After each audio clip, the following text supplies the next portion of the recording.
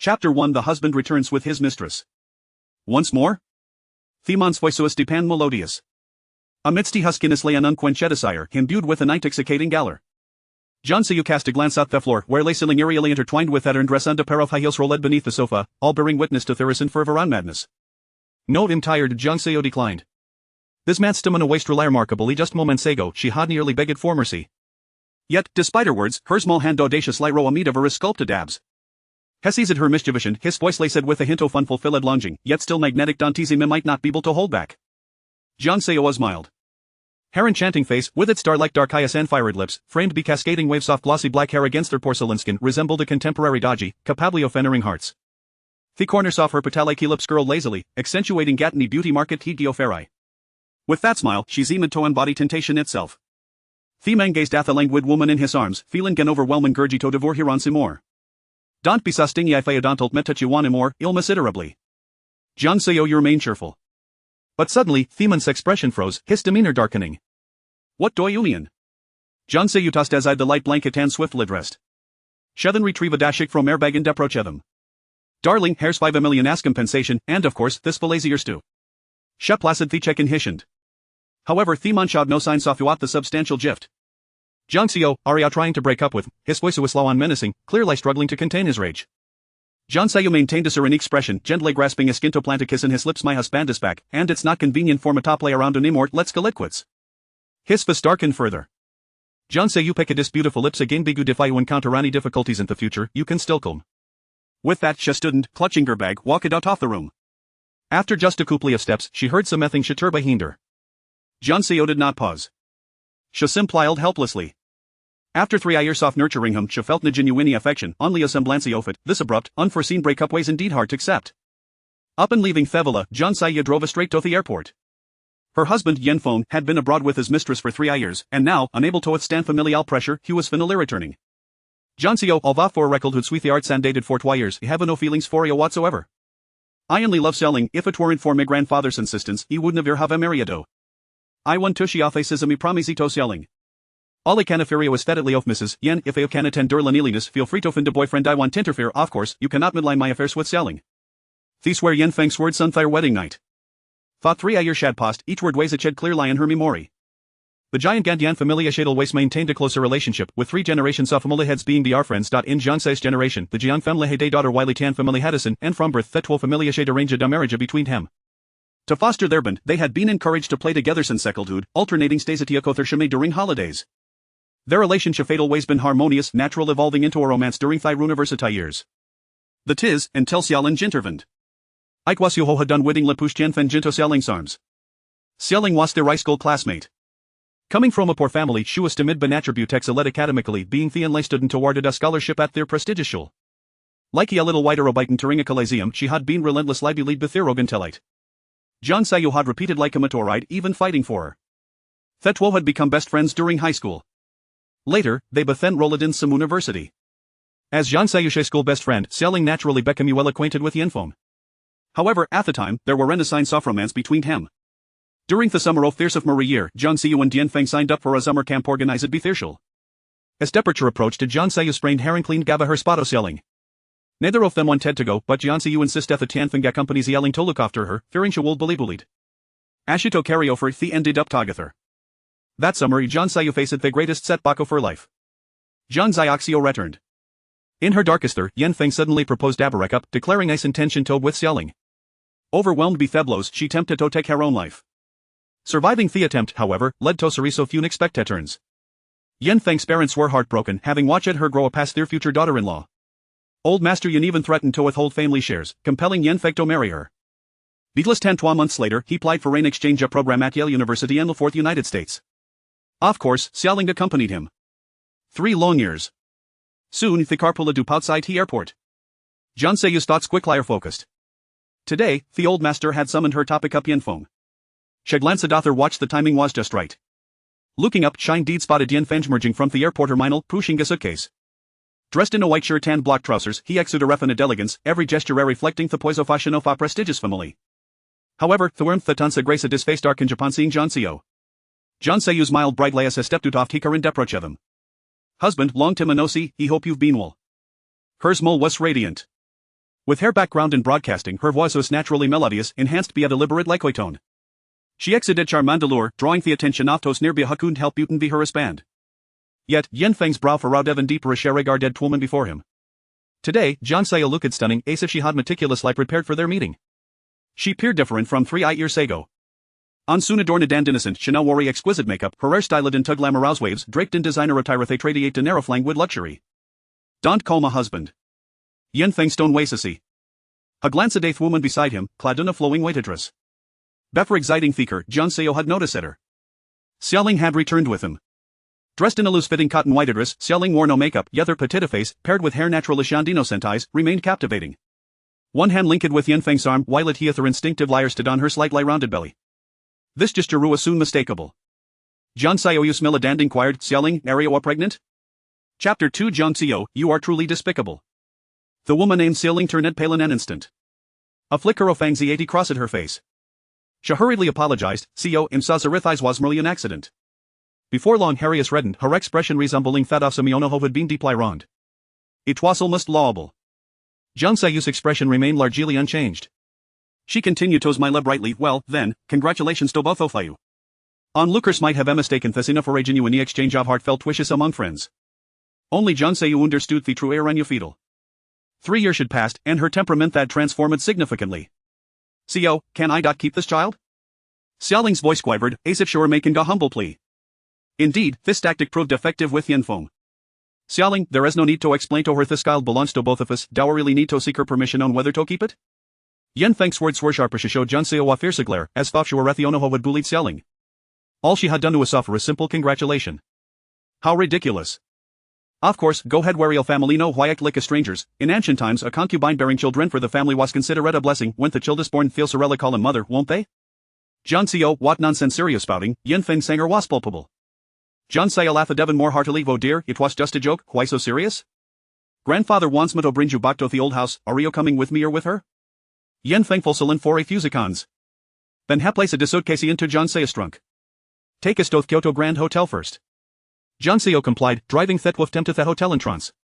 After half an hour of arrangements, Yen Feng finally saw Xiaoling settled in. Hethen returned to John Seosker. He still chose a tacit the box seat, seemingly intent on maintaining some distance. As the car merged back into the citystrophic, John Seo remarked, I feel cherish her so much, while let her stay in a hotel, given her condition, it would be more fitting to provide her with a few villas. Yen Feng's voice was laced with suppressed fury. John Seo, are you doing this on purpose? John Seo's laughter rang out like he had inkling bell, I apologize, I forgot that he had on any property. Believing John Seo to be the rightful daughter-in-law of Tian family, all property is acquired by Yen Feng since her kindergarten years had been registered in her name. John Seo possessed no less than 100 properties, including several villas and countless commercial spaces. In contrast, Yen Feng had nothing to his name. However, as the only son of the Yan family, he did old cherish the family business. From February beginning, Yen Feng had been observing John Seo. Her small had never faltered. Having grown up together, Noonan were better than he did. Despite her current cheerful demeanor, he knew she was harboring grudges. It was likely that seeing Xiaoling's pregnancy had pushed her to the brink, prompting her to make sarcastic remarks in a joking tone. Or perhaps wasting Tian family's assets to manipulate him. Yen Feng's gaze toward John Seo no weldy and toftastain. John Seo do not believe Xiaoling and do not entertain any delusions of me returning to your side. I will not contest what Yan family has given you considerate compensation, beautified meet more, do not say I did not warn you. I will retract the title leaf, Mrs. Yen. John Seo's expression shifted, a trace of seriousness merging. Yen Feng, let's get a divorce. Note to precise, it should be breakup. Yen Feng's face turned scold size. John Seo, are you threatening? He never believed that John Seo genuinely wanted a divorce. He understood her circumstances at all. She could not return to Jiang family. Moreover, she loved him deeply, even to the point of attempting suicide for him. In the 3 years they had been apart, she had never mentioned divorce. No faith had returned, she was suddenly talking offending their marriage. The only explanation could be that Xiaoling's pregnancy had profoundly affected her. She must be trying to force him to break up with Xiaoling. In the threat ninja with some plicamoto realization, initially, I thought Mary and Joe would make Yao reconsider, but after he left, I held onto Thetly off Mrs. Yanasami and soft competing with Xiaoling. But no effing did meaningless. Xiaoling is pregnant, and Thekilda is innocent. I did not wish to keep with this position and hinder your famous reunion. In the past, Harry full arrogance had fueled her resentment when betrayed by both her boyfriend and best friend. Marrying Yen Feng was spurred by a reaction to the turmoil in Jiang family, as well as aid Saira to prevent that with them from living peacefully together. But 3 years had changed her perspective. Furthermore, she had not been wrong during this time. She did not want to ask to her life at Trapidinalo marriage. Yan Feng's Ned piercing gash watched Jiang Seiyu through tear review mirror. It was indeed because Xiaoling's pregnancy. Jiang Seiyu don't you feel guilty saying these, if it were so easy to commit terms, would it order to self-harm back then threatening to take our own life? At the mention of this, Jiang Seiyu says to Med slightly. Haraktov self-harm had not been solo for Yan Feng. After a brief pause, Jiang Seiyu brushed at her hack. Her fingers casually tangled in her soft locks, and as he lifted her chin slightly, she exuded an air of effortless charm. She returned to her previous languid demeanor. If you disagree, then so be it. Yan Feng scoffed, turning Gisgiz away from Jiang Seiyu's captivating face. Her sudden proposal for a divorce inexplicably angered him. For a fleeting moment, Heffel tossed off his earth had been squeezed tightly. He had thought she genuinely wanted a divorce. How greatly had overestimated her. Realizing she was merely testing on pressuring him, his disdain deepened. Jiang Seiyu, you are retrolly despicable. This was the second time Jiang Seiyu had heard Yan Feng utter those words. The first had been after returning from summer camp when Yan Feng had bluntly confessed his relationship with Xiaoling. She had been stunned for 5 seconds before lunging at Xiaoling, delivering several slaps. Yan Feng had pulled her away from Xiaoling furious and had directly told her they were re-breaking up. In a fit of rage, Jiang Seiyu had shouted, break up, not a chance, Jiang Seiyu will drag both of you down to hell with. At the time, Yan Feng had called her despicable. Thepin had been searing a one that felt like a knife stabbing into her heart night after night. Each moment twice a gaping wound, a cyto to trajecto hold. Yet, as time passed, she had grown toit Thesker's forming Gathic layer a kintormer. Thus, hearing Hyman sold the Regenos Deredna terribly off motion within her. Before long, they arrived at the Yan family sold residence. As they stepped out of the car, they saw Yan Feng's mother, Lan Pei, standing at the entrance. Her face bore a trace of the joy Anna might expect from a mother seeing her son after 3 years. Instead, it was clouded with disapproval. Upon seeing Yan Feng, she immediately questioned him. I heard you brought that little vixen back with you? Yan Feng's stern expression shifted toward Jiang Seiyu. Jiang Seiyu shrugged innocently. It didn't say anything, just saw it for yourself. A hunt even had a chance to call. Chapter 3 In Yan Feng, you coward. Yan Mu scolded fiercely. Don't be deceived by Xiaoyu, someone has captured photos of you both at the airport, and they've made it to the news. Do you even realize that you are already married? How can you treat Xiaoyu like this? In terms of looks, talent, and character, how can Xiaoyu possibly be inferior to that cunning little vixen? Yan Feng, overwhelmed by her incessant reprimands, replied irritably, Mom, stop calling her a vixen. Xiaoling is not a vixen. Yan Mu, infuriated, retorted, you still defend her, you truly have lost your mind, I cannot discipline you, but your grandfather will. Hurry to the study, your grandfather is waiting for you. With a cold expression, Yan Feng stormed off to the study. Yan Mu clutched her chest in frustration. What a wretched child, how did I end up with such a wretched child? Jiang Seiyu, standing nearby, comforted her, Mom, please don't be angry. Your health is more important. Yan Mu gazed at Jiang Seiyu, who feigned indifference, feeling a surge of compassion. Xiaoyu, rest assured, even if I disown this son, I will never disown you as my daughter-in-law. Our entire family will stand by you. Jiang Seiyu, touched, linked her arm with Yan Mu's. Mom, I'm fine. After Jiang Xiao returned, Jiang Mu treated her differently than before. It was Yan Mu who felt more like a mother. When she had attempted suicide, Yan Mu wept inconsolably, staying by her side throughout her week-long hospitalization, while Jiang Mu never even visited. 3 years had passed, she had long since lost any lingering feelings or obsessions for Yan Feng, her resentment towards Xiaoling had also dissipated, leaving only a trace of unwillingness, thus, she was determined to end this relationship. Yet, she truly felt reluctant to part with the Yan family. If she left, where else could she go? After conversing with Yan Mu for a while, she ascended the stairs, passing by the study, she overheard the elderly gentleman reprimanding Yan Feng. Jiang Seiyu intentionally slowed her pace. If you want to divorce Xiaoyu, I will transfer 20% of the company's shares to her name. If you marry that woman, you will resign from the Yan family, and they will not give you a penny. Yan Feng's voice sounded equally furious. Grandfather, how can you be so biased? Jiang Seiyu is merely a counterfeit daughter of the Jiang family, while I am your biological grandson. The Jiang family has no intention of acknowledging her, so why do you care about her? The elderly gentleman's tone was one of disappointment. I do not care what identity Xiaoyu holds. I only know that I was the first to hold her when she was born, and I watched her grow up. The Jiang family's grievances with her are of no concern to us. You must understand that the past grudges have nothing to do with Xiaoyu. She is always a victim. If you do not pity her, then do not conspire with others to belittle her. Just see if I allow it.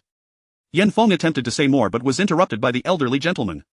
Remember, you can relinquish your identity as Xiaoyu's husband, but you simultaneously forfeit your status as the heir of the Yan family. If you are willing, I will not stop you. After listening for a while, Jiang Seiyu returned to her room. The Yan family had been exceedingly kind to her. Ever since her troubles in the Jiang family, they had consistently supported her. Forcing Yan Feng to marry her was also to provide her with a safe haven. Half an hour later, Yan Feng returned to his room. Upon seeing Jiang Seiyu sitting at the vanity, removing her makeup in a languid manner, he remarked, Jiang Seiyu, what kind of enchantment have you cast on grandfather? He treats you better than his own grandson. As Jiang Xiaoyu finished her makeup removal and began applying a face mask, her movements were elegant and meticulous, her demeanor casual as she replied, "Perhaps he finds me more reliable than you, his biological grandson. For the sake of a woman, you have not contacted your family for 3 years, from their perspective, that is quite unfilial. So, you take advantage of this gap to win their favor? Encouraging grandfather to withdraw my shares once I part ways with you?" Yan Feng scoffed, "Jiang Xiaoyu, you truly will stop at nothing to keep me." Jiang Xiaoyu finally turned to face him, her tone calm, "Do not unjustly accuse me. I have not engaged in such actions." Yan Feng's voice dripped with sarcasm, "Isn't this your usual tactic? Previously, you used self-harm as leverage, now it's about company shares, Jiang Xiaoyu. I never noticed how deep your schemes ran. It seems cunning is indeed hereditary, especially considering the blood of a murderer flows through your veins." Jiang Xiaoyu's expression instantly turned cold. This was her breaking point. She retorted without hesitation, "What skill do you possess to come here and vent your frustrations on me after being scolded by grandfather? If you have the courage, relinquish your shares in the Yan family for Xiaoling. Deep down, you know that the Yan family's wealth and company shares are still more important to you than Xiaoling. The things Xiaoling did back then are well known to grandfather and the rest. Even without me, they would never accept her, and you are fully aware of this. The obstacle between you and her has never been me. If you truly loved her, you would forsake everything here and stay with her abroad. Ultimately, you cannot bear to part with this vast fortune. You refuse to admit that you prioritize personal gain over Xiaoling, so you recklessly heap blame upon me. Yan Feng, you truly lack courage." Yan Feng's face flushed with a mix of anger and embarrassment. Especially when he saw the disdain in Jiang Xiaoyu's eyes, he felt an overwhelming urge to strangle her. She looked down on him. She had always looked down on him. The tense atmosphere was abruptly broken by a knock on the door. The elderly butler, Old Tang, stood at the entrance. "Young master, young mistress, dinner is ready, please come down." Today, the Yan family was unusually complete. Even Yanin, who was still in her junior year of college, had returned. "Brother, you finally decided to come back. I thought you would make sister-in-law wait in the cold for 18 years. Yan Yin's words were filled with sympathy for Jiang Xiaoyu. Seeing the entire family siding with Jiang Xiaoyu, Yan Feng's gaze toward her grew even colder. "However, brother, are you planning to leave again?" Before Yan Feng could respond, Yan Fu interjected, "If he leaves again, the Yan family will no longer acknowledge him. In the future, the family fortune will be divided between you and your sister-in-law." Yanin clapped her hands in delight, linking her arm with Jiang Xiaoyu's. "Sister-in-law, did you hear that? Once my brother leaves, we will be super wealthy ladies, tossing wads of cash at male models." Yan Feng shot her a glare. "At your young age, your mind is filled with nonsense. I wonder who you learned it from." He cast a fleeting glance at Jiang Xiaoyu's face. Jiang Xiaoyu felt a rare pang of guilt. She had indeed done that. The elderly gentleman spoke, "Your brother will not leave, he will take over the position of general manager at the company tomorrow." Yanin looked disappointed. "What a pity. Recently, the company's situation is well known to all of you. The times have changed, and our construction company is not what it once was." Everyone fell silent. The Yan family had risen through the construction industry, evolving into one of the largest construction companies in the country over 2 generations, while also dabbling in various other sectors. However, most of those ventures were merely exploratory. Construction remained the lifeblood of the enterprise. In recent years, with the changing times, economic transitions, and an increasingly saturated market, along with mounting environmental pressures and the rise of smart construction, the Yan family had faced considerable difficulties. Therefore, we must secure the Paradise Resort project. It will not only revitalize the Yan family but also establish connections with central government officials, paving the way for endless future projects. The Paradise Resort project had been specially approved by the central government, aiming to create the largest green resort in the country, integrating leisure, vacation, and entertainment, a lucrative dream for all construction companies. Dad, everyone knows that the Paradise Resort is a once-in-a-century opportunity, but there are thousands of construction firms eyeing this prize. Not to mention, it is challenging to claim even a portion of it." The elderly gentleman replied, "If we can secure that individual, it won't be difficult." "Who?" "Bo Jin Xiu." Chapter 4. The boyfriend's called Dad. Are you referring to the heir of the wealthy Bo family, Bo Jinsi? The old man nodded. "Indeed, that's him." The stern father sighed in resignation. "This is quite challenging. He is a princeling of the capital elite, a far cry from our Rongqing. Moreover, the disparity in social standing between the Yan and Bo families is immense. How could we ever hope to curry favor? It is well known that the Bo family is the richest in the nation, with numerous branches and a complicated lineage. Bo Jinsi is the old Bo's son born later in life, handpicked as the heir. However, he is remarkably low-key, never appearing in public, and the outside world is even unaware of his appearance. It remains a mystery how the old man suddenly mentioned him." The old man continued, "The land at Paradise Resort was purchased by the Bo family long ago. According to internal information, old man Bo has entrusted Bo Jinsi with full responsibility for this project. If the Yan family could gain his favor, our chances would significantly increase when he selects a construction company." "Dad, this is utterly unrealistic. There are countless individuals vying to ingratiate themselves with the Bo family. If we rashly visit the capital, we might not even get a glimpse of him." "Who said we must go to the capital?" "Bo Jinsi is currently in Rongqing and has reportedly settled here for 3 years. Yan Feng furrowed his brows. As a princeling of the capital, it might be reasonable for him to visit Rongqing for the resort project, but how could he have settled here for 3 years? Old Madame Bo is from Rongqing and came here 3 years ago to recuperate. Bo Jinsi followed her here. However, this information is not known to outsiders. They have been residing at Lushan Manor in Rongqing for the past 3 years. Lushan Manor is a villa built on the mountainside in the southern district, known to have a mysterious and wealthy owner. It is unexpected that it belongs to the Bo family. Dad, how do you know this when others do not? Yan's mother could not help but interject. Previously, it was unknown to everyone, but now it is common knowledge, as tomorrow marks the old lady's 70th birthday. Remarkably, our Yin family has received 2 invitation cards. Not only the Bo family but also all the prominent families in Rongqing have received invitations. It seems that old Madame Bo, having settled here for a while, wishes to extend her goodwill and cultivate connections. Regardless, this presents an opportunity, which is why I insisted that Ah Feng return to the country urgently. Upon saying this, the old man produced 2 invitation cards. Ah Feng, Xiao Yu, you both will attend old Madame Bo's birthday banquet tomorrow evening. Prepare a thoughtful gift, and make sure to present yourselves before Bo Jinsi. If you can manage to exchange a few words with him, that would be even better. Alright, let's not discuss work during dinner. Yan's mother seized the moment to speak up. I've already tidied the room. You both will sleep in the master bedroom tonight. Since you've returned, it's time to think about having a child. Jiang Ziyou had her own room in the Yin household. After their marriage, she continued to reside in her small room, not moving into their shared bedroom. I have something to attend to tonight and need to step out, Yan Feng replied, his tone indifferent. Yan's mother slammed her chopsticks on the table. Going out to see that vixen. If you dare leave Xiaoyu alone tonight, I will have someone strip that fox of her skin. Mom, don't be ridiculous. Do you think I wouldn't dare? Jiang Ziyou remained silent, sipping her bird's nest chicken soup while observing the scene. To be honest, it was impossible to completely let go. After all, during the lowest point in her life, the 2 people she trusted most had betrayed her deeply. She had felt hatred and sought revenge, but now, time had dulled her feelings. At this moment, she could watch the drama unfold with a sense of detached amusement, not even realizing when she had emerged from that abyss. However, she was still curious about what Yin Feng could do for Xiaoling. In the bedroom, the 2 exchanged glances in silence. Yin Feng was on the balcony, calling Xiaoling. After half an hour of coaxing, he could still hear her sobbing from inside. Yet, he continued to patiently comfort her. Jiang Ziyou couldn't help but reminisce about her time with Yin Feng. He had never shown such patience towards her. They were too familiar with each other. So much so that when Yin Feng had first attempted to kiss her, she had laughed heartily at his flushed ears. Jiang Ziyou, what are you laughing at? The young Yin Feng had been exasperated. Seeing your lips reminds me of that time in kindergarten when we went to collect honeycombs, and you got stung by bees, leaving your lips swollen like a sausage, and those ears looking just like Shu Beiji. Jiang Ziyou had laughed uncontrollably, while Yin Feng had fumed in frustration. After that, he never initiated a kiss again. They had been officially dating for 2 years, yet she had never given him her first kiss. In hindsight, it seemed quite a failure. Had she not encountered that person, she might have lived to 23 without ever knowing the taste of a kiss. Images of that extraordinarily handsome face floated in her mind, along with the passionate way he had kissed her, as if he were a reincarnated male fox spirit, captivating her soul. Jiang Ziyou chuckled softly. Just 3 hours after their breakup, she found herself missing him. Jiang Ziyou picked up her phone and scrolled through her contacts, revealing that person's number, saved under the name Little White Face. She was surprised to realize that after 3 years of intimacy, she had never even asked for his real name. But she couldn't blame herself. Their encounters always took place at night, and they had always gotten straight to the point. In the throes of passion, they referred to each other as baby or dear. Suddenly, Jiang Ziyou felt like a cad, having had intimate relations without knowing the other person's true identity. While lost in thought, her phone vibrated. The screen displayed Little White Face. Jiang Ziyou hesitated for a few seconds before finally answering the call. Has it only been a short while, and you already miss me? Her voice was laced with a seductive softness that would melt anyone's heart. The other end fell silent for a moment before a deep, slightly restrained voice responded. Where are you right now? At home. Come to Green Lawn Villa, I want to see you. Jiang Ziyou absent-mindedly twirled her hair, her tone casual. I can't. I already told you, my husband is back, and I need to accompany him tonight. Jiang Ziyou, you are not allowed to sleep with him. The man's voice was tinged with barely contained fury. Alright, let's not escalate this. If you're unhappy with the breakup fee, I can offer you a storefront. With that, you won't need to work at the Black Horse Club anymore.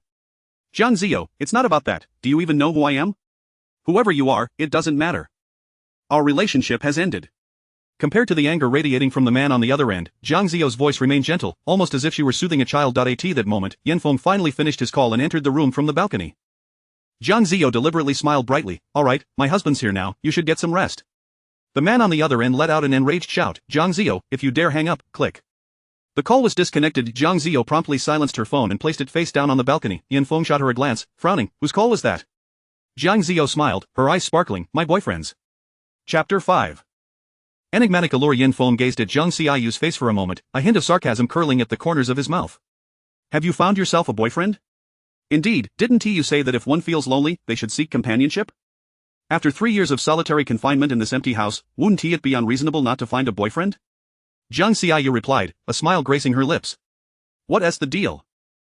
Is it permissible for officials to set fire while commoners cannot even light a lamp? Yan Feng shrugged nonchalantly. It's all the better if you found a boyfriend out. If he can free you from the entanglement with me, I'll personally present him with a grand gift as thanks. He hardly believed that Jiang Xiaoyu had actually found a boyfriend. He was all too aware of her intentions. She must have seen him on the phone with Xiao Ling and was deliberately putting on a show. The act was rather convincing, especially the moment he hung up, when he could almost feel the man's jealousy and fury through the phone.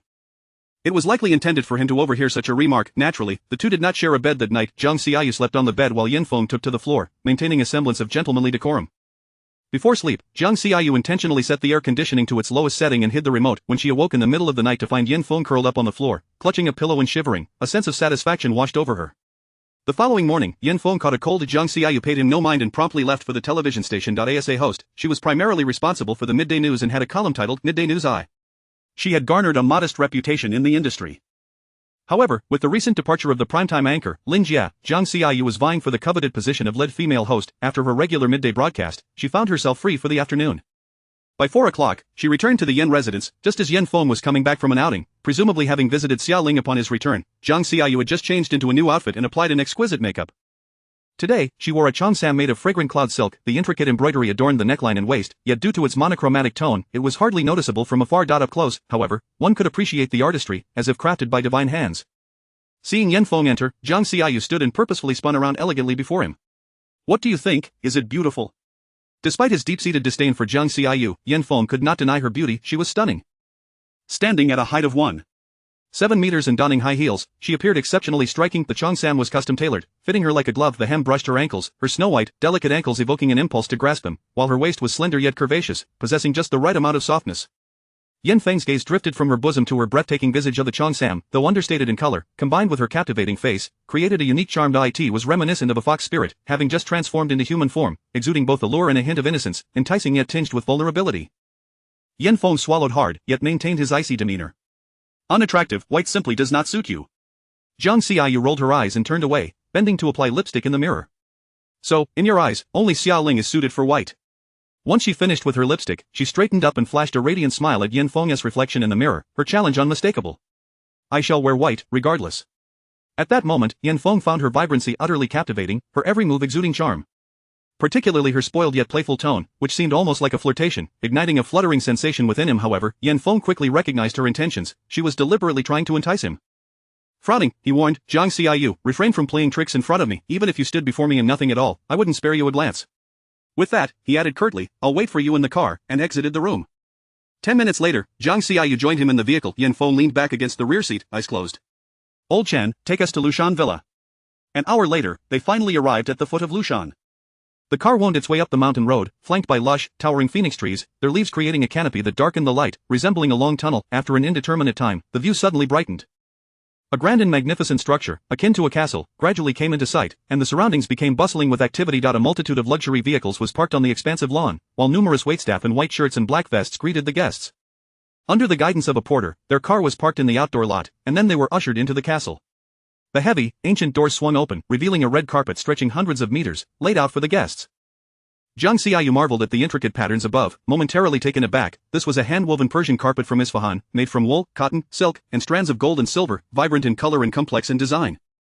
The carpet beneath their feet was of the highest quality, typically valued at 200,000 per square meter. Gazing at the seemingly endless red carpet, Jiang Xiaoyu couldn't help but gasp in astonishment. While it was common knowledge that the Bo family was the wealthiest, she had never grasped the magnitude of their fortune until now. Inside the villa was even more astonishing, a display wall of precious antique blue and white porcelain, a massive English antique clock, and European chandeliers, all antiques. This was merely the banquet hall on the first floor, and one could only imagine the treasures hidden within this castle. Madame Bo's way of entertaining guests was rather traditional, with 100 tables set for the evening. The carpet was lined with round tables, each seat designated for a guest, as specified in the invitations. The Yan family's positions were at table 99. Look over there, the man in the black Zhongshan suit resembles the director of the Land Bureau, and the one in white, isn't that the mayor of Rongqing? Not only the mayor of Rongqing, but also the mayor of Jingcheng has arrived, along with several central officials. Madame Bo's influence is quite impressive. Indeed, among the 100 tables, our Rongqing only secured 2 spots, placed at tables 99 and 100. Compared to these prominent figures, being seated at tables 99 and 100 is already a considerable honor. The conversation was between Madame Zhang and Madame Qin, both esteemed ladies from top families in Rongqing, and acquaintances of Jiang Xiaoyu's mother, Yao Shulan. As they crossed paths, Jiang Xiaoyu had no choice but to greet them. Aunt Shang, Aunt Qin, good evening. Madame Zhang and Madame Qin exchanged glances, a flicker of sympathy and regret passing through their eyes. Ah, it's little you. UVE come as well. Your mother and Xiao Xiao are currently delivering gifts to Madame Bo. You should go greet them. Chapter 6 of The True and False Daughter of the Zhang Family. At the end of the red carpet, a throng of people gathered. Lady Bo stood at the center of the crowd, dressed in a simple, traditional Chinese long tunic and trousers, resembling someone who had just returned from practicing Tai Chi in the park. Despite her graying hair, she appeared remarkably vigorous, her visage significantly younger than her peers, with bright eyes and only faint wrinkles at the corners. Her slightly plump cheeks still retained a hint of youthful collagen. This, Zhang Xiao mused, must be the essence of a youthful spirit amidst old age. Behind her stood a gift platform, adorned with an impressive array of congratulatory gifts from guests, with boxes of various sizes piled high like a mountain. At that moment, Zhang Xiaoxiao was unwrapping a square brocade box to present her offering. Lady Bo, this is a birthday gift from the Zhang family of Rongqing, a complete set of Queen haute couture jewelry, valued at 8 million yuan. Queen, an internationally renowned luxury jewelry brand, had emerged just 3 years prior, yet its exquisite designs had garnered immense admiration within the global elite circles. Lady Bo glanced at the jewels within the brocade box and smiled. Thank you, Miss Zhang. Zhang Xiaoxiao continued to enthusiastically extol the virtues of the gift. I'm delighted you like it, but the price is secondary. As you know, Queen only accepts private orders, and each piece is one of a kind. It took considerable effort for me to acquire this necklace, as I believe only Queen's uniqueness is worthy of your esteemed status. Lady Bo raised her hand, signaling the attendant to take the gift. Before Zhang Xiaoxiao could finish her sentence, the attendant whisked the box away, casually tossing it among the mountain of gifts behind her, where it was swiftly lost from sight. The next to present a gift is the Zhao family from the capital, announced the old steward, reading from the gift registry. Before entering, all guests had to register their names at the door and present their gifts in order of arrival. Zhang Xiaoxiao, having much more to say, was abruptly interrupted by the steward and begrudgingly retreated to stand beside Ya Shulan. She could not fathom why the Zhang family's lavish and precious gifts had failed to evoke even a ripple of excitement. Not a single compliment or word of praise had been uttered by the surrounding guests. However, it soon became clear to Zhang Xiaoxiao the esteemed families of the capital were bestowing gifts of extraordinary value: imperial green jadeite ruby, Chuanda blue and white porcelain, a Qianlong-era red apple vase, and various antique paintings and calligraphy, all worth tens of millions. In comparison, her 8 million yuan jewelry seemed trivial. The next to present a gift is the Yin family from Rongqing. Zhang Xiao stepped forward alongside Yin Feng, while Zhang Xiaoxiao's gaze fell upon Zhang Xiao. A hint of derision flickered across her face as Zhang Xiao unveiled her gift. Inside the red velvet box were neatly arranged small sticks of incense, each just the length of a finger. Lady Bo, this is a birthday gift from the Yin family. I hope you will enjoy it, Zhang Xiao said. Zhang Xiaoxiao was well aware of Zhang Xiao's passion for incense making. Such trivial pursuits hardly seemed worthy of this grand occasion, and she was being overly self-important. What treasures had Lady Bo received? How could such inconsequential items grace such a distinguished gathering? Lady Bo picked up the brocade box, inhaled its contents, and smiled broadly. Thank you, Miss Zhang. Yet Zhang Xiao was momentarily taken aback. How did Lady Bo know her surname when she had just registered as Madame Yan? Just as Lady Bo was about to have the box taken away, Zhang Xiaoxiao interjected. I heard that Madame Yan has a penchant for incense making. Surely these incense sticks must be her own creation?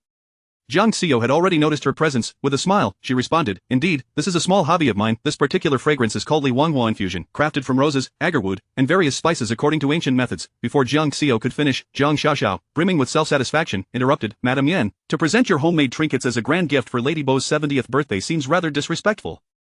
How much could this box of incense possibly cost? 1,000 or 10,000? At that moment, all eyes were upon Zhang Xiao and Yin Feng. Zhang Xiaoxiao deliberately glanced at Yin Feng. The Yin family has fallen to such a state that they cannot even present a proper gift? Yin Feng's expression darkened.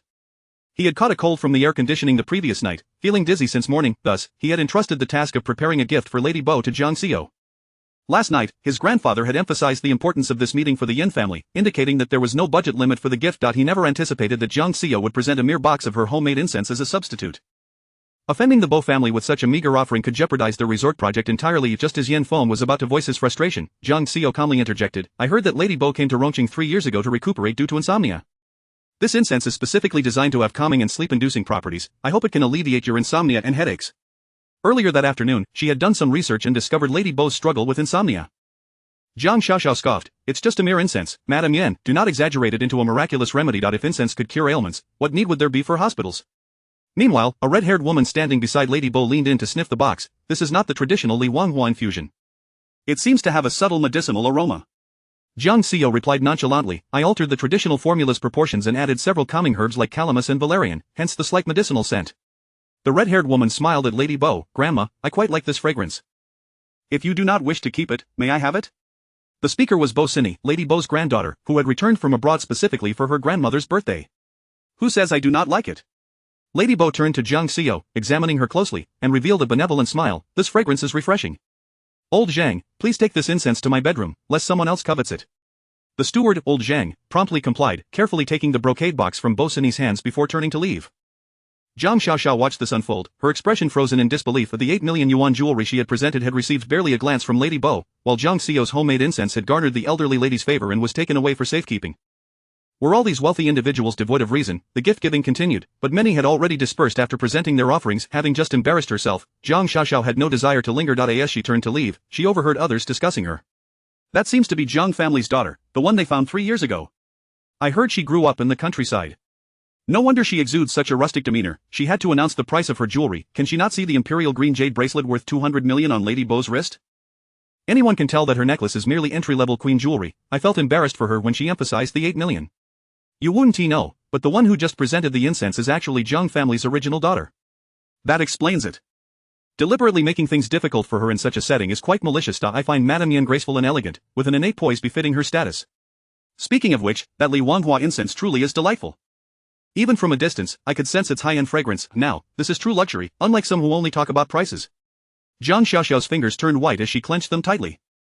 Everyone seemed to favor Jiang Xiao, yet, all of Jiang Xiao's elegance, composure, and the air of refined nobility she exuded had been stolen from her. One day, she would surely tear away that exquisite facade, allowing everyone to witness her true, unadorned self.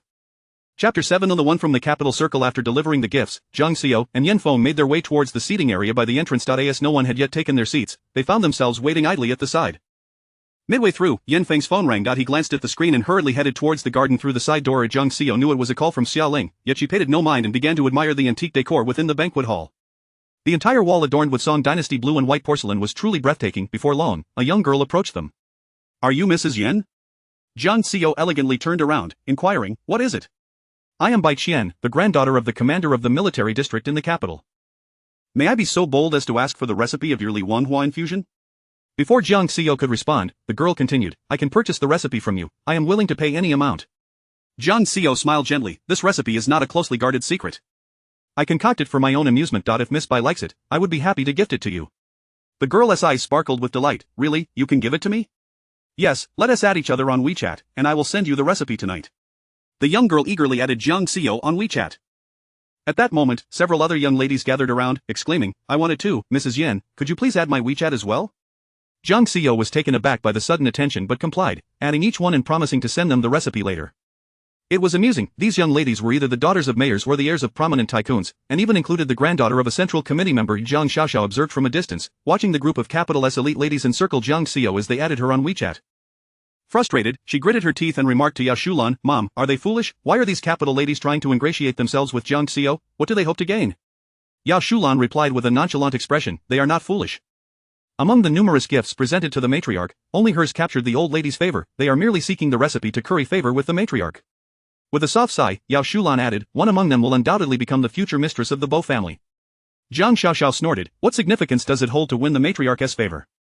Bo Jinxiu will marry whomever he chooses. Perhaps Bo Jinyan does not even fancy these well-groomed daughters but prefers a rebellious Cinderella instead. Yao Shulan seemed to see through Jiang Xiaoxiao's thoughts. Xiaoxiao, our Jiang family may be considered prominent in Rongqing, yet we are leagues away from these young ladies of the capital.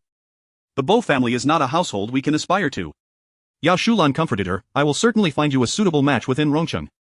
Mom, you yourself said that Rongqing pales in comparison to the capital. People always aim for greater heights. Besides, how can we know for certain that Bo Jinxiu does not like me? Yao Shulan shook her head, a look of resignation on her face. Sometimes, social class is an insurmountable barrier. The wealthy are often more pragmatic than the ordinary, especially those from prestigious families who prioritize social standing. The tale of the prince and Cinderella exists solely in fairy tales. Meanwhile, several young ladies surrounded Jiang Xiao, calling her sister. Jiang Xiao reciprocated their endearments, delighting the young heiresses. However, the amiability among them was only directed at her, while they engaged in a subtle rivalry amongst themselves. I saw him last month. He even praised my beauty. Before the old lady sent out invitations, no one knew that Bogo was in Rongqing. You must be lying. I may be exaggerating, but isn't it a bit disgusting to call him Bogo? Are you really close to Bo Jinxiu? You haven't even spoken to him, have you? The young ladies bickered animatedly. Jiang Xiao began to piece together the situation. They were all enamored with Bo Jinxiu. Yet, Jiang Xiao found it perplexing. Despite their wealth and status, why did each one seem so intent on marrying Bo Jinxiu alone? Bai Qian appeared to sense Jiang Xiao's confusion and awkwardly explained, Sister Jiang, we indeed all harbor feelings for Bo Jinxiu, but it is not merely due to the title of the richest in the Bo family. If you see him, you will understand. No man can compare once you have witnessed his countenance. Jiang Xiao chuckled softly. So they were merely enamored with looks, she understood, she too appreciated handsome men. Initially drawn to him, her attraction was not solely due to a drunken encounter, but rather her infatuation over the 3 years she had kept him, captivated by his beauty. The young master has returned. The butler hurriedly entered, making his way towards the matriarch.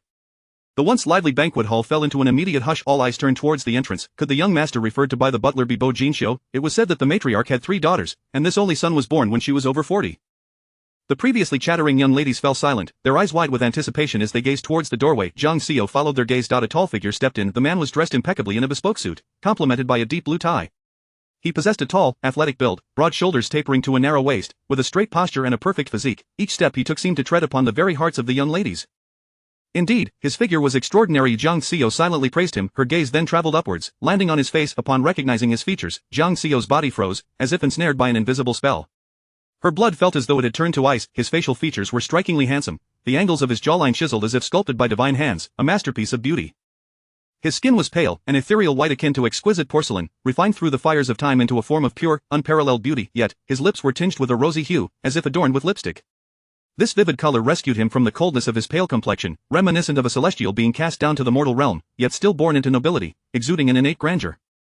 His demeanor radiated an aloof chill, leaving a frosty aura in his wake. The man's gaze did not linger on Jiang Xiao for even a moment. He swiftly brushed past her. Jiang Xiao remained rooted in place, dazed for a long while before finally uttering, "Who is he?" The young ladies around her began to chatter excitedly. "That is Bo Jinxiu, the one and only in the capital. 3 years have passed since I last saw him. He seems even more handsome and colder than before. Didn't someone just claim they were going to pursue him, yet now, they don't even dare to greet him. You're no different." The young ladies resumed their playful quarrel. Only Jiang Xiao remained lost in thought, struggling to comprehend, could it truly be him? That seemed implausible. Chapter 8 Toast. Jiang Xiao abruptly turned her head, her gaze still fixated on the man's tall silhouette. The path he traversed resembled a dark cloud looming over a city, as those around him were awed and intimidated by his formidable and frigid aura. Their eyes were filled with respect, admiration, and even fear, all stemming from his chilling demeanor. It simply could not be him. Her little white face possessed none of this imposing presence. He radiated warmth akin to the blazing summer sun, wild, unrestrained, and somewhat roguish. Each time they met, he would actively entice her, teasing her when she felt an emotional stir, and showering her with affection when she contemplated giving up. His mastery over the pleasures of intimacy was unparalleled. Jiang Xiao often poked his chest, scolding him, "You are nothing but a male Daji." He would mischievously grasp her chin, retorting, "Then you must be the female Zhou Wen? How could such a debauched individual possibly be the ethereal prince of the capital before her?" Jiang Xiao convinced herself of this, yet a sense of unease lingered in her heart. As the gift-giving segment concluded, guests began to take their seats. Jiang Xiao settled into her designated spot early. Her eyes scanned the room, yet she could no longer catch a glimpse of that man. Quietly, she sat in her chair, retrieving her phone and navigating through her contacts. She paused at the number saved under little white face. Jiang Xiao stared at the number in a daze, feeling as though another gaze was fixed upon her. Suddenly, she looked up, meeting the cold gaze of the man on the second floor of the banquet hall. It was him. Given the distance, she could not ascertain if he was indeed looking at her. Her heart raced violently. Compelled by an inexplicable impulse, she dialed the number in her hand. The man on the second floor remained unmoved. Thankfully, Jiang Xiao felt a wave of relief wash over her. It was fortunate that it was not him. Just as she lowered her head to hang up, the call unexpectedly connected. In that instant, she instinctively looked up at the man above. He stood there, tall and straight, but it was evident that he held a phone to his ear. Jiang Xiao's heart pounded like a drum, its rhythm quickening. Slowly, she raised her phone to her ear. Finally, a familiar, low, cold voice came through, commanding, "Speak."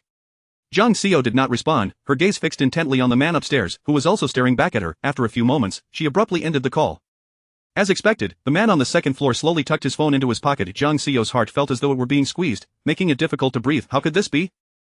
Why was it like this? It seemed that in this world, there truly were no two individuals who looked exactly alike. Bo Jinxiu was indeed the little white face she had been supporting for 3 years. Jiang Xiao's emotions were in turmoil. Unable to find solace, she suddenly recalled their first meeting. The night Yin Feng took Xiaoling abroad, her childhood friend, Shen Nua, had dragged her to the Black Horse Club. She only remembered drinking excessively that night, with Shen Nua ordering numerous male models. In a twist of fate, she ended up entangled with one of them. The next morning, she initially felt regret, but upon seeing the male model's almost otherworldly face, different thoughts began to stir. With Yin Feng being unfaithful, why should she remain faithful to a cold existence? After all, their marriage was not as the outsiders perceived. Thus, Jiang Xiao promptly wrote the man a check for 100,000. "How about I support you from now on?" Subsequent encounters did not take place at the Black Horse Club. In fact, Jiang Xiao had only visited that place once. She provided the man with an address, the Greenery Villa. For 3 years, he resided there, in addition to receiving a monthly check of 100,000. Whenever she felt inclined, she would visit him. Each rendezvous occurred at night or in the dead of night, and he always managed to make her exceedingly happy. Almost as if by an unspoken agreement, they never discussed matters of romance or pried into each other's backgrounds or identities. They sought only joy. He represented the most rebellious and extravagant part of her life, yet, when she realized this aspect was exceeding her rational control, she decided to end their clandestine relationship. She had thought they would return to their respective paths, never to intersect again. However, she was struck by the revelation that the once weak prey was now stalking her as a hunter. And she, it seemed, had already fallen into his trap. When Yin Feng returned, he found Jiang Xiao sitting in a chair, lost in thought. Her petite face was pale, and her gaze seemed vacant, as though she had suffered some blow. The once bright allure of her eyes had dimmed, rendering them hollow. Normally exuding charm and grace, her current stupor appeared somewhat pitiable, evoking a sense of compassion. Yin Feng suppressed his urge to inquire about her well-being and took a seat beside her.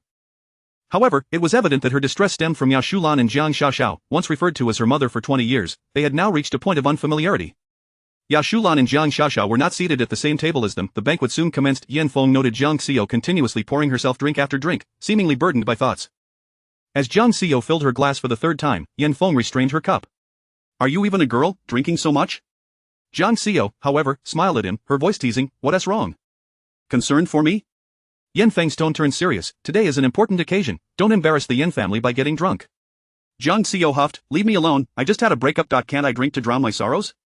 Yin Feng observed the flush on her cheeks, his heart momentarily stirred, but he quickly regained his composure. "Jiang Xiao, spare me the theatrics. If you were to get drunk at the table today, I wouldn't feel a shred of pity." Jiang Xiao fell silent, continuing to drink. She could not fathom how her little white face had transformed into a prince. Did he even know her identity as Mrs. Yan? He had played the role of a kept man for 3 years without uttering a single explanation. What was his true intention? It was indeed a source of great distress. As the banquet progressed, guests began to approach the main table for toasts. Yin Feng stood up. "Let us go toast to the matriarch Bo." Leading the way, Yin Feng walked ahead while Jiang Xiao followed closely, holding her glass. They soon reached the main table, which was surrounded by guests. The matriarch had already left the table, leaving only Bo Jinxiu to hold the fort. Many came to pay their respects, but most were merely toasting without much engagement. Bo Jinxiu would clink glasses out of courtesy and take a symbolic sip when meeting guests of particularly high status. After the previous guests had toasted and departed, Yin Feng seized the moment to approach Bo Jinxiu.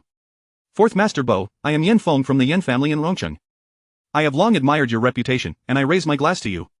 "Fourth Master Bo," he called, echoing the earlier toasters. Yin Feng presented his glass with both hands, seemingly awaiting Bo Jinxiu's response to clink their cups. He had observed that regardless of age, Bo Jinxiu had not refused any previous toasts, at least offering a polite clink. However, at this moment, Bo Jinxiu showed no intention of taking the glass. Yin Feng's hand, holding the cup, hung suspended in the air, creating a subtly awkward atmosphere. Chapter 9. Mr. Yin is truly a wonderful husband. Just as Yin Feng felt his heart sinking gradually, Bo Jinxi spoke up nonchalantly. "Yin family?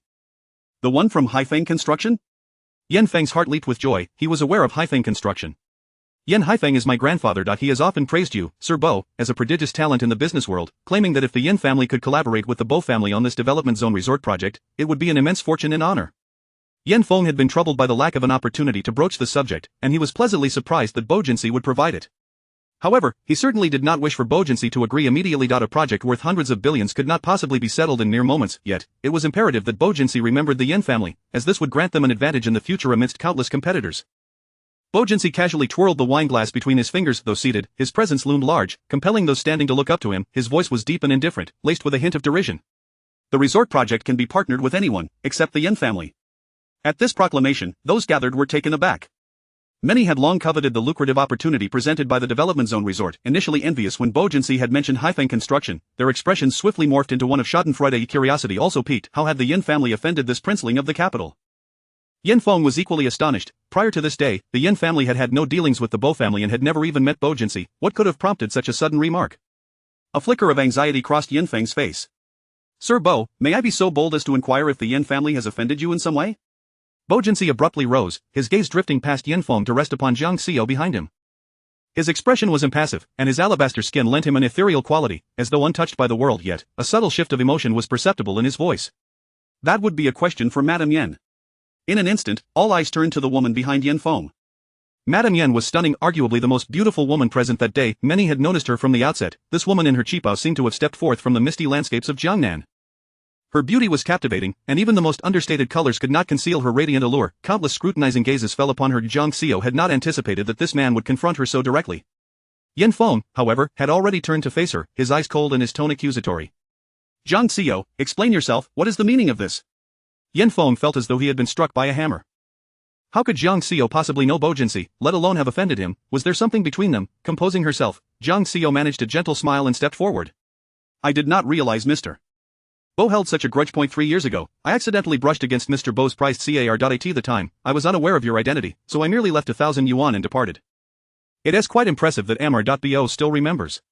With the pressure mounting, Jiang Xiao felt compelled to fabricate an excuse. She certainly could not divulge that 3 years ago, she had slept with him and subsequently discarded him, thus incurring his ire.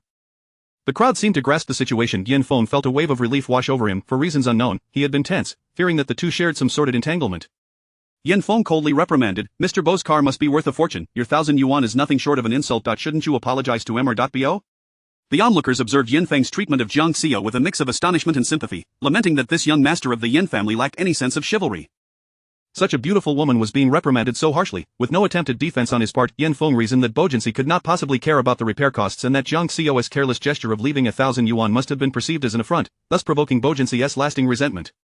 Noticing that Bo Jinsi showed no intent to rebuke Jiang Xiao, she boldly approached him, raising her glass. 3 years ago, it was my ignorance that caused offense. I apologize to Mr. Bo here. Jiang Xiao made a pointed remark. I hope Mr.bo can show some magnanimity and not hold a grudge against a mere woman. Bo Jinsi, however, smiled a cold, sinister smile that accentuated the allure of his countenance. The corners of his lips curled in a way that hinted at mischief. Does Madame Yen believe that a single cup of wine can absolve me of 3 years of pent-up frustration? The crowd felt a chill run down their spines, inwardly lamenting that this princeling of the capital was excessively petty.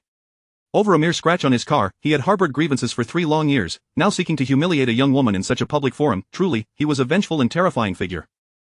While they admonished themselves to avoid incurring his wrath in the future, sympathetic glances were cast towards Madame Yen. What can be done to placate Mr.bo? Bo Jinsi picked up an unopened bottle of liquor from the table. 1 cup will not suffice. A whole bottle may be considered.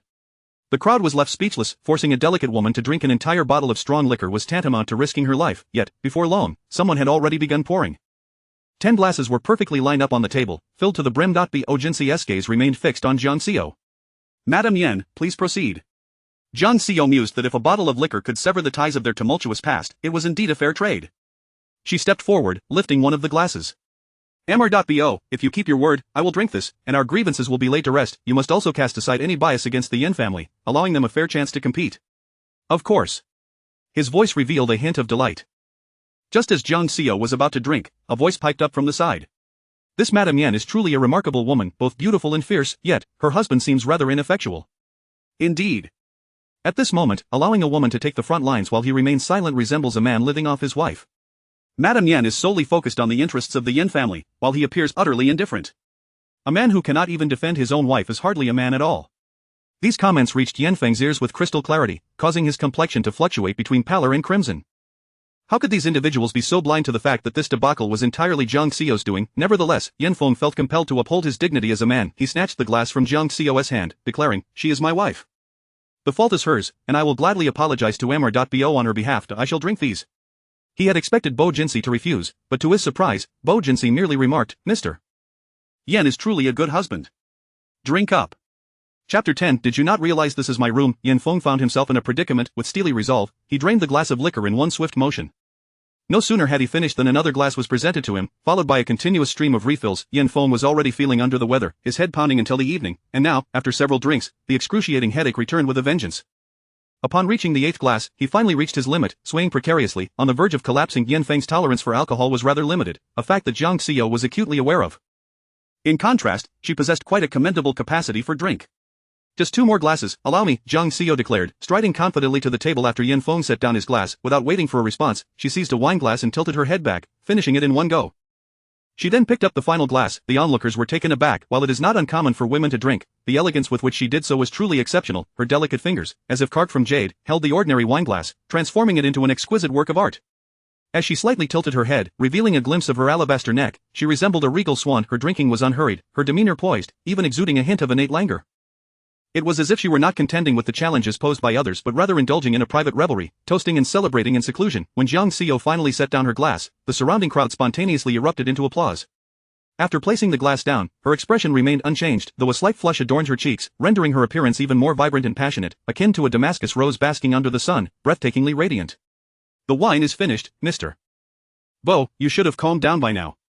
Her words carried an underlying meaning. However, Bo Jingxiu's expression showed no sign of alteration. In fact, it appeared even colder than before. After a long pause, a smirk lingered at the corner of his lips. Mrs. Yen and young Master Yen truly share a profound bond. With that, he turned and took a seat, seemingly devoid of interest. Others quickly stepped forward to offer their toasts, allowing this brief interlude to pass. Jiang Xiao supported Yin Feng as they returned to their seats. Yin Feng felt exceedingly unwell, his stomach churning violently, on the verge of purging. He struggled to rise, stating, "I need to visit the restroom." Jiang Xiao, lost in thought at her seat, inadvertently found her gaze drawn to the main table. While she was lost in contemplation, a sudden chill spread through her chest. A full glass of red wine was splashed onto her. Following that, Jiang Xiaoxiao feigned an apology. "I'm so sorry.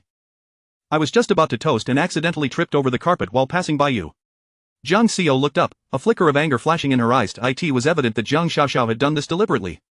She had witnessed Jiang Xiao's moment of glory at the main table, garnering admiration and praise for her authenticity. She aimed to humiliate her, reveling in her discomfort. After speaking, Jiang Xiaoxiao turned to her mother. "Mom, what should we do? I've stained my sister's dress." Yao Shulan cast a dismissive glance at Jiang Xiao, her expression indifferent. "Your sister has taken so much from you since childhood. It's just a dress. She won't hold it against you." With that, she grasped Jiang Xiaoxiao's arm and led her away. As they departed, Jiang Xiaoxiao turned back, flashing a triumphant smile towards Jiang Xiao. Jiang Xiao, looking at Yao Shulan's retreating figure, felt a wave of sadness wash over her. The betrayal of her parents inflicted far greater harm than what Yin Feng and Xiaoling had caused her. That night, when the results of the paternity test were revealed, Yao Shulan had slapped her fiercely. "You are the daughter of that wretched woman. I have cherished the daughter of my enemy all these years. Go die, why don't you just die?" 3 years had passed, yet the memories still pierced her heart with pain. Many eyes were now upon her, whispering amongst themselves, "This is simply too much. That little vixen did it on purpose. Indeed, Jiang's sister, is she truly your sister? How can she be so malicious? And what of Jiang madam, how can she be so biased? Even if she is not her biological daughter, she has raised her for 20 years. Could there not be a shred of affection?" The tale of Jiang Xiao's lineage had already spread among the gossiping matrons in high society. The young ladies felt a sense of injustice for Jiang Xiao. A few of them, who had just added her on WeChat, happened to be nearby and witnessed the scene unfold. They quickly gathered around. Jiang Xiao said, "It's alright, I will go to the restroom to clean up." "With so much wine, how can you possibly clean it up?" "Xane, quickly fetch Jiang's sister a clean outfit to change into." "Jiang's sister, come with me upstairs, I'll find you a new dress." Jiang Xiao looked up to see that it was the red-haired girl who had stood beside the matriarch during the gift presentation. Her beauty was striking, and her attire was not like the other girls in extravagant evening gowns. She wore a casual orange camisole paired with deep blue jeans, exuding a relaxed Western flair. Jiang Xiao felt a fondness for Miss Bo and did not decline the offer. After all, her top was already soaked, and the red wine stain was particularly conspicuous against her white qipao. "I appreciate it, Miss Bo." Jiang Xiao followed Bo Xiane up the side elevator. They traversed a long corridor that offered a clear view of the banquet hall below. When Jiang Xiao glanced towards the main table, she noticed that Bo Jinxiu was no longer there. Soon, Bo Xiane opened a door. "Sister Jiang, please wait here for a moment, I'll fetch you some clothes." Jiang Xiao nodded and stepped inside. Before long, Bo Xiane returned, holding a yellow camisole and a pair of deep blue wide-legged jeans. "I just returned from England today, and this is all I have. There are no gowns." Bo Xiane apologized. "This is already wonderful, thank you, Miss Bo." Bo Xiane smiled and said, "I'll step out for a moment, come down once you've changed." "Don't worry, this room is rarely used, and the door has a fingerprint lock, outsiders cannot enter." After speaking, Bo Xiane exited, closing the door behind her. Jiang Xiao drew the curtains, approached the sofa, and began to remove her qipao. Just as she had taken it off halfway, she heard a sound at the door. To her astonishment, the door swung open without warning. Jiang Xiao quickly grabbed the qipao she had just removed, hastily covering her body. Instinctively, she turned to face the intruder. Her wide, panic-stricken eyes met the icy black gaze of the man before her. Upon seeing the woman changing clothes, a flicker of surprise crossed his features, quickly followed by an intense depth. He strode into the room, facing Jiang Xiao, and swiftly closed the door behind him. When she recognized the man's face, Jiang Xiao felt a wave of relief wash over her. "Mr. Bo?" Bo Jinxiu's gaze remained fixed on Jiang Xiao's face, his voice devoid of emotion, cold as ice. "Did you not realize this is my room?" Chapter 11. Just playing, why take it seriously? A flicker of astonishment passed through Jiang Xiao's eyes. "I genuinely do not know." Miss Bo did not mention it, she merely stated that this room has been unoccupied for years. Bo Jinxiu raised an eyebrow slightly. "What she said is not entirely incorrect. I have resided at the Green Lawn Villa for the past 3 years." The mention of the Green Lawn Villa rendered the atmosphere inexplicably awkward. Jiang Xiao noticed a subtle blush crossing her cheeks, which unexpectedly lifted her spirits. "Please change your clothes first, we shall converse shortly." Jiang Xiao realized she was still in a state of undress. However, changing clothes under such an unabashed gaze was indeed a test of her composure. "Mr.Bo, surely you have heard the saying, do not gaze upon that which is inappropriate." Bo Jinxiu chuckled. He strode directly over and sat on the sofa where Jiang Xiao had placed her clothes. His gaze upon her grew increasingly audacious. "I have read little, I have not heard of it." This brazen man, so openly flirtatious, reminded her of the individual she had kept for 3 years. Yet, Jiang Xiao was not one to be easily flustered. They had shared countless nights together. What was meant to be seen had long been seen. Calmly, Jiang Xiao set down the qipao and reached for the clothes prepared by Bo Sini on the sofa. Beneath the qipao, she wore a set of cream-colored lingerie, now revealed without concealment before the man. His pupils darkened. Suddenly Jiang Xiao possessed an exquisite figure, her waist slender like a deadly curved blade, yet ample in all the right places. The undulating contours of her body resembled a vividly painted oil canvas. The silky softness of her skin invaded his thoughts. Ultimately, his long arm stretched out, seizing Jiang Xiao's arm. As her fingers grazed the fabric, she found herself tumbling into his embrace, both her and the clothing falling into his lap. A fervent and passionate kiss ensued. Jiang Xiao pushed against him twice, but her efforts were futile. She ceased to resist. She was well aware of the intoxicating nature of his kisses. Since she could indulge in it once more without cost, why not enjoy it? As they were lost in each other, consumed by their embrace, Jiang Xiao's phone suddenly rang. She attempted to push him away. It's a phone call. Who cares? The man, already deeply engrossed, was reluctant to release her so easily. His large hand slid down her perfect waist, poised for further action when Jiang Xiao smiled and said, "It's my husband's call, I must answer." Those words instantly extinguished the man's interest, prompting him to rise from her. Jiang Xiao took the opportunity to retrieve her phone. "Where have you been?" Yan Feng's voice was much clearer now, though still lacking warmth. "My clothes were stained with red wine. I am changing and will be there shortly." "You always have so many things happening." Yan Feng concluded the call abruptly. As Jiang Xiao began to dress, the yellow camisole paired with dark denim jeans rendered her appearance both casual and alluring. Her face could adapt to any style. "Jiang Xiao, we need to talk." After changing, she looked toward Bo Jinxiu. "What is there to discuss? Leave Yan Feng and come to my side." Jiang Xiao merely chuckled. Bo Jinxiu frowned. "What are you laughing at? Are you suggesting I abandon my status as Mrs. Yan to become your secret lover? Is your identity as Mrs. Yan so precious to you? Of course, while the Yan family may not rival the Bo family, they are still quite affluent. Being the mistress of the Yan household is far more glamorous than being your clandestine lover. I have no intention of relegating you to that position. Are you proposing marriage?" Bo Jinxiu furrowed his brow as he gazed at the captivating woman before him. The man fell silent. Jiang Xiao dismissed it with a light laugh, playfully tossing her wavy hair. "Amor.bo, it's all just a game, why take it seriously? For the past 3 years, you've enjoyed yourself thoroughly, as have I. You do not mind my neglect and frivolity, nor do I take issue with your deceit and pretense. Can we part amicably?" Jiang Xiao struggled to comprehend this man's mindset. He was clearly a favored son of society, yet he willingly allowed her to treat him as a kept man. Reflecting on the past 3 years, she acknowledged that she had often neglected him, occasionally ignoring his calls or canceling plans, and venting her frustrations on him when she was in a foul mood. She regarded him as a pet, a source of emotional support to be summoned and dismissed at will. Had she known his true identity, she would have never dared to approach him. Yet, despite everything, he had never revealed his identity to her. Why was that? Was the scion of the capital's elite inherently masochistic? The man's gaze darkened significantly, his pale skin making him appear akin to an irate vampire, poised to pounce and drain her very lifeblood. "Jiang Xiao, do you love your husband?" "Of course. Otherwise, I would not have married him. He has a mistress." "I am aware. He does not truly love you." "I know. Then why do you still love him?" "We grew up together, childhood sweethearts. That bond is not something others can comprehend. Perhaps there are misunderstandings between us now, but I believe that one day, he will return to my side." Jiang Xiao had long since ceased to love Yan Feng and had resolved to part ways with him. However, her departure would be by her own choice, not due to external pressure. She believed that asserting this might swiftly sever the prince's lingering hopes. "So, he cheats, you keep me, and I am merely a tool for your revenge against your husband?" Jiang Xiao paused for a moment, then replied honestly, "That is indeed the case." Afterward, she added, "But I was unaware of your true identity. Had I known, I would not have dared to engage with you." Bo Jinxiu laughed, a clear note of sarcasm evident in his smile. "I never imagined that after 3 years, Bo Jinxiu, would still be nothing more than a tool for someone else's revenge. Jiang Xiao, you truly are remarkable." Seeing the expression on his face, an unsettling premonition surged within Jiang Xiao. Indeed, the next moment, the man rose, his tall frame looming before her like a mountain. Bo Jinxiu grasped Jiang Xiao's chin firmly. "Jiang Xiao, no one in this world can treat me as a mere tool, to be used and then discarded. If anyone is to do the discarding, it shall be I." With that, Bo Jinxiu strode out of the room. Jiang Xiao stood in stunned silence for a moment before following him out. Yan Feng had regained some clarity after vomiting and, upon seeing Jiang Xiao in her new outfit, expressed no concern for the events that had transpired. After the banquet concluded, Jiang Xiao and Yan Feng bid farewell to their hosts and departed from the Lushan Villa. As Jiang Xiao rolled down the car window, a sense of inexplicable frustration washed over her. It felt as though she had provoked a formidable adversary. Once they entered the city, the car halted at a subway entrance. Yan Feng kept his eyes closed, not sparing Jiang Xiao a single glance. "Jiang Xiao, I have matters to attend to tonight and will not return to the old residence. You may take a taxi home." Chapter 12 of The Beauty Trap. Yan Feng's destination was all too clear to Jiang Xiai. With a sense of understanding, she gracefully opened the car door. Jiang Xiai took a taxi back to the Yan family's ancestral home. Upon seeing Jiang Xi return alone, Yan's mother quickly deduced the situation and resolved to personally bring him back. However, she was stopped by Jiang Xi. Enough, mother. He is not present in spirit. His return would merely be a shell of a body, let him be. With that, Jiang Xi ascended the stairs. It was rare for Yan's mother to witness such a disheartened expression on Jiang Xi's face, leaving her puzzled about what transpired that day.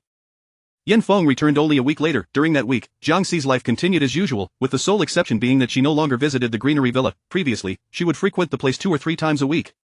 Following the elderly lady's birthday celebration, Jiang Xi had not seen Bo Jinxiu. Had he finally decided to let her go, life flowed along quietly, yet a sense of unease lingered within Jiang Xi. On the night of Yan Feng's return, Yan's mother erupted in anger at the dining table.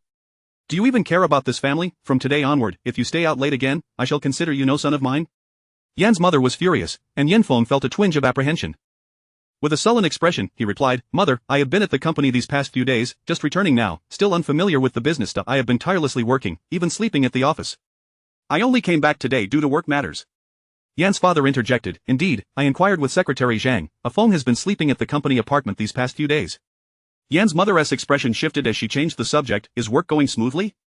Yan Feng set down his chopsticks, his gaze landing on Jiang Xi. Thanks to a certain someone, it has been anything but smooth. Yan Haifeng frowned. What happened? Yan Feng explained, Today, Bo's company publicly invited bids. Hundreds of construction companies received invitations, including several lower tier than Yan Feng Construction in Rongqing, yet Haifeng Construction did not receive an invitation or any tender documents, all thanks to your wonderful daughter-in-law. BJ Building was Bo's group's office in Rongqing, directly across from the television station. Jiang Xi recalled an encounter when she had left work and spotted the pretty boy emerging from there. She had teased him, Darling, have you changed jobs? Jiang Xi had always thought that her well-groomed pretty boy worked at the Black Horse Club. She remembered his response then, I am the owner of this building. At the time, she had laughed at his fanciful thinking, and then they had mutually decided to get into her car, heading together to the Greenery Villa. They had only been together for 2 months then, basking in love and revelry. It seemed he had hinted at something back then. Jiang Xi couldn't help but feel a pang of regret for entangling herself with such a man. Upon hearing Yan Feng's words, Yan's mother came to Jiang Xi's defense. Xiaoyu no longer works at Yan's, so what does this have to do with her? Who told her to offend the young master 3 years ago and insult him with 1,000 yuan? Yan Feng recounted the incident from the elderly lady's birthday banquet.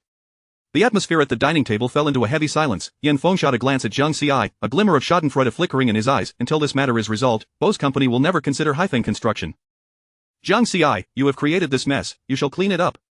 After a long pause, the old man finally spoke. If we truly cannot secure this project, then so be it. Yan Feng, somewhat agitated, retorted, Grandfather, you previously mentioned that this project concerns the very survival of Yan's. Why is it that when it involves her, Jiang Xi, you simply say so be it? All she needs to do is apologize. At worst, she may be humiliated. The survival of Yan's less important than Jiang Xi's pride. The old man's bias seemed rather excessive. Before the old man could say more, Jiang Xi stood up. Grandfather, I will take some gifts to BJ tomorrow to apologize to the young master and strive to secure Yan's bidding qualification. The resort project was centrally approved and required public bidding. Hundreds of construction companies were vying for it, making hope already slim now. With no qualification to bid, the opportunity seemed utterly lost. Since this incident stemmed from her, she would not shirk responsibility. Yan Feng chuckled, All right, I shall await the tender documents from Bo's tomorrow, just don't disappoint me. He did not believe Jiang Xi could succeed after all. He had already witnessed the young master's pettiness and grudges. If an apology were effective, he would not have made such statements. In fact, he had already visited several times over the past few days. Bo Jinxiu had refused to meet him, and on the last occasion, even had the security escort him out. It was utterly humiliating. All of this was due to Jiang Xi. She should also experience the feeling of being publicly ejected by security. Early the next morning, Jiang Xi drove to BJ Building. Parking in the rooftop lot, she gazed up at the towering structure, its gilded BJ glimmering in the morning sun. Completed less than 3 years ago, BJ had already become a landmark in Rongqing. She had always believed it belonged to some emerging tech mogul, only to discover it was a branch of Bo's group. Surely, BJ was an abbreviation of Bo Jinxiu's name. Jiang Xi entered the lobby on the first floor of BJ and approached the reception desk. Hello, may I inquire on which floor Bo Jinxiu's office is located?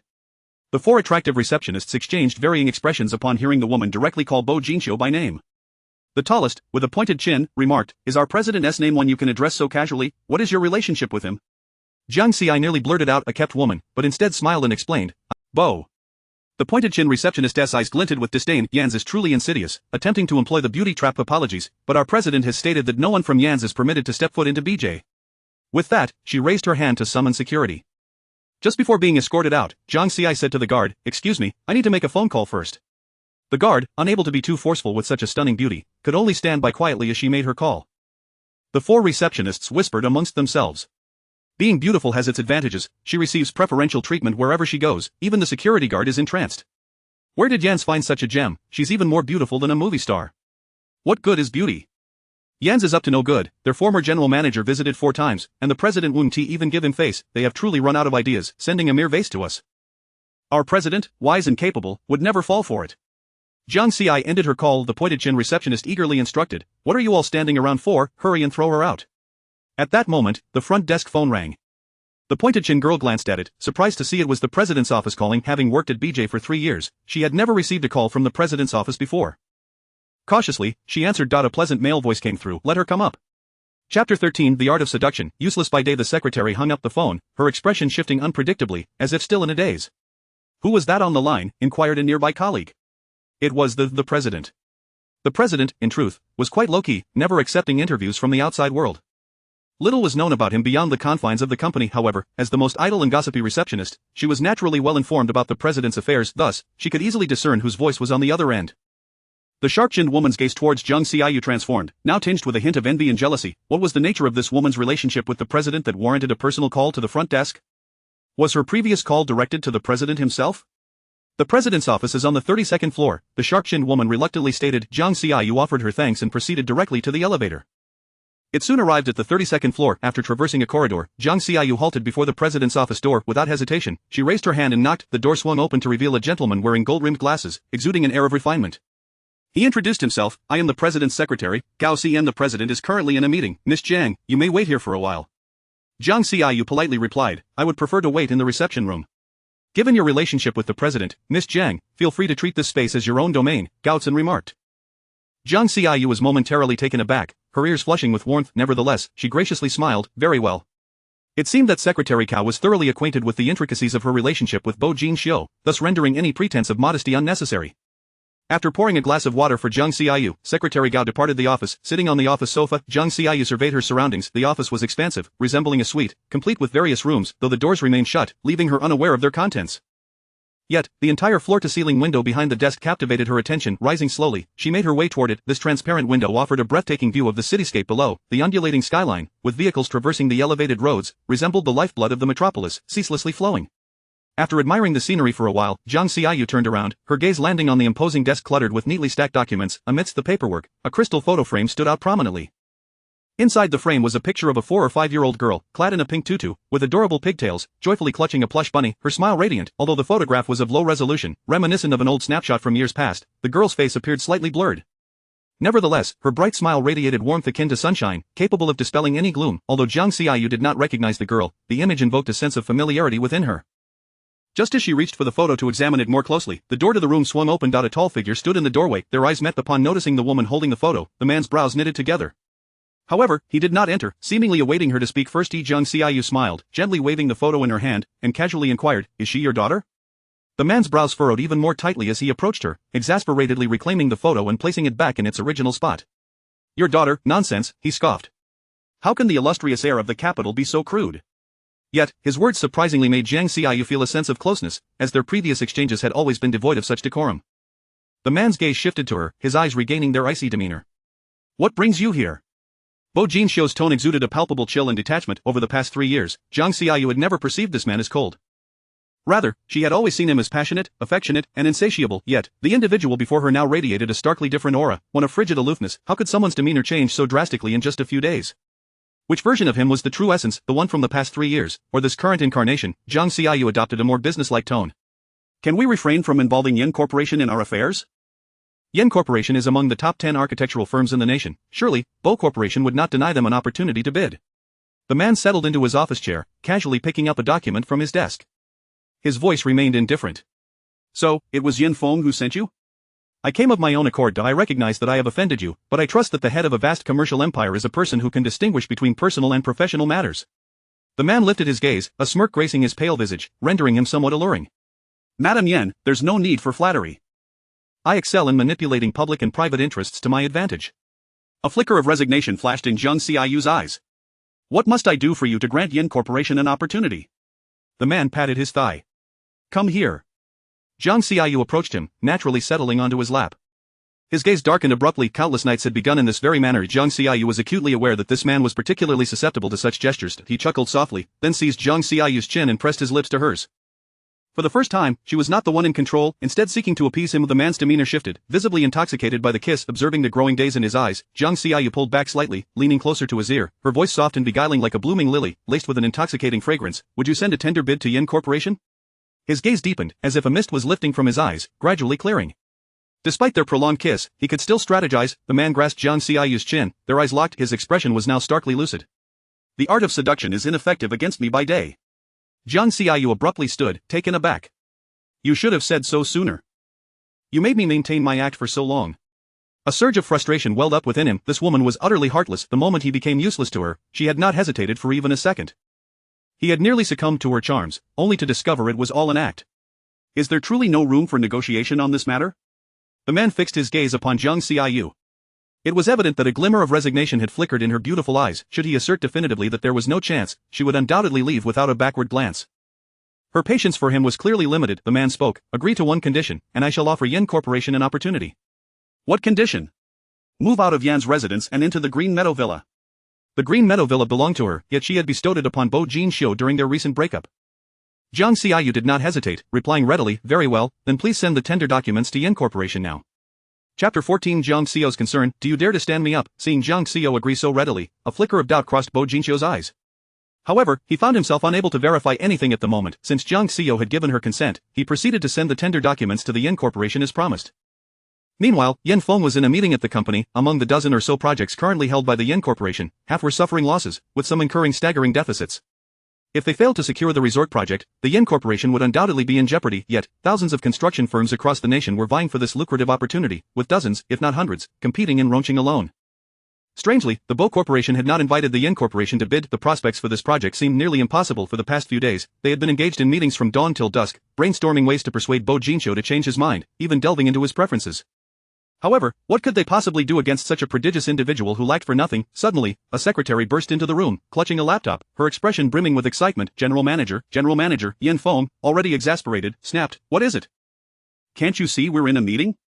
The Bo Corporation has sent us the tender documents.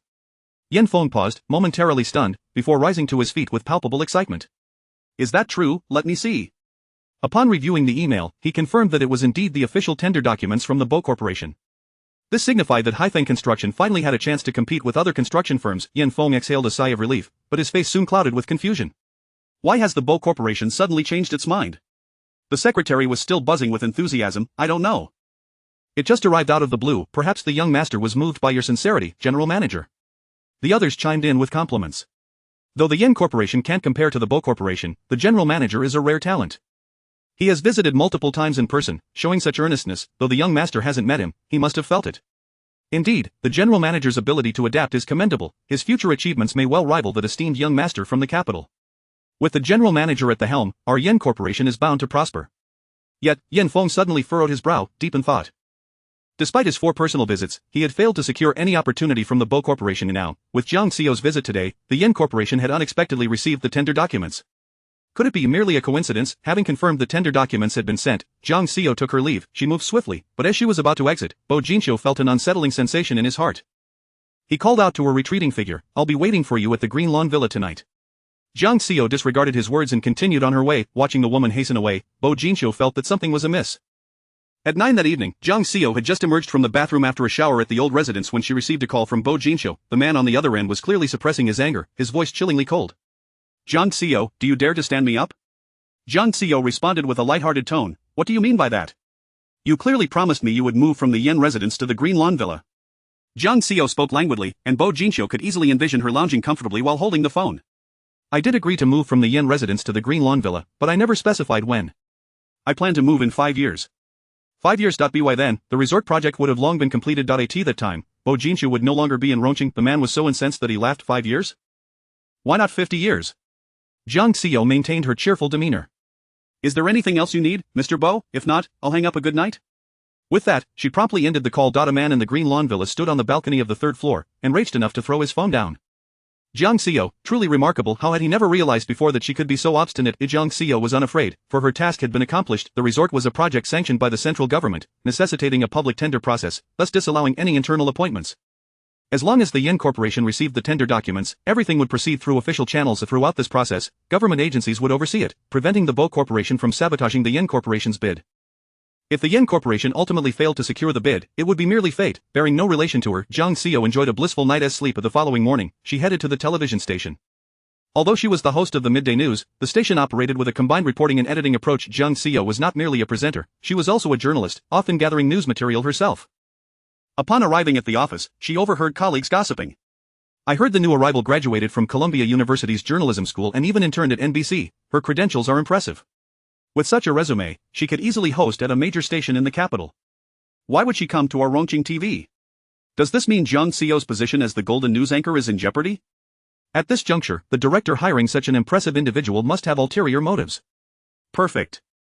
Jiang Xiao's only asset is her pretty face, which has attracted plenty of advertisers. She has only been here a year. In terms of expertise, who here isn't better than her? As Jiang Xiao listened, she returned to her desk. The group of gossiping women suddenly noticed her presence, their expressions shifting dramatically. Xiao, when did you arrive? Jiang Xiao smiled lightly, just as you were praising my looks.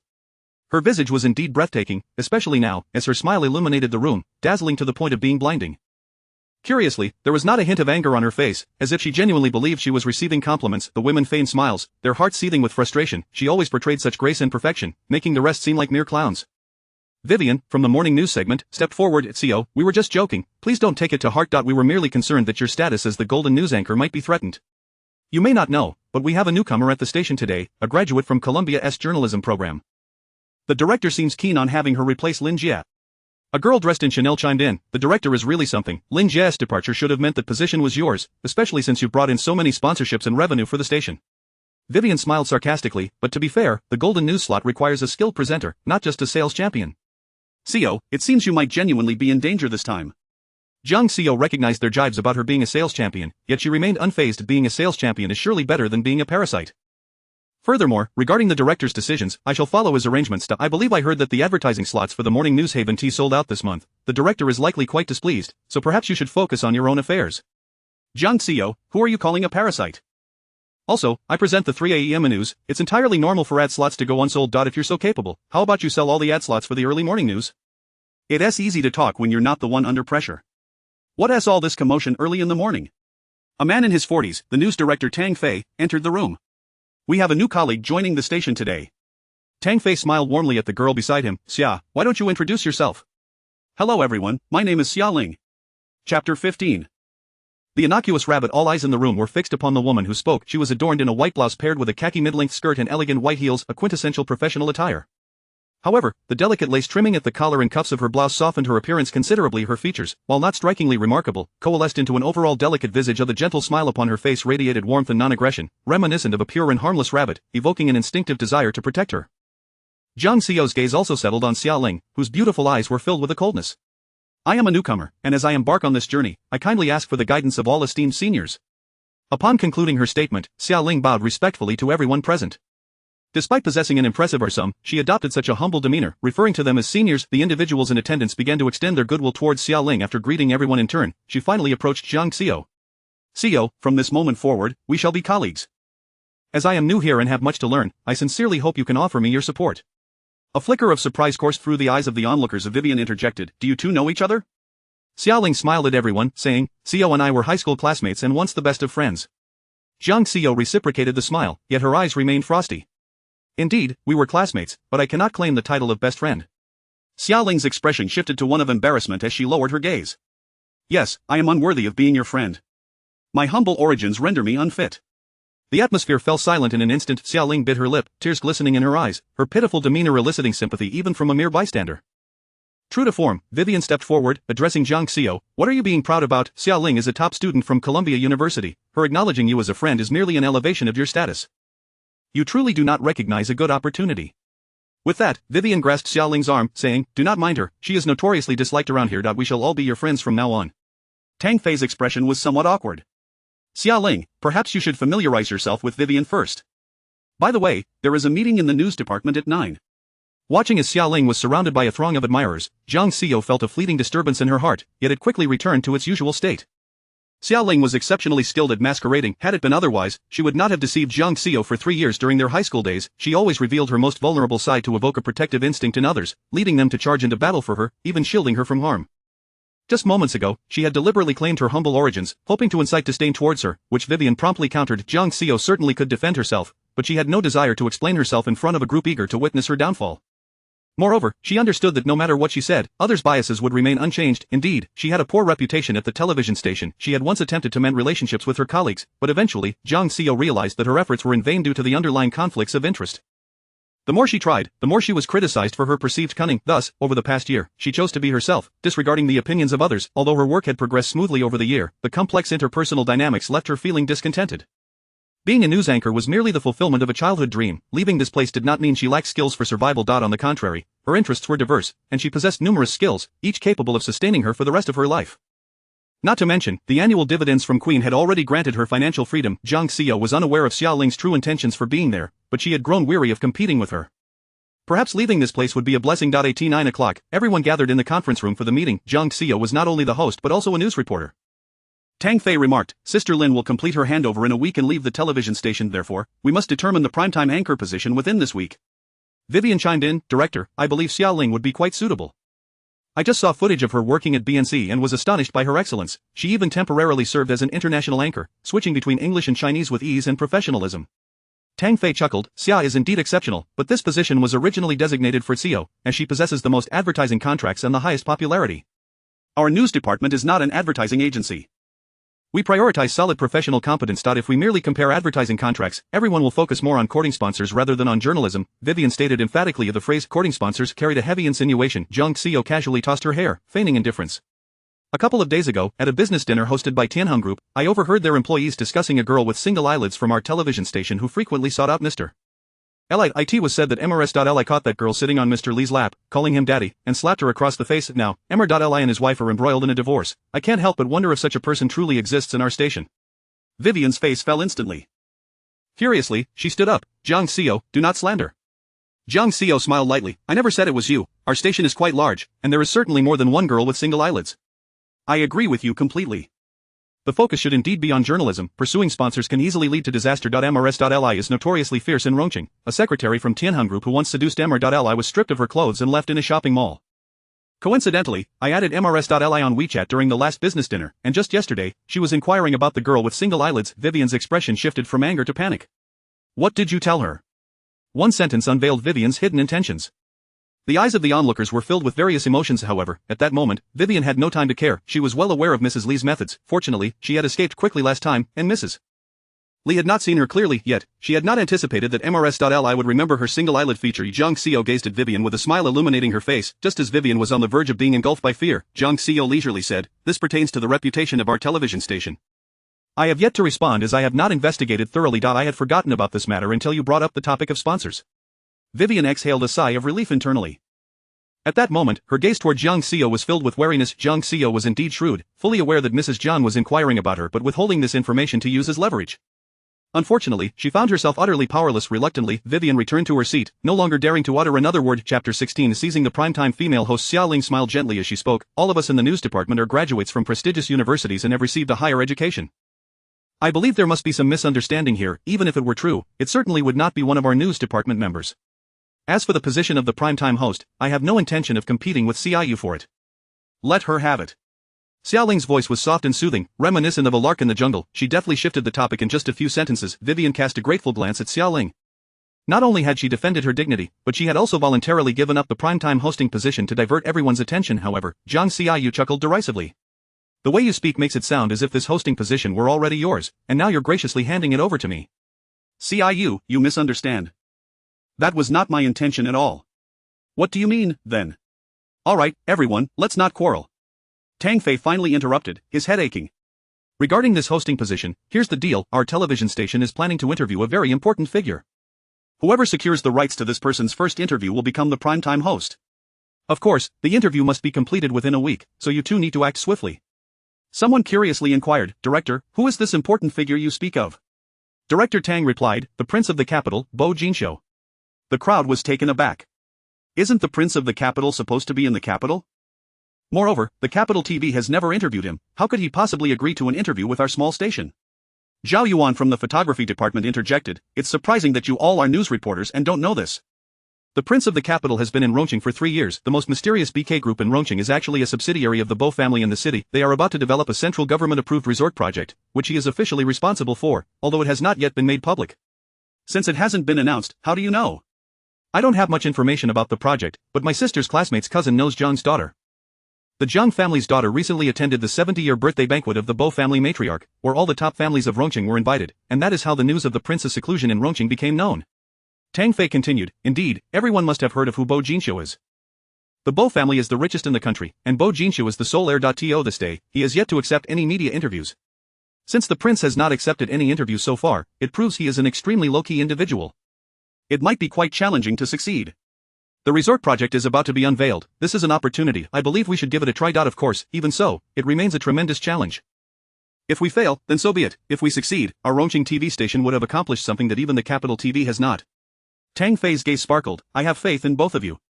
Whoever succeeds will naturally take the primetime host position. If neither of you succeeds, I have my own evaluation criteria. Upon leaving the conference room, Zhang Xiaoyu's expression was uncharacteristically grave. Xiaoling approached her side. Xiaoyu, you attended the matriarch's birthday banquet the other day, right? Why does no one at the station know you are also a daughter of the Zhang family? Zhang Xiaoyu lifted her gaze. Xiaoling, why did you come to work at the television station? Isn't it enough that you took Yin Feng from me, now you want to take my job as well? Xiaoling maintained an innocent demeanor. You misunderstand me. I simply believe my expertise is most suitable here.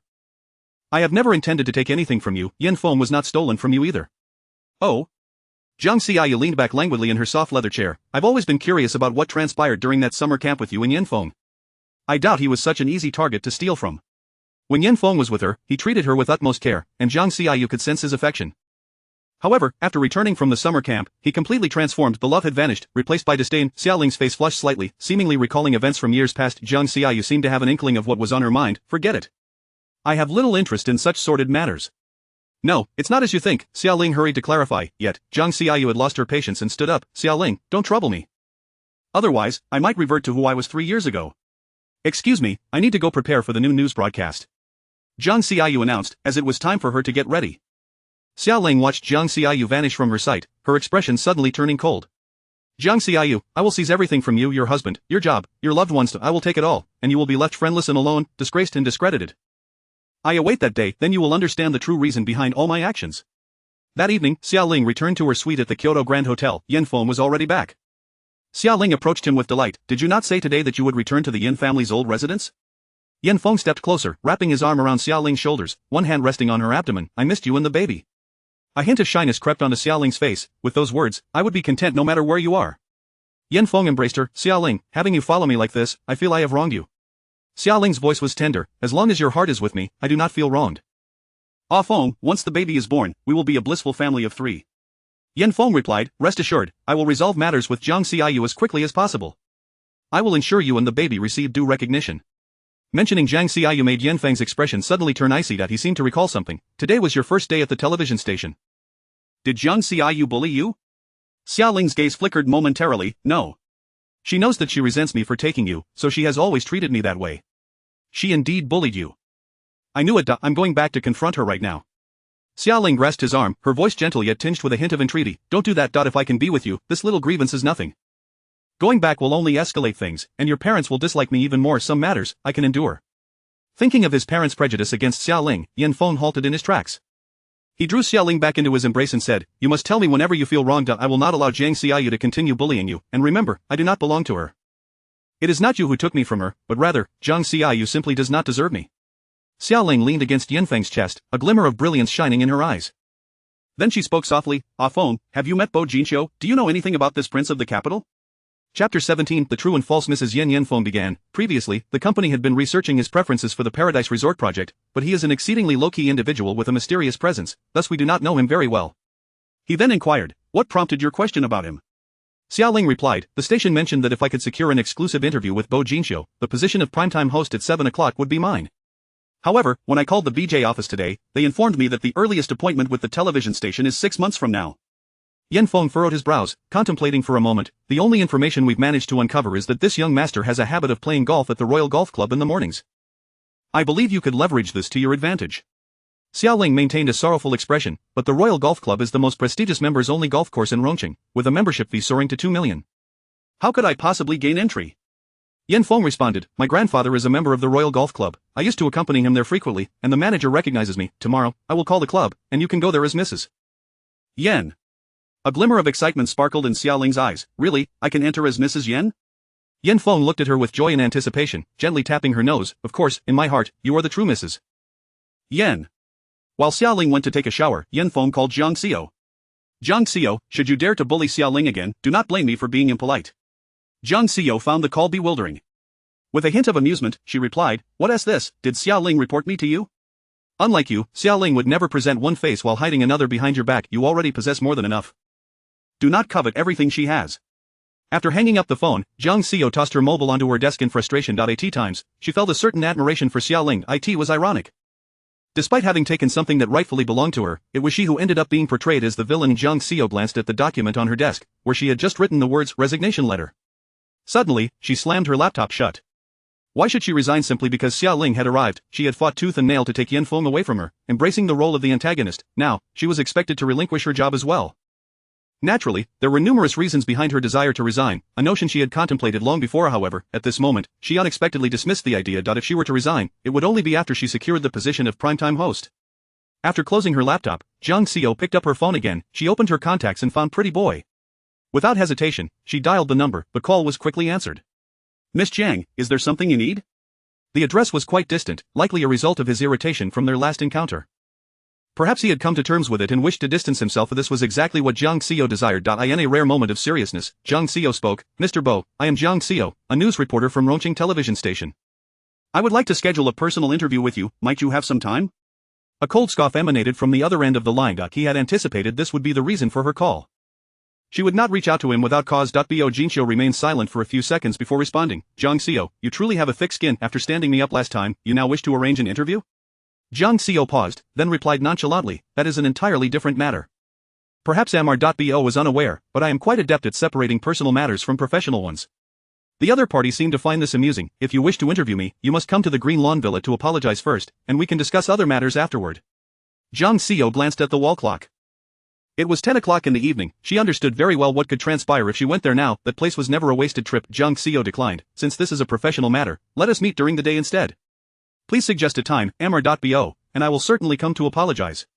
Bo Jinxiu was well aware of Jiang Xiao's temperament. Observing her beauty, one would think her charming, but she was remarkably stubborn. Even if it meant mutual destruction, she would never do anything against her will. Bo Jinxiu coldly stated, then let us meet tomorrow morning at 9 o'clock at the Royal Golf Club. Jiang Xiao had never been to the Royal Golf Club, but she knew that Yan Xingye was a member. Although he only visited a few times a year, he paid the exorbitant membership fee of 2 million annually. The advantage of the club was that a member's family could enter simply by providing the member's name. One card sufficed for the entire family. The following morning at 9 o'clock, Jiang Xiao arrived punctually at the Royal Golf Club. After entering, she approached the registration desk. A handsome young man greeted her. Miss, you seem unfamiliar. Are you a member here? Jiang Xiao replied, Yan Xingye is my father-in-law, I should be allowed entry.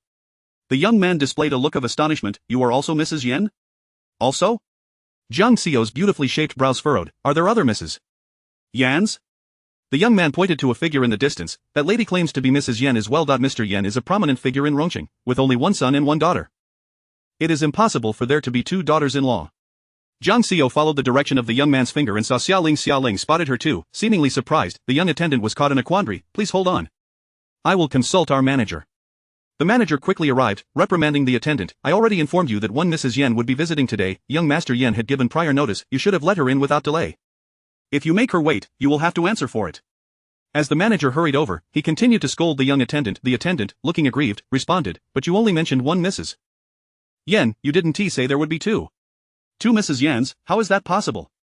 The manager was equally astonished. Meanwhile, Xiaoling had approached Jiang Xiao. Xiao, why are you here as well? Jiang Xiao smiled brightly at her. How could I know someone was parading around in my identity if I didn't come? Xiao, what are you talking about? I don't understand. Just then, the manager joined them, examining Jiang Xiao and then Xiaoling. Could you both clarify who the true Mrs. Yan is? There were numerous patrons at the club that day. The wealthy young heirs, always eager for gossip, began to gather around. What a performance, the true and false Mrs. Yan, someone jested. Bo Jinxiu, surrounded by a throng of admirers, approached from a distance. Dressed in casual attire, a black hoodie paired with black athletic pants, his fair skin contrasted sharply, exuding an air of nobility that set him apart from the crowd. Standing among them, everyone else seemed merely an accessory, and his natural aloofness gave him an undeniable aura of a born ruler. Chapter 18 Young Master Yan would not fail to recognize his own wife. Jiang Xiao also noticed him. To be frank, over the past 3 years, she had seldom seen him dressed. Thus, when she caught sight of him at old Madame Beau's gathering, her astonishment was palpable. It was not merely his esteemed status that took her aback, rather, it was the complete transformation of his demeanor. He had metamorphosed from a roguish scion into a serene and refined gentleman, which left her utterly unaccustomed. A young man with gold-rimmed spectacles beside Bo Jinxiu remarked, "Indeed, Rongqing is a land of fortune, where one can practice polygamy. No wonder our crown prince was so reluctant to return to the capital 3 years ago." Others laughed, saying, "Shui Xiao, you dare to jest about the crown prince? Let us not forget, we have traveled a great distance from the capital merely to serve him. Yet, the customs of Rongqing are truly unique. I find myself envious of young Master Yan, with one beauty of unparalleled grace and another of delicate charm. Such a fortunate man, it is indeed a sight to behold." The hall manager was in a state of distress, observing the two silent women before him. Xiaoling, feeling the weight of attention from the crowd, bit her lip in silence. Soon to become a prominent host, she could not afford any blemish on her reputation. She understood Jiang Xiao's character well. During their school days, she never contested with her, always yielding, whether it be fashionable attire, handbags, scholarships, or opportunities for study abroad. Jiang Xiao had lost many things to her, including the man who ultimately drove her to madness, Yin Feng. Yet, what did it matter? Yin Feng had spent 3 years with her. She was fully aware of it but chose to remain indifferent. Jiang Xiao was far from the seemingly assertive persona she projected. Her striking beauty often led others to misconstrue her as aloof and competitive, when in truth, she was more indifferent to the world than anyone else, or perhaps, she simply deemed it beneath her to engage in conflict. Xiaoling hoped Jiang Xiao would withdraw voluntarily. However, reality did not unfold as she had anticipated. With a cryptic smile, Jiang Xiao regarded Xiaoling, neither speaking nor backing down, seemingly waiting for her to make the first move. In this standoff, someone beside Bo Jinxiu suddenly interjected, "Crown Prince, if I recall correctly, it was young Master Yan and young Madame Yan who attended the old lady's 70th birthday banquet. Surely you know who the true young Madame Yan is." Instantly, all eyes turned towards Bo Jinxiu, including those of Jiang Xiao and Xiaoling. Xiaoling's heart skipped a beat. The person before her was indeed the crown prince of the capital, Bo Jinxiu, the very individual she sought to interview. Her heart raced with anticipation. Yin Feng had indeed mentioned attending the old lady's birthday banquet with Jiang Xiao, but he had also stated that there were 100 tables at the banquet, with Rongqing only accounting for 2, making them inconspicuous compared to the prominent aristocrats and politicians. Among so many people, he should be unable to distinguish one from another. Yet, Jiang Xiao's beauty was the kind that one would remember with just a glance. Doubt crept into her mind. If her identity were revealed before him now, the exclusive interview would undoubtedly belong to Jiang Xiao. Jiang Xiao, too, regarded Bo Jinxiu. Given their 3-year history, it would not be unreasonable for him to lend her a hand at this critical juncture. At that moment, the manager had approached Bo Jinxiu, evidently awaiting his identification. Bo Jinxiu cast a glance at Jiang Xiao and casually stated, "I do not recognize any young Master Yan or young Madame Yan. If you wish to ascertain who the true young Madame Yan is, simply call young Master Yan on a video call and have him identify her himself. He cannot possibly fail to recognize his own wife." Indeed, how foolish of me. Thank goodness for the Crown Prince's guidance. I shall initiate a video call to young Master Yan immediately. Jiang Xiao's heart sank suddenly, and she noticed Bo Jinxiu's brow slightly furrowed. That he was doing this on purpose. Before long, the video call was connected. "Manager Zhao, what is it?" Yin Feng's voice resonated from the other end of the phone. Manager Zhao greeted, "My apologies, young Master Yan. You mentioned that young Madame Yan would arrive today, yet we have 2 ladies claiming to be young Madame Yan. Could you clarify who your wife truly is?" As he spoke, Manager Zhao's camera panned between Jiang Xiao and Xiaoling. Yin Feng furrowed his brow. He had not anticipated Jiang Xiao's presence. Presumably, she had learned of Xiaoling's attendance and decided to come as well, always wanting to compete with her. Without hesitation, Yin Feng declared, "The one in the white attire is my wife." Xiaoling was indeed dressed in white, while Jiang Xiao donned a pink tracksuit. The manager grinned widely, saying, "Very well, I shall not disturb young Master Yan any further. I will ensure young Madame Yan is treated with the utmost respect." The call ended, and murmurs swept through the crowd. The hall was now filled with spectators, including several prominent ladies. Those who cannot play should not come here. Being publicly exposed for impersonating someone else's wife is utterly disgraceful. Perhaps she came here to fish for someone. Look at her, with that vixen-like face. She could very well be young Master Yan's mistress, provoking the legitimate wife. Otherwise why would she claim young Master Yan's name, coincidentally arriving on the same day as young Madame Yan? In truth, Jiang Xiao had indeed held a wedding with Yin Feng 3 years prior, inviting only a select few relatives and friends. Thus, while the people of Rongqing were aware that young Master Yan was married, they remained oblivious to the identity of the bride. Amidst the discussions, Jiang Xiao appeared nonchalant. Manager Zhao approached Jiang Xiao, his demeanor markedly less courteous than before. "Miss, you are not a member here. Please leave immediately." Jiang Xiao's face bore no trace of embarrassment as she lazily retrieved a card from her bag. "Then I shall apply for membership now. May I enter?" The crowd fell silent.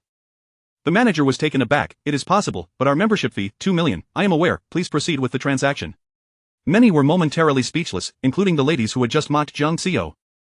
Most of them had entered using their husband's or father's memberships, rather than their own. The manager's expression underwent a dramatic transformation, his smile brighter than before, as he bypassed Xiaoling and directly instructed the front desk to escort Jiang Xiao inside.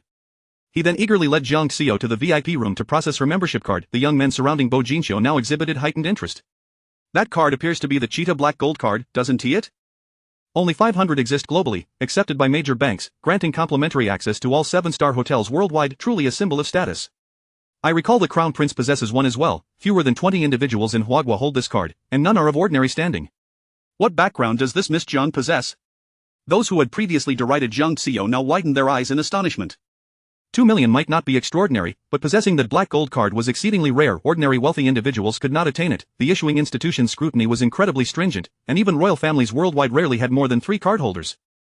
Little did Jiang Xiao know of this, for it was merely a salary card bestowed upon her by her senior. The dividends from Queen were deposited into this card, which now held a staggering sum of 800 million.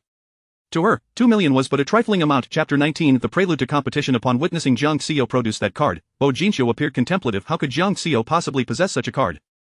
Neither the former Jiang family nor the current Yin family could ever have the qualifications to obtain it. The royal golf course, expansive and nestled between mountains and waters, boasted breathtaking scenery.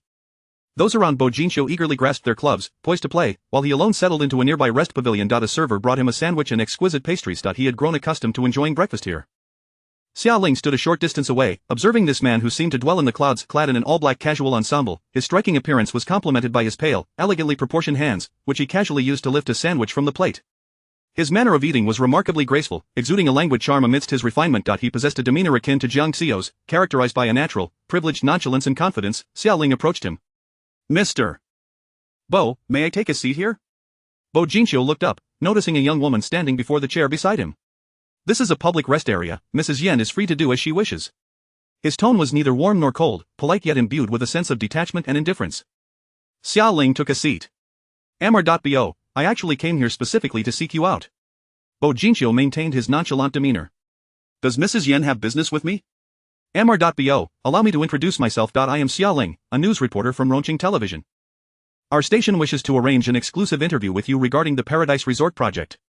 Xia Ling felt a twinge of nervousness. Bo Jinxiu did not lift his eyelids, responding coolly, I have no interest. Mr. Bo, the Paradise Resort project is set to launch soon, and you will need publicity to attract investment. As I understand, although you are the acknowledged sole heir of the Bo family, your 2 sisters currently hold significant positions in the company and have considerable disagreements with you. You are in dire need of an opportunity to prove yourself to Chairman Bo, and thus you have chosen the Paradise Resort project, having remained here in seclusion for 3 years. It is evident that this project holds great importance for you. Bo Jinxiu turned his head, casting a cold glance at Xia Ling. You seem quite well informed about our family's affairs. Xia Ling felt a flutter of anxiety under his intense aura. However, she gathered her courage to continue. Rongqing Television is the most authoritative traditional media outlet in the area. Our station is willing to collaborate with you. Whenever you require media support in the future, we can assist, making it a mutually beneficial arrangement. Bo Jinxiu remained silent, seemingly considering her words. At that moment, a lively commotion erupted nearby. It turned out that a game of golf was already underway. Xia Ling turned her gaze toward the source of the excitement, only to see Jiang Xiao surrounded by a group of young gentlemen, elegantly swinging her club. She was tall, her movements precise and graceful, captivating the attention of those around her. A flicker of jealousy crossed Xia Ling's eyes, but she quickly regained her composure. Just as she was about to speak to Bo Jinxiu again, he had already risen, striding toward the lively gathering. Upon arrival, he overheard Xue Xiao's admiring voice. Impressive, is Miss Jiang a professional athlete? Perhaps I should take her as my mentor. Jiang Xiao smiled charmingly. You flatter me, I am merely an amateur. What are you all doing? Seeing Xue Tao nearly lean against Jiang Xiao's arm, Bo Jinxiu frowned in displeasure and interjected. Xue Tao leaned on his club, grinning, Your Highness, today we have encountered a worthy opponent. Miss Jiang's golfing skills are unparalleled, only you possess the caliber to compete with her. Others chimed in, why not have Your Highness and Miss Jiang face off? Jiang Xiao was eagerly awaiting this invitation. She turned to Bo Jinxiu with a smile, Mr. Bo, would you dare to compete with me? Today, Jiang Xiao appeared particularly stunning, exuding a different aura than usual. Dressed in casual athletic wear that accentuated her tall, perfect figure, her makeup was minimal, presenting a refined, effortless charm. Her hair was tied up in a high ponytail, and her fair skin and delicate features gave her an almost youthful innocence. The young gentlemen around her were utterly captivated. Before Bo Jinxiu could respond, Jiang Xiao provocatively added, Mr. Bo wouldn't he be afraid, would he? Miss Jiang, your words suggest a lack of understanding of our prince. His skills rank second in the capital. No one dares to claim the top spot. Jiang Xiao chuckled. The social dynamics of the capital do not hold much sway in Rongqing. Implicitly, she suggested that Bo Jinxiu's top ranking was merely due to others' fear of competing against him, rather than his actual prowess. The onlookers exchanged glances, secretly admiring Jiang Xiao's courage. Bo Jinxiu spoke coolly, how would you like to compete? Jiang Xiao pointed toward the expansive field ahead. Let us make it a match on this par 4 hole. Someone chimed in, Miss Jiang just scored a birdie. She sank it in 3 strokes. Bo Jinxiu's voice remained even and unperturbed as he instructed the caddy beside him, "Fetch my club." Jiang Xiao continued, "Since this is a competition, there ought to be a wager. What do you propose?" Without hesitation, Jiang Xiao replied, "If I win, I would like an exclusive interview with you, Mr. Bo." Everyone understood her intent. This young lady had come here specifically to challenge the prince to it. Seemed she had indeed set a trap with her earlier words. However, she might have bitten off more than she could chew, as her skill level was undeniably impressive, surpassing that of many professionals with her 3-stroke hole-in-one. The earlier compliments were not mere flattery, yet it was clear that she was unaware of Bo Jinxiu's true capabilities. The surrounding group wore expressions of amusement. Even Xia Ling had come closer. "You must win first before we discuss that." Once everything was in place, Jiang Xiao declared, "Mr. Bo, you may go first." Bo Jinxiu did not decline. He stood before the black tee and swung his club with exquisite form. Cheers erupted from the crowd as he remarkably drove the ball onto the green in a single stroke. Everyone flocked to the green, and Bo Jinxiu switched to a putter, skillfully sinking the ball into the hole. The crowd erupted in applause. "An astonishing eagle, 2 strokes on a par 4 hole. It's all thanks to you, Prince." Afterward, the onlookers cast sympathetic glances toward Jiang Xiao. "Miss Jiang, perhaps you should reconsider. The prince has trained under the domestic golf champion, Mr. Xie. The prince plays as a hobby. Had he been a professional athlete, he would be well known by now. Losing to the prince is nothing to be ashamed of. I have yet to play. How can I be certain I will lose?" Jiang Xiao retorted, brandishing her club as she approached the red tee. Chapter 20 A hole-in-one. The crowd perceived the beautiful woman as merely struggling for face, a desperate effort in her final moments. It was evident to all that she had reached her utmost limit. Achieving a hole in 4 strokes would denote the caliber of a professional athlete. A hole in 3 strokes, known as a birdie, is already a rare feat. An eagle, accomplished in 2 strokes, signifies the prowess of an elite competitor, yet, a hole-in-one, that is akin to winning the lottery, an utterly improbable occurrence. Jiang Xiao steadied herself at the tee, raising her club high before swinging with considerable force. The little white ball soared through the air, tracing a majestic arc as it headed straight towards the green. Everyone rushed to the green in anticipation. Shui Tao was the first to reach it. However, upon discovering that the small white ball was nowhere to be seen, he searched in disbelief, only to remember to check the hole. Indeed, he found Jiang Xiao's golf ball nestled within. Stunned for a brief moment, Shui Tao then raised the golf ball in his hand with exhilaration, exclaiming, "A hole-in-one! Miss Jiang scored a hole-in-one!" He appeared more elated than if he had achieved it himself. The crowd stood in astonishment. The seemingly delicate Miss Jiang had indeed accomplished a hole-in-one. What does a hole-in-one signify? It is a feat that might occur only once in the course of 20,000 strikes by a professional. This requires not only absolute skill but also a stroke of extraordinary luck. The expressions of several young gentlemen shifted from initial amusement to reverence as they regarded Jiang Xiao. The news of her hole-in-one spread like wildfire throughout the golf course, drawing an increasing number of spectators. After all, witnessing a hole-in-one is a rare spectacle. Many even sought to take photographs with Jiang Xiao. According to tradition, a hole-in-one merits a generous red envelope for the caddy and staff. Jiang Xiao seemed well prepared, as her sports backpack contained numerous red envelopes, which she instructed the caddy to distribute. The crowd was left in awe. Miss Jiang is clearly well prepared. It seems she played the role of the underdog to perfection. Young master, you cannot afford to lose. Miss Jiang has you at her mercy. But from whom did Miss Jiang receive her tutelage? Could it be that she truly possesses the skill to achieve a hole-in-one? If she had not been entirely confident, how could she have prepared the envelopes in advance? Jiang Xiao deflected the surrounding comments with a light-hearted demeanor, then turned to Bo Jinxiu, saying, "Mr. Bo, the promise you made should still hold true, correct?" Bo Jinxiu replied coolly, "I only mentioned discussing it if you won. I did not agree to an interview upon your victory." Jiang Xiao's expression stiffened. She envisioned that mischievous young man from their intimate moments, who would often feign ignorance. For instance, after promising it would be the last time, he would later claim he had never said such a thing while bathing with her. The memory caused her cheeks to involuntarily flush. Those around her interpreted her reaction as one of anger, prompting them to chime in. "Young master, that is rather unkind. Why bully a young lady? Fair play, it's merely an interview." Indeed, the young master surely possesses a greater sense of honor than that. Bo Jinxiu observed the gathering crowd around Jiang Xiao, who all seemed to assume the roles of gallant knights. A wave of inexplicable ire surged within him. He spoke coldly, "I despise those who engage in scheming." He shot a warning glance at Jiang Xiao's companions, saying, "You lot, should anyone wish to be her gallant protector, do not expect me to acknowledge such friendships." The crowd looked on, a mixture of surprise and trepidation evident on their faces. Despite Bo Jinxiu's elevated status, he had never spoken to them in such a manner. After all, this grand project was meant to unite them for mutual benefit, yet, for the sake of a woman, he had uttered such words. It was clear to all that the young master was genuinely incensed, and it was indeed due to her. But why? Regardless of the reason, no one could afford to alienate the young master of the capital circle over a woman. The men surrounding Jiang Xiao instinctively distanced themselves from her. Xia Ling observed the scene, a subtle smile playing on her lips. It seemed that even Jiang Xiao's beauty had its limitations. Jiang Xiao and Xia Ling returned to the television station one after the other. Neither mentioned the events at the golf course. In the afternoon, during a meeting, Director Tang appeared particularly animated. "At long last, the heavens have smiled upon us. Xia Xiao, who secured the young master's exclusive interview?" Both Jiang Xiao and Xia Ling seemed taken aback, the other staff members were equally astonished. The young master agreed to our interview? Indeed, the BJ office just called, scheduling for tomorrow at 9. They want our team to arrive then. Vivian inquired, who will be conducting the interview? Director Tang replied, they did not specify, only that we should arrange for someone to be there at 9. The young master has allocated 2 hours for us. Director Tang appeared somewhat perplexed. Xia, Xiao, why did neither of you mention it upon your return, who secured the young master's interview? Jiang Xiao furrowed her brow. This morning, Bo Jingxiu's stance had been quite clear, he had not agreed how had his mind changed so swiftly, while Jiang Xiao remained silent, Xia Ling calmly spoke up, Director, it was I. Director Tang's face lit up with delight. Excellent, excellent, Xia. I knew you were capable. Prepare yourself for an exclusive interview with the young master tomorrow at 9, if this goes well, your future is limitless.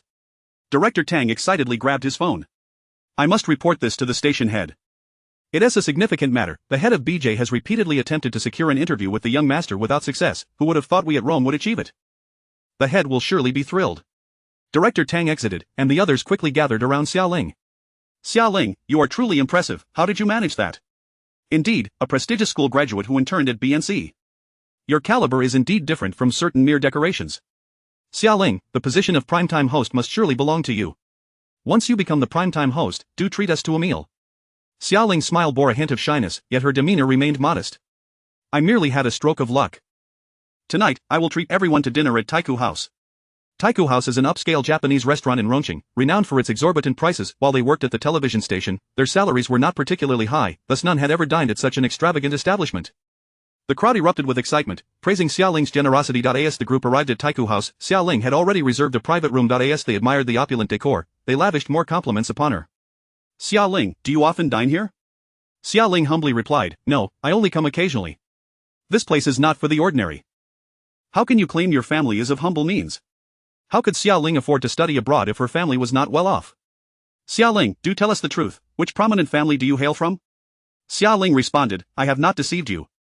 My family is indeed not well off, the reason I could study abroad is due to my boyfriend. She cast a glance at Jiang Xiao, who sat across from her.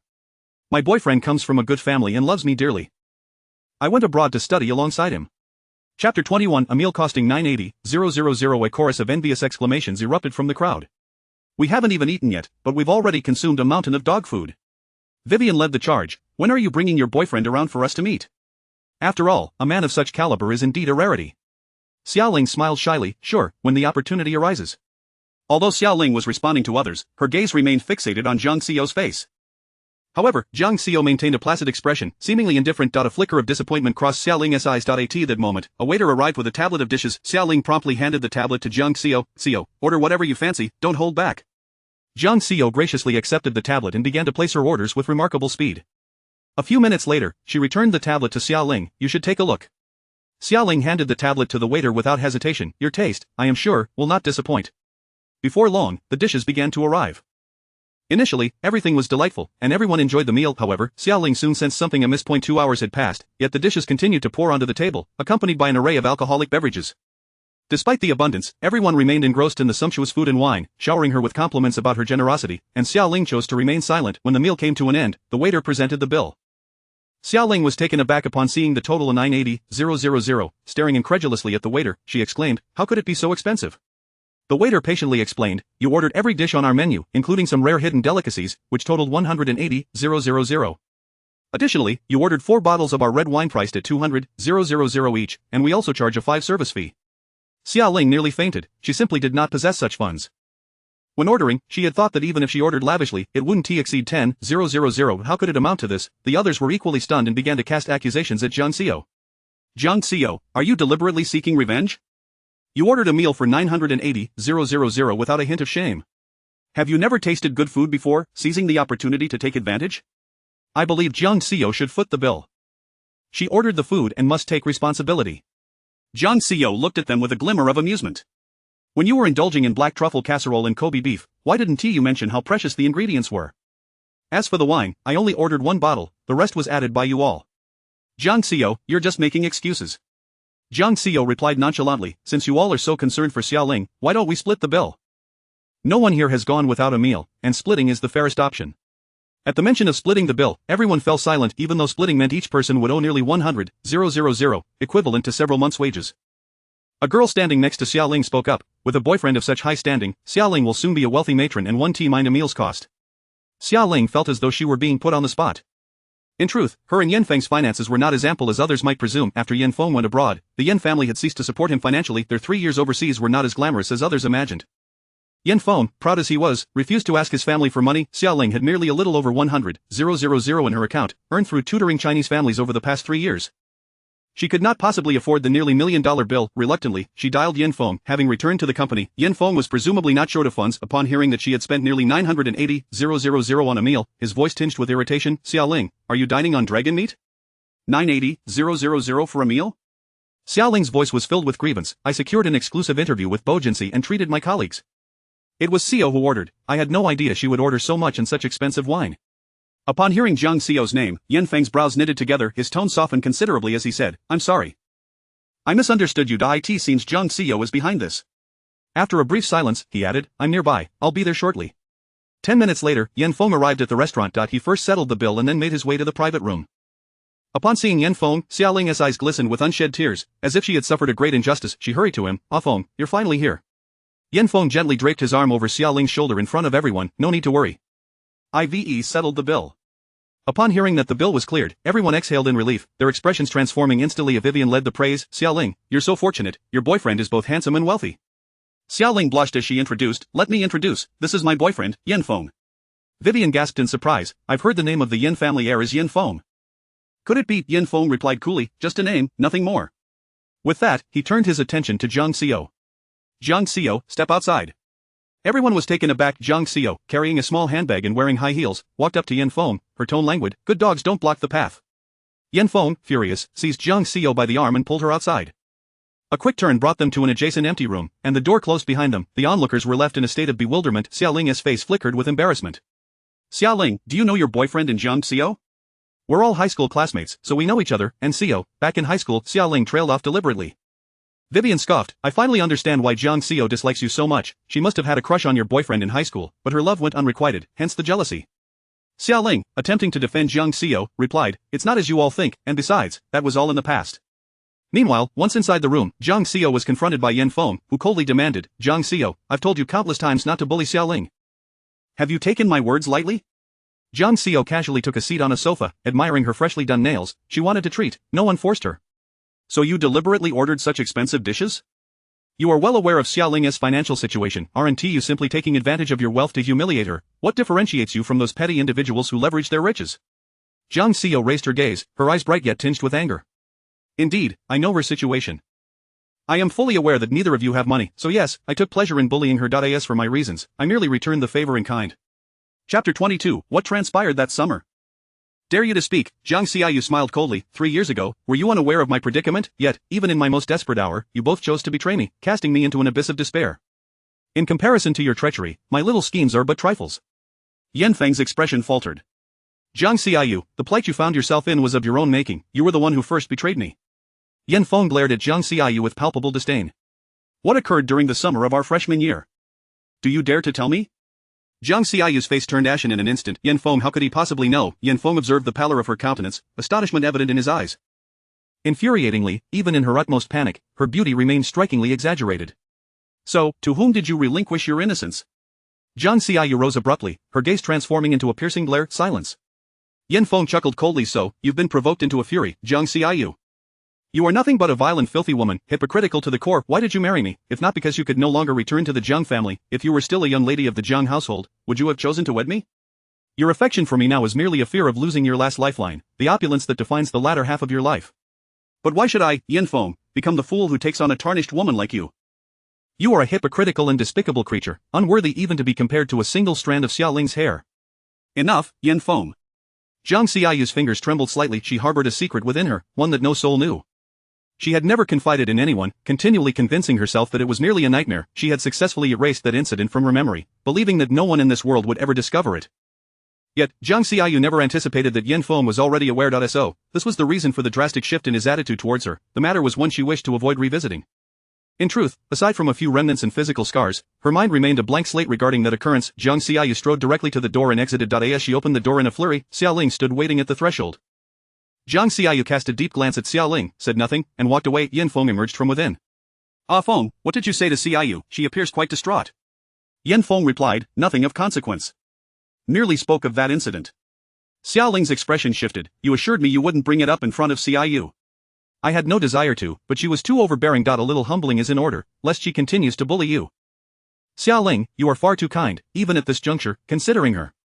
Yet Xiao Ling frowned, an unmistakable anxiety flickering in her eyes. Zhang Xiaoyu would surely suspect her. Zhang Xiaoyu drove away, her car aimlessly navigating the elevated road. That summer of her freshman year, she had been violated. In truth, she could hardly recall the events of that day. It seemed she had been drugged and lost consciousness. When she awoke, she found herself in a hotel bed, devoid of clothing.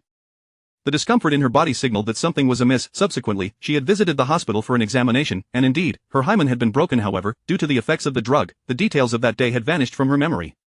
She herself was unaware of what had transpired, yet, the hospital system revealed no evidence, rendering any police report futile. No one was privy to this incident. Zhang Xiaoyu had never disclosed it to anyone.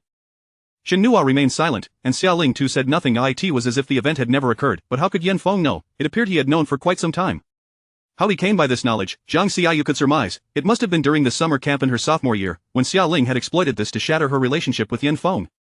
Thus, upon Yan Feng's return, he had seemed like a different person altogether. But how did Xiao Ling come to know? There was only one possibility, this was all connected to her. Xiao Ling, if it is truly you, I shall not let you go unpunished. Zhang Xiaoyu tightened her grip on the steering wheel, her fingers clenched. She drove aimlessly until, somehow, she arrived at the Green Meadow Villa. The lights in the bedroom were unexpectedly illuminated.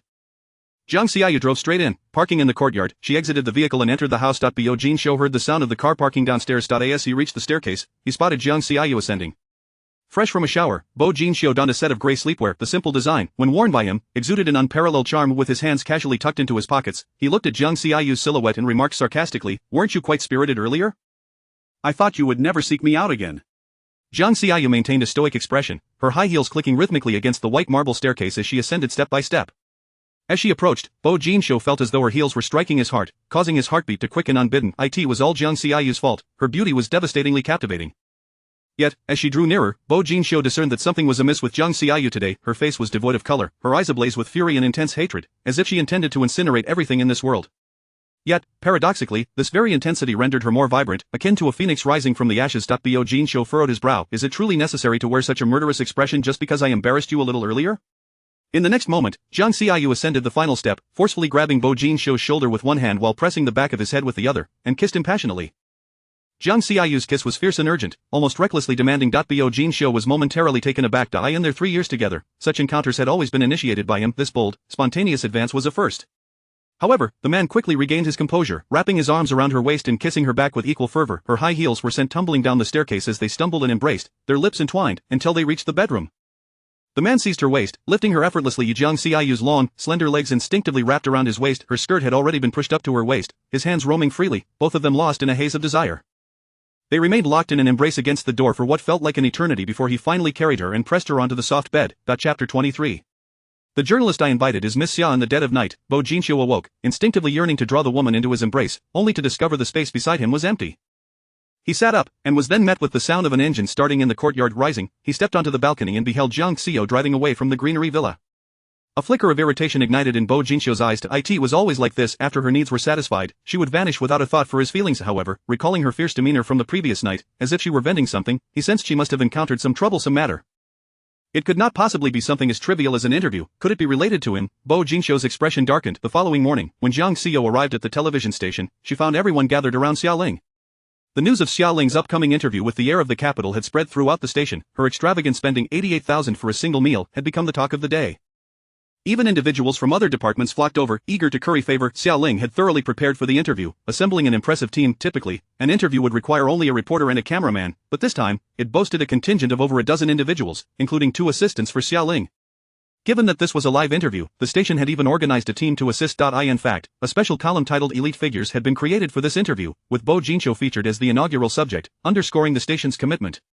Although the scheduled time was set for 9 o'clock, Xiao Ling led her team to depart by 8. As they were leaving, the station director approached. Much to everyone's astonishment, the director, a busy individual rarely seen at the station, had evidently come specifically for Xiao Ling. After delivering some encouraging words, Xiao Ling humbly replied, "Director, I promise to fulfill the interview task successfully." The director nodded, patting Director Tang on the shoulder. "You truly unearthed a gem for our station.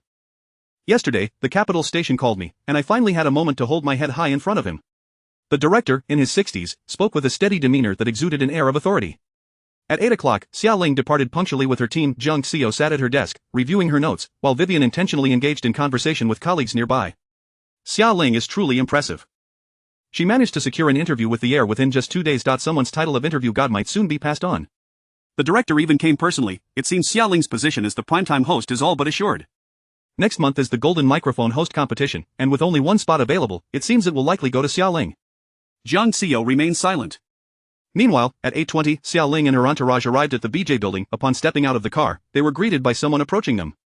"Hello, you must be from the television station. I am the president's secretary, Gao Cn. The president sent me to welcome you." The group followed Gao Cn into the BJ building, while Xia Ling's two assistants were giddy with excitement. "The president's secretary is personally receiving us. Our Ling Jie is indeed impressive."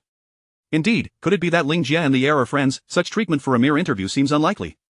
Xia Ling overheard their hushed conversations, maintaining her humble and gentle smile. The corners of her mouth deepened slightly.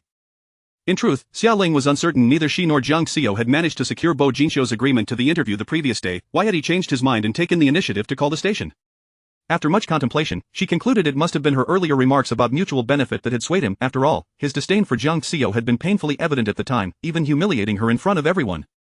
Even if, hypothetically, Bo Jinxiu had agreed to the interview because of Zhang Xiao's earlier wager, it would still be under duress. Hence, when he called, he did not specify who would be the host. Her presence might actually align with Bo Jinxiu's wishes. Regardless of the possibility, she emerged as the victor. Gao Cn directed the group to the conference room, stating, "Our president is currently in a meeting and will join you after it concludes. You may prepare in the meantime." Xia Ling nodded. "Rest assured, Secretary Gao, we are fully prepared." 10 minutes later, the conference room door swung open. Xia Ling promptly stood and approached. She stood before Bo Jinxiu, politely extending her hand. "Mr. Bo, I am Xia Ling, the host for today's interview. We met yesterday, and I am delighted that you have agreed to our exclusive interview. It is an honor to be the host for your first interview." However, Bo Jinxiu showed no inclination to shake her hand, his brow slightly furrowed.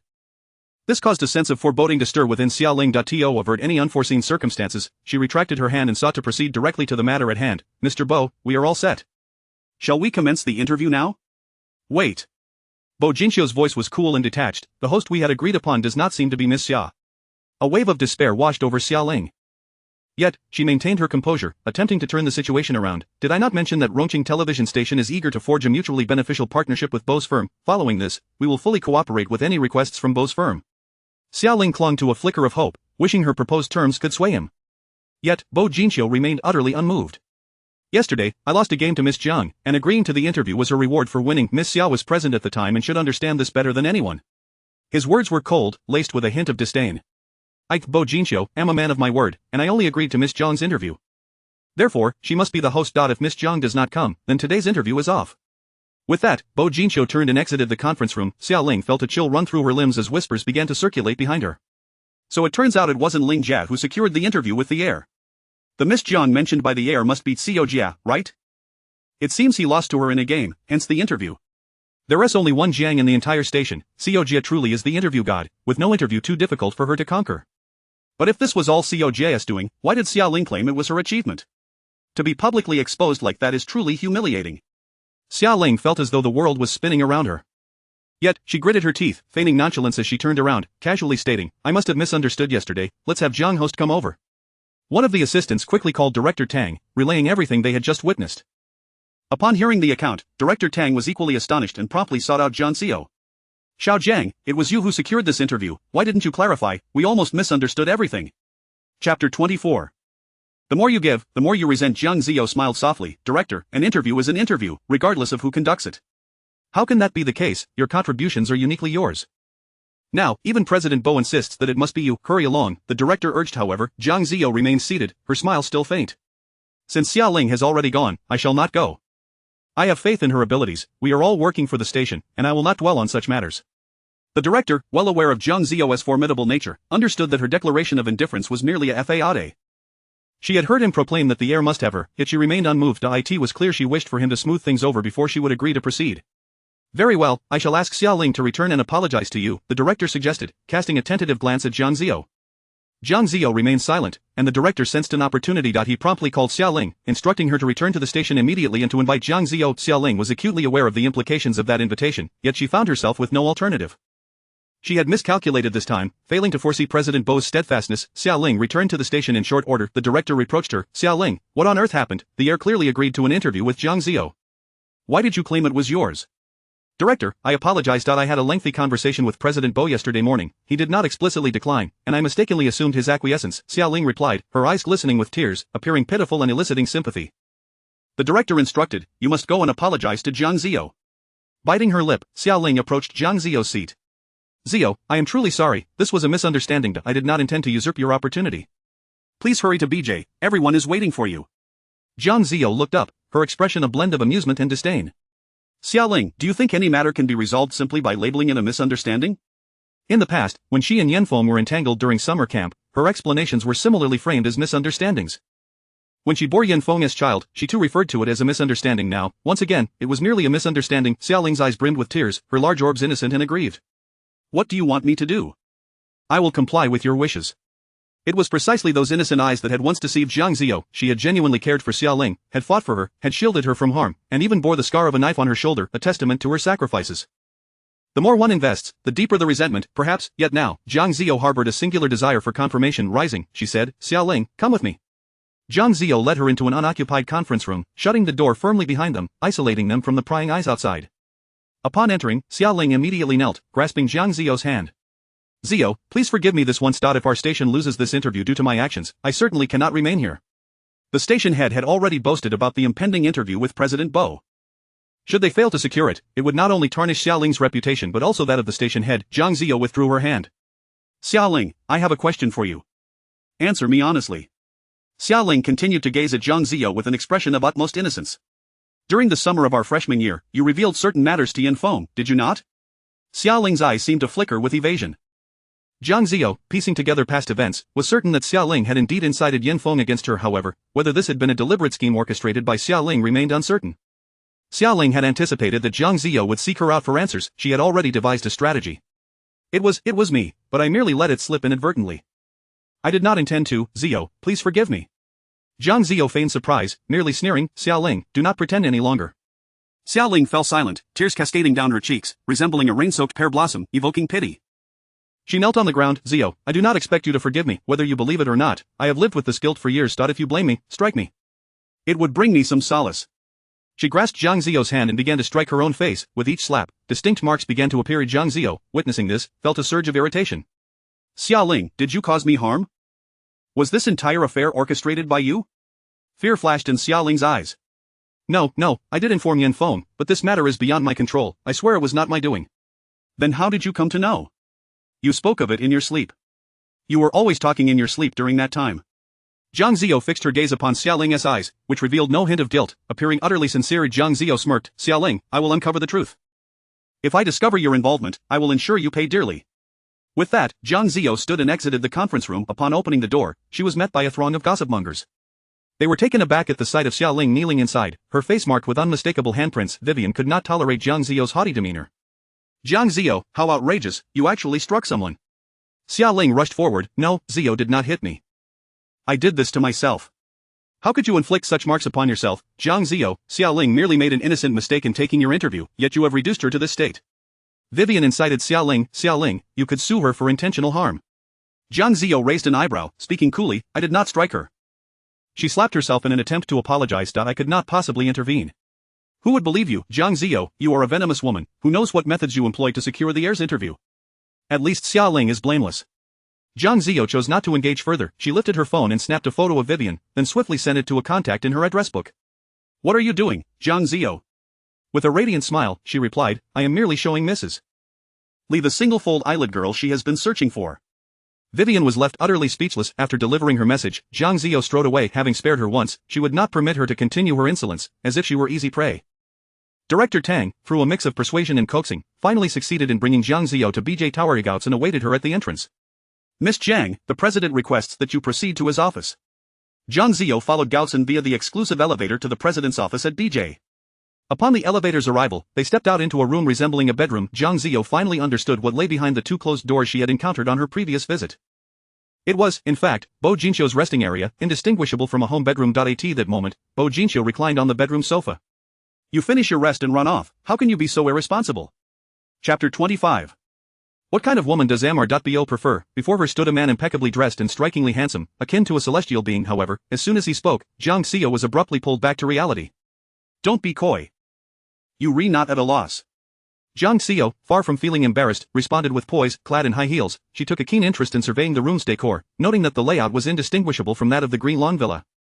Bo Jinxiu rose and approached Jiang Xiao from behind, wrapping his arms around her slender waist. His lips hovered near her ear, his voice laced with a hint of seduction. Why did you come to find me last night? Truthfully, she regretted her decision from the previous evening. Despite her desire to sever ties with him, she had sought him out and even spent the night together. Jiang Xiao turned to face him, cradling his handsome face in her hands, and lightly pecked his lips. Of course, it was for an interview. Look, you've come to me today, haven't you?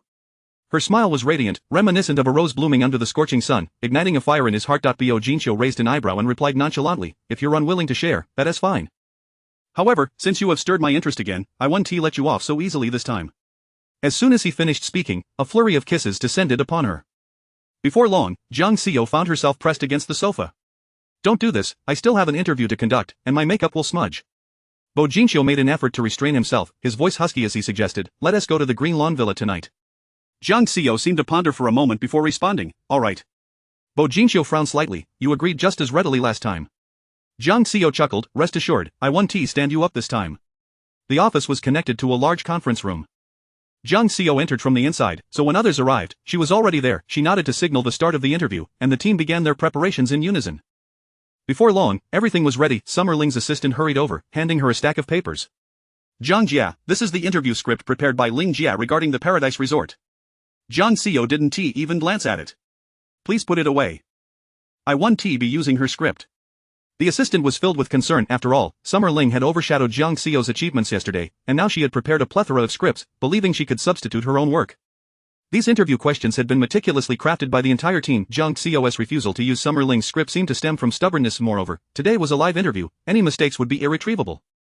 Though Summer Ling had been in the wrong, given the circumstances, shouldn't the greater good take precedence? Yet, with Jiang Xiao declining the script, the assistant was left with no recourse. Once Bo Jinxiu entered, the interview officially commenced. The news had been announced early through official channels, so as soon as the live stream began, thousands of viewers flocked in, and the numbers soared. Bo Jinxiu, the son of the richest man, a prince of the capital, only heard of his voice but never saw his face. I've heard that many media outlets, both domestic and international, wanted to interview him, but his first public appearance is right here at our humble Rongqing television station. Rongtai has truly made a name for itself. I bet Jingtai is seething with jealousy. Who is the host of this interview? I adore her looks, she embodies that rare combination of beauty and grace. Rongtai's gem, don't you know? The host of the midday news, Jiang Xiao, her hosting style is both professional and elegant. I've been a fan of hers, my treasure has finally been discovered. I heard it was this host who played golf with the prince and scored a hole-in-one, thus earning the opportunity for the interview. Bo Jinxiu entered the interview room with a slow and deliberate stride. The camera immediately focused on his face, and the live stream fell into a momentary hush before erupting into chaos. Who is this handsome man, Secretary Zhang? I need all his information within a minute. Is there really someone this stunning in the world? I can't breathe. I recognized him at first glance. He is my long-lost husband. Bo Jinxiu took a seat, and Jiang Xiao began with the customary introductions. The live stream was already in an uproar. The prince of the capital. He is actually Bo Jinxiu. Ah, this face is everything I desire. Rich, powerful, and handsome. Which door did God close on him? My mother asked why I was holding chopsticks while watching TV, and it turns out I was looking at my ideal type. Jiang Xiao commenced the formal interview, primarily focusing on the Paradise Resort.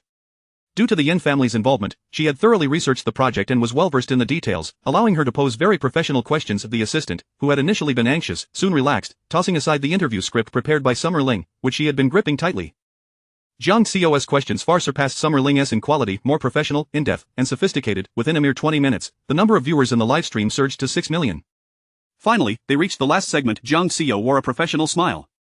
Thank you, Amr.bo, for accepting our interview at Rongqing television station. Currently, we have 6 million viewers in the live stream, all of whom are very curious about you.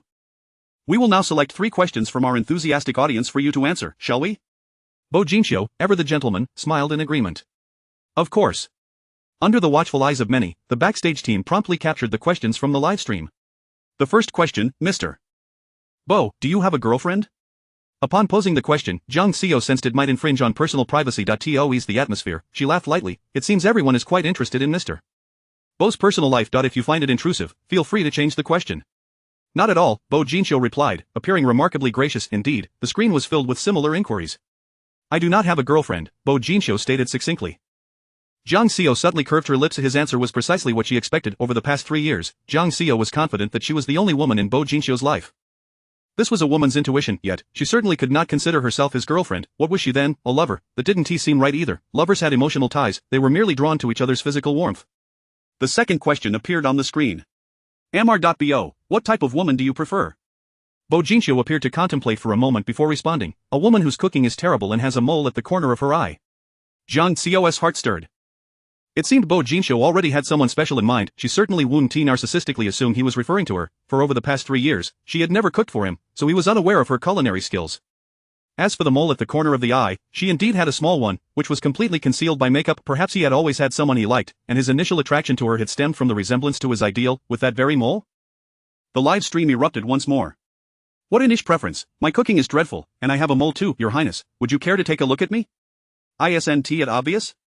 It is not that His Highness prefers women with terrible cooking and a mole at the corner of the eye, rather, the woman he likes just happens to possess those traits. His heart is already taken. The woman favored by the prince must be living in bliss. Is this an open confession? The third question appeared on the screen. In truth, it was unnecessary to capture it, the screen was flooded with identical inquiries. Jang Seo asked, does the person you like also reciprocate your feelings, Mr.bo? Chapter 26 On No Talk of Emotions, Just Pursuit of Happiness. Upon hearing the question, Bo Jinchyo suddenly turned to Jang Seo and inquired, Host Jang, what do you think? Jang Seo feigned surprise, responded, Bo, I am not acquainted with your beloved, how could I possibly know? However, I believe the person you admire must be truly exceptional. Bo Jinchyo nodded in agreement. Those who are fond of her could line up from here to Paris. A flicker of curiosity ignited within Jang Seo. Surely, Bo Jinchyo's beloved was a top socialite within the capital's elite circles. When she spoke of her, Jang Seo sensed a glimmer of light in Bo Jinchyo's eyes. In the live broadcast room. Unrequited love, the prince of the capital secretly pines for another. It turns out that even the most accomplished individuals tread lightly in front of their affections, uncertain of their feelings. Setting aside status, I refuse to believe any woman could reject the face of a prince. So, does that fortunate woman even know the prince harbors feelings for her? Jang Seo posed the question everyone in the broadcast room longed to ask, so, the prince is unaware if your beloved reciprocates your feelings? Bo Jinchyo chuckled, I am still in line in Paris. I hope she does not keep me waiting too long. His humorous response lightened the atmosphere. Jang Seo teased, the brave enjoy life first, Mr. Bo might as well boldly pursue her, perhaps you will succeed. Afterward, Jang Seo faced the camera to deliver her concluding remarks. Once again, we extend our gratitude to Mr. Bo for participating in our interview, and we wish him swift success in winning the heart of his beloved. As the interview concluded, the team gradually vacated the conference room. Jang Seo also prepared to leave. However, as she stood, Bo Jinchyo grasped her arm. You finish and run off, is that your style? Jang Seo glanced around, noticing everyone had already departed. I must return to the studio, it's still working hours. Bo Jinchyo raised his wrist to check his watch. Does your television station work until 11:30? After dining with me, you can return. Jang Seo sighed, fabricating a story about needing to conduct a special feature on a resort and having some issues to coordinate, allowing the other team members to leave first. Lunch was delivered by Gao Cen. Bo Jinchyo's office was, after all, a suite. The two of them shared a meal at the dining table. Suddenly, Jang Seo recalled something and let out a laugh. What are you laughing at? Bo Jinchyo inquired while peeling shrimp. Jang Seo replied, after 3 years of acquaintance, this seems to be our first lunch together.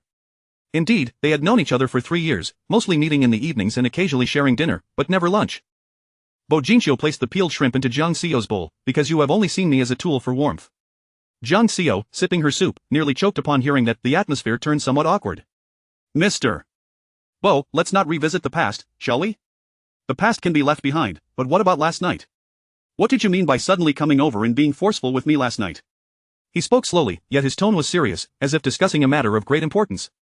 This time, Jang Seo genuinely choked. She frantically searched for a tissue. Once she managed to calm down, she said, I apologize, I was a bit overwhelmed last night. I assure you, such a thing will not happen again. Bo Jinchyo raised an eyebrow, then I would be at a loss. Jang Seo paused, momentarily at a loss for words. What do you mean? Jang Seo, would you like to be my girlfriend? I am married, Jang Seo blurted out. What kind of marriage is that? Is it legally recognized? Jang Seo was taken aback, you know? Indeed, given his status, he must have thoroughly investigated her background. Bo Jinchyo remained silent for a moment. Yan Feng does not love you. You are well aware of this. Rather than waste time on someone who will never look back, why not choose someone else? I believe we are quite compatible. Bo Jinchyo's gaze locked onto Jang Seo. His eyes were deep, reminiscent of the ocean under a night sky. At that moment, his expression was serious, and the gravity of his demeanor stirred an inexplicable heart flutter. At least in that regard, we are very compatible. He suddenly raised an eyebrow. The serious atmosphere dissipated. Jang Seo rolled her eyes at him. What, no longer in line in Paris? Bo Jinchyo's eyes glimmered. Are you feeling jealous? Jang Seo smiled coyly. Are we at that level? After finishing her meal, she set down her chopsticks. Mr. Bo, to be honest, your skills in bed are commendable. Bo Jinxiu frowned at this. Despite being the illustrious prince, she only remembered his prowess in bed. Jiang Xiao continued, we can continue seeing each other, but under one condition. What condition? No discussions of interests, no talks of emotions. We seek only enjoyment, without binding each other or interfering in one another's private lives. Bo Jinxiu, however, seemed displeased. So you wish to avoid a relationship with me and only desire physical intimacy? Jiang Xiao nodded. Emotions are too complicated. Once feelings are involved, greed follows. We were fine before, mutually fulfilling our needs, and everyone was happy. Jiang Xiao understood they both harbored feelings for one another, otherwise, their entanglement over 3 years would not have occurred. Yet she also recognized the vast disparity in their statuses, making a future together implausible. Moreover, she carried so many secrets. She no longer believed in unwavering love. After over 20 years of knowing Yan Feng, they had traveled from childhood friends to a relationship marked by disdain. What in this world remained unchanged? She would not offer anyone the chance to betray her again. Bo Jinxiu, seemingly unsatisfied, furrowed his brow. Jiang Xiao smiled nonchalantly. If you disagree, so be it. Fine, then you should move to the Green Lawn Villa. Jiang Xiao did not expect Bo Jinxiu to genuinely agree. She replied, I need to handle some matters first, and once I am finished, I will move over. This time, Bo Jinxiu said nothing further. During lunchtime, Jiang Xiao even took a nap in Bo Jinxiu's bedroom. She did not arrive at the television station until 2 o'clock. Upon seeing Jiang Xiao, Tang Fei set down his thermos and hurried over. Xiao Jiang, you are truly a tremendous asset to our station. The response to the interview has been phenomenal, and our viewership has reached new heights. Several major advertisers are eager to invest in our newly launched program, and the advertising slots are being fiercely contested. The Jing station even called to seek our expertise. The station director says he wishes to reward you. Jiang Xiao smiled brightly. It's all in a day's work for the station. A crowd of people gathered around her. Sister Jiang, you are truly impressive. The news department's phone has been ringing off the hook. The first episode of Elite Figures was such a success that we are no longer the ones begging for interviews. Young talents are reaching out to us, and some are even offering money to secure an interview. With the prestige we have established in this first episode, appearing in this publication is equivalent to being on par with the Prince of the Capital. Naturally, they want to be featured. Sister Jiang, please tell us how you convinced the prince. Everyone crowded around Jiang Xiao, save for Xiaoling, who silently observed the scene from a distance. Chapter 27 Never Married Evening. Jiang Xiao returned to the Yin family's ancestral home. The old gentleman was practicing calligraphy in his study. Yin mother had just returned from a beauty treatment, while Yin father was tending to the flowers and plants in the courtyard. Everything seemed as usual. Jiang Xiao, as was her custom, first went to the study to grind ink for the old gentleman and engaged in a bit of conversation. Subsequently, she retreated to her own room to begin packing her belongings. She intended to leave this place for good. In truth, she had not always resided in the Yin family home every day. She often spent time away, and the Yin family had long since grown accustomed to her absences. However, this time, she planned a complete departure. After 3 years, she felt a profound sense of reluctance, especially towards the Yin family, who treated her like a daughter and provided her with shelter during the most challenging times of her life. At times, she pondered that if Yin Feng never returned, living alongside the Yin family for the rest of her life would not be so bad. Yet ever since Yin Feng's return, everything seemed to gradually veer off course. Bo Jinxiu was right, Yin Feng would never look back, and she and Yin Feng had long since become two parallel lines, destined never to intersect again. What was the point of clinging to this empty shell? Perhaps it was time to relinquish her obsessions and embark on a new chapter in her life. Lost in her thoughts, the door to her room was forcefully pushed open. Yin Feng's furious figure appeared in the doorway. He immediately seized Jiang Xiao's arm and shoved her forcefully. Jiang Xiao, who was already crouched down packing her luggage, fell directly to the floor from the push. Yin Feng, what madness is this? Jiang Xiao shouted, showing no mercy. Jiang Xiao, how dare you ask me? What exactly did you do to Xiaoling that nearly caused her to lose her child? At the mention of the word miscarriage, Jiang Xiao momentarily froze. Yin Feng, observing her innocent expression, sneered, stop your act. Is it not enough that you stole Xiaoling's interview? You even humiliated her publicly with a slap. Jiang Xiao, how have you become so heartless? If anything happens to the child in Xiaoling's womb, I will never let you off the hook. Finally regaining her composure, Jiang Xiao stood up and elegantly adjusted her hair. Did Xiaoling tell you that I stole her interview? She didn't need to tell me. I already knew that you've always been competitive. Ever since we were children, when I learned something, you followed suit, always needing to outshine me, relishing in taking what rightfully belonged to others. Yin Feng's lips curled into a mocking smile. If you treat me this way, how could you possibly be kind to Xiaoling? Jiang Xiao had indeed been this way since childhood. When he took up golf, she joined in, always outperforming him, earning everyone's praise. Later, when he abandoned golf for Go, she did the same, winning numerous awards and becoming a disciple of the Go master, Zhong Lu. His frustration led him to give up on Go altogether. When he turned to Taekwondo, she followed, and by the time he reached a red belt, she had already achieved a 6th-degree black belt. Throughout their childhood, he could never best her in a fight. It seemed that his entire early life was spent in her shadow. Jiang Xiao was somewhat taken aback that Yin Feng would bring up their childhood. Indeed, whenever he pursued an interest, she followed, not out of a desire to overshadow him, but simply to spend more time together. Intrigued by what fascinated him, she had never intended to outdo him or seize anything from him. She had never cared for fame or accolades. It was unexpected for her to realize that Yan Feng held such thoughts about her. However, explaining this now seemed futilely. Zhang Xiao sighed. Yan Feng, whatever I say now, you will not believe me, for in your heart and eyes, there is only Xiaoling. After a pause, she continued, in that case, let us part ways. Only then did Yan Feng notice that Zhang Xiao was in the midst of packing. 2 large suitcases filled with her clothes and personal belongings were already bursting at the seams. Yan Feng's smile turned even more sardonic. Are you threatening me again, Zhang Xiao? Can't you come up with something more original? Zhang Xiao knelt down to zip up the suitcase, then approached Yan Feng. Her voice was calm yet carried an undeniable strength. This time, it's for real. I will move out tonight, and I will explain everything to Grandpa and the others afterward. At that moment, the butler called them to the dining room for dinner. Zhang Xiao strode out with purpose. The atmosphere at dinner was somewhat heavy, as both Zhang Xiao and Yan Feng were lost in their own thoughts. Halfway through the meal, Zhang Xiao set down her chopsticks. Grandpa, Dad, Mom, I have something to say. The family turned to her, noting her serious demeanor. Yan mother spoke up, Xiaoyu, what's wrong? Thank you for taking care of me these past 3 years, but I intend to move out tonight. Upon hearing this, Yan mother was taken aback, quickly realizing, and turned her ire towards Yan Feng. Did you do something again that hurt Xiaoyu? You scoundrel, go apologize to her at once. Zhang Xiao intervened, Mom, Yan Feng and I have decided to part ways. Are you two getting a divorce? Yan mother asked incredulously. Zhang Xiao replied flatly, in fact, we never registered our marriage, so it shouldn't be considered a divorce. The family exchanged astonished glances. Yan father, perplexed, said, but you clearly had a marriage certificate, it's still in the drawer at home. Zhang Xiao explained, that was fake, purchased online for $9.99 with free shipping. Yan father's expression darkened, this is nonsense, pure madness. Initially, the old gentleman had pressured Yan Feng to marry her, but on the day they were to go to the Civil Affairs Bureau, Yan Feng suddenly had a change of heart. To appease the family, she had to find someone online to create a fake certificate and digitally fabricate a wedding photo. In truth, she and Yan Feng had never been a couple. Yan mother stood up, striking her son on the shoulder, it's you, isn't it? Yan Feng remained silent, his face grim that he had not anticipated that Zhang Xiao was serious this time. Was she forcing him to choose between her and Xiaoling? Zhang Xiao, however, appeared entirely composed. Mom, please stop hitting Yan Feng, he hasn't done anything wrong. He simply does not love me, and there is no law in this world that mandates he must love me. Please do not pressure him. Yan mother began to cry, but you two grew up together, I've always regarded you as my daughter-in-law, how can I accept this?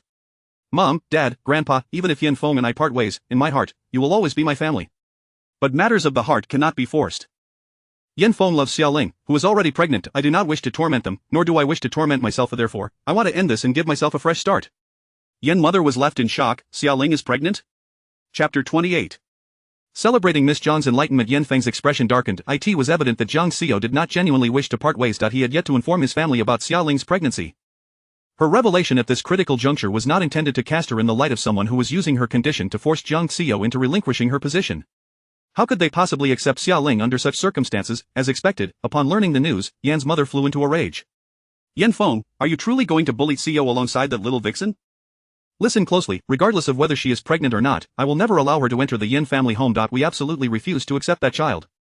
Mother, the child in Xiaoling's womb is my flesh and blood, your grandchild, Yan Feng retorted, exasperated.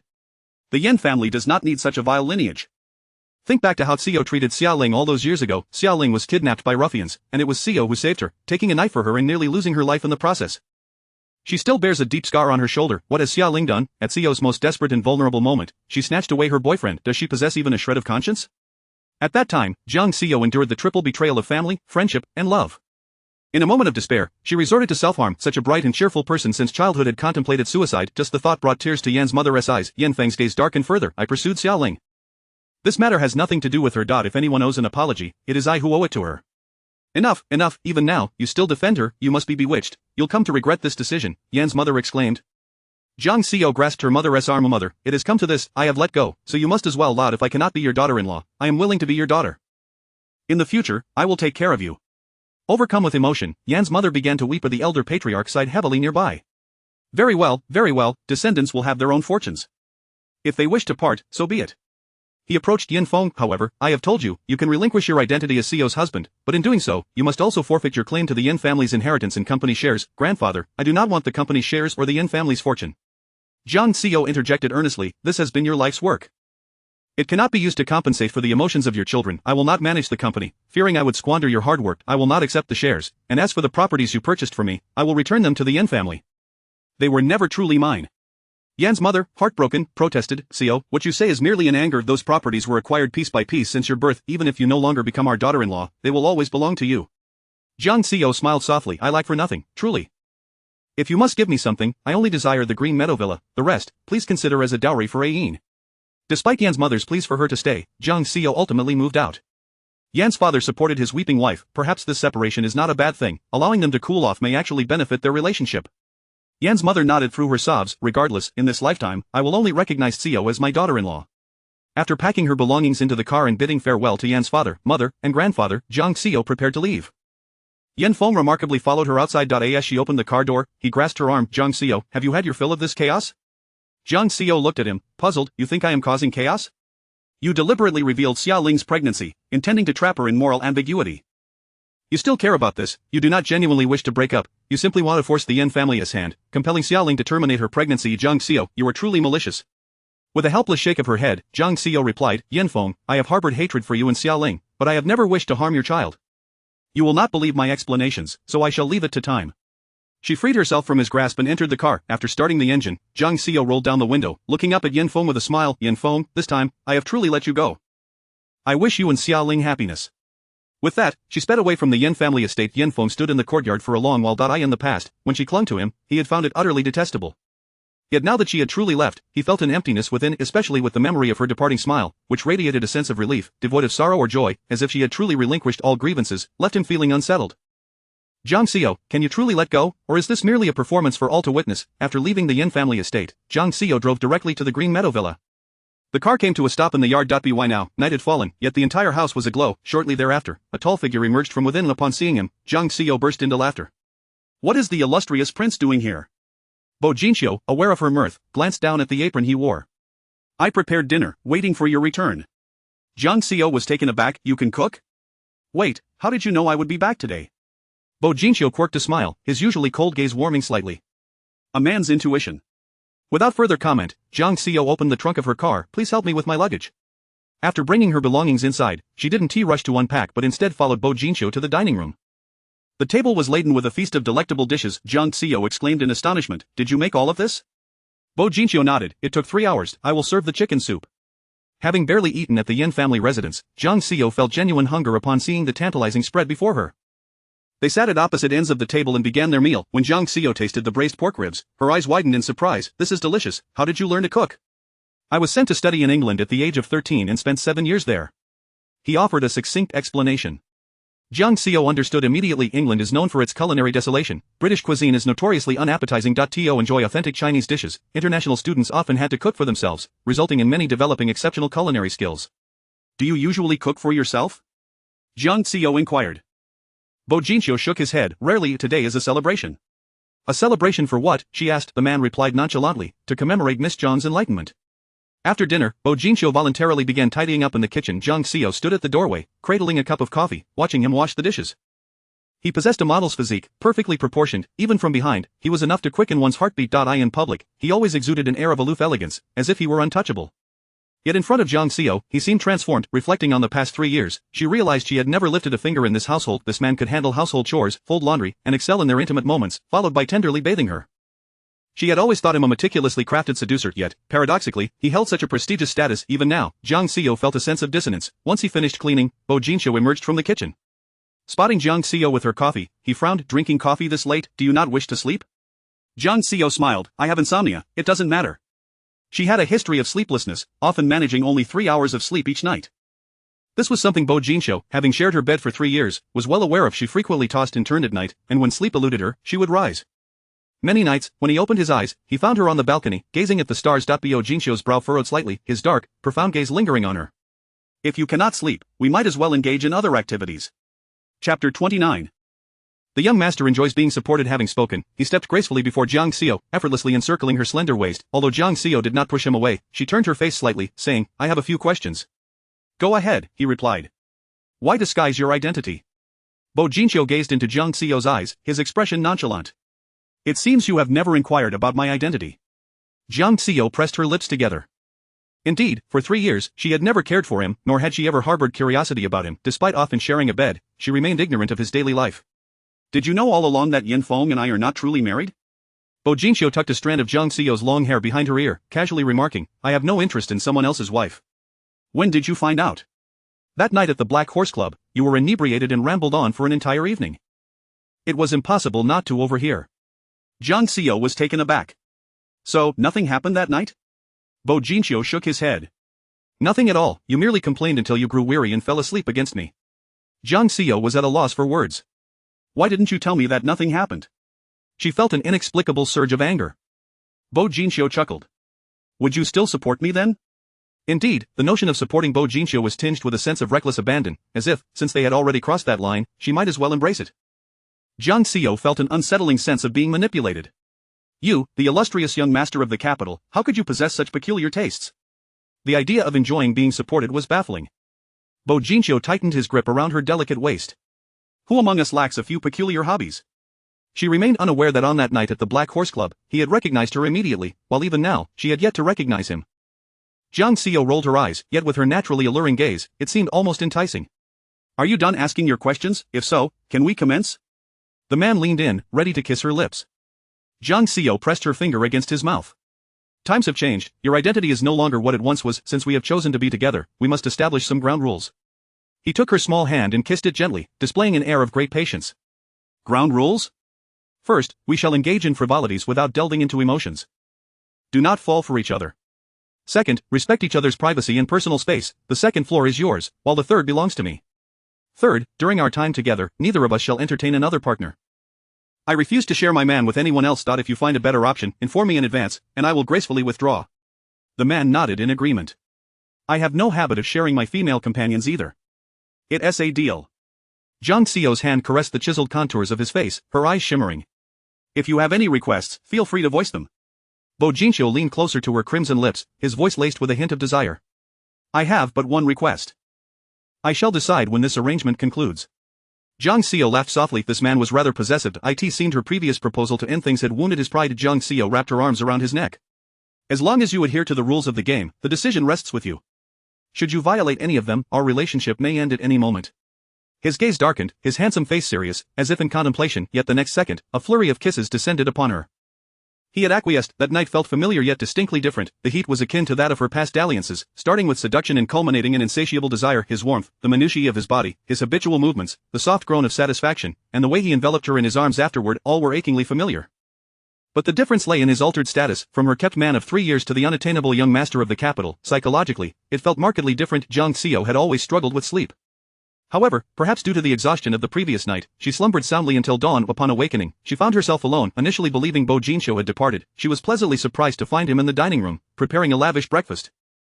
Jiang Xiao did not hesitate to lavish praise upon him before seating herself at the table and indulging without reservation. Bo Jinxiu, clad in tailored trousers and a crisp white shirt buttoned to the top, exuded an air of cold restraint. Jiang Xiao pondered why she had once perceived him as a rogue, despite his naturally aloof appearance. Were you satisfied last night? The man suddenly met her gaze. What? Jiang Xiao was momentarily taken aback. You're teasing me so early. I assumed you were dissatisfied with last night. If not, shall we have a do-over? A mischievous glint danced in his eyes, and a smirk played on his lips, transforming his ethereal visage into something more roguish.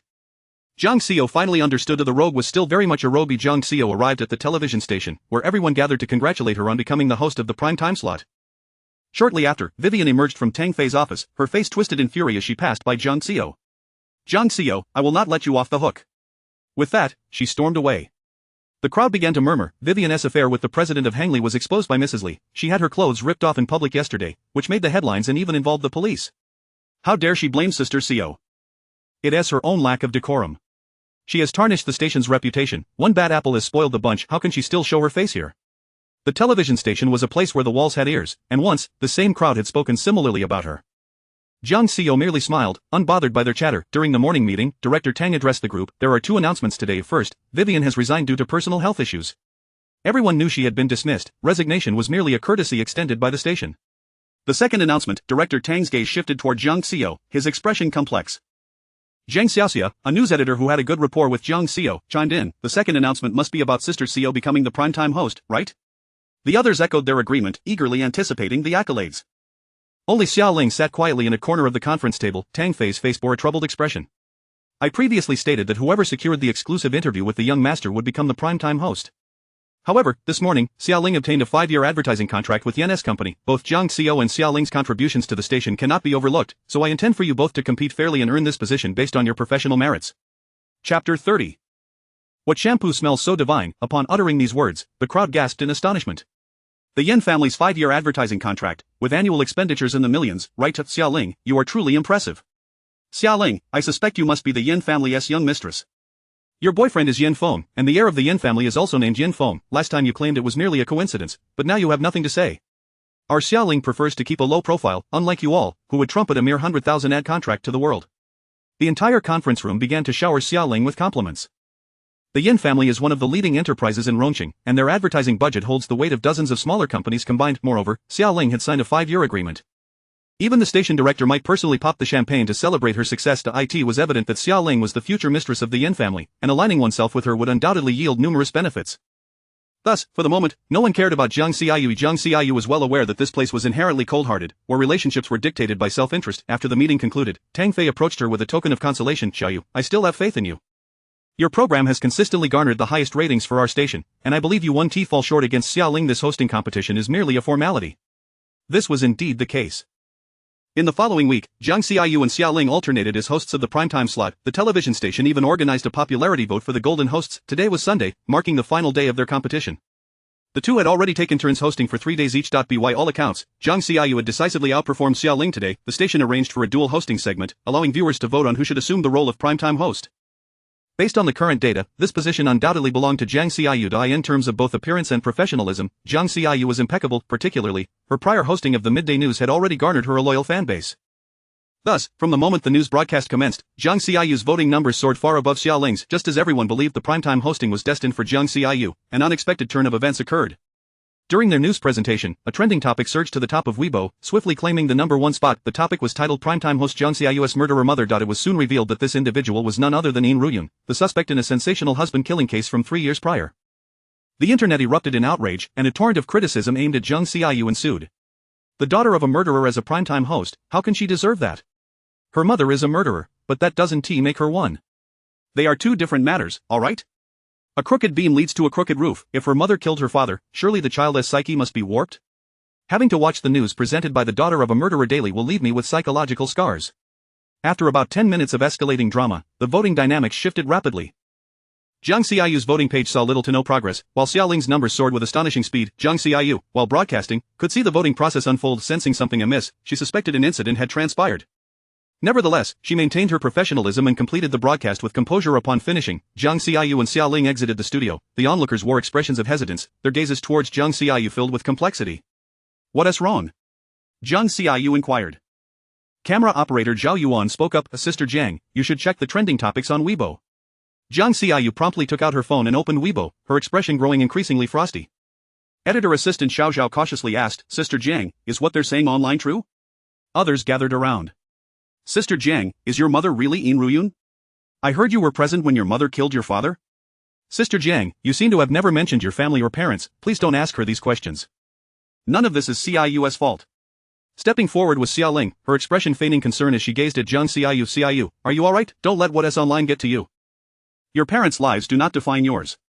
While appearing to offer comfort, she inadvertently affirmed the fact that Jiang Xiaoyu was indeed the daughter of a murderer. Jiang Xiaoyu turned off her phone, lifted her head with a faint smile, yet her eyes held a chilling intensity. "Xiaoling, was it you?" Xiaoling's expression shifted to one of feigned shock and hurt. "Xiaoyu, what are you saying? I only learned about the news just now." Jiang Xiaoyu's smile deepened, her gaze growing colder. "Let us hope it wasn't you, or you know my temper."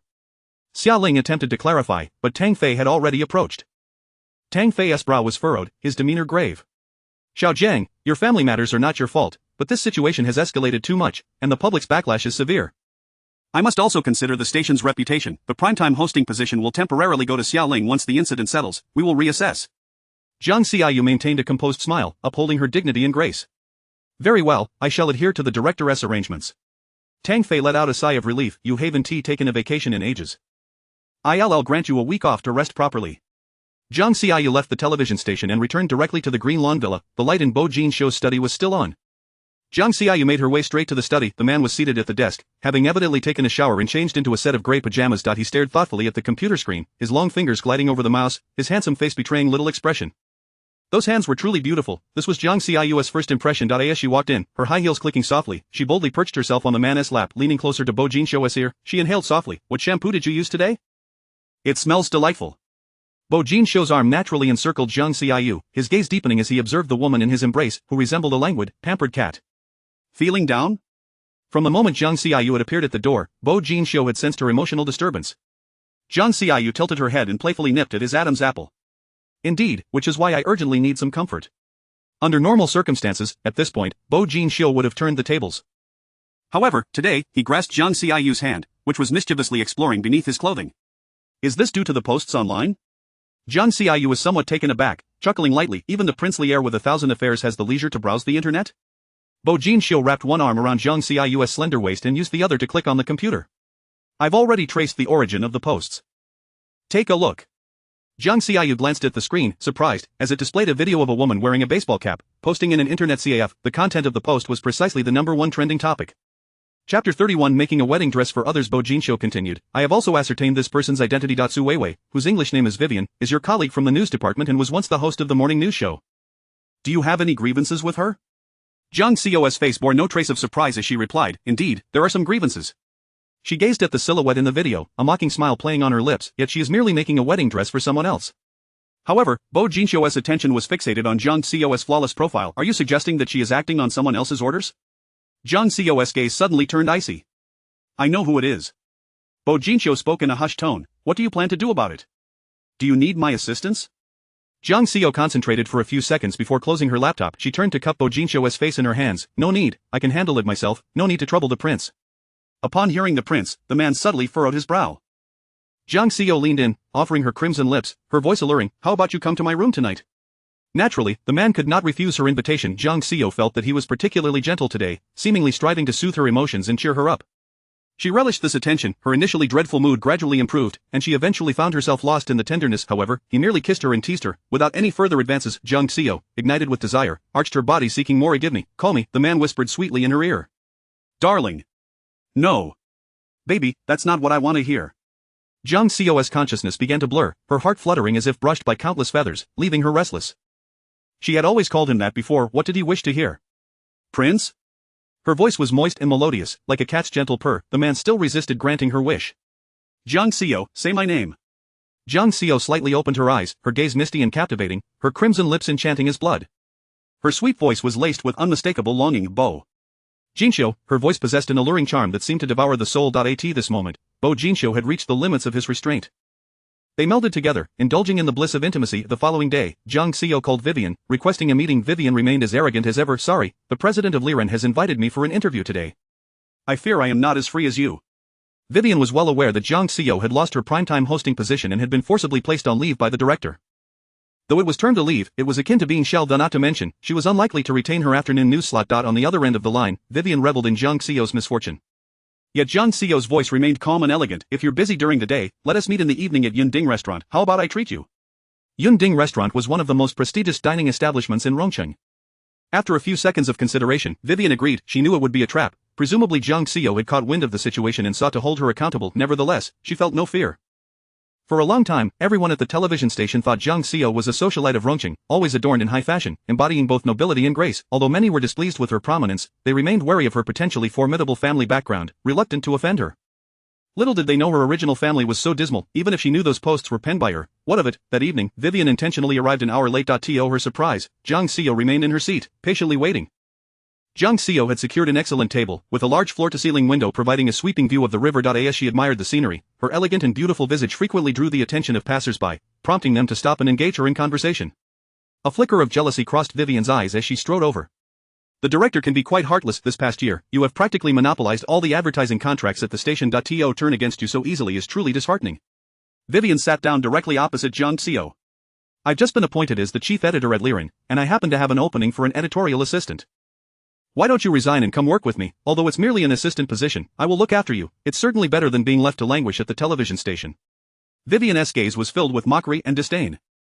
Having worked at the station for 5 years, she felt it was time to finally vent her frustrations against Zhang Xiao, who had overshadowed her despite only having a year of experience. Zhang Xiao maintained a serene expression, smiling lightly. I sincerely appreciate your kindness, but I am not considering a job change at the moment. Vivian's smile turned sarcastic. I'm doing this for your own good. Rather than waiting to be dismissed, it's better to resign with some dignity. Do you think the director would keep the daughter of a murderer tarnishing the station's reputation? Even if the director intends to protect you, the station head would not agree. Jiang Xiao decided to be straightforward. Isn't my current predicament entirely due to you? Vivian was prepared for this and feigned innocence. Jiang Xiao, you brought this upon yourself. Don't blame me. If I had your dirt, I wouldn't have waited until now to reveal it. Jiang Xiao pulled out her phone and played a video in front of Vivian. After watching it, Vivian's expression shifted dramatically. She had not anticipated that Jiang Xiao would unearth the video of her posting from the internet. A flicker of panic flashed across Vivian's face, but she quickly regained her composure. She boldly admitted, indeed, I posted those messages. So what? I did not slander you. Your mother is a murderer, and that is a fact. Vivian, I did not come here to settle scores with you. You made a valid point. Had you possessed this information, you would not have waited until now to release it. I simply wish to ascertain who provided you with this information. Although Jiang Xiao had a hunch, she sought confirmation. Vivian had received numerous benefits and certainly would not divulge this information. Moreover, at this moment, Jiang Xiao was isolated and her reputation sullied. What did she have to fear? No one provided it to me, Jiang Xiao. I have been investigating you all along. You always carry yourself with such high-mindedness, as if you are untouched by the mud. I originally believed you to be a genuine socialite from a prestigious family, but it turns out you too have crawled out of the muck. Your designer clothes and bags merely fade. Jiang Xiao, you look down on me for seeking a benefactor, but what makes you any different? Hypocrisy and vanity abound in both of us. What qualifications do you have to disdain me? Jiang Xiao frowned slightly. Chapter 32. In the introduction, Jiang Xiaoyu is identified as the girlfriend, while it is merely disclosed online that Yin Ruyun is her mother, with no mention of the child swap with the Jiang family. Jiang Xiaoyu does not engage with the topic, seemingly indifferent to the emotional outpouring of Vivian. She remains remarkably composed, stating, all I wish to know is, who provided you with that information? Vivian, taken aback by Jiang Xiaoyu's complete disregard for her, feels a surge of anger bubbling within. If you want to know, I certainly won't tell you. If you disclose it now, I might consider sparing you from any repercussions. Vivian bursts into laughter. Jiang Xiaoyu, what a time to play pretend. What power do you possess now? I am curious to see how you intend to deal with me. Jiang Xiaoyu simply smiled, rising to dial a number on her phone. She was calling Bo Jinxiu. The call was swiftly answered. Jiang Xiaoyu began, could you do me a favor? A few minutes later, she returned to her seat. Vivian scoffed, Jiang Xiaoyu, spare me the theatrics. Do you think I would be intimidated by a mere phone call? Who do you think you are? Vivian felt no fear. She had already deleted the original post. At worst, she would face a lawsuit for infringing on portrait rights, a matter that could be resolved with a financial settlement. However, soon after, Vivian received a call from the editor-in-chief of a prominent magazine. Vivian, I'm afraid the editor position cannot be offered to you. Vivian's heart sank. Editor Lee, didn't we finalize everything today? You must have offended someone. There's little more I can say, it's an order from above. After hanging up, Vivian stared at Jiang Xiaoyu, disbelief etched upon her face. She had been plotting for months to secure the editor position, investing considerable money and leveraging her connections to finally obtain it. In a fit of hysteria, she exclaimed, Jiang Xiaoyu, what on earth did you do? How dare you ruin my career? Jiang Xiaoyu's smile faded. You brought this upon yourself by disrespecting the proper channels. Vivian feigned calmness. I had forgotten you had a good rapport with the editor. What, did you sleep your way up? Jiang Xiaoyu, don't think I fear you. If I cannot be the editor, plenty of other magazines would be eager for my collaboration. You might find that unlikely. You have been blacklisted by all media outlets. Vivian was in disbelief, yet, for reasons she could not fathom, Jiang Xiaoyu's unwavering confidence instilled a sense of panic within her. She hastily made several calls. To her shock, Jiang Xiaoyu's words were indeed true. The major newspapers and magazines she was close with had all received a ban against her. She had been entirely ostracized from the industry. Vivian slumped back into her seat, staring blankly at the person before her. How could Jiang Xiaoyu possess such formidable influence? You, who are you really? Truly foolish, to be unaware of whom you have offended. A tall figure suddenly appeared behind Jiang Xiaoyu. Vivian looked up, her expression turning to one of sheer terror. Why, young master? Bo Jinxiu stood behind Jiang Xiaoyu, his hand affectionately resting on her shoulder. Jiang Xiaoyu looked up, somewhat surprised. What brings you here? Weren't you informed last night? Today is Shui Tao's birthday, and the private room is reserved at Yunding restaurant. I didn't expect you to meet friends here as well.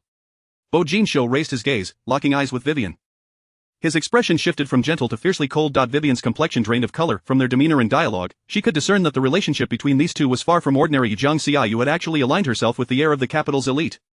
Jealousy and resentment surged within her, yet under the man's icy stare, she resorted to pleading, Young master, please spare me. It wasn't me, it was Xiaoling. The information was given to me by Xiaoling.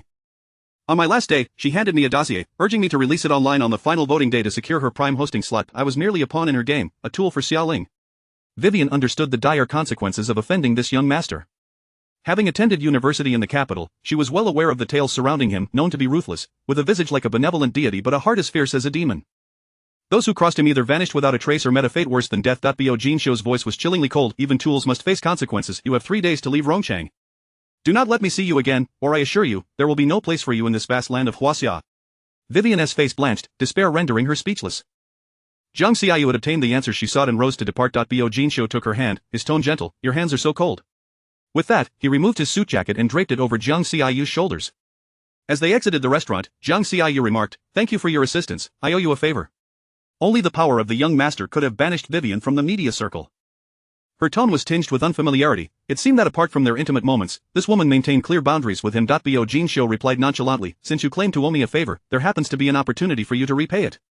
Jiang Xiaoyu lifted her gaze, her captivating misty eyes quickening one's heartbeat. What opportunity? I just mentioned, Shui Tao is celebrating his birthday here, and everyone else has a partner except for me. It would be rather embarrassing. Why not accompany me for a few drinks? We can head back together afterward. Jiang Xiaoyu understood that for these affluent young men, status was paramount. It was akin to their luxury watches, embellishments that enhanced their image, much like a woman's designer clothing and handbags. Though she found such things distasteful, she felt compelled to repay the favor. Very well, let us go. As the door to the private room swung open, the lively atmosphere rushed in. The room was spacious, filled with singing, mahjong games, and people lounging on sofas, drinking and rolling dice. Tables overflowed with gifts and a massive cake. Brother Jinxiu, you're back. Where did you just go? A lively young woman spotted Bo Jinxiu at the entrance and dashed over like a lark. However, upon noticing Jiang Xiaoyu beside him, wearing Bo Jinxiu's suit jacket, her expression soured instantly. Her voice rose, laced with hostility. Brother Jinxiu, who is she? Others gradually turned to the door, their eyes widening in astonishment at the sight of Bo Jinxiu arriving with a woman. She is my girlfriend. Bo Jinxiu's voice was calm yet resonated throughout the room, ensuring that everyone heard.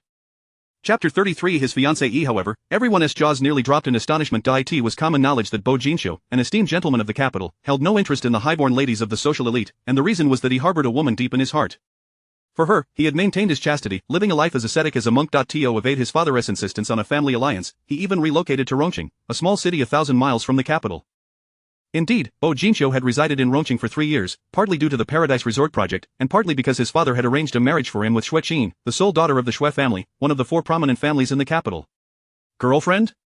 How can you have a girlfriend? Do you think of me? Bo Jinxiu's lips curled into a slight smirk, yet his gaze remained icy. My relationship with a girlfriend is none of your concern. Bo Jinxiu, I am your fiancée. I have never acknowledged that. You know very well that my father values me the most. He has already proposed to my family in private, it's just not been made public. Bo Jinxiu's lips twisted into a frigid smile. Since it is your father's decision, then you should marry her. The girl stared at the man before her in disbelief. Bo Jinxiu, you have no heart. As the argument threatened to escalate, Shui Tao hurriedly intervened. Qin, your marriage has not been finalized. Do not act recklessly. Shui Qin, filled with indignation, retorted, Brother, who are you helping? Will you allow your brother-in-law to keep other women outside? Brother-in-law, he could not dare to envision Bo Jinxiu as his brother-in-law. Shui Tao stepped closer to Bo Jinxiu. She is my sister, at least for my sake, don't stoop to her level. Turning to Jiang Xiao, Shui Tao's eyes sparkled with recognition. So it is you, reporter Jiang. We met last time at the Royal Golf Course. Jiang Xiao responded with poise, I happen to be dining here today. I heard from my show that it is young Master Shui's birthday, so I came to share in the joy and perhaps indulge in a slice of cake. Shui Tao was quite pleased. It is my honor that reporter Jiang graces us with her presence. The room was filled with Bo Jinxiu's childhood friends, all gazing at Jiang Xiao with knowing glances, speculating on the princess' intentions in bringing her along. Was it to escape the harassment of Miss Shui, or had he truly decided to move on, ceasing to play the role of a virtuous man for that mission? Regardless of the reason, this woman, recognized publicly as the prince's girlfriend, bore a weight of significance that could ensure her a life of wealth and grandeur. Shui Qin, however, fumed with rage. At the previous matriarch's birthday banquet, Bo Jinxiu had completely disregarded her. She had sacrificed opportunities for overseas study just to catch a glimpse of him in this distant city. To her dismay, he had brought another woman and openly declared her to be his girlfriend. Such a slap in the face would surely make her a laughingstock among the elite of the capital. Seated on the sofa, Shui Qin glared intensely at Jiang Xiao, who was at the table, engaged in a game of mahjong with several men. Jiang Xiao, exuding charm, navigated the room with grace, while Bo Jinxiu sat beside her, his eyes filled with adoration as he personally peeled fruit for her. The esteemed prince had never shown such devotion to a woman. The flames of jealousy and anger raged within her. Ultimately, unable to contain herself, she seized a piece of cake during Bo Jinxiu's brief absence to take a call and marched toward Jiang Xiao. The guests in the private room were too engrossed in their own activities to notice her approach. Step by step, she crept up behind Jiang Xiao, raising her arm to smash the cake upon her head. Yet, as if the woman possessed a sixth sense, Jiang Xiao sprang up at the precise moment the cake was about to descend, her shoulder colliding with Shui Qin's elbow. The force caused Shui Qin's arm to jerk upward, and the massive cake landed squarely on her own face. Shui Qin's visage was utterly transformed, smeared with cake. Infuriated, she screamed, Vixen, you did that on purpose. With that, she lunged to grab Jiang Xiao by the hair. Having trained in self-defense, Jiang Xiao was not an easy target to catch. She deftly dodged, causing Shui Qin to crash into the table and trip over a bottle on the floor, leaving her in a comical state. The men at the mahjong table exchanged glances, unwilling to intervene. One was the birthday boy's sister, while the other was the princess girlfriend. Aiding one would offend the other. Moreover, Xue Qin was notoriously domineering in the capital. They opted to watch the spectacle unfold instead. It was evident that Xue Qin was no match for Jiang Xiao. Although Jiang Xiao appeared merely to be evading, it was clear she possessed considerable skill. Her movements were laced with an elegant grace, contrasting sharply with Xue Qin's increasingly frantic attempts to attack, culminating in a bump on her forehead. At that moment, Bo Jinxiu returned. Jiang Xiao quickly sought refuge behind him, adopting a look of feigned innocence. Brother Jinxiu, it seems Miss Xue has had a bit too much to drink. Her voice was melodious, tinged with a hint of playful innocence, almost as if she were pouting. Those nearby felt their hearts flutter, yet, this only infuriated Xue Qin further. Vixen, do you dare call him Brother Jinxiu? I will tear your mouth apart today. Xue Qin charged forward, intent on slapping Jiang Xiao. However, Bo Jinxiu intercepted her arm. Xue Qin, do not go too far, otherwise, do not blame me for disregarding your brother. The atmosphere abruptly chilled. Xue Qin trembled with rage. Brother Jinxiu, can't you see she is bullying me? Look at my face, and here, and here. Xue Qin pointed at the bump on her forehead and the cut on her knee from the bottle, tears streaming down her cheeks in a display of feigned victimhood. Bo Jinxiu merely turned to Jiang Xiao. Are you hurt? Jiang Xiao shook her head, looking as demure as a kitten. I'm so scared, I want to go home. Bo Jinxiu grasped Jiang Xiao's hand. Alright, we shall leave now. With that, Bo Jinxiu led Jiang Xiao away, leaving Xue Qin to sob on the floor. Xue Tao shook his head from the sofa, having refrained from intervening when Xue Qin approached. However, it was evident that she was no match for Jiang Xiao, whether in cunning or skill. It was a clear mismatch. Everyone could see that Jiang Xiao had effortlessly played with Xue Qin as if she were a mere dog. That woman was far from ordinary. Once outside the private room, Jiang Xiao tossed her cascading waves of hair and, with naturally alluring features, regarded Bo Jinxiu sidelong. Were you satisfied with my performance? Bo Jinxiu chuckled. At a birthday party, you've turned the birthday girl as sister into such a state, and you ask if I'm satisfied? Jiang Xiao shook her head, clicking her tongue. How wicked. In a family of great stature, with a friend as sister involved, you cannot afford to sever ties openly. Thus, a vixen is required to shift the responsibility of breaking off the engagement onto another, while simultaneously delivering a sharp blow to that Miss Xue, ensuring she is left disillusioned and no longer pursues. The intricate web of interests among these prominent families necessitated that their dignity be upheld. Given that the engagement had already been arranged, if Bo Jinxiu wished to withdraw, he required a scapegoat. Naturally, she was the most suitable candidate. This way, even if the Xue family harbored grievances, they would direct their ire towards her, the vixen, rather than Bo Jinxiu, the principal party involved. Bo Jinxiu let out a light laugh, saying nothing further. Her thoughts seemed overly convoluted. Chapter 34. I will not spare you for the child's mishap. At night, Jiang Xiao was plagued by insomnia. Even after exhausting her energy on the bed, sleep eluded her. She rose and lingered on the balcony as rattan chair until dawn broke. She was entangled in a dilemma. Despite the years and the numerous grievances inflicted by Xiaoling, she had never truly cast her into despair. After all, it was Jiang Xiao who had pulled Xiaoling from the depths of hell. Yet now, Xiaoling, I shall once again cast you into that abyss, for you were always meant to dwell there. As the first light of dawn crept in, Jiang Xiao picked up her phone and dialed a number. Aunt Xia, are you aware that Xiaoling has returned to the country? At 8 in the morning, the entrance of the television station bustled with people. Jiang Xiao's car was parked nearby. After a while, she spotted a stooped woman loitering at the entrance. It was none other than Xiaoling's mother, Xia Xiaofan, clad in tattered garments with disheveled hair. She resembled a beggar. Yet her sharp, greedy eyes glimmered with a voracious intensity as they tracked those entering the station. Finally, her weight bore fruit as Xiaoling appeared. Xia Xiaofan seized her daughter's arm, exclaiming, Xiaoling, it is truly you, you ungrateful child. Returning to the country without a word. Initially, Xiaoling did not recognize the woman, but upon glimpsing that familiar face, sheer terror flooded her eyes like a torrential downpour. Mother, what are you doing here? Suddenly, the elderly woman yanked at Xiaoling's hair, unleashing a barrage of punches and kicks. Though she appeared destitute, Xia Xiaofan possessed surprising strength. She viciously clutched Xiaoling's hair, throwing a tantrum. Everyone, come quick, look at my ungrateful daughter. I toiled to raise her, supported her through university, and now that she has spread her wings, she disregards her poor father and mother, frolicking with a boyfriend while her father lies bedridden. She shows no concern for us, what a wretch. The crowd was drawn in by the commotion. Some recognized Xiaoling and rushed to separate the two. Xia Xiaofan, unabashed, flopped onto the ground, wailing, oh, what a miserable life I led. I raised a heartless wretch. What nonsense of a host. She disregards her own parents. Oh, heavens, if I had known, I should have drowned her at birth. Xiaoling collapsed to the ground, trembling uncontrollably. Her fear of Xia Xiaofan ran so deep that she could utter not a word. Her eyes, shrouded in terror, radiated a profound hatred. Onlookers surrounded them, their expressions a mix of sympathy and disdain, piercing Xiaoling's heart deeply. In a frenzy, Xiaoling screamed, I don't know her, she is a lunatic, I have no connection to her. Jiang Xiao sat in her car, observing the scene with a calm demeanor. Witnessing Xiaoling shed her facade and succumb to despair, she coldly donned her sunglasses and drove away. Just 2 hours later, Jiang Xiao received a call from Yan Feng. Jiang Xiao, get to the hospital at once. What is it? Jiang Xiao replied, her tone icy. Xiaoling is in critical condition. If we lose our child, I will not spare you. After hanging up the phone, a wave of agitation surged within Jiang Xiao. Xiaoling's child was in jeopardy. She had merely informed Xia Xiaofan of Xiaoling's whereabouts in a bid for retribution. She had never intended for Xiaoling to suffer a miscarriage. Jiang Xiao had always believed the child to be innocent. Ultimately, she drove to the hospital. Upon her arrival, Xiaoling had already been transferred from the emergency room to a luxurious VIP ward.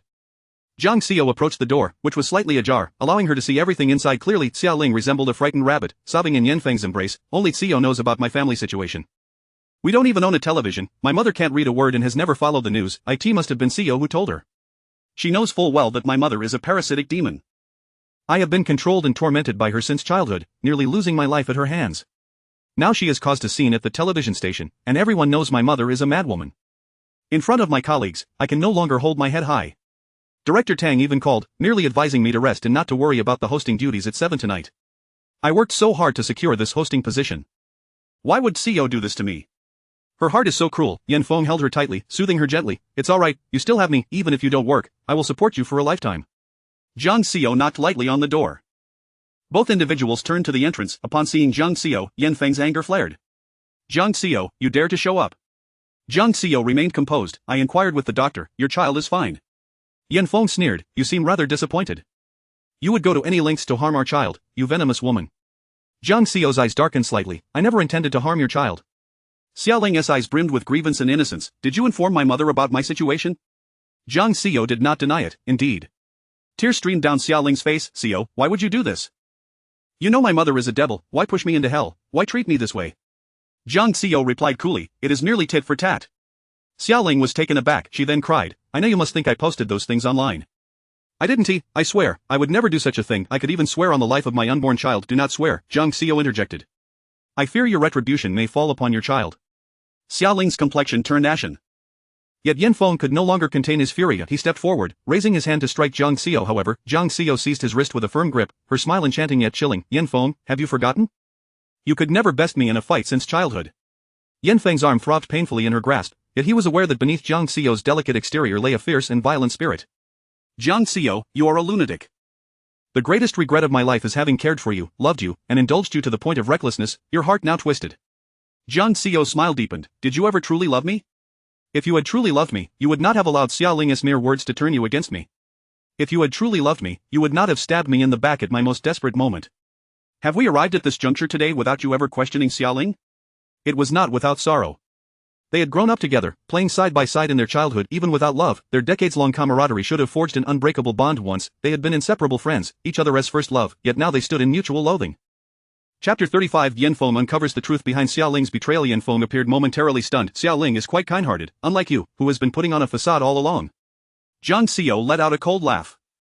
She promptly produced a voice recorder and pressed play. A woman's voice resonated from the device. It was Xiaoling who provided the information. On the day I resigned, she unexpectedly handed me a dossier, intending to secure her position as the primetime host by having me release it online on the final voting day. Yanfeng's expression gradually shifted to one of grave concern. He had indeed seen that post, which was rife with slander and carefully crafted to implicate Jiang Xiao as the daughter of a murderer, attributing to her a twisted psyche and other derogatory labels. Upon hearing the recording, Xiaoling's face paled dramatically. It's not me, this is false, it's Vivian slandering me, this recording is fabricated. Jiang Xiao, how could I had someone else re-record it? It is not Vivian's voice at all, but how do you know those posts were authored by Vivian? Xiaoling's complexion turned ashen, leaving her momentarily speechless. Jiang Xiao approached the side of Xiaoling's bed, lifting her hand to grasp Xiaoling's chin.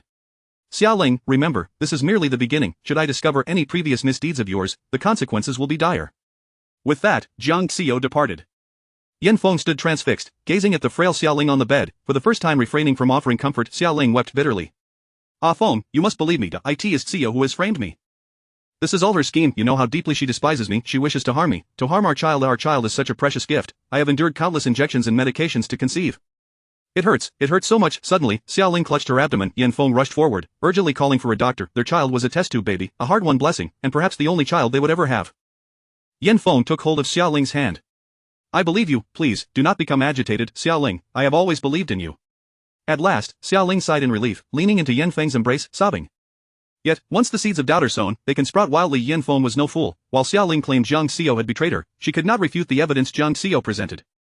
That evening, Yanfeng returned to the apartment he shared with Xiaoling to gather some of her clean clothes. However, throughout the day, Jiang Xiao's words echoed relentlessly in his mind. Yanfeng, as we stand here today, have you never doubted Xiaoling? Upon reaching the study door, Yanfeng's steps halted abruptly.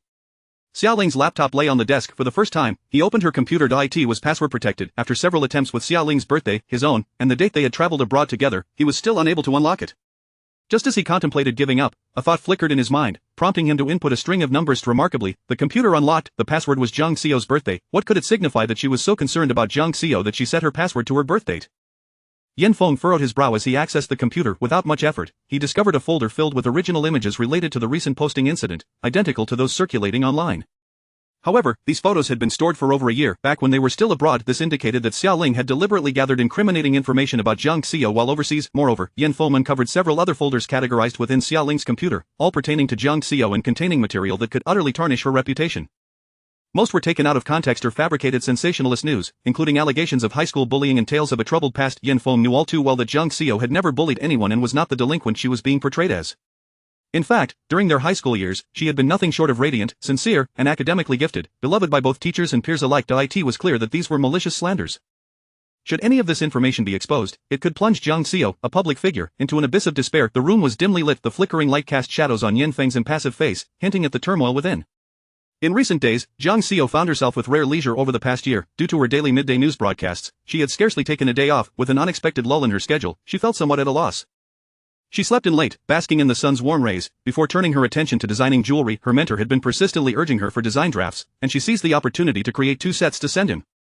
Bo Jinxiu had been on a business trip to Japan for 3 days and was returning today. During lunch, Zhang Xiao received a message from him, inviting her to join him for lunch in the BJ Corporation's president's office. With nothing better to do, she decided to go. She had always enjoyed the special culinary creations that the head chef prepared exclusively for Bo Jinxiu. Zhang Xiao drove directly into the underground parking of the BJ building and took Bo Jinxiu's private elevator straight up. Once the elevator doors opened, she stepped into the private lounge of his office. Zhang Xiao thought the design was rather conducive to clandestine affairs. The lounge was empty, so she stepped out into the office area. As she opened the door, she unexpectedly encountered Bo Jinxiu's personal secretary, Gao Xian. The atmosphere became palpably awkward. Gao Xian, however, appeared unfazed. Adjusting his frameless glasses, he politely stated, "Miss Zhang, the president is still en route and should arrive in about 10 minutes. Zhang Xiao replied, "All right, I understand." She settled into Bo Jinxiu's office chair and casually glanced at a stack of documents on the desk. A familiar photograph caught her attention. It was of Zhang Xiaoxiao. Unable to resist, Zhang Xiao picked up the file for a closer look. It was a job application for the position of executive secretary. Zhang Xiaoxiao was applying for the role. A chill seemed to rise within Zhang Xiao's watery eyes. In her sophomore year, Zhang Xiaoxiao had barged into the Zhang household with a stack of paternity test documents, turning both their lives upside down. Zhang Xiaoxiao's adoptive mother, her biological mother Yin Ruyun, had orchestrated the swap of 2 children 20 years prior in revenge against the Zhang family. According to Zhang Xiaoxiao, she had endured relentless abuse throughout her childhood. This revelation had pushed Yao Shulan's guilt over her biological daughter and her hatred toward Yin Ruyun to the breaking point. At that time, Yin Ruyun was sentenced to life imprisonment for murder, leading Yao Shulan to unleash her pent-up rage and resentment upon Zhang Xiao, the daughter she had once cherished. Zhang Xiao could not fathom how her once loving mother could wish her dead overnight. In her despair, she pondered whether her death would awaken even a flicker of maternal love. In her anguish, she had resorted to self-harm. Yet, the reality was that it had not. Chapter 36. I truly have fallen under your spell. Memories of those unbearable past experiences flooded back. Zhang Xiao felt a persistent ache deep within her heart, as if it were bleeding. She closed her eyes, her gaze settling on a photograph of Zhang Xiaoxiao. As the sole heiress of the illustrious Zhang group, why would she seek employment as a secretary's assistant at BJ? Perhaps it was for the sake of Bo Jinxiu. A smirk played on Zhang Xiao's lips. The Zhang family held a certain prominence in Rongqing, yet in the presence of the elite and the nation's wealthiest, they were hardly more than a humble household. Zhang Xiaoxiao's ambition seemed excessively grandiose. The office door swung open, revealing Bo Jinxiu's tall figure at the threshold, dressed impeccably in a tailored suit. He appeared somewhat weary from his endeavors. Zhang Xiao remained seated, her previously stern expression transforming into one of warmth and delight. "You're back?" Bo Jinxiu's gaze fell upon the woman nestled in his office chair, exuding a relaxed demeanor akin to that of a languid cat. Her radiant smile illuminated the entire room. He strode over, effortlessly pulling Zhang Xiao into his embrace. With no choice but to wrap her arms around his waist, she was taken aback initially, but soon found herself smiling. A teasing glimmer sparkled in her eyes. "Did you miss me so much?" Bo Jinxiu's eyes darkened with intensity as he gazed deeply at the charming woman before him. His large hand rested on her waist, the silky softness of her skin igniting a longing within him. 3 days apart felt like an eternity. "I truly have fallen under your spell." Zhang Xiao lingered in Bo Jinxiu's office for quite some time. In the afternoon, she received a phone call from Zhang Jinhui. "Yu, please come home for dinner tonight. It has been ages since you visited, and your father misses you." His words, "your father misses you," brought a rush of emotion to Zhang Xiao's eyes. In truth, Zhang Jinhui had always treated her well. When Yao Shulan insisted on casting her out and severing their ties, it was Zhang Jinhui who intervened. Furthermore, during the banquet where Zhang Xiaoxiao publicly acknowledged her heritage, he declared that she would forever remain the esteemed daughter of the Zhang family. "All right, I will come home tonight." Jiang Xiaoyu stood, retrieved her bag, and approached Bo Jinxiu, who was engrossed in paperwork. Despite his appearance as a frivolous playboy, there was an undeniable allure to him when he focused intently on his work. Jiang Xiaoyu leaned closer, resting a hand on his shoulder, and planted a kiss on his cheek. "I'll be leaving now. Don T wait up for me tonight." Just as she straightened, Bo Jinxiu pulled her back into his arms, kissing her fiercely for a moment. This man had a way of being entirely serious when it mattered, yet utterly unrestrained at other times. "Where are you off to?" He finally released her after a satisfying kiss.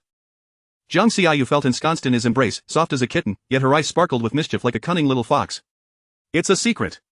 She rose gracefully, resembling a butterfly taking flight, leaving a trail of fragrance as she vanished into the surrounding blooms. As dusk fell, Jiang Xiaoyu arrived at the Jiang family's villa. The housekeeper, Anchu, was pleasantly surprised to see her, joyfully ushering her inside. "Miss, you finally returned. Your father mentioned you'd be home tonight, so I prepared your favorite durian cream puffs. Be sure to indulge." Anchu had watched Jiang Xiaoyu grow up, and their bond was profoundly deep following the incident. Anchu had felt powerless yet sympathetic. Although Jiang Xiaoyu still bore the title of the Jiang family's eldest daughter, her visits had become infrequent, only returning every few months, allowing Anchu to prepare her beloved treats during those rare occasions. "Thank you, Anchu." A warmth blossomed in Jiang Xiaoyu's heart. Suddenly, Jiang Xiaoxiao descended the staircase, looking down upon Anchu and Jiang Xiaoyu. "What on earth did you do to make the kitchen smell so foul?" Anchu quickly explained, "Second miss, I made some durian cream puffs that the eldest miss loves. I just cleaned, and there shouldn't be any lingering odor." How can a murderer's daughter be considered the Jiang family's eldest daughter? Anchu, you must remember, there is only one Miss Jiang, and that is me. Do you understand? Anchu's expression darkened. At 70 years old, having raised 2 generations of the Jiang family, she was respected by the master of the house, yet, since the return of the second miss, she had been treated with disdain and command. Anchu remained silent, but Jiang Xiaoxiao persisted in her authoritative tone. "Anchu, dispose of those foul-smelling things. No durians are allowed in the Jiang household from now on." Anchu trembled as she spoke, "But these are for Miss Xiaoyu." "Anchu, do you wish to keep your job? I can assure you, if you don't comply, you'll find yourself back in your hometown by tomorrow." Tears brimmed in Anchu's wrinkled eyes, her lips quivering. She looked at Jiang Xiaoyu with a mixture of helplessness and guilt. "Mississippi." Jiang Xiaoyu leaned closer to Anchu, whispering softly, "Put them in my car." Anchu nodded and left. Jiang Xiaoxiao approached Jiang Xiaoyu, her demeanor haughty. "I heard you've been suspended from the television station?" Jiang Xiaoyu smiled faintly. "My dear sister, you seem quite concerned about me. Your scandal has been trending for days." "It would be hard not to notice, Jiang Xiaoyu. Don't delude yourself into thinking you're still the Jiang family's eldest daughter. Just because you lost your job doesn't mean you can return to feign innocence and garner sympathy from our parents. They are my parents, not yours. You are merely the daughter of a murderer, unworthy of that glamorous life. You should remain in the shadows." Jiang Xiaoyu's expression remained unchanged, her smile deepening. "It's one thing for others to say it, but why does my sister insist on labeling me as the murderer's daughter? Compared to me, who has hardly met her, you are the one who has been raised by Yin Ruyun for 20 years, your bond should be far deeper." At the mention of Yin Ruyun, Jiang Xiaoxiao's expression shifted. "She is nothing more than a murderer and a trafficker. She ruined my once bright future. She is unworthy of being my mother." "So, you refuse to testify in court, allowing her to be charged with intentional homicide instead of justifiable defense, leading to a life sentence?" Jiang Xiaoxiao's face turned pale. "What did you say?" "Nothing." With that, Jiang Xiaoyu brushed past Jiang Xiaoxiao and made her way upstairs. Jiang Xiaoxiao, however, intercepted her, blocking her path imperiously. "Jiang Xiaoyu, clarify your words. What exactly do you know?" Indeed, Jiang Xiaoyu had uncovered certain truths. On the night of the murder, Jiang Xiaoxiao had also been present. Neighbors reported witnessing the deceased, Zhao Deqing, assaulting Yin Ruyun and her daughter, prompting them to call the police. Yet, when the authorities arrived, only Yin Ruyun was found with Zhao Deqing, who lay dead from a knife wound to the heart. Yin Ruyun was charged with intentional homicide. However, if the neighbors' accounts were accurate, she may have been a victim of excessive self-defense. Throughout the ordeal, Jiang Xiaoxiao had never once appeared in court to defend Yin Ruyun. Jiang Xiaoxiao's pallor deepened, revealing her evident anxiety. She feared that Jiang Xiaoyu might know something, yet, upon consideration, it seemed implausible. If Jiang Xiaoyu had indeed discovered the truth, how could she have remained silent for 3 years? Perhaps she loathed herself as well. Chapter 37, A Glimpse of Green Tea. What do you think I should know? Jiang Xiaoyu looked at Jiang Xiaoxiao with a smile that was more of a grimace. Jiang Xiaoxiao felt a pang of insecurity in her heart, yet her expression was fierce. She despised Jiang Xiaoyu's demeanor, which exuded an innate calmness and an air of superiority typical of a privileged young lady. "Jiang Xiaoyu, you are nothing more than a dog taken in by the Jiang family. You ought to be acutely aware of your position. If a dog dares to bite its master, it shall surely meet a tragic end." Jiang Xiaoxiao's voice was laced with warnings and threats.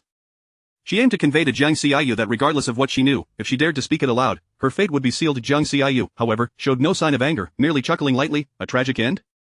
And you think you can deliver that?" Jiang Xiaoxiao was incensed. Jiang Xiaoyu, what gives you the audacity? You are utterly destitute now. Don't think I am unaware. Yin Feng has cast you aside. Upon returning, he would rather live with his mistress than lay eyes on you. Your parents have abandoned you, your husband is disdainful, and you've lost your job. You are no different from a stray dog now. What gives you the right to bark at me? The smile on Jiang Xiaoyu's face deepened, devoid of any trace of anger, her gaze dripping with contempt as she regarded Jiang Xiaoxiao as one would a mere jester. I have heard that the more insecure and fearful a person is, the louder they bark. Dogs are no exception. Jiang Xiaoxiao paused, her eyes blazing with fury. Jiang Xiaoyu, you dare to insult me by likening me to a dog. It seems I must teach you a lesson today so you truly comprehend your position. With that, she raised her hand to strike Jiang Xiaoyu. However, Jiang Xiaoyu deftly caught her wrist, a glimmer of lethal intent flashing in her eyes, yet, upon noticing a figure emerging at the stairway, she suddenly tightened her grip on Jiang Xiaoxiao's wrist before releasing it. Jiang Xiaoxiao's wrist throbbed painfully, her intended slap shifting from Jiang Xiaoyu's cheek to her shoulder, causing Jiang Xiaoyu to stumble backward and land on the stairs. Sister, what have I done to offend you? You return only to strike me? Jiang Xiaoyu instantly adopted a demeanor of fragile innocence, supporting herself against the stair railing, reminiscent of a delicate willow swaying in the wind, much like Lin Daiyu. You called me green tea, then allow me to play the part. Jiang Xiaoxiao's wrist felt as though it might shatter, the pain left her head buzzing. Just moments ago, she had distinctly sensed the murderous intent in Jiang Xiaoyu's eyes, yet now she appeared feeble and vulnerable. Nevertheless, she pressed forward, intent on kicking her. Stop, Xiaoxiao, what are you doing? Upon turning, Jiang Xiaoxiao saw Jiang Jinhui and Yao Shulan standing at the top of the staircase, their gazes fixed upon the scene. Jiang Xiaoxiao quickly regained her composure. Dad, Mom, she is pretending, she was clearly the one who wanted to hit me. Jiang Jinhui descended the stairs. We clearly observed the events from above. I have stated many times that Xiaoyu will always be a member of the Jiang family and your sister, you must not bully your sister. Jiang Xiaoxiao felt a surge of rage. It was evident that Jiang Xiaoyu was merely putting on an act, she had not even struck her, yet her wrist throbbed painfully. Yao Shulan stepped forward, taking Jiang Xiaoxiao's hand.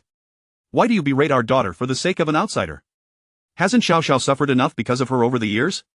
With that, she led Jiang Xiaoxiao towards the dining room. As they departed, Jiang Xiaoxiao cast a glance back at Jiang Xiaoyu, her eyes gleaming with triumph and provocation. Thankfully, Yao Shulan remained steadfastly on her side. During dinner, Jiang Jinhui inquired, Xiaoyu, why hasn't Tia Feng accompanied you? He is busy with work, Jiang Xiaoyu replied vaguely. The Jiang and Yin families were as close as family. Jiang Jinhui likely already knew of her split with Yin Feng, and she felt no need for further explanation. What work is so pressing? I've heard that after returning, brother Yin Feng has been living with his mistress and has no desire to see you. Jiang Jinhui glared at Jiang Xiaoxiao. He then sighed, you and Yin Feng have been childhood sweethearts. This is merely a passing phase. We have watched him grow, he has always been devoted to you. I believe that if you put in a little more effort, he will eventually come to his senses. Both families were aware of the situation between Yin Feng and Jiang Xiaoyu. It was likely that Jiang Jinhui had called her back for dinner at the behest of the Yin family. Dad, I am well aware of my own matters. Some things were best left unspoken, and Jiang Jinhui chose not to press further. Seeing Jiang Jinhui showering concern upon Jiang Xiaoyu, Jiang Xiaoxiao interjected to disrupt their conversation. Dad, Mom, I have an announcement to make. Everyone turned their attention to Jiang Xiaoxiao. I applied for the position of the CEO's secretary at BJ and have already been accepted. I will begin working there tomorrow. Jiang Jinhui appeared taken aback. You were doing well in the design department, why would you want to go to BJ? The Jiang family was a clothing enterprise, owning their own company, factory, and brand, Xing Ben Jiaoren. The company had gone public 2 years prior, and Xing Ben Jiaoren had gained significant recognition both domestically and abroad, establishing the Jiang family as one of the wealthiest in Rongcheng. Upon returning to the Jiang family, they had intended to send her abroad for further education, but she had proven to be ill-suited for academia, thus, they arranged for her to learn management within the company. However, her presence often caused chaos, even leading to several high-level resignations. Reluctantly, they had placed her in a more idle role within the design department. Unexpectedly, Jiang Xiaoxiao discovered a modicum of design talent. She flourished in the design department, although her abilities paled in comparison to Jiang Xiaoyu's. From a young age, Jiang Xiaoyu had exhibited astonishing artistic and design talents, beginning to design clothing for Xing Ben Jiaoren at the age of 9.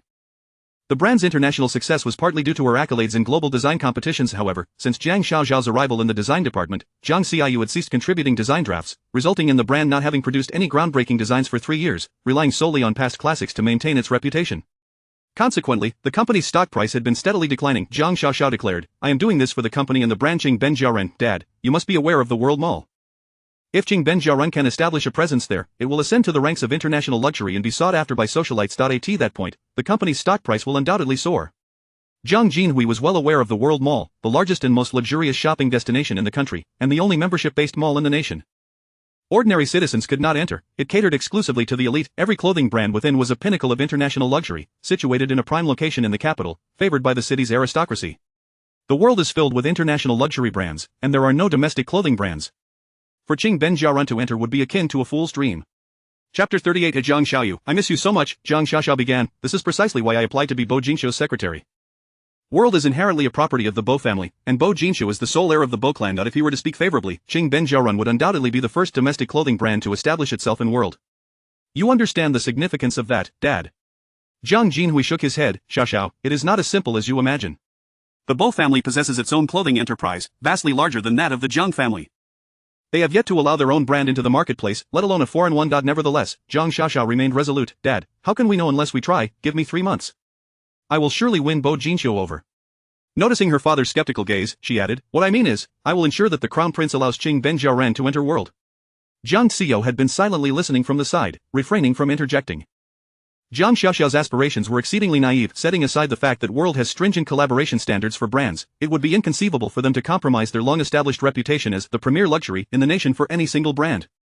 Furthermore, Jiang Xiao had heard Bo Jinqiu mention that world did not fall under his jurisdiction. It was managed by his older sister, Bo Wanzhou, with whom he had a contentious relationship. Moreover, Zhang Xiaoxiao had also misrepresented her position. She had not been hired as Bo Jinqiu's secretary, but rather as a secretary's assistant, a role that scarcely afforded her any interaction with him. After dinner, Zhang Jinhui suggested to Zhang Xiao, why not stay at home tonight? Your room has been quite devoid of life for some time. Zhang Xiao glanced at Yao Shulan, who remained cold and indifferent, not sparing her a single glance.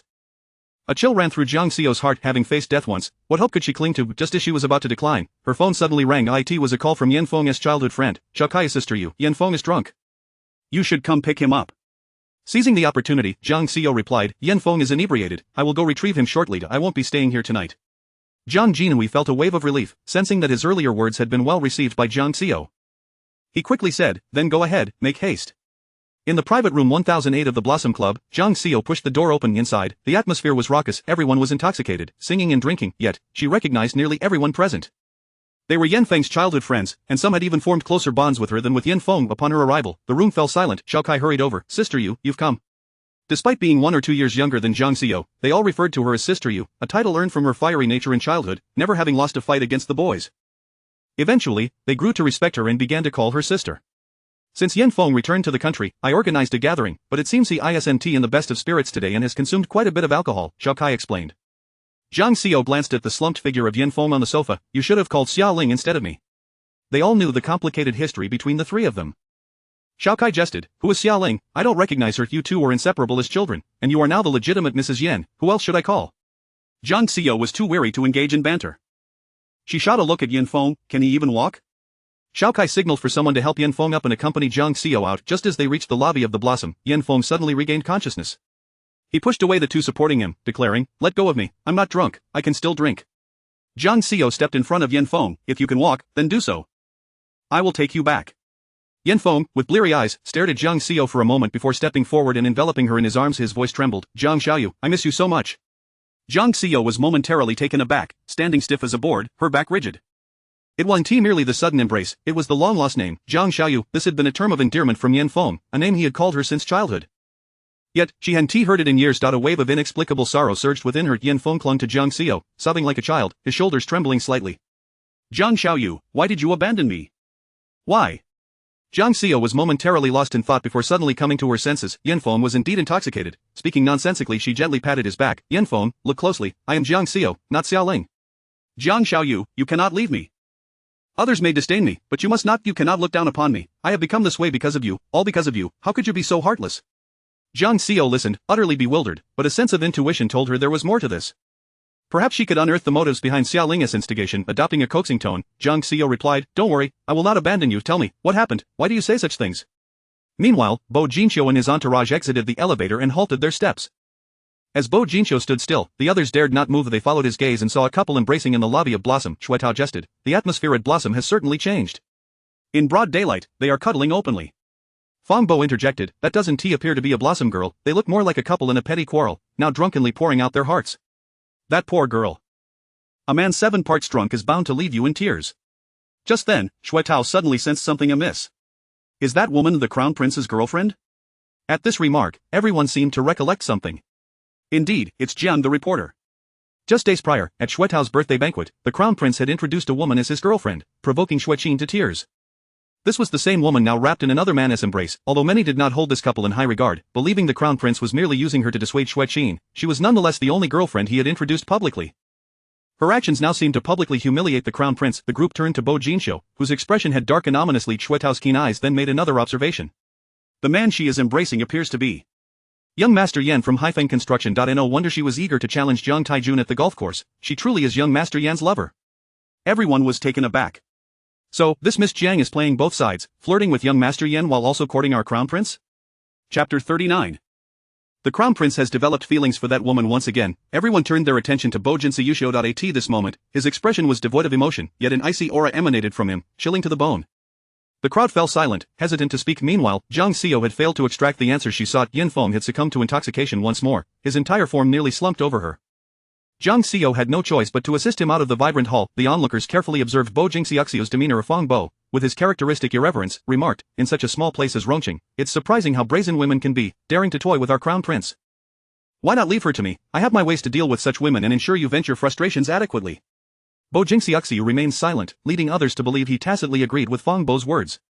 They began to tease Feng Bo, saying, what do you mean helping the crown prince? It seems you are merely coveting beauty. You already have 8 girlfriends, yet you remain incorrigible. Feng Bo must have been an octopus in his past life, adept at straddling multiple ships. Feng Bo retorted, such fickle women require a sea king like me to handle them. I will pursue her, and once I succeed, I'll arrange 2 tables of mahjong, announcing to everyone present that they are all my girlfriends. I guarantee she'll question her existence and remember it for a lifetime. As he continued to fantasize about manipulating Jiang Xiu, he grew increasingly explicit, declaring, in 3 days, at most, I shall have her in my bed. In the next moment, Bo Jinxiu suddenly turned around and delivered a punch directly to Feng Bo's face. Feng Bo was sent sprawling to the ground, utterly bewildered. Bo Jinxiu stepped forward, grasping Feng Bo by the collar, and warned, dare to lay a finger on her, and you'll regret it. With that, he released Feng Bo and strode purposefully toward the exit.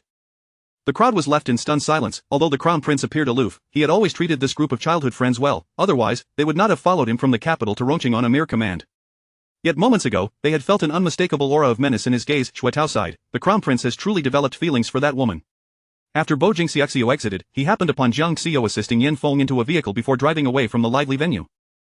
Bo Jinxiu had not driven himself that day, so it was too late for him to catch up. Thus, he picked up his phone to call Jiang Xiu. Just as she reached for her phone and saw little white face calling, she intended to swipe it away, but the device powered off due to low battery.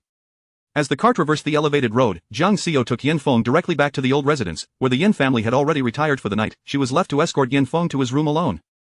After ensuring he was settled, Jiang Xiu planned to leave, but Yin Feng suddenly awakened again, gripping her hand and calling her Jiang Xiaoyu. Seeing him in a half-dream state sparked her curiosity, but it seemed as if Yin Feng had lost 3 years of his memory, speaking only of their past, particularly their childhood. As they reminisced, Yin Feng abruptly lifted his shirt, revealing a long scar that snaked down from his waist. Jiang Xiaoyu, you disdain me, don't you, because of this, yet you promised to take responsibility for me forever, even if I were to become disabled. Jiang Xiu's heart quaked at the sight of his scar. This had occurred when they were 12, during a summer camp adventure. One night, feeling hungry, she had crawled out of the tent, roused Yin Feng, and together they had stolen some instant noodles, cooking them over a small fire. However, as Yin Feng removed the pot, one handle broke, spilling scalding broth across his waist. He had sustained severe burns, and Jiang Xiu remembered how gravely injured he had been, spending an extended period in the hospital, including several days in the ICU due to severe infection. During those days, she had kept vigil by his bedside. At the most critical moment, the doctor had warned that if the infection could not be controlled, amputation might be necessary. Jiang Xiu had wept as she promised to care for him for a lifetime, regardless of his condition. After Yin Feng was discharged, he had never mentioned the incident again, nor had he revealed the extent of his injuries. This was the first time Jiang Xiu saw his wound, a grotesque deformation of muscle, with uneven skin and depths that varied. This was merely a fraction of what lay beneath. The most severely affected area had been his left leg. Jiang Xiu could scarcely fathom the horror of the scars hidden there. Memories flooded back, and as she gazed at his injury, her eyes brimmed with tears. Ah Feng, why would you say such things? When have I ever looked down on you? Your own diary, you cannot deny it, Yin Feng replied, his expression one of profound sorrow. I am unworthy of you, having been rendered disabled. Jiang Xiu wished to inquire further, but Yin Feng suddenly erupted in rage, shoving her out the door. Leave. Jiang Xiu, just go, I do not want your pity or your sympathy. With that, he slammed the door shut. Jiang Xiu had intended to depart, but upon exiting, she encountered Yin Feng's mother. Surprised and delighted to see Jiang Xiu, she clasped her hand warmly, inquiring about her well-being. Ultimately, she insisted that Jiang Xiu stay for the night. Realizing it was already late and she had many questions to clarify, Jiang Xiu acquiesced and took a room next door. That night, she tossed and turned, unable to find rest. What did Yin Feng's words mean, and what was the significance of the diary he had mentioned? Jiang Xiu rose early the next morning. While having breakfast in the dining room, she encountered Yin Feng. Upon seeing her, an inscrutable emotion flickered in his eyes. Did you bring me home yesterday? He asked. Jiang Xiao, unperturbed, replied as she began to eat. You were drunk. Xiao Kai called me. Yan Feng fell silent for a moment before adding, next time, I will inform them that we have separated, so they do not disturb you. Jiang Xiao's expression remained indifferent. Do as you wish. Yan Feng fixed his gaze upon her face. She had just awakened, without makeup, appearing entirely different from her usual exquisite self when made up. Jiang Xiao dazzled like a captivating enchantress, but without it, she appeared youthful, almost like a college student. After a moment's distraction, he stated, I have investigated the matter regarding the post to IT was orchestrated by Xia Ling. I do not know why she has targeted you in such a manner, but I apologize on her behalf. Jiang Xiao remained non-committal, casting a glance at Yan Feng. He continued, I can also offer compensation, you may propose any condition. Jiang Xiao raised an eyebrow slightly. Any condition, truly? Yan Feng's expression darkened, and a hint of wariness flickered in his eyes. As long as it is within my means. Jiang Xiao found his caution amusing, as if he were guarding against her. Rest assured, I shall not allow you to leave Xia Ling and return to my side. Yan Feng's brow seemed to furrow even deeper. Chapter 40 of the Jealousy of Bo Jinxiu. Jiang Xiao languidly tore apart a piece of bread and placed it in her mouth, saying, Xia Ling played a trick on me, so I returned the favor. Please convey to her that this matter is settled. However, if she continues to employ underhanded tactics behind my back, she should not blame me for being impolite. Xia Ling had tarnished her reputation online, resulting in the loss of her primetime hosting position. In retaliation, she had summoned Xia Ling's mother to create a scene at the television station, thereby reclaiming a measure of dignity. Furthermore, it was likely that Xia Ling's future would become increasingly troublesome.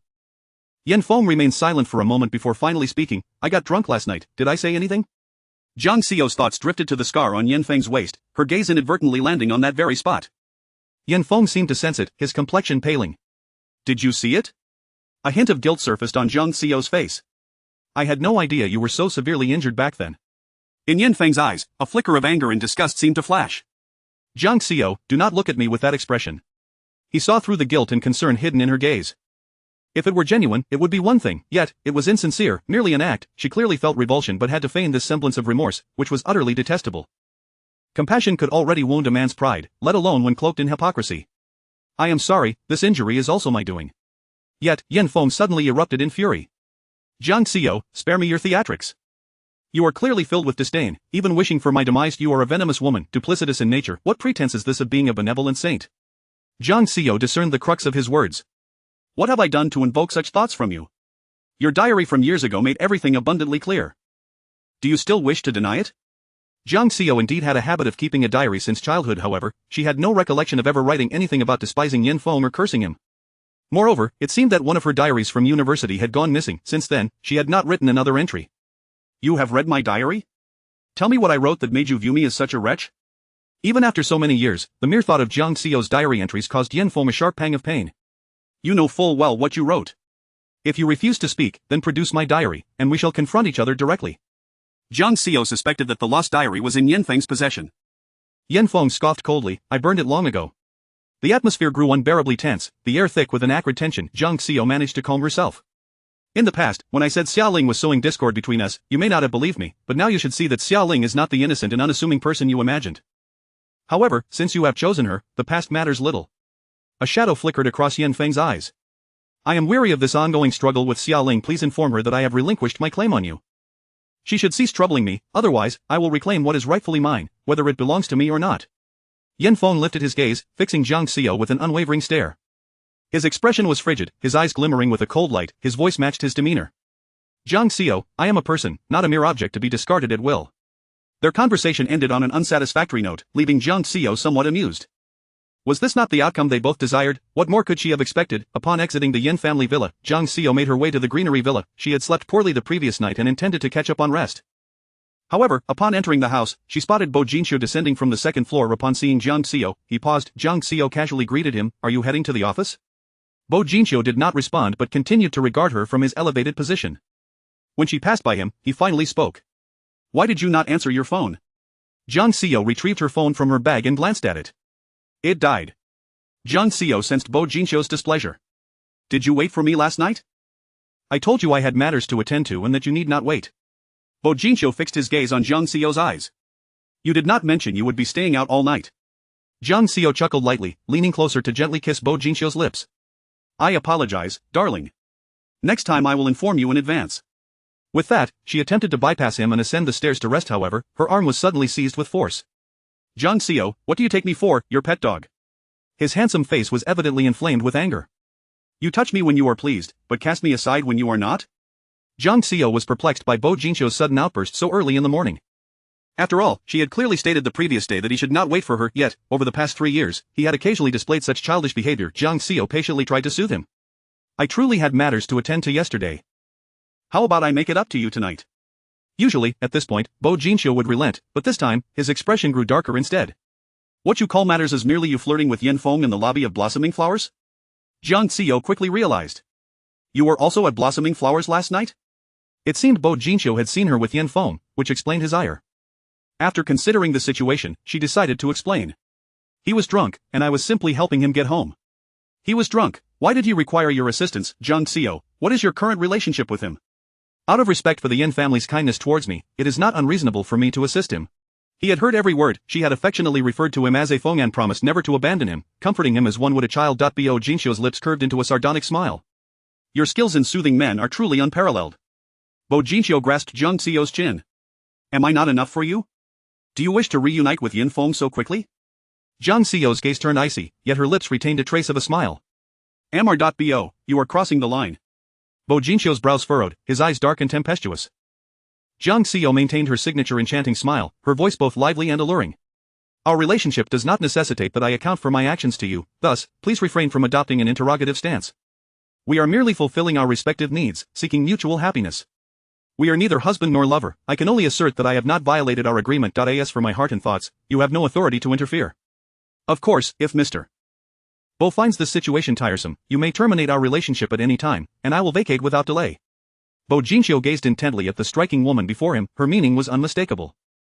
She had not been intimate with Yin Feng, yet he could sense that she still harbored feelings for him, hence her request for him not to interfere. Bo Jinxiu even suspected that if he were to propose ending their relationship, she would eagerly depart, perhaps even celebrating with a bottle of champagne.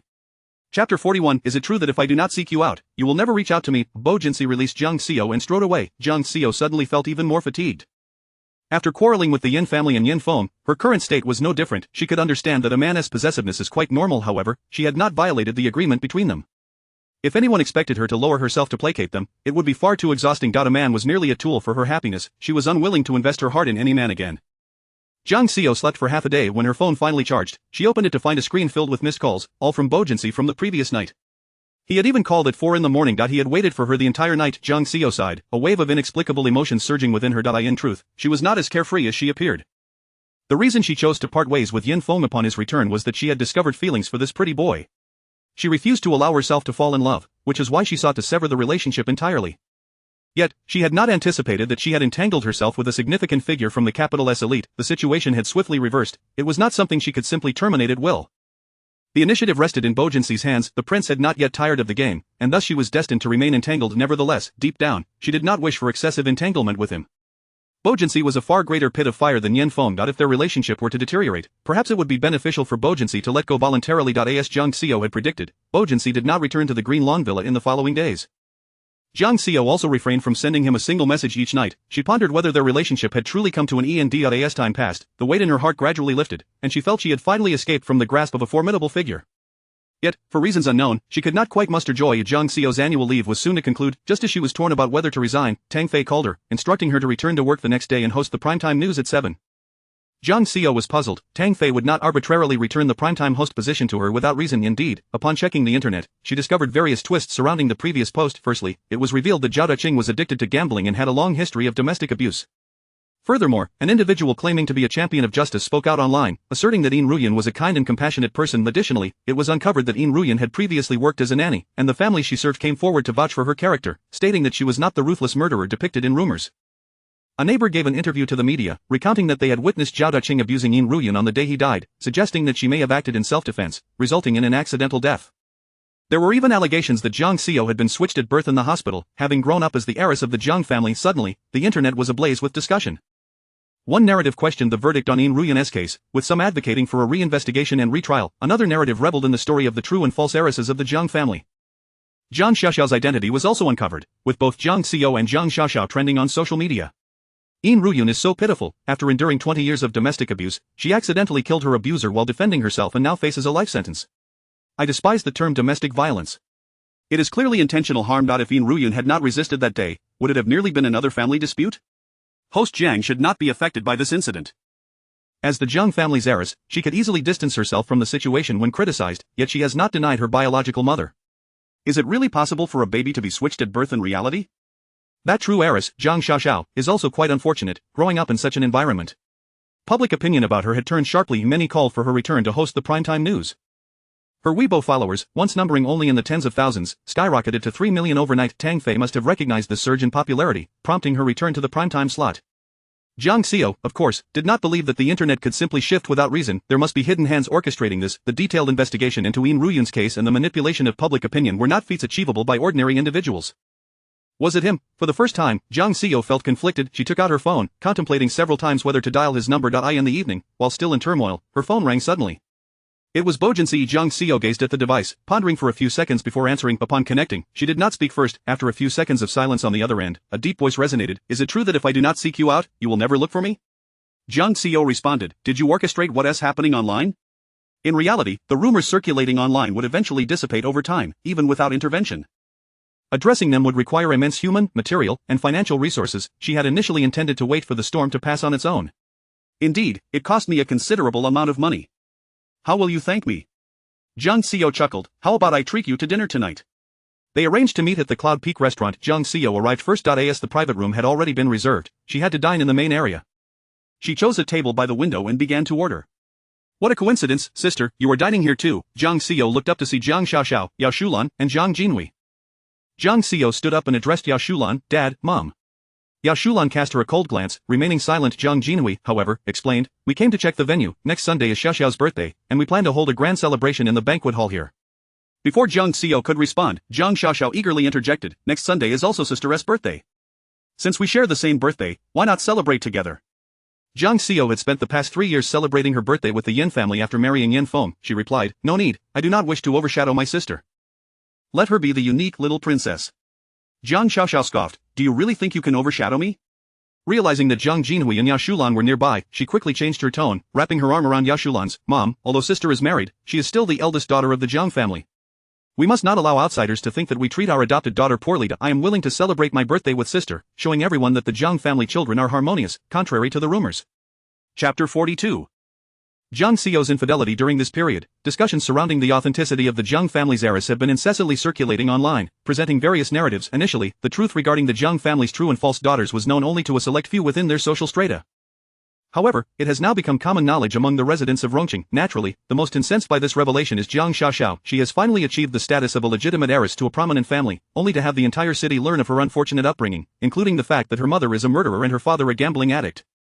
Although the general sentiment online leans towards sympathy and compassion for her, she rejects such pity outright. After all, she is a child of destiny. What right do commoners have to feel sorry for her? Furthermore, there are whispers online suggesting that her parents favor the false daughter they have raised for the past 20 years over her. As a result, her position in the Jiang family is dismal, and her existence is marked by despair. Consequently, she has chosen to invite nearly all the affluent and esteemed members of society, as well as numerous media outlets, to her upcoming birthday celebration. She intends to showcase her standing within the Jiang family, as well as Jiang Xiao's position. Thus, Jiang Xiao's presence at this birthday gathering is imperative. Mother, I genuinely wish to celebrate my birthday with my sister, Jiang Xiaoxiao implored, clinging to Yao Shulan's arm with a touch of childlike charm. Yao Shulan turned to Jiang Xiao. The news circulating online has significantly impacted both the Jiang family and Xiaoxiao. You are prioritizing your own reputation at the expense of Xiaoxiao's. Have you considered the profound implications this may have on her? How could affluent elites ever consider marrying a child raised in such a household, regardless of her noble lineage? Jiang Xiao began to comprehend the situation. Yao Shulan presumed that the rumors about herself and Jiang Xiaoxiao were instigated by Jiang Xiao. Jiang Xiao refrained from offering any explanation, for she knew that whatever she said would be met with disbelief and construed as a mere excuse. Jiang Xiao smiled softly, and so? You must attend Xiaoxiao's birthday party, regardless of your usual rivalry. On that day, you are to portray a deep sisterly bond. This is not only for Xiaoxiao's future but also for the reputation of the Jiang family. Whether you are pleased or displeased, this is a debt you owe to Xiaoxiao and to us, the Jiang family. The notion of a debt left Jiang Xiao speechless. Observing the tense atmosphere, Jiang Jinhui intervened. Your mother truly wishes for you to be there. She merely has a sharp tongue but a tender heart. You haven't celebrated your birthday at home for 3 years. Let this occasion be different. Jiang Xiao smiled. Very well, I shall attend. As long as my sister is happy, I am willing to do anything. Jiang Jinhui patted Jiang Xiao's shoulder. You are indeed a good daughter to your father. Although Jiang Xiaoxiao noticed the smile on Jiang Xiao's face, an unsettling premonition crept into her heart. Nevertheless, she dismissed the notion that Jiang Xiao would create any turmoil. Jiang Xiao's Achilles heel is Yao Shulan. As long as Yao Shulan remains steadfastly on her side, she can perpetually suppress Jiang Xiao. Just as Jiang Xiaoxiao and Yao Shulan departed, Bo Jinxiu approached. What are you pondering all alone? Jiang Xiao looked up, instantly revealing a radiant smile. I was thinking of you. Initially, Bo Jinxiu had been harboring a sense of resentment. For days, he had refrained from seeking her out, and she had not reached out to him either, not even with a single message. This led him to obsessively monitor his phone, causing those at the company to believe he had lost his mind. However, upon seeing her bright visage, the lingering bitterness within him inexplicably evaporated, leaving only a hint of envy and helplessness. He had succumbed, he was defeated, the previously stern expression on his face softened considerably, yet he still let out a light grunt. Such sweet talk, yet you never sought me out. Isn't it because you, young master, are preoccupied with countless affairs? I dared not to intrude lightly. Aware that her words were merely an excuse, he couldn't bring himself to expose her. Bo Jinxiu recognized that if he hadn't taken the initiative to contact her, their relationship would have come to an end. She exhibited no inclination to retain him. Jiang Xiao passed him the menu. Please, do order. Today, I treat you to dinner as an apology. What good is an apology? What would the police be for? Jiang Xiao shot him a sideways glance, her eyes sparkling mischievously. That's enough. Obediently, Bo Jinxiu took a seat. The first round of their contest had concluded in his utter defeat. The esteemed young master understood a vital lesson. Before this unyielding woman, he could not throw tantrums or disappear. Such actions would only provide others with the opportunity to exploit his vulnerability, leaving him with nowhere to lament. During their meal, Bo Jinxiu stated, in the past few days, I've conducted some inquiries regarding Ms. Yin and unexpectedly uncovered certain information. Jiang Xiao recognized that Bo Jinxiu's investigation into Yin Ruyun was also aimed at vindicating her identity. What did you find? Bo Jinxiu produced his phone and showed her a video. Jiang Xiao was taken aback. How did you obtain this video? She was aware that Yin Ruyun had not intended to commit murder and had been seeking an opportunity to appeal her case for years. However, Jiang Xiaoxiao was unwilling to testify. The neighbors' fragmented accounts could not prove that Jiang Xiaoxiao had been present at the scene. At this moment, the video provided by Bo Jinxiu depicted Jiang Xiaoxiao fleeing from the scene that very night. The footage bore a date and time, capturing the moments immediately following Zhao Desheng's death and before the police's arrival. With this video, it could be established that Jiang Xiaoxiao was indeed present at the scene during Zhao Desheng's demise.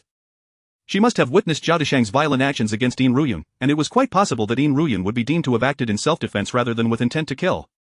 Jiang Xiao inquired, how did you come by this video? Across from Ms. Yin's residence is a school that was constructed 3 years ago. On the day of the incident, it was undergoing renovations, and directly opposite their home was a parking lot. I located a delivery truck parked there that day, which was equipped with a dashcam that fortuitously recorded the entire scene. Jiang Xiao was genuinely astonished. Although Bo Jinxiu had summarized the situation succinctly, she understood how complicated it would be to orchestrate such an endeavor. Jiang Xiao was also aware that Jiang Xiaoxiao had been at the scene that day, yet she lacked the evidence to prove it. She could not force Jiang Xiaoxiao to testify in court. Thank you. You have truly been of immense help. Jiang Xiao transferred the video to her phone. However, she did not wish to delve further into the matter with Bo Jinxiu, so she shifted the topic. I owe you another favor. How would you like me to repay it? Bo Jinxiu was displeased by her clear-cut attitude. With a furrowed brow, he replied, but I rather enjoy having you owe me. Jiang Xiao merely smiled in response, and the two began their dinner. After Jiang Xiaoxiao had left, she returned to in the presence of Yao Shulan and Jiang Jinui. She could not openly confront Jiang Xiao. However, the exposure of her relationship with Yin Ruyun was a matter she would eventually settle. Upon her return, she observed Jiang Xiao dining with a man. Jiang Xiao had a smear of steak sauce at the corner of her mouth. The man stood up, seizing the opportunity to help Jiang Xiao wipe away the sauce, and leaned in to kiss the corner of her lips. Jiang Xiao, however, did not resist. Instead, she smiled, her demeanor radiant. Jiang Xiaoxiao, seated with her back to the man, could only see his silhouette, yet, judging by his build, he was undoubtedly not Yin Feng. Jiang Xiaoxiao's heart raced in alarm. Jiang Xiao had been unfaithful. Chapter 43. The term boyfriend sounded quite pleasant to the ears. After the initial surprise, Jiang Xiaoxiao's heart swelled with elation and a sense of schadenfreude. Rather than exposing the truth immediately, she took out her phone and hurriedly recorded a short video, which she promptly sent to Yin Feng. The moment he received the message, Yin Feng was occupied with handling Xiao Ling's discharge procedures. He had no fondness for Jiang Xiaoxiao, seeing her as a woman raised in the slums, plagued by insecurity and overly concerned with her social status. Although they had connected on WeChat, they had never exchanged a word. The video featured Jiang Xiao dining with a man, both of them laughing and chatting amiably. Suddenly, the man leaned in, pressing his lips against Jiang Xiao's. To Yin Feng's astonishment, she showed no signs of resistance, instead smiling radiantly. His heart felt as if it had been gripped tightly. The hand holding his phone instinctively tightened. A memory struck him of the night he had just returned to the country when Jiang Xiao had mentioned having a boyfriend. He had dismissed it as a mere pretense, never suspecting it to be true. Jiang Xiao had genuinely found herself a boyfriend. An inexplicable anger surged within him. Without hesitation, he dialed Jiang Xiao's number. On the other end, she and Bo Jinxiu had just finished eating and were preparing to leave. Jiang Xiao's phone, resting on the table, lit up. Bo Jinxiu clearly saw the name Yin Feng flash across the screen, and his expression darkened instantly. Jiang Xiao glanced at Bo Jinxiu before finally answering the call. Is there something you need? She inquired. Yin Feng's voice came through, strained with restraint. Jiang Xiao, where are you right now, and who are you with? Jiang Xiao chuckled lightly. I'm having dinner with my boyfriend. Is there something wrong, Mr. Yen? The veins on Yan Feng's forehead throbbed that he had always believed Jiang Xiao was deliberately trying to provoke him. Little did he know that every word she spoke was indeed the truth. Jiang Xiao, how dare you betray me? Jiang Xiao laughed. Yan Feng, think carefully about our relationship. Everyone knows we are husband and wife. Have you considered my reputation while you cavort with another man? In fact, they were merely one marriage certificate away from being a legitimate couple. It was he who had backed out of the marriage. Had Xia Ling not collapsed unexpectedly that day, perhaps he would have really registered his marriage with Jiang Xiao. They had even held a wedding banquet, albeit a modest one, attended by individuals of significant status in Rongcheng. To the outside world, they were indeed a married couple. Jiang Xiao laughed softly. If we are indeed husband and wife, did you consider my reputation when you ran off with your mistress? Yan Feng fell silent, but his heavy breathing betrayed his fury. Jiang Xiao continued, moreover, we have never been husband and wife, Yan Feng, not we have already parted ways, and you have no right to interfere in my affairs. With that, she hung up the phone. When she looked up at Bo Jinxiu, his brow had relaxed. Are you satisfied? Jiang Xiao asked with a beaming smile. Bo Jinxiu raised an eyebrow. The term boyfriend sounds quite pleasant. Jiang Xiao tossed her wavy hair playfully. Do all men possess such strong possessiveness? Bo Jinxiu's brow furrowed again. You men, you have other men. Jiang Xiao could hardly be bothered with his concerns. How childish. She wondered why Yan Feng had suddenly made such a call. Was he perhaps nearby? Rising to her feet, she glanced around, spotting a hasty figure departing. Jiang Xiao so. She was the one who had informed Yan Feng. However, Jiang Xiao felt no concern. She had never intended to hide anything from Yan Feng and certainly had no need to do so now. On the other hand, Yan Feng, having been abruptly disconnected, glowered as he tossed his phone away in frustration. This scene did not escape Xia Ling's notice as she approached, linking her arm with his. Ah Feng, what's wrong? Yan Feng glanced at Xia Ling, his gaze frosty. She flinched at the chill in his eyes. He had never looked at her that way before. Ever since Jiang Xiao had revealed that recording in the hospital, Yan Feng seemed to have changed. Did he truly harbor doubts about her? No, after all the scheming she had done over the years, she could not afford to ruin everything now. Tears brimmed in Xia Ling's eyes as she adopted a pitiful demeanor. Did I do something to upset you? Yan Feng observed her seemingly innocent expression, a wave of conflict washing over him. It was then that he realized Xia Ling was also capable of acting. He had uncovered certain things on her computer but had never confronted her, feeling that her actions stemmed from his own insecurities. Moreover, the doctor had warned her about the instability of her pregnancy and the need to avoid any stress. Ah Feng, whatever I did, it was all out of love for you. Please don't be angry with me. I promise I won't do anything to upset you again. At last, Yan Feng's expression softened somewhat. Xia Ling appeared delicate and utterly devoted to him, unlike Jiang Xiao, whose beauty resembled that of a rose but whose temperament was akin to a wild stallion, never inclined to heed his commands. Yan Feng wrapped an arm around Xia Ling's shoulders. Do not provoke Jiang Xiao again, she is ruthless, and you are no match for her. Xia Ling still wore a look of grievance. What about my mother? I heard she has been causing a scene at the television station these past few days. I'm so scared. She just after money. Don't worry, I will handle this matter. Xia Ling clung tightly to Yan Feng. Thank you, Ah Feng. You are the only one who treats me well in this world. The following day, Xia Ling also went to the television station. After her mother's repeated outbursts, the public's perception of her shifted. They knew well that both Jiang Xiao's online scandals and Xia Ling's mother's appearance were merely strategies in the competition for the primetime host position. Ultimately, Jiang Xiao emerged victorious in this round. Tang Fei announced at the morning meeting that Jiang Xiao had secured the coveted primetime hosting role. Naturally, Xia Ling, having signed a 5-year contract with the station through the Yin family and being the girlfriend of the Yin family's heir, would not be left at a disadvantage. Thus, she was assigned to the next best slot, the 9 p.m. News Express program. That evening, at 7:30 p.m., Jiang Xiao had just exited the studio when she noticed a lively atmosphere outside. Her assistant, Jin Qian, waved eagerly. Sister Jiang, come over, there are late-night snacks and milk tea. Jiang Xiao approached to find a long table filled with a variety of late-night snacks, sashimi, barbecue, and even lobsters, an array so splendid it was dazzling. Another table overflowed with milk tea and various desserts, with many people already gathered around, indulging in the feast. Jin Qian pulled Jiang Xiao over. These are from a 5-star hotel, personally delivered by the manager of Caesar Hotel. The taste is incomparable to that of street vendors. Sister Jiang, you must try this mousse cake, it's absolutely delicious.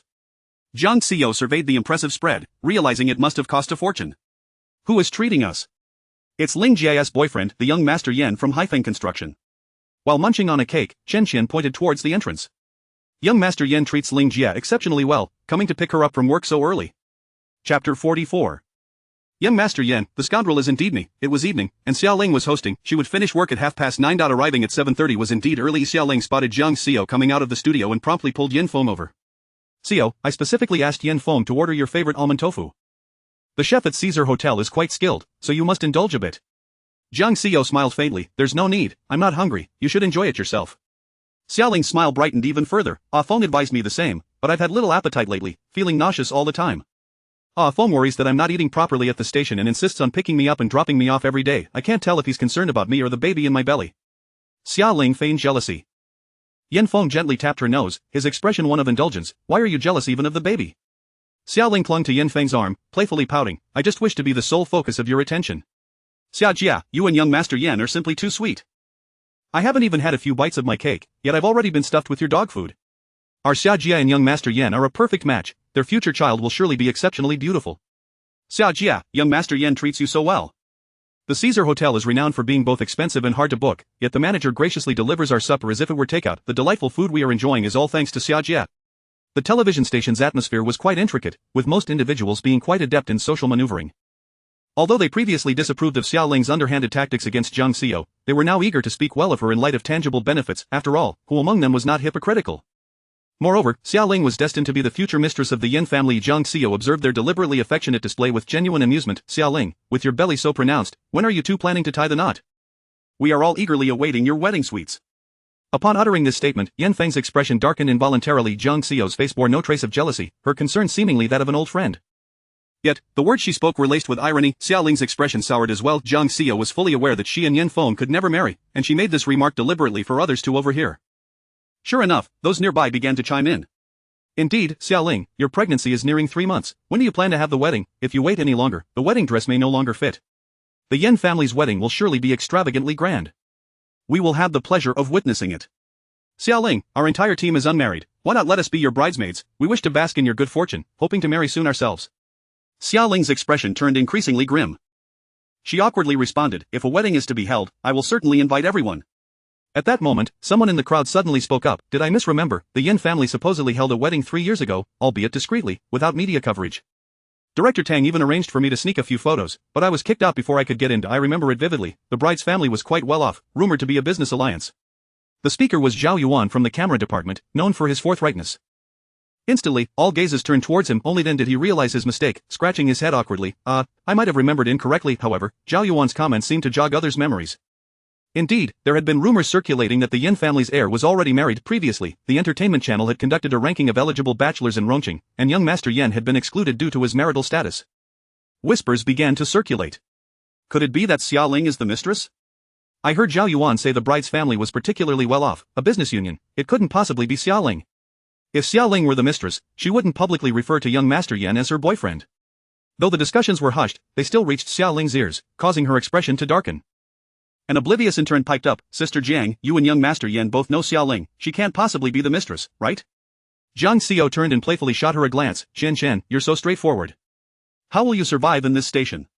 Then, in a jesting tone, she added, but what's the harm in having been married, the divorce rate is so high these days. She then glanced at Yan Feng, young Master Yan, wouldn't you agree? Jiang Xiao did not answer directly, yet her words inadvertently confirmed that Yan Feng had been married. Jiang Xiao, that is enough. Yan Feng's face turned ashen.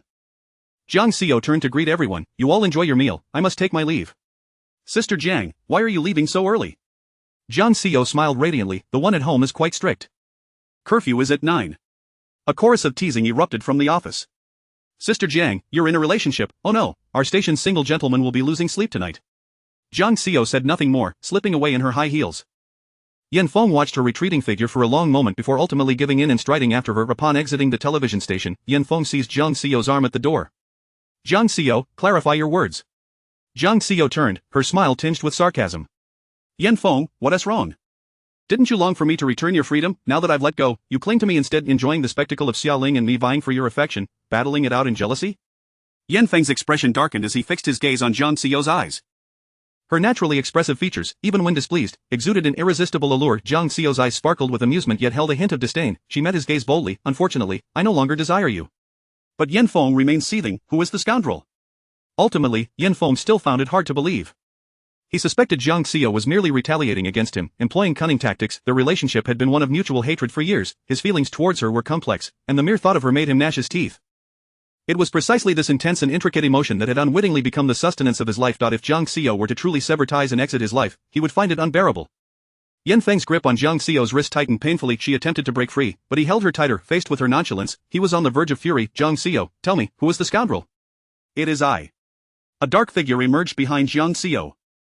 The man had just stepped out of a luxurious Maybach. Dressed impeccably, he strode up the steps with a calm demeanor. Approaching Jiang Xiao, he wrapped her in his embrace, his voice deep and commanding. Young Master Yan, the scoundrel is indeed me. Chapter 45. Jiang Xiao's worries, forbidden to think of other men. Yan Feng lifted his gaze towards the newcomer. Upon recognizing the face, the fury in his eyes transformed into astonishment. He seemed momentarily at a loss for words. Your Highness? Yan Feng's first instinct was to dismiss it as impossible. Bo Jinxiu had casually wrapped an arm around Jiang Xiao's slender waist, leaning down to inquire, are you hungry? What would you like to eat later? Jiang Xiao pondered for a moment before responding, I would like to have the sweet and sour ribs you make. Very well, then let us first head to the supermarket to buy some ribs. Yan Feng observed the intimate and natural exchange between the two, still struggling to believe it.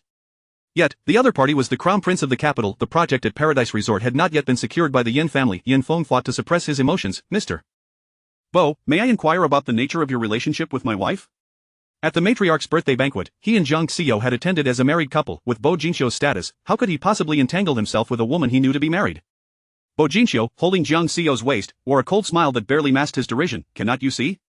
Yan Feng's anger surged within him. Does Bo not know that Jiang Xiao is a married woman? Bo Jinxiu replied with a mocking laughter, a married woman? Then I would kindly ask young Master Yan to present the marriage certificate for our inspection. Yan Feng's expression darkened. It seemed Bo Jinxiu was already aware of their lack of a marriage certificate. With a stoic face, Yan Feng retorted, though we have not obtained a marriage certificate, we are nonetheless legitimate husband and wife. We have hosted guests and held a wedding. After our marriage, Jiang Xiao has resided in my home, and the existence of our marriage cannot be negated by a mere piece of paper. My wife is of remarkable beauty, yet I trust that Mr. Bo is not so easily beguiled by mere looks, nor will he be deceived by her charming words, thus compromising the dignity of the Bo family and turning both our families into a laughingstock. Yan Feng's heart was beginning to form suspicions. The two must have crossed paths previously due to the interview. However, he never anticipated that their lack of a marriage certificate would serve as a pass for Jiang Xiao to entice other men. Was a marriage invalid without a certificate? Could 3 years of their union be dismissed so easily? A clear sarcasm played on Bo Jinxiu's face. Young Master Yan's shamelessness is indeed enlightening. If your marriage is as legitimate as you claim, then loyalty and fidelity ought to be upheld between spouses. May I inquire what young Master Yan intends to call the child in Miss Xia's womb? As for the reputation of the Yan family, it was lost the moment you eloped with your mistress. Why concern yourself with it now? Bo Jinxiu stepped forward, directly placing himself between Jiang Xiao and Yan Feng. Young Master Yan, Jiang Xiao is now my girlfriend, please refrain from harassing her in the future. Otherwise, do not blame me for not granting the Yan family any opportunities regarding the Paradise Resort project. With that, Bo Jinxiu took Jiang Xiao's hand and led her into the car. Yan Feng's fury escalated, yet disbelief still lingered. How could Jiang Xiao possibly be involved with the crown prince? Perhaps it was merely a coincidence. Did Bo Jinxiu happen to pass by and come to her rescue during their quarrel? After all, did not these so-called princes of high society revel in playing the savior? The more he pondered, the more plausible it seemed. However, as he watched Jiang Xiao's figure disappear into the car, a profound sense of irritation enveloped him. By the time Xia Ling caught up, Jiang Xiao was already gone. She approached Yan Feng, anxiously asking, Feng, do you still love Xiao? In the past, when Xia Ling felt insecure, she would pose such questions for reassurance. Yet, Yan Feng would always resolutely deny it and offer her gentle comfort, but today, his agitation was overwhelming, rendering him speechless. Xia Ling stared at Yan Feng, her uncertainty deepening. If Yan Feng were to waver, they might have a chance at reconciliation. All her plans would then be in jeopardy. Xia Liang tugged at Yan Feng's sleeve, her eyes glistening with unshed tears. Her voice was soft and pleading. Feng, could you consider divorcing Xiao? Yan Feng looked down at Xia Ling. This was the first time in their years together that she had made such a request. Xia Ling gazed up at him, her eyes shimmering with tears, appearing innocent and pitiable, like a wounded rabbit abandoned and in need of protection. In the past, Yan Feng would have softened at such a sight, yet now, he recognized that this was merely a facade. She was not the pure and unassuming person she pretended to be. Otherwise, her computer would not contain so many fabricated scandals about Jiang Xiao. The truth of their lack of a marriage certificate was something Xia Ling had been oblivious to. Without a marriage, how could there be a divorce? For reasons he could not fathom, Yan Feng did not wish to explain this to Xia Ling, especially not now. Did you not say you did not care for such false titles, as long as I was by your side? Xia Ling appeared taken aback by Yan Feng's words. Just previously, she had confidently asserted that she would eventually take the position of MRS.YAN.AT. This moment, Yan Feng's gaze was cold and sharp, imbued with an unfamiliar scrutiny, as if he were an entirely different person. Xia Ling hastily replied, I am not pressuring you to divorce Xiao, it's just that today Xiao spoke so deliberately, and my colleagues regard me as a third party. I can overlook my own reputation, but I do not want our child to face judgment upon their arrival. Her voice seemed to carry the weight of extreme grievance. Must the father's column truly read unknown when the child is born? Yan Feng's agitation intensified at the mention of the child. He suppressed his frustration and stated, we shall discuss this matter later. I assure you that I will not neglect you or the baby. Yan Feng's demeanor chilled Xia Ling before their return. He had not spoken in such a manner. He had promised to take responsibility for the baby, to pave the way for them, ensuring she would sit proudly in the position of Mrs. Yan. Everything had changed since encountering Jiang Xiao.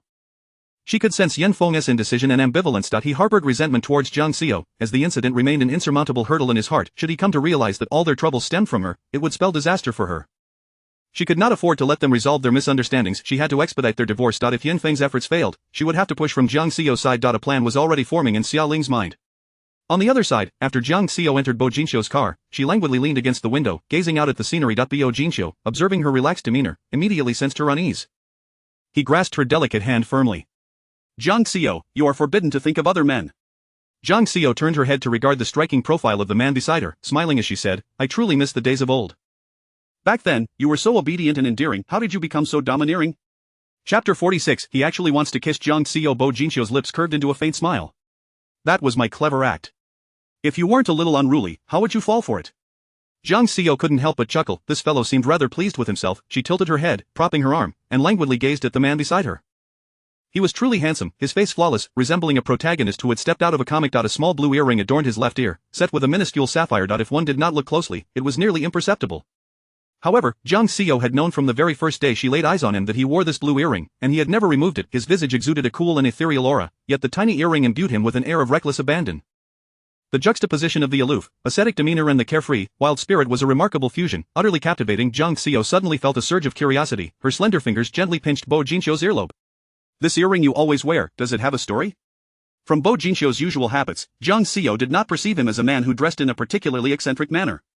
On the contrary, he typically donned formal attire, impeccably suited, with no adornments aside from his watch. Hence, she speculated that this earring held special significance for him. The earlobe she touched flushed a quick crimson. Bo Jinxiu grasped her small hand. It's a gift from someone, it bears no special meaning.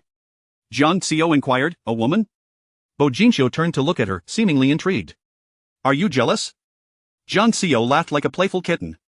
I love to eat all sorts of things, but I have no taste for sourness. Bo Jinxiu turned away, muttering, how dull. When you finally do feel jealous, I'll be sure to tell you. Jiang Xiao shrugged nonchalantly and shifted her gaze back outside the car. That woman must hold great importance to him. As expected, Bo Jinxiu drove them to the supermarket. Initially, when he mentioned cooking for her, it had seemed a casual remark, yet, to her surprise, he began earnestly selecting pork ribs. Upon returning home, he indeed took to the kitchen to prepare sweet and sour pork ribs for Jiang Xiao. After dinner, which extended late into the evening, Jiang Xiao nestled into a wicker chair on the small balcony, satisfied like a contented cat. After washing the dishes, Bo Jinxiu joined her in the adjacent seat. Are you full? Jiang Xiao, caressing her slightly protruding belly, smiled and replied, it feels as though I'm 3 months pregnant. Bo Jinxiu glanced at her abdomen. She was slender, and that area was usually flat and smooth, as soft as silk. His gaze shifted, his hand resting on her belly, trailing downwards. Then let us exercise a bit to digest. Jiang Xiao did not refuse. The saying goes, a full meal breeds desire. She had to admit that being with Bo Jinxiu was an exquisite pleasure. Furthermore, she suffered from insomnia. Only when utterly exhausted could she achieve deeper sleep. In the following days, Yan Feng arrived at the television station each day to pick up Xia Ling. He came early every morning, affording him ample opportunities to encounter Jiang Xiao. However, they interacted like strangers, exchanging no words. Bo Jinxiu had recently traveled to Japan on business. During the nights when Jiang Xiao lay alone in bed, unable to sleep, she found herself missing him. His absence made the home feel desolate, exacerbating her insomnia. At 6:30 in the evening, having just finished her makeup, Jiang Xiao dozed off on the sofa in the lounge. When Yan Feng entered, he found only Jiang Xiao resting on the couch. He had visited daily under the pretense of picking up Xia Ling, but only he understood that he simply wished to see Jiang Xiao.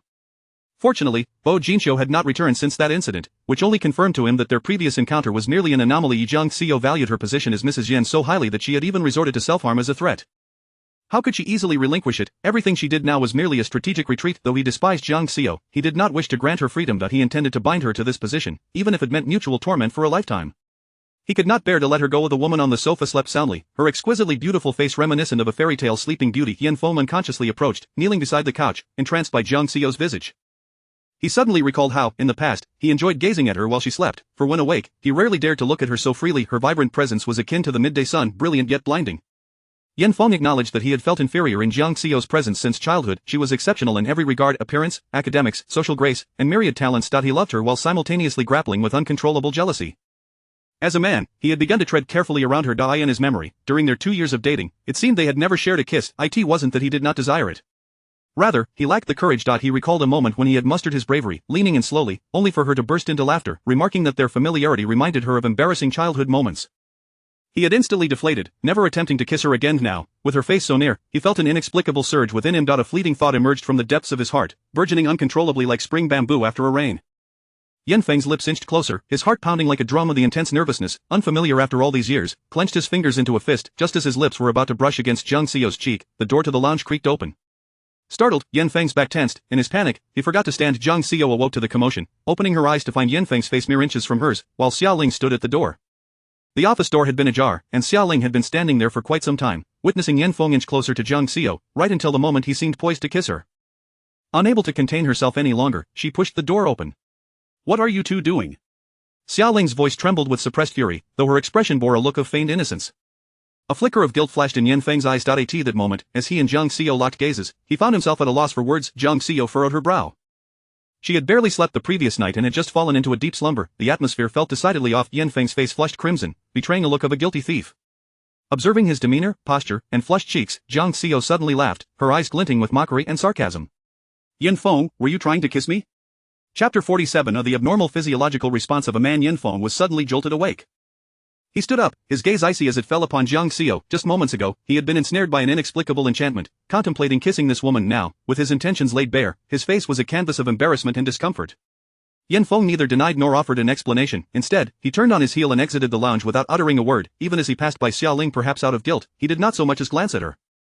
Xiaoling's heart felt as though it had sunk into an abyss. After leaving the television station's edifice, Yanfeng settled into his car, his mind a tempest of agitation. It was as if a Pandora's box had been flung open within him, unleashing an uncontrollable desire that threatened to overwhelm him. The revelation that he harbored such a desire for Zhang Xiao, a base, carnal desire, left him bewildered. Over the years, even in the presence of Xiaoling, he had never experienced such feelings. The doctor had once explained that due to his past burn injuries, he and Xiaoling's child would have to be conceived through in vitro fertilization. To this day, he and Xiaoling had never engaged in a consummate relationship, a fact that weighed heavily upon him. Yet, just moments ago, it seemed as though the beast within him was gradually awakening. Yanfeng shut his eyes, and the image of Zhang Xiao's stunningly beautiful face surged into his mind. They had been so close, close enough for him to discern the tiny black mole at the corner of her eye, and near enough to catch a whiff of her delightful fragrance. Her skin was delicate and smooth, akin to exquisite mutton fat jade, evoking an irresistible desire to cradle it in his hands and caress it gently. As these thoughts coursed through him, he felt an internal fire igniting. His body underwent subtle changes, leaving him astonished. It had been many years since he had felt such sensations. In fact, it wasn't that he had never felt them at all. During his romance with Zhang Xiao, he had believed himself to be entirely normal, capable of impulsive actions, tossing and turning through sleepless nights. However, it was only after being with Xiaoling that he discovered he could not perform. It turned out that he could only experience a man's natural physiological response in the presence of Zhang Xiao. This realization filled Yanfeng with both frustration and fury, followed by a twinge of guilt towards Xiaoling. He chain-smoked in the car, each drag amplifying his inner turmoil. Meanwhile, the atmosphere in the lounge was charged with tension. "Zhang Xiao, why did you try to seduce Yanfeng?" Xiaoling confronted, revealing an unusually dominant side in front of Zhang Xiao. Her expression was unmistakably tinged with jealousy and possessiveness. Yanfeng had indeed been acting strangely of late. She couldn't decipher his mindset. Wasn't he supposed to be wholeheartedly devoted to her? Even upon learning the truth about how Xiaoling had manipulated Wei Weiyan against Zhang Xiao, he still chose to shoulder the blame. Their relationship appeared unchanged, which made Zhang Xiao regard him with newfound respect. Yet just moments ago, had he truly succumbed to some sinister influence? Zhang Xiao casually gathered her long hair and replied nonchalantly, "I was merely taking a short nap here. How could I have seduced him?" "Xiaoling, perhaps you should manage your man better and prevent him from bothering me." Xiaoling's expression darkened. "Yanfeng has long ceased to love you. What just transpired was merely a fleeting lapse in judgment. Don't delude yourself into thinking he harbors any feelings for you. For all these years, he has only felt resentment towards you. Do not harbor any illusions about rekindling your relationship." Zhang Xiao chuckled softly, relishing the sight of Xiaoling cornered and frantic. It was apparent that Xiaoling was genuinely unsettled. Reclining on the sofa with an air of carefree elegance, Zhang Xiao remarked, "I once believed your bond was unbreakable. I was quite shocked when Yanfeng forsook everything for you." It was a classic tale of Liang Shanbo and Zhu Yingtai. However, it appears that Yanfeng's feelings for you are rather superficial and still fall prey to the capricious nature of men. Zhang Xiao cast a sidelong glance at Xiaoling, her eyes sparkling with mischief, yet her smile was laced with sarcasm. "Xiaoling, you are without name or claim and rely solely on Yanfeng's affection. But love is as fickle as the wind. How many sleepless nights have you endured worrying about your position?" Xiaoling's face shifted through shades of blue and purple, realizing that when it came to verbal sparring, few could rival Zhang Xiao. It seemed Xiaoling could no longer contain her emotions. "I may be without name or claim, but it's you who caused it. Zhang Xiao, Yanfeng does not love you. Why are you so insistent on clinging to him? What will it take for you to agree to a divorce with Yanfeng?" Upon uttering these words, Zhang Xiao's expression shifted noticeably. Had Yanfeng never disclosed to Xiaoling that they had never actually registered their marriage in the past, it was understandable. Yanfeng's family was unaware, and he likely feared complications. However, now that they had severed ties, why would Xiaoling speak of such matters? A glimmer of insight flickered in Zhang Xiao's eyes. What did Yin Feng truly mean? It appeared that he didn't love Xiaoling as profoundly as she had believed. Otherwise, knowing her relentless pursuit of the title of Mrs. Yan, he would not have concealed this truth. A sense of vindication washed over Zhang Xiao. Clearly, there were fissures in their relationship, and she had no qualms about widening them further, her heart igniting with a playful intent. Zhang Xiao deliberately stated, "A divorce, certainly, if you can persuade him to sign the divorce agreement first, I will gladly add my signature." Rising gracefully, she glided over to Xiaoling, flashing a radiant smile. "Xiaoling, let us see what you can accomplish." Understanding Xiaoling's character, Zhang Xiao knew that her words would compel Xiaoling to present the divorce agreement to Yin Feng. At that moment, she would discover that Yin Feng had concealed the truth from her for years. Their marriage was a mere illusion. The thing she had tirelessly sought, believing it beyond reach, was in fact within her grasp if only Yin Feng had provided it. In that instant, the chasm between them could very well deepen into a Mariana Trench, likely inciting a fierce confrontation. The mere thought delighted Zhang Xiao, although she remained unaware of the means by which Xiaoling had previously incited discord between her and Yin Feng. She believed in the adage that karma would eventually catch up. Today, her spirits were exceptionally high, especially after receiving a call from Bo Jinxiu following the broadcast. Originally scheduled for a week-long business trip, he had returned early. His car was now parked outside the television station. Zhang Xiao swiftly replied with 2 words, "Wait for me." Then, she eagerly exited the building, having not seen him for 3 days. An inexplicable longing had taken root in her heart. Before long, she was seated in Bo Jinxiu's Maybach. However, she soon realized she was not alone. His secretary, Gaocan, was also present, driving the vehicle while Bo Jinxiu occupied the back seat. Zhang Xiao hesitated briefly before opening the back door and sitting beside Bo Jinxiu, knowing that Gaocan was already aware of their relationship. Once they were on the road, the usually reticent Gaocan suddenly spoke up. "Miss Jiang, the president has truly exhausted us this time. What was supposed to be a 7-day itinerary was crammed into 3 days. Our entire team has worked tirelessly for nearly 72 hours, like machines, and we nearly faced collective burnout." Gaocan's tone was clearly one of complaint, though Zhang Xiao was puzzled as to why he felt the need to share this with her. Curiosity got the better of her, and she asked, if it was a pre-arranged itinerary, why the rush? Gaocan responded, "Because the president wanted to return early to celebrate your birthday." "Mind your words," Bo Jinxiu interjected suddenly, causing Gaocan to silently roll his eyes. It was evident that these were the president's instructions, as he had just forced Gaocan to rehearse them twice on the way here. Chapter 48, a brief separation surpassing a new marriage. Zhang Xiao was somewhat taken aback. Her birthday was merely 2 days away. Bo Jinxiu suddenly produced a gift bag from beside him, saying, "This is your birthday present. See if you like it." Zhang Xiao accepted the bag and retrieved a delicate red velvet box from within her. Upon opening it, she discovered a diamond necklace. The design was remarkably unique, featuring a black diamond enveloping a yellow diamond, the deep solemnity of the black juxtaposed with the dazzling brilliance of the yellow, creating an exquisite visual impact with its intricate design.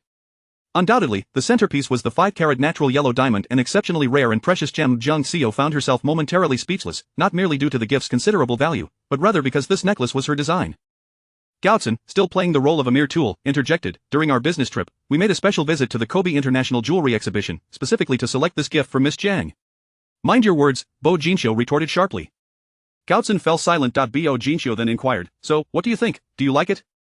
A complex array of emotions flickered in Zhang Xiao's eyes. This was one of her recent designs, the sketches of which she had submitted to her senior brother not long ago.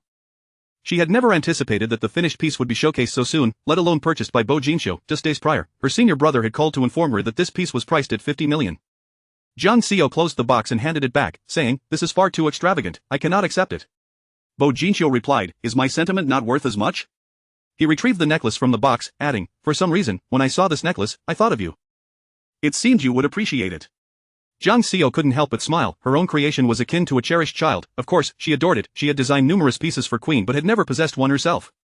Now, witnessing her work come to life before her was a feeling altogether different from merely viewing the design sketches, evoking a profound sense of emotion. Bo Jinxiu continued, "Moreover, I particularly like its name, Abandoning Darkness for Light." Zhang Xiao nearly burst into laughter. This name was also her creation, inspired by Bo Jinxiu's words the night she moved out of the Yin family, celebrating your abandonment of darkness for light. Would Bo Jinxiu be astonished if he knew that this jewel was born from his influence? At this moment, the necklace seemed to form a closed loop with their destinies, a coincidence that left one in awe of fate's arrangements. "The name is quite intriguing, but such a valuable gift is truly beyond my means," she insisted. 50 million was no trivial sum. Bo Jinxiu casually remarked, "If you don't like it, I'll simply throw it away." He pretended to open the car window. Zhang Xiao panicked and swiftly reached out to stop him, reclaiming the ornate box. Although she was aware of Bo Jinxiu's jest, she couldn't help but marvel at the capriciousness of this young master. Had she not intervened, he might have truly discarded it. There was no way she could bear to see such a precious jewel tossed aside, nor could she allow her hard work to be left on the streets. "I do like it. Thank you," she said finally. Perhaps she could wait until his birthday to gift him something of equal value. Although Zhang Xiao was also affluent, parting with a gift worth 50 million certainly pained her. Upon seeing her accept the present, a smile graced Bo Jinxiu's handsome face. "Your birthday is the day after tomorrow. How do you wish to celebrate?" he asked. Zhang Xiao was surprised by his attentiveness. In truth, she had never disclosed her birthday to him. This year, I plan to return to the Jiang family and celebrate with Jiang Xiaoxiao. A flicker of disappointment crossed Bo Jinxiu's features. Since when have you and your sister grown so close? Jiang Xiao chuckled softly. There's no choice this time. I've already promised. She soothingly grasped Bo Jinxiu's hand. I'll try to return early that day, you can buy a cake, and we can enjoy it together. Bo Jinxiu fell silent thereafter. Jiang Xiao found herself in an awkward situation at the Jiang family, constrained by circumstances. That evening, she truly experienced what it meant for a brief separation to surpass a new marriage. Exhausted, the two embraced and fell asleep. Jiang Xiao suddenly realized that the cool fragrance emanating from Bo Jinxiu had a soothing effect, allowing her to sleep particularly soundly that night. However, upon waking in the morning, she discovered Bo Jinxiu had already left for the office. The Paradise Resort project had commenced, and the bidding results would soon be announced. This time, the process was an open bid, with the government selecting 3 construction companies, from which Bo Jinxiu would make the final decision. Ultimately, the power of choice rested in Bo Jinxiu's hands. Jiang Xiao was unaware if Haifeng Construction had made it into the top 3. Meanwhile, at the BJ building, Gao Zhen placed 3 documents on Bo Jinxiu's desk. President, these are the construction companies selected by the government for your review. Bo Jinxiu perused the files. Wanhua Construction, Jinruwei Construction, Haifeng Construction. His hand lingered over Haifeng Construction's dossier. Let's go with Haifeng. We'll announce it in 3 days. Gao Zhen spoke up. Haifeng Construction's quote is not the lowest. In terms of strength and reputation, it pales compared to Wanhua in the capital, and it also falls short of Jinruwei in terms of cost-effectiveness. Are you certain you want to choose Haifeng? As far as I know, the projects undertaken by Haifeng maintain a commendable quality, otherwise, they wouldn't have so many projects despite incurring losses, Bo Jinxiu replied. Gao Zhen nodded. Haifeng is indeed renowned for its quality, but that was under the leadership of the late Yan Zong. He has since stepped back, and while he still holds the title of chairman, the company's affairs are now managed by his son, Yan Feng. We are not yet familiar with the young master's methods. Bo Jinxiu raised an eyebrow, then it becomes even more intriguing. Gao Zhen recognized that Bo Jinxiu had made his decision and said, I will arrange a press conference in 3 days. Just as they were conversing, a knock sounded at the office door. Bo Jinxiu preferred tranquility, and few dared to knock on his office door. Typically, only Gao Zhen could enter freely. Gao Zhen went to open the door, only to find Assistant Jiang from the secretary's office standing outside. Gao Zhen furrowed his brow slightly. Assistant Jiang, is there something you need? Jiang Xiaoxiao, upon seeing Gao Zhen instead of Bo Jinxiu, felt a twinge of disappointment. Secretary Gao, I'm not looking for you. I am here to see the president. Gao Zhen frowned. He wondered who had allowed this Assistant Jiang into the secretary department. She rarely showed initiative in her work and struggled with even minor tasks. She had attempted to meet Bo Jinxiu several times, but he had thwarted her every effort. He was considering dismissing her. Unbeknownst to Jiang Xiaoxiao, Gao Zhen was contemplating her dismissal. She had paid a hefty sum to secure her position in the secretary department through a personnel supervisor at BJ.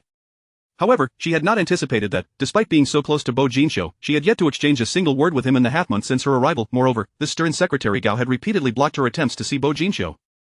Once she became MRS.BO, she would be the first to have him dismissed. Chapter 49. Yao Shulan and Yin Ruyan were once the closest of friends. Gao Zhen, with an air of indifference, spoke up, this is the president's office. Unauthorized entry is prohibited, please leave. Yet, Jiang Xiaoxiao seemed to disregard his warning and strode boldly inside. Upon seeing Bo Jinxiu seated in his office chair, she instantly donned a radiant smile. Your Highness, do you remember me? We met at the old lady's birthday banquet. At her own question, Jiang Xiaoxiao felt a wave of embarrassment wash over her. After spending half a month in the secretary department without exchanging a single word with Bo Jinxiu, claiming to be his assistant felt utterly presumptuous. Thus, she could only approach him in a personal capacity, especially since the matter she wished to discuss was of a private nature. Jiang Xiaoxiao? Bo Jinxiu replied coolly. At that moment, Gao Zhen had approached to escort Jiang Xiaoxiao out. However, upon hearing Bo Jinxiu call her name, he paused momentarily, hesitating before speaking. President, Bo Jinxiu sat in his leather office chair, impeccably dressed in formal attire, his strikingly handsome face framed by an air of cold detachment. He had been engrossed in signing documents, his hand, pale and well-defined, wielding the pen with elegance. Jiang Xiaoxiao was momentarily entranced. Just one glance sent her heart racing, particularly, the deep, melodious tone of his voice as he uttered her name sent shivers coursing through her. What was most astonishing was that despite their fleeting encounter, Bo Jinxiu could accurately recall her name, suggesting a profound impression had been made on him when they first met. Perhaps he had even inquired about her privately. This realization set her heart aflutter with uncontainable excitement. Indeed, Bo Jinxiu's subsequent words solidified her thoughts further. Bo Jinxiu's lips parted slightly. Gao Zhen, you may leave. He did not chastise her for her intrusion. Rather, he dismissed the secretary who sought to hinder her. Once Gao Zhen exited the office, Bo Jinxiu turned his gaze toward Jiang Xiaoxiao, who had exchanged identities with Jiang Xiao. Miss Jiang, do you require my assistance? Under his penetrating gaze, Jiang Xiaoxiao felt momentarily dazed but quickly regained her composure. She hastily introduced herself. President, I currently work in the secretary department. I apologize for this uninvited interruption, but I have a personal matter to discuss. Bo Jinxiu offered no inquiry, his expression inscrutable as he regarded her, seemingly awaiting her next words. Jiang Xiaoxiao swallowed hard, retrieving an invitation from her bag. Summoning her courage, she approached Bo Jinxiu. Tomorrow is my birthday, and my parents are hosting a celebration for me at the Yunding restaurant. I would be honored if you could attend. After uttering these words, Jiang Xiaoxiao felt a surge of anxiety. She dreaded the possibility of Bo Jinxiu outright refusing her invitation, acutely aware of her abruptness in approaching him. Noticing his silence, she hurriedly added, during the old lady's birthday, our Jiang family was fortunate enough to be invited this time. My birthday celebration serves as a return gesture. Bo Jinxiu, with an unhurried demeanor, accepted the invitation. Very well, I shall attend. Jiang Xiaoxiao was taken aback, utterly unprepared for his prompt acceptance. Could it be that Bo Jinxiu had indeed taken note of her, perhaps even experienced an instant attraction? Her cheeks flushed, and she felt an overwhelming urge to say something more, but Bo Jinxiu's cool voice interrupted her thoughts. If Miss Jiang has no further matters, please take your leave. As if doused with cold water, Jiang Xiaoxiao could only comply, exiting the president's office. Yet, once outside, her heart brimmed with elation. Eager to share the news that the president would attend her birthday celebration, she extended invitations to most of her colleagues in the secretary department, who were equally astonished. Jiang Xiaoxiao, the daughter of the Jiang family, had become a well-known figure since her first day at work. Everyone recognized that she had come to serve as a secretary assistant despite her family's prestigious background, leading to speculation about her motives. However, many held reservations about her prospects. Although the Jiang family was a respected name in Rongqing, they paled in comparison to the Bo family. The future wife of the president would undoubtedly be a socialite from an equally prestigious background, making it hard to believe that a girl from a small town could captivate his attention.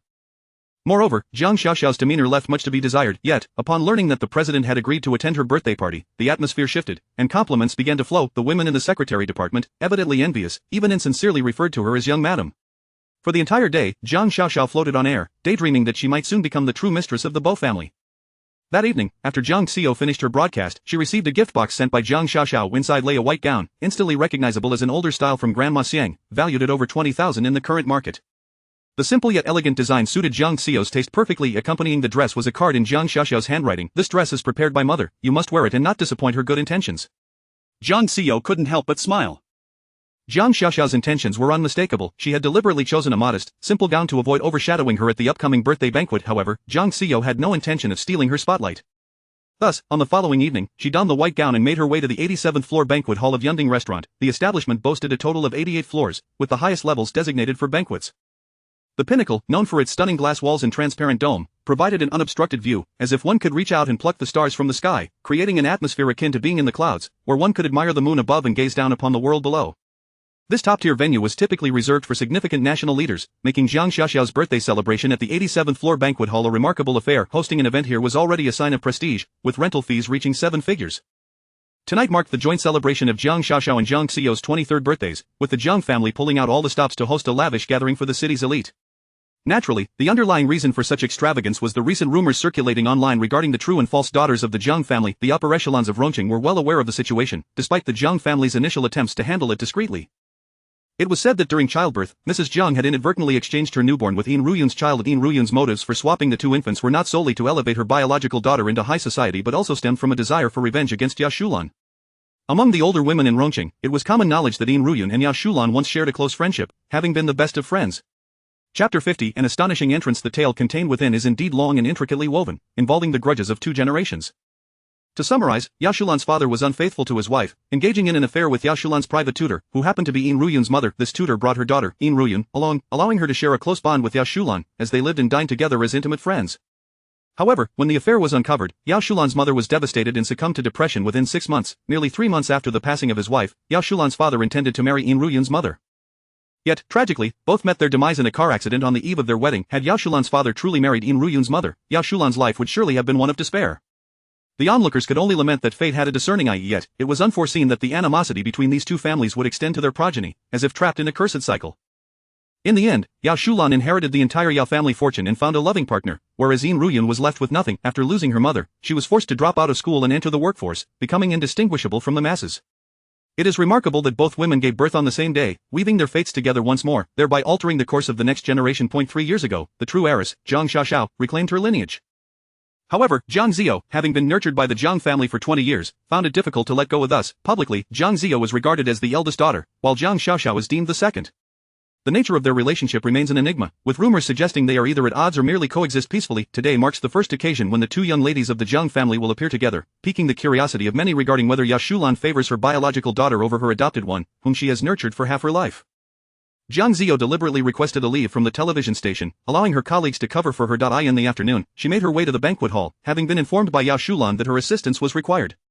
Upon arrival, Jiang Zhou discovered that the so-called urgent matter was merely Jiang Xiaoxiao's dilemma of choosing from an abundance of haute couture evening gowns. Jiang Xiaoxiao, in her attempt to flaunt, paraded before Jiang Zhou like a butterfly displaying her extravagant collection worth tens of thousands.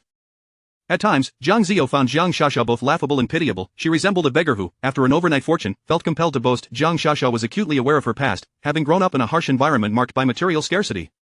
She had lived in fear of poverty, and now that she possessed everything, she understood that such ostentation was a sign of bad taste, yet she could not restrain herself. Jiang Zhou paid little attention to Jiang Xiaoxiao, spending most of her time absorbed in her phone. Observing Jiang Zhou's despondent demeanor brought Jiang Xiaoxiao a sense of satisfaction. She aimed to make Jiang Zhou realize that everything she once possessed was inherently hers, while what Jiang Xiaoxiao now enjoyed was merely a gift from her benevolence. Ultimately, Jiang Xiaoxiao selected a striking red velvet gown, adorned with numerous sparkling diamonds around the neckline and back, exuding brilliance. The gown's train swept the floor, yet it featured a daring high slit, revealing glimpses of her long legs with each step. Indeed, Jiang Xiaoxiao was attractive, with delicate features and a tall, slender physique, her complexion fair. In terms of appearance and figure, she could be considered a beauty, albeit lacking in poise and grace. Today, she had engaged a renowned celebrity makeup artist, resulting in an exquisitely crafted visage, her hair elegantly styled in an updo, topped with a $2 million tiara. Clad in her vintage European-style gown, she resembled a regal princess. In stark contrast, Jiang Zhou appeared rather plain. Soon, the manager of the public relations department approached. The guests are nearly all present. Mrs. Jiang and the two young ladies may make their entrance. Jiang Jinhui was outside greeting the guests, and their presence here was solely due to Jiang Xiaoxiao's desire for a stunning debut, which Yao Shulan was obliged to accommodate. Upon hearing that the guests had arrived, Jiang Xiaoxiao's eyes sparkled with anticipation. Has the crown prince arrived? Previously, Jiang Xiaoxiao had explicitly instructed that she wished to be notified upon his arrival. The manager, slightly regretful, replied, Mr. Bo has not yet arrived. Disappointment flickered in Jiang Xiaoxiao's eyes. She had intended to make a grand impression when Bo Jinxiu appeared. Jiang Zhou, upon hearing Bo Jinxiu's name, felt a subtle shift in her expression. Could it be that Jiang Xiaoxiao had invited him? He had not mentioned this to her the previous night, so it seemed unlikely he would attend. Yao Shulan interjected, all the guests have arrived. Today's banquet is attended by prominent figures from Rongqing. We must not keep them waiting, let us proceed. Jiang Xiaoxiao linked arms with Yao Shulan, exclaiming, all right, mother, let us go. The lounge connected to a corridor, and after walking just 2 meters, they encountered a grand spiral staircase leading directly to the banquet hall. As they ascended the staircase, the lights in the banquet hall suddenly dimmed and music began to play, causing the guests to pause momentarily. Then, the hostess' voice resonated, let us welcome today's 2 honorees, Miss Jiang Xiaoxiao and Miss Jiang Zhou. All eyes turned towards the source of the light, a beam descending from the ceiling to illuminate the staircase. The brightest light shone upon Jiang Xiaoxiao and Mrs. Jiang, who looked resplendent in an ornate qipao, exuding elegance and grace. Jiang Xiaoxiao, in her red velvet gown, adorned with countless tiny diamonds, sparkled with opulence. This gown was clearly haute couture, a significant investment. A less intense beam of light fell upon a woman in a white evening gown behind them. She wore a simple yet classically elegant long dress, with delicate straps resting on her fair shoulders, accentuating her collarbone.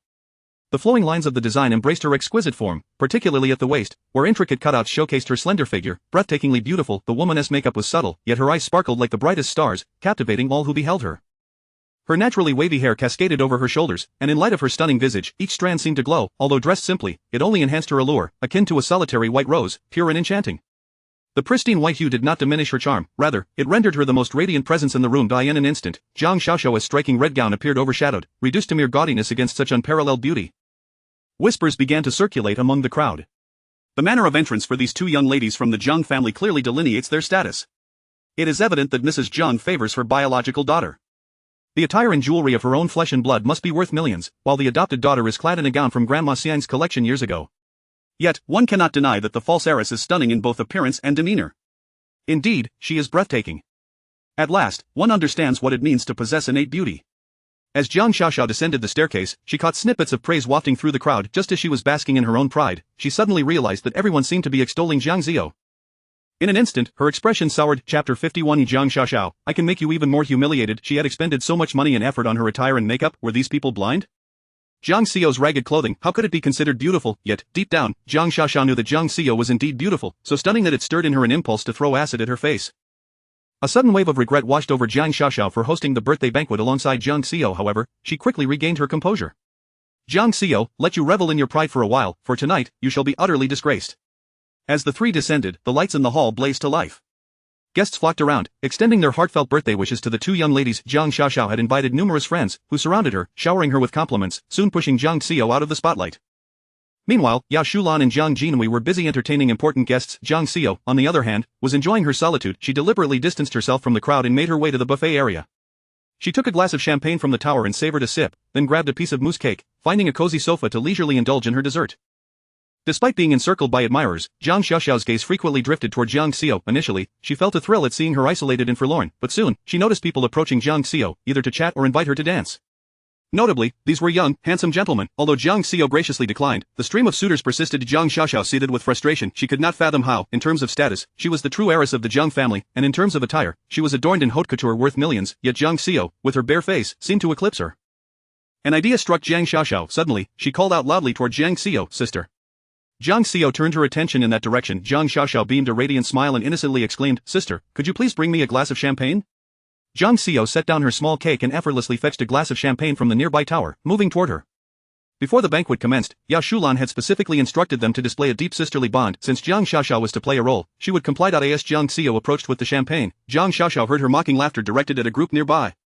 "Xiaoxiao, that dress she's wearing, doesn't it look like the discounted goods you picked up at the duty-free shop last time?" Jiang Xiaoxiao shot a haughty glance at Jiang Xiao. "Indeed, such clothing feels like nothing more than street market fare to me, so I casually gifted it to her."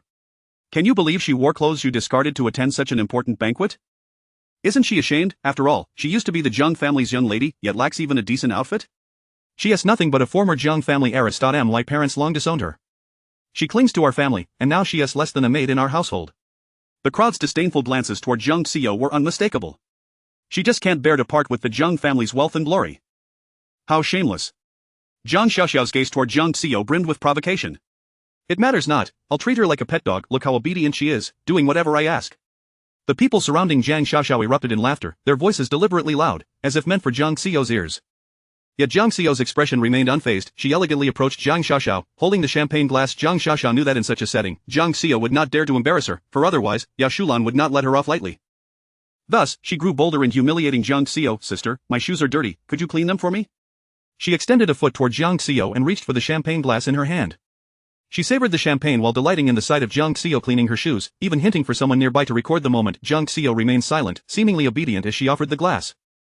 However, just as Jiang Xiaoxiao's hand was about to touch the glass, Jiang Xiao suddenly tilted the glass, pouring its contents slowly onto the floor. The champagne spilled in a neat line, rapidly absorbed by the carpet. With Jiang Xiaoxiao having already extended her foot, half a glass of champagne cascaded onto her shoe. Jiang Xiaoxiao nearly screamed. Today, she wore custom-made crystal shoes from Milan, adorned with thousands of meticulously hand-stitched crystals, taking 2 months to craft and worth $1 million. Now, Jiang Xiao had ruined them. "Jiang Xiao, what are you doing?" Jiang Xiaoxiao fumed, never expecting Jiang Xiao would dare to humiliate her in front of everyone. Jiang Xiao placed the glass on a nearby server's tray, her demeanor calm and graceful, as if she had merely been toasting with others. She tossed her wavy hair casually, exuding the languor of a cat just awakened. Her voice carried a hint of superiority and nonchalance. "I'm offering you a drink, drink up, don't waste it." With that, Jiang Xiao turned to leave. The crowd was momentarily bewildered until someone beside Jiang Xiaoxiao spoke up. "Xiaoxiao, her gesture just now was akin to performing a ritual for the dead." Upon hearing this, everyone realized the implication. Jiang Xiao's actions, with the glass held aloft and the champagne poured onto the ground, mirrored traditional customs during Qingming when honoring the deceased. "Xiaoxiao, is she cursing you to die?" The crowd's expression shifted to shock and concern. They had not anticipated that this Jiang Xiao, a mere parasite, would dare to act so brazenly towards the true heiress. Jiang Xiaoxiao's face turned pale with rage. Not only had Jiang Xiao ruined her $1 million shoes, but she had also publicly humiliated her in such a manner. "Jiang Xiao, stop right there." Jiang Xiaoxiao quickly caught up to Jiang Xiao, positioning herself directly in front of her. "Jiang Xiao, how dare you? Do you not understand your own status? If it weren't for my mother Espli, you wouldn't even be worthy of celebrating your birthday alongside me. You should be grateful, yet you dare treat me this way." Those around Jiang Xiaoxiao chimed in to support her. "Yes, Xiaoxiao, your expensive shoes were ruined by her. She should be made to clean them. On your birthday, she even dares to curse you. She ought to kneel and apologize. Xiaoxiao, she slapped your face, you must teach her a lesson." Many onlookers turned their attention to the unfolding drama. Under such pressure, Jiang Xiao's smile remained unchanged. She leisurely replied, "Jiang Xiaoxiao, I advise you not to push your luck. I can make you even more humiliated. Would you care to test me?" Chapter 52. Murderous intent. Though Jiang Xiao wore a smile, an air of chilling detachment surrounded her. With unwavering fearlessness, she regarded them as one might look upon a pack of inept novices, her gaze laced with disdain. This audacity nearly incited the wrath of the crowd, who fervently urged Jiang Xiaoxiao to swiftly reprimand Jiang Xiao. Yet, Jiang Xiaoxiao hesitated, fully aware of Jiang Xiao's formidable prowess. In her youth, Jiang Xiao had trained in taekwondo, reputedly holding a black belt of the 9th degree. While Jiang Xiaoxiao had never truly witnessed Jiang Xiao's capabilities, past encounters had led her to the conclusion that she stood no chance against her. Even collectively, they might not prevail. Jiang Xiaoxiao was no fool. She would not jeopardize her meticulously planned birthday celebration by engaging in a physical altercation. Glancing at the time, she sensed it was nearly the moment she had been awaiting. Indeed, her eyes soon fell upon a slender figure in the distance. A glimmer of mischief flickered in Jiang Xiaoxiao's gaze as she suddenly turned to Jiang Xiao, exclaiming, "Sister, if your shoes are damaged, so be it. I have plenty of couture pieces worth millions. Why would I truly hold a grudge against you?" The crowd, baffled by Jiang Xiaoxiao's abrupt change in demeanor, watched as she raised her hand and beckoned to a white-clad silhouette in the distance. "Sister Xiaoling, I am over here." Upon hearing Xiaoling's name, Jiang Xiao instinctively furrowed her elegant brows. Jiang Xiaoxiao's heart swelled with joy. Her objective had been achieved. Only a fool would confront Jiang Xiao head-on. To strike at the heart was the true art of warfare, and Xiaoling was undoubtedly the sharpest blade against Jiang Xiao. Meanwhile, Xiaoling approached, and Jiang Xiaoxiao deftly maneuvered around Jiang Xiao to stand beside her. Affectionately linking arms, Jiang Xiaoxiao introduced Xiaoling to the assembly, stating, "Allow me to present my dear sister, Xiaoling, a returnee from overseas studies." The crowd, unaware of the true nature of their relationship, genuinely believed Xiaoling was Jiang Xiaoxiao's close friend, showering her with compliments and greetings. In truth, Xiaoling and Jiang Xiaoxiao had maintained little connection until now, having only recently received an invitation to her birthday celebration. After a brief exchange, they quickly reached a mutual understanding. Both wished for Jiang Xiao to suffer disgrace and isolation, thus, they became allies. Moreover, Xiaoling harbored an additional goal, ensuring Jiang Xiao divorced Yanfeng. Naturally, she was eager to collaborate with Jiang Xiaoxiao. Xiaoling graciously greeted the crowd, and when her turn came to acknowledge Jiang Xiao, she added, "Xiao, happy birthday." A hint of unease rippled through the assembly, prompting someone to interject. "Miss Xia and Miss Jiang know each other?" Jiang Xiaoxiao, with a smile, replied, "Not just acquaintances. They share a very close bond." Seeing the frost settle upon Jiang Xiao's countenance, Jiang Xiaoxiao reveled in her delight. Indeed, only Xiaoling could truly pierce Jiang Xiao's facade. The evening's performance was just beginning. Jiang Xiaoxiao purposefully placed a hand on Xiaoling's abdomen, teasing, "Sister Xiaoling, why are you here alone? You are expecting a baby. Where is your boyfriend?" She then introduced, "Sister Xiaoling's boyfriend is none other than Yan Feng, the heir of the Yan family." The crowd's gazes towards Xiaoling were tinged with envy and flattery. The Yan family was one of the foremost enterprises in Rongqing, renowned for their high phone construction. "So, you are the young mistress of the Yan family, Miss Xia. My grandfather's company collaborates with the Yan family. I hope to receive Yan Dong's guidance in the future. You can tell just by looking at Sister Xia that she is blessed. I envy her greatly." The crowd erupted in compliments, while Xiaoling responded with polite humility, her peripheral vision frequently darting toward Jiang Xiao. "By the way, how many months along is your baby, Miss Xia?" "Almost 3 months. Jiang Xiaoxiao feigned concern. 3 months is still precarious, Sister Xiaoling. You must take care of yourself. After all, many are eyeing the position of Mrs. Yan." With a pointed glance at Jiang Xiao, she continued. The crowd finally sensed the tension. The Jiang and Yan families were among the most prominent in Rongqing, historically close-knit. It was known that the two families had even arranged a betrothal in the past, yet, it was evident that the current Yan family would never accept a false heiress into their fold. Jiang Xiao, having been the legitimate daughter of the Jiang family for 2 decades, was likely familiar with the young Yan heir and might even harbor feelings for him. Meanwhile, this Miss Xia was his girlfriend, a splendid drama indeed. No wonder Jiang Xiao's expression had shifted upon Xiaoling's arrival. The crowd, eager to provoke Jiang Xiao further, lavished even more praise upon Xiaoling. Jiang Xiao, however, was disinterested in their theatrics and turned to leave. Just then, Xiaoling's clear voice rang out, "My boyfriend is here." Everyone turned their attention to the entrance of the banquet hall, where a dapper young man in formal attire, strikingly handsome, was making his way toward them. It was none other than Yan Feng, a true paragon of elegance and charm. Regrettably for others, he was already taken, leaving them to envy and lament. As Yan Feng approached, he sensed something amiss. Unbeknownst to him, this was Jiang Xiaoxiao's birthday celebration. Although the Jiang and Yan families maintained a cordial relationship, Yan's parents had an evident favoritism for Jiang Xiao. Thus, in previous years, they had refrained from attending Jiang Xiaoxiao's birthday parties, choosing instead to celebrate Jiang Xiao's. However, this year, Jiang Xiao had distanced herself from the Yan family, and while Yan's mother had initially intended to celebrate Jiang Xiao's birthday, she relented when Jiang Xiao mentioned prior engagements. Yan Feng had only learned of this in passing and had not given it much thought. Little did he expect to encounter Xiaoling, Jiang Xiaoxiao, and Jiang Xiao at this gathering. Xiaoling had just called him, requesting his presence at a friend's birthday celebration. Without a second thought, he had come, only to discover that this friend was Jiang Xiaoxiao. As Yan Feng reached the group, Jiang Xiaoxiao deliberately pushed Xiaoling closer to him, saying, "Brother Yan, Sister Xiaoling was just talking about you."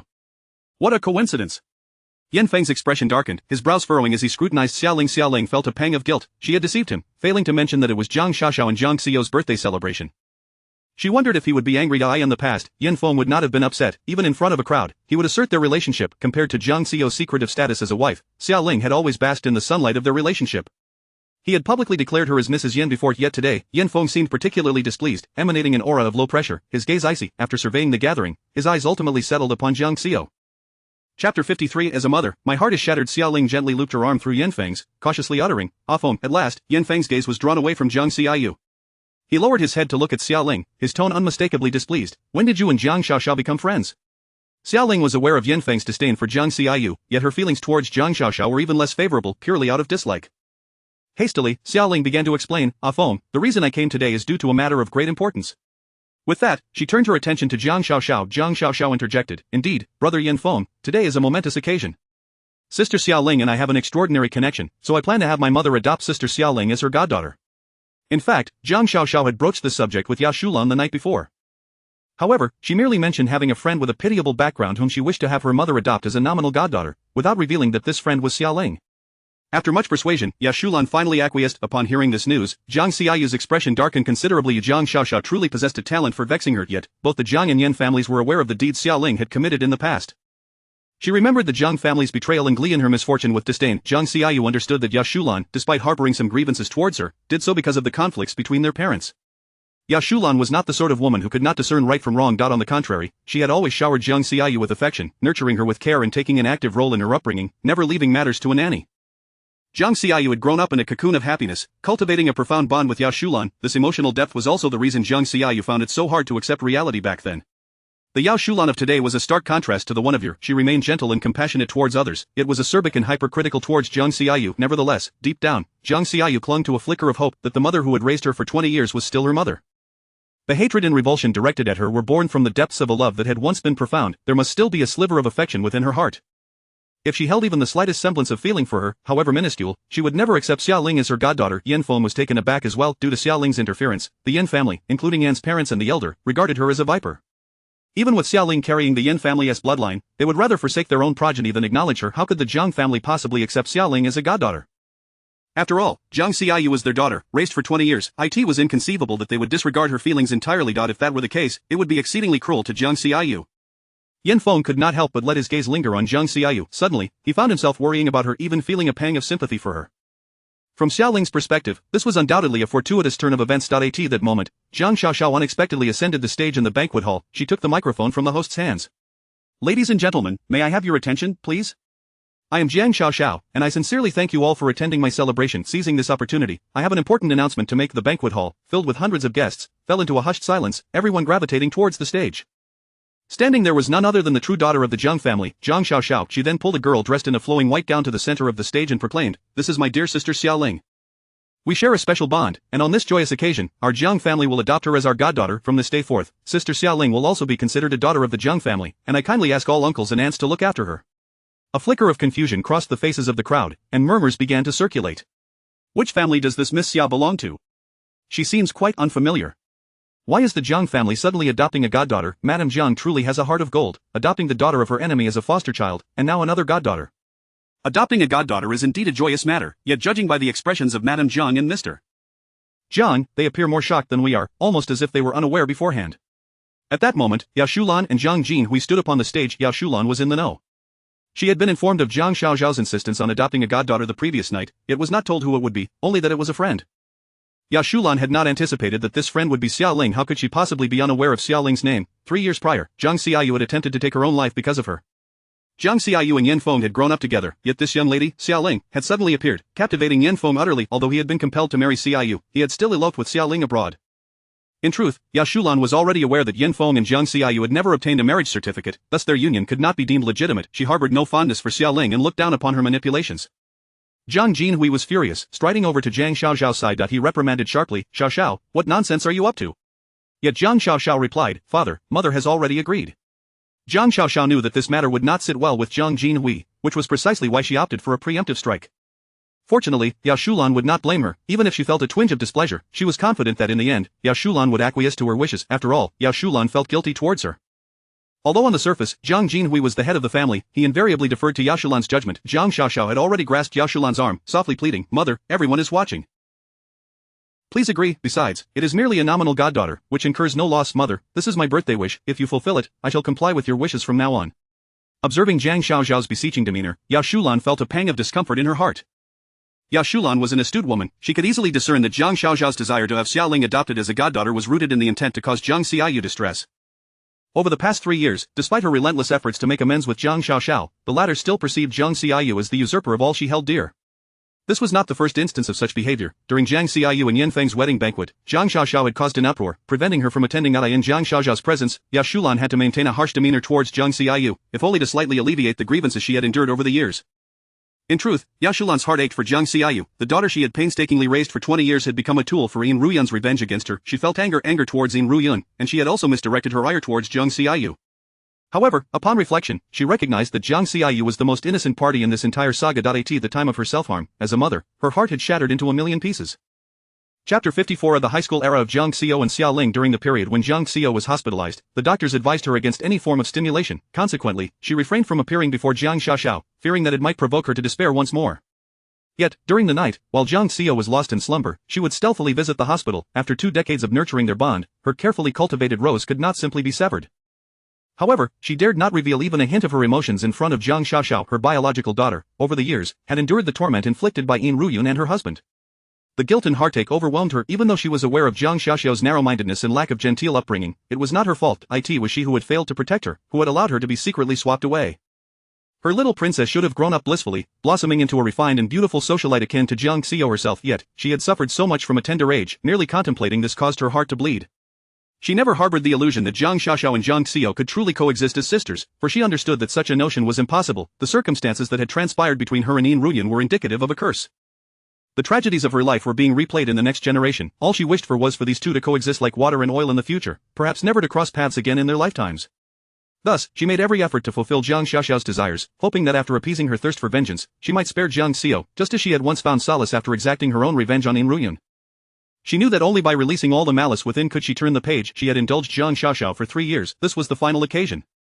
I shall grant her one last wish, Yao Shulan told herself. Yao Shulan approached the center of the stage, positioning herself before the standing microphone. Before she could utter a word, her gaze sought out Jiang Xiao's presence. At that moment, Jiang Xiao stood beneath the stage, her expression devoid of emotion, neither anger nor resentment, merely indifference, as if numbed. Yao Shulan clenched her fingers and resolutely averted her gaze before announcing, "Indeed, Xia Ling shares a special bond with our Jiang family. We intend to adopt her as our goddaughter." Yao Shulan chose not to elaborate further. The audience erupted in congratulations. Jiang Xiaoxiao hastily pulled Xia Ling over, urging her to call out to Yao Shulan and Jiang Jinhui. Xia Ling, brimming with excitement, sweetly and cautiously addressed them, "Godfather, godmother." Yao Shulan offered a strained acknowledgement, while Jiang Jinhui's countenance remained dark and unyielding. The ceremony transitioned into the tea-pouring ritual, which Jiang Xiaoxiao had meticulously arranged in advance. Once the various segments concluded, Yao Shulan glanced back down at the audience. As Yao Shulan accepted Xia Ling into the family, Jiang Xiao had turned to leave. When Xia Ling sweetly called out to her godmother and godfather, Jiang Xiao felt as if a knife had been plunged into her heart, carving out a gaping wound that bled profusely. Though her eyes glistened with unshed tears, her stubbornness prevented them from falling. She would no longer shed tears for them. Approaching the entrance, she attempted to depart, only to be intercepted by the security personnel stationed at the door. "Miss, the second young lady has declared that today is a momentous occasion, and you cannot leave," they insisted. Jiang Xiao's expression turned cold. "Get out of my way." 4 bodyguards surrounded the entrance like an impenetrable fortress. "The second young lady insists that you must remain for the entirety of the birthday banquet. She has gifts to present to you." Jiang Xiao contemplated resisting, but facing 4 adversaries, she knew she stood no chance, especially in the dress she wore today. Moreover, if she caused a scene, it would be precisely what Jiang Xiaoxiao desired. Ultimately, Jiang Xiao turned away, unwilling to witness the joyful scene unfolding before her. She resolved to head to the lounge instead. Halfway down the staircase, she was pursued from behind. "Xiao, so this is where you are," came the voice of Xia Ling, the very person she wished to avoid. Xia Ling had just been recognized as the goddaughter of the Jiang family. Such a blessing was a moment she could not wait to share with her. Xia Ling soon stood before Jiang Xiao, separated by a single step. With her customary innocent and cautious demeanor, she inquired, "Xiao, you won't be upset about my becoming the Jiang family's goddaughter, will you?" Jiang Xiao regarded her with disdain, nearly laughing at the sheer audacity of her innocence. "Xia Ling, spare me your innocent facade. It makes me feel nauseous." A flicker of complex emotion crossed Xia Ling's eyes, perhaps sorrow, perhaps relief, but it vanished as quickly as it appeared, leaving her as innocuous as a naive little rabbit. "Xiao, I come from a troubled background. You know what my mother is like. I grew up enduring domestic abuse and torment, never experiencing a single day of happiness. The most fortunate moment of my life was encountering you during our high school years."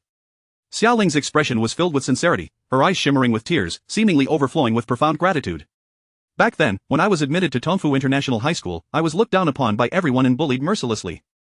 You were the one who extended your hand to pull me from the mire, and when I was attacked, you stood in front of me like a shield. Xiao, you are my lifelong benefactor."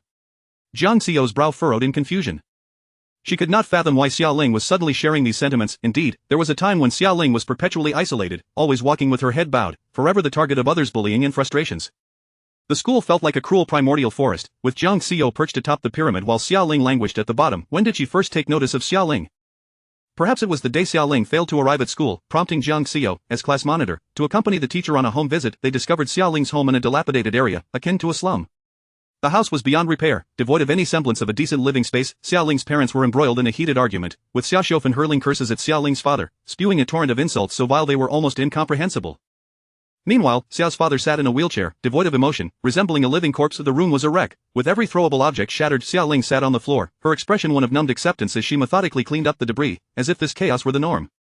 Later, Jiang Xiao learned that Xiaoling had skipped school that day because her father, in a moment of despair, had attempted to cross the street in his wheelchair and had parked it in the middle of the road, intending to take his own life. Li Yaojun, if you die once, I will save you once. If you die 100 times, I will save you 100 times. I will ensure you live, even if it means suffering more than death itself. Jiang Xiao had felt a shiver run through her at those words. She still vividly recalled the scene from that day. Once Xia Xiaofan had finished her tirade, she turned her wrath upon Xiaoling, kicking, hitting, and pinching her mercilessly. In a fit of madness, she even grabbed a pair of tongs and struck Xiaoling across the back. The homeroom teacher rushed in to intervene, but Xia Xiaofan was relentless, seizing the opportunity while the teacher was entangled with Xia Xiaofan. Jiang Xiao stepped forward, grasped Xiaoling's arm, and led her to safety. Chapter 55. Jiang Xiao's worry, you can never escape me. Xiaoling has always remembered the scene from that day. She was pulled along by Jiang Xiao, navigating through several narrow alleys, clinging tightly to her hand. She inhaled the delicate fragrance that emanated from her, reminiscent of gardenias, fresh and rich. She gazed at her profile, illuminated by the sunlight, golden and radiant, as if she were an angel descended from the heavens. Xiaoling held her hand with desperation, as if it could pull her away from a man-eating abyss. Later, they arrived at a nearby small square where Jiang Xiao treated her to KFC. It was Xiaoling's first experience with KFC in her life. She devoured numerous egg tarts, relishing the delightful taste that felt unparalleled. Sweet, rich, delicious enough to bring her to tears. Jiang Xiao watched her consume an entire box of egg tarts while she wept. Suddenly, she grasped Xiaoling's hand and declared, Xiaoling, do not be afraid. I will protect you from now on. Without questioning her motives, she simply promised to shield her. From that point on, whenever anyone bullied Xiaoling at school, Jiang Xiao would fiercely confront them. She even helped Xiaoling secure a scholarship for boarding, allowing her to temporarily escape the clutches of her deranged mother. Whatever treasure she possessed, she would always share half with Xiaoling, even on her birthday when she received lavish gifts. Jiang Xiao believed she had genuinely poured her heart into their friendship, perhaps even more so than her childhood companion, Shen Nuo. Thus, when she discovered Xiaoling's betrayal, the pain and resentment were unbearable. Memories of the past flooded Jiang Xiao's heart, twisting it in agony. Xiaoling, what do you mean by saying all this now? Jiang Xiao's lips curled into a cold, sarcastic smile. To this day, I still cannot fathom why you felt the need to steal Yin Feng away. Why resort to such despicable means? If Xiaoling truly loved Yin Feng, she would have engaged in fair competition. Even if she openly pursued him, Jiang Xiao would not have minded. However, she could not accept that someone she had sincerely cared for would secretly plot against her, framing and betraying her. Xiaoling responded candidly, because I am envious. I envy the way you stroll hand in hand on the playground. I envy how he queues every morning to buy you breakfast. I envy your camaraderie, the way you are inseparable, one bright and cheerful, the other sun-kissed and handsome, a match made in heaven. Her gaze shifted, taking on a hint of malice. But I am consumed by jealousy. You are like leaves and flowers basking in the sunlight, while I am the roots buried deep underground, forever deprived of daylight, silently enduring the darkness, knotted by snakes, insects, and vermin, day and night. My jealousy drives me to the brink of madness. Jiang Xiao was taken aback by Xiaoling's state of mind, the girl who had always trailed behind them. After a moment of silence, Jiang Xiao spoke calmly.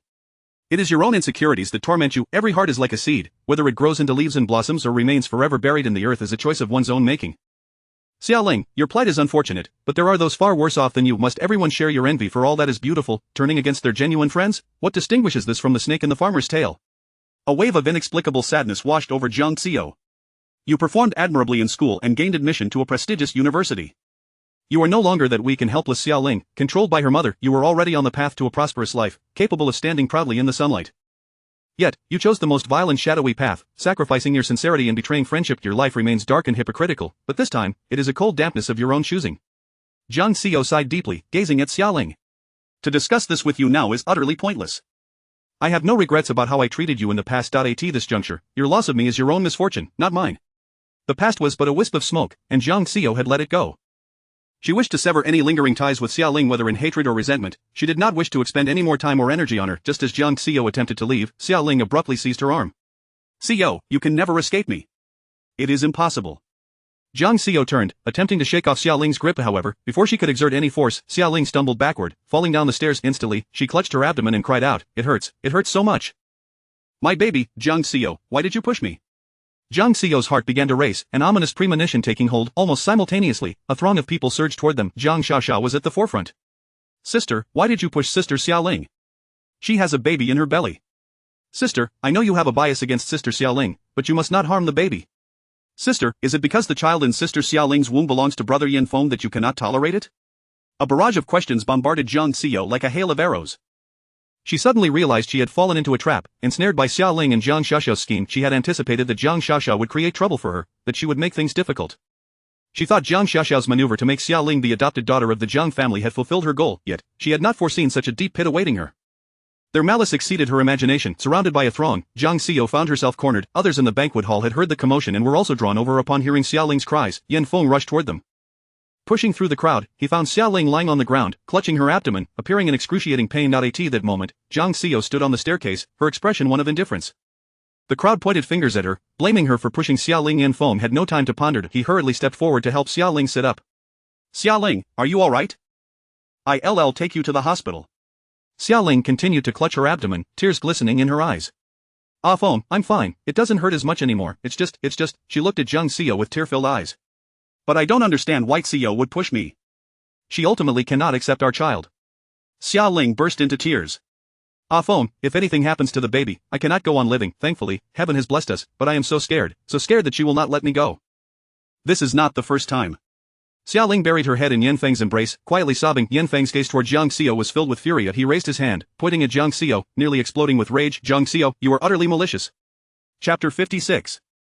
The joint conspiracy. Jiang Xiao found herself utterly speechless. Xiaoling had the support of Jiang Xiaoxiao, and the crowd was quick to point fingers, already having placed the blame of the push squarely on her. Jiang Fu and Jiang Mu soon arrived at the scene. Jiang Jinhui, witnessing the unfolding drama, inquired, "What has transpired?" Jiang Xiaoxiao had long prepared her script. "Father, my sister is unaware of the reasons behind it. She merely pushed Sister Xiaoling, who was with child." Jiang Jinhui's expression darkened as he turned his gaze towards Xiaoling, who was sobbing in Yanfeng's embrace. Jiang Jinhui's countenance was grim. Yanfeng, who was ostensibly Xiaoyu's husband, was now brazenly holding another woman in his arms, a woman who was carrying his child. Yanfeng had grown up under their watch, akin to their own son. Initially, they had thought Xiaoling was merely a fleeting folly of his. However, they never anticipated that events would escalate to this degree. More importantly, the Yan family had informed them that 3 years prior, Jiang Xiaoyu and Yanfeng had never actually obtained a marriage certificate.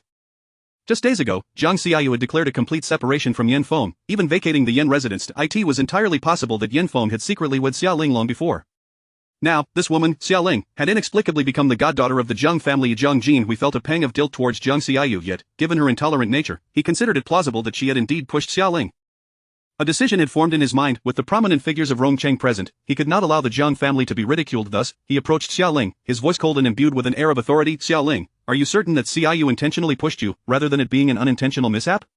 Xiaoling gazed at Jiang Jinhui with an expression of utmost innocence, tears cascading down her cheeks. She understood that he sought to quell the situation. In truth, Xiaoling had no intention of allowing the matter to escalate and tarnish the Jiang family's reputation, especially as she did not wish to be despised by her newfound godparents.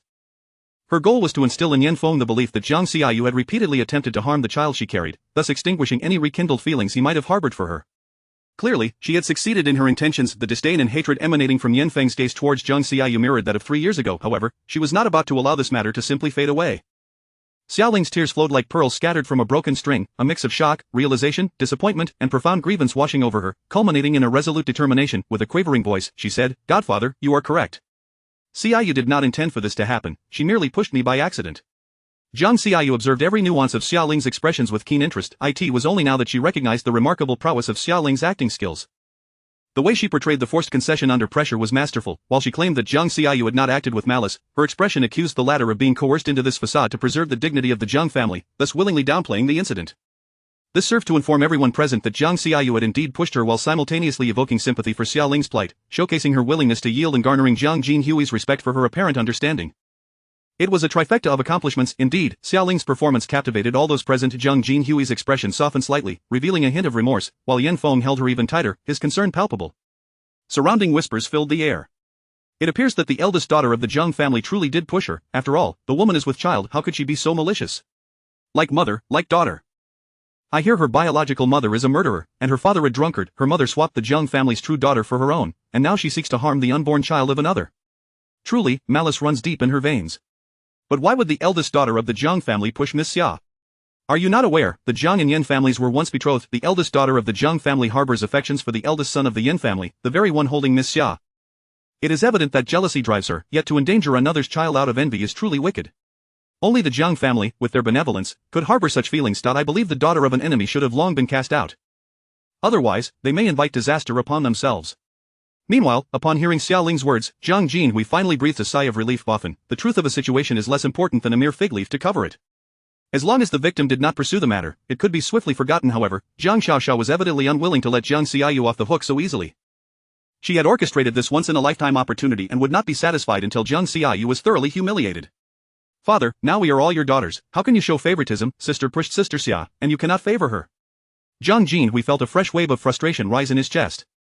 Jiang Xiaoxiao noticed the swift darkening of his expression and felt a jolt of apprehension. She understood that Jiang Jinhui had always been dissatisfied with her. In his eyes, she could not compare to Jiang Xiaoyu in terms of talent, beauty, academics, demeanor, grace, or upbringing. Yet she was, after all, his biological daughter. Had she grown up under their care, she would have undoubtedly surpassed Jiang Xiaoyu in every regard. Jiang Xiaoxiao knew that Jiang Jinhui's primary concern was his reputation and the dignity of the Jiang family. Thus, she could not let the situation spiral out of control. Taking a step back, she said, at the very least, should we not have Sister apologize to Sister Xia? After all, Sister Xia's child nearly faced disaster. She cast a glance at Jiang Xiaoyu, who stood frozen on the staircase, resembling a wooden puppet. For Jiang Xiaoyu to apologize to Xia Ling would likely be more painful for her than death itself. Moreover, only she and Xia Ling knew the truth. Jiang Xiaoyu had not pushed her.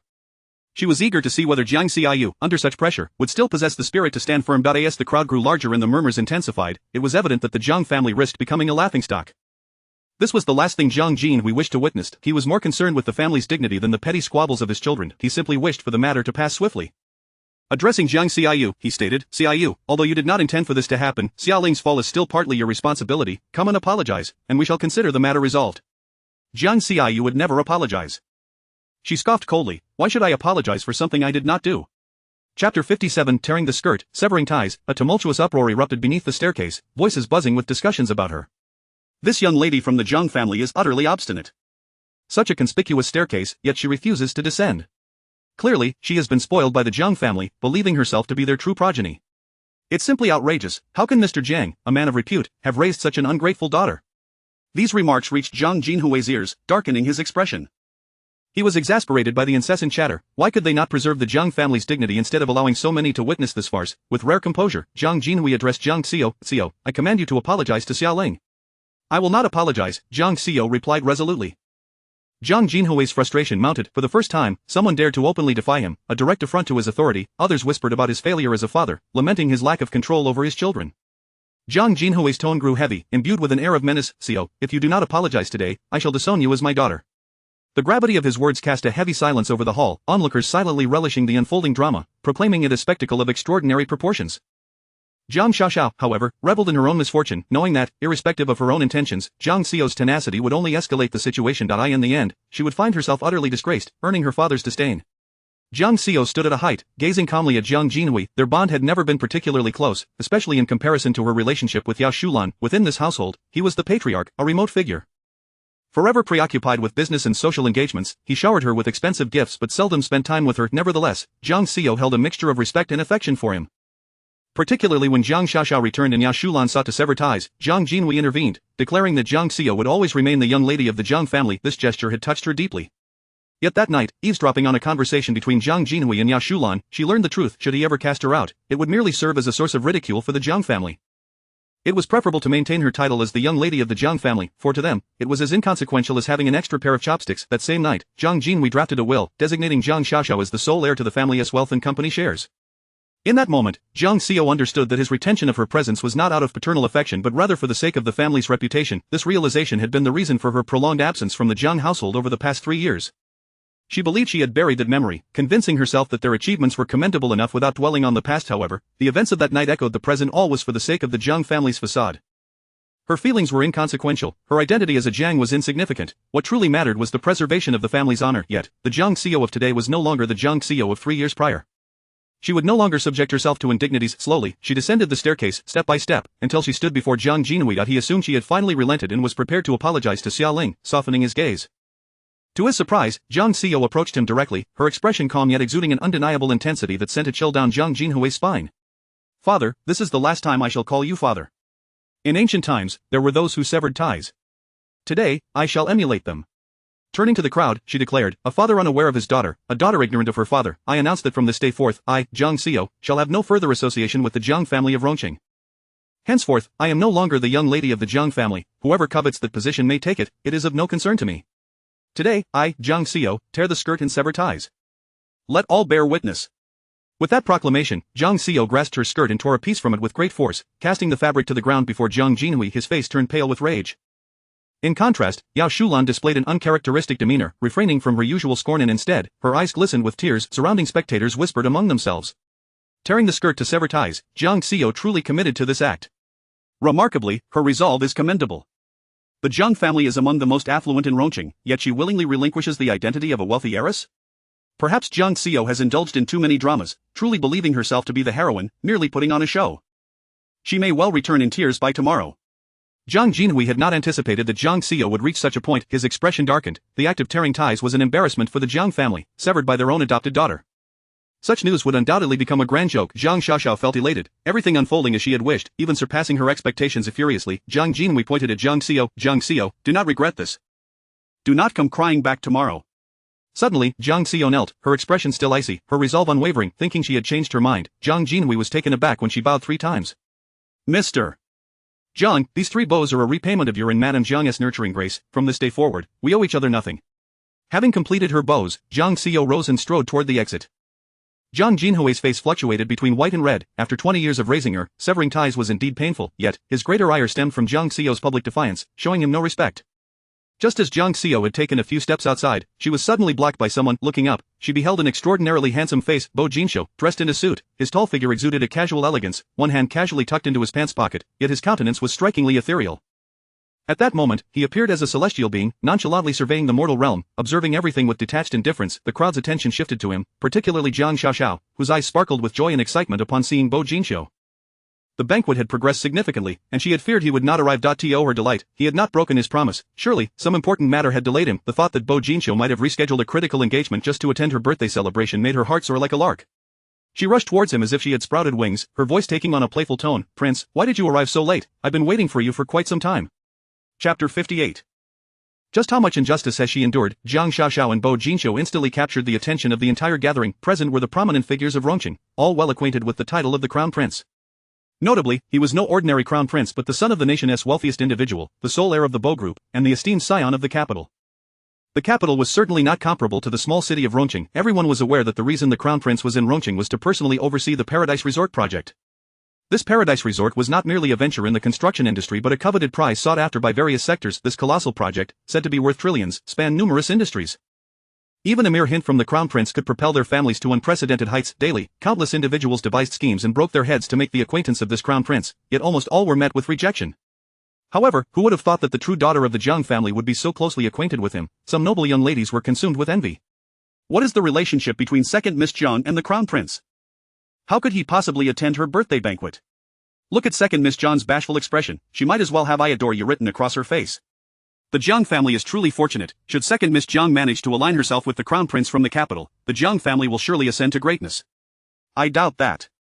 Attending a birthday banquet doesn't necessarily indicate anything significant. A cacophony of voices echoed through the crowd, saturated with envy and resentment. Initially, many had come to witness the Jiang family's misfortune, but now they were filled with both admiration and jealousy, completely forgetting the recent events. Those surrounding Jiang Jinhui began to compliment him in hushed tones. President Jiang, it seems that your second daughter has a connection with the Crown Prince. It appears you shall soon be the father-in-law of the nation. Indeed, if the Jiang family forges ties with the Bo family, do not forget to look after us old friends. Second Miss Jiang is truly impressive. She has brought you much honor. Jiang Jinhui was flattered by their words, his cheeks flushed with pride. He excitedly approached Bo Jinxiu. I was unaware of your arrival, Crown Prince. I apologize for not welcoming you properly. Uncle Jiang, just call me Axie, there's no need for such formalities. The Crown Prince was unexpectedly humble, even suggesting a less formal address. Wasn't he reputed to be arrogant and disdainful, viewing everything with indifference? Yet, before Jiang Jinhui, he exhibited the politeness of an ordinary junior. Clearly, this was all due to his connection with Jiang Xiaoxiao. It seemed that second Miss Jiang truly shared an extraordinary bond with the Crown Prince. Jiang Xiaoxiao felt an overwhelming thrill within her. She relished the envious and jealous gazes surrounding her, which felt like a rich nourishment to her self-esteem, causing it to swell immensely. In a moment of boldness, she impulsively attempted to grasp Bo Jinxiu's arm, only to have him evade her touch. He cast her a frosty glance, causing her heart to sink as she instinctively took a step back. Perhaps he was simply unaccustomed to showing affection in front of others standing nearby. Jiang Jinhui observed the scene, a flicker of doubt crossing his mind. Suddenly, Bo Jinxiu turned his gaze towards Jiang Xiao, his eyes landing on the torn hem of her dress. His expression instantly cooled, and the tone he used with Jiang Jinhui became noticeably distant. Bo Jinxiu's voice was devoid of warmth. It seems I have missed quite a spectacle. Jiang Jinhui realized that Bo Jinxiu was observing Jiang Xiao and assumed that the crown prince found her current disheveled state unbecoming for someone of her family's stature. Thus, he coldly admonished, "Unfilial daughter, have you not already severed ties with the Jiang family? Why do you linger?" Upon hearing this, Jiang Xiao stepped forward, only to be obstructed by Bo Jinxiu's outstretched arm. He calmly interjected, "Uncle Jiang, forgive my intrusion, may I inquire what transpired?" Bo Jinxiu had intended to arrive much earlier, but unexpectedly encountered Xue Qin at the entrance, and after a prolonged entanglement, had only just managed to extricate himself. He was taken aback to discover that such a rift had developed in such a brief interval. What kind of grievance could have driven Jiang Xiao, with her languid demeanor, to such an extreme? A chilling aura emanated from Bo Jinxiu, causing the atmosphere to grow tense, yet, each word he uttered remained courteous. Jiang Jinhui was perplexed by Bo Jinxiu's sudden interest in his family's private affairs. He had not wished to expose this matter publicly, as the severing of ties with a foster daughter was hardly a matter of pride. However, upon hearing Bo Jinxiu's inquiries, Jiang Xiaoxiao eagerly spoke up. "Crown Prince, you may not be aware, but this young lady is my parents' foster daughter, Jiang Xiao. Today, my parents accepted Sister Xiaoling as a goddaughter, which displeased my sister so much that in a fit of anger, she pushed the pregnant Sister Xiaoling down the stairs. Fortunately, Sister Xiaoling was unharmed. She is kind-hearted and unwilling to hold a grudge. My father merely asked my sister to apologize, and we would let the matter rest. Yet, not only did my sister refuse to apologize, but she also sought to sever ties with us." Jiang Xiaoxiao embellished the incident with dramatic flair. Jiang Jinhui's expression soured. "This is a private matter for the Jiang family. It is my failure as a father that has allowed you to witness this, Crown Prince." Upon hearing all of this, Bo Jinxiu's demeanor turned icy. He had not anticipated that Jiang Xiao had endured such significant injustice, facing public condemnation and being unable to defend herself. With a cold laugh, Bo Jinxiu remarked, "Is that so, Miss Xia? Did Miss Jiang truly push you?" He suddenly directed his gaze towards Xiaoling, who had just approached alongside Yin Feng, standing behind Jiang Jinhui. Under the weight of his authoritative gaze, Xiaoling felt an inexplicable surge of anxiety. She feigned a look of grievance. "I believed Xiao did not do so intentionally." Bo Jinxiu's voice remained frigid, regardless of intent. "Does that imply you are asserting that Miss Jiang pushed you?" Xiaoling felt a twinge of unease. "Mr. Bo, what do you mean by that?" Bo Jinxiu stated, "Are you certain you are not lying?" The term lying hung in the air like a label affixed to Xiaoling. Had it come from anyone else, it might have been inconsequential, but it was the Crown Prince, a figure of great aspiration for many. Each of his words carried weight. Various murmurs of doubt began to circulate among the crowd. Xiaoling hurriedly asserted, "I am not lying. I had just ascended the stairs and exchanged a few words with Xiao. Perhaps she was in a poor mood and then pushed me down the stairs. Many witnessed it firsthand." This had been a trap designed in advance with Jiang Xiaoxiao, who had noted that the banquet hall at the Yunding restaurant was designated for esteemed guests, thus lacking surveillance cameras. There was no possibility of a flaw in their scheme. Jiang Xiaoxiao interjected, "I witnessed it myself. I was standing nearby and saw my sister deliberately push Sister Xiaoling down the stairs. Not only I, but they also saw it." The they she referred to were her entourage, who had received numerous benefits from Jiang Xiaoxiao and were naturally inclined to echo her words. "Indeed, we all saw it," they chimed in. Bo Jinxiu's gaze swept across their faces, his cold eyes resembling daggers. Chapter 59. Jiang Xiao is a married woman. Jiang Xiaoxiao faintly sensed that Bo Jinxiu seemed to be favoring Jiang Xiao. Could it be that Jiang Xiao had some connection with Bo Jinxiu? Jiang Xiaoxiao recalled that Jiang Xiao had previously conducted an exclusive interview with Bo Jinxiu. Perhaps that was when they became acquainted. However, Jiang Xiaoxiao speculated that they were merely friends. After all, Jiang Xiao was indeed a married woman. Jiang Xiaoxiao felt no fear whatsoever. She had already discreetly inquired with the manager of the Yunding restaurant, discovering that there were no surveillance cameras installed. No one had witnessed the events that transpired. She was confident that no incriminating evidence would be left behind. Given that, she had no qualms about tarnishing Jiang Xiao's reputation even further. Jiang Xiaoxiao spoke up, "Your Highness, you may not be aware, but my sister has a personal vendetta against Sister Xiaoling. She pushed Sister Xiaoling, intending to harm the child in her womb." Bo Jinxiu's expression turned frosty.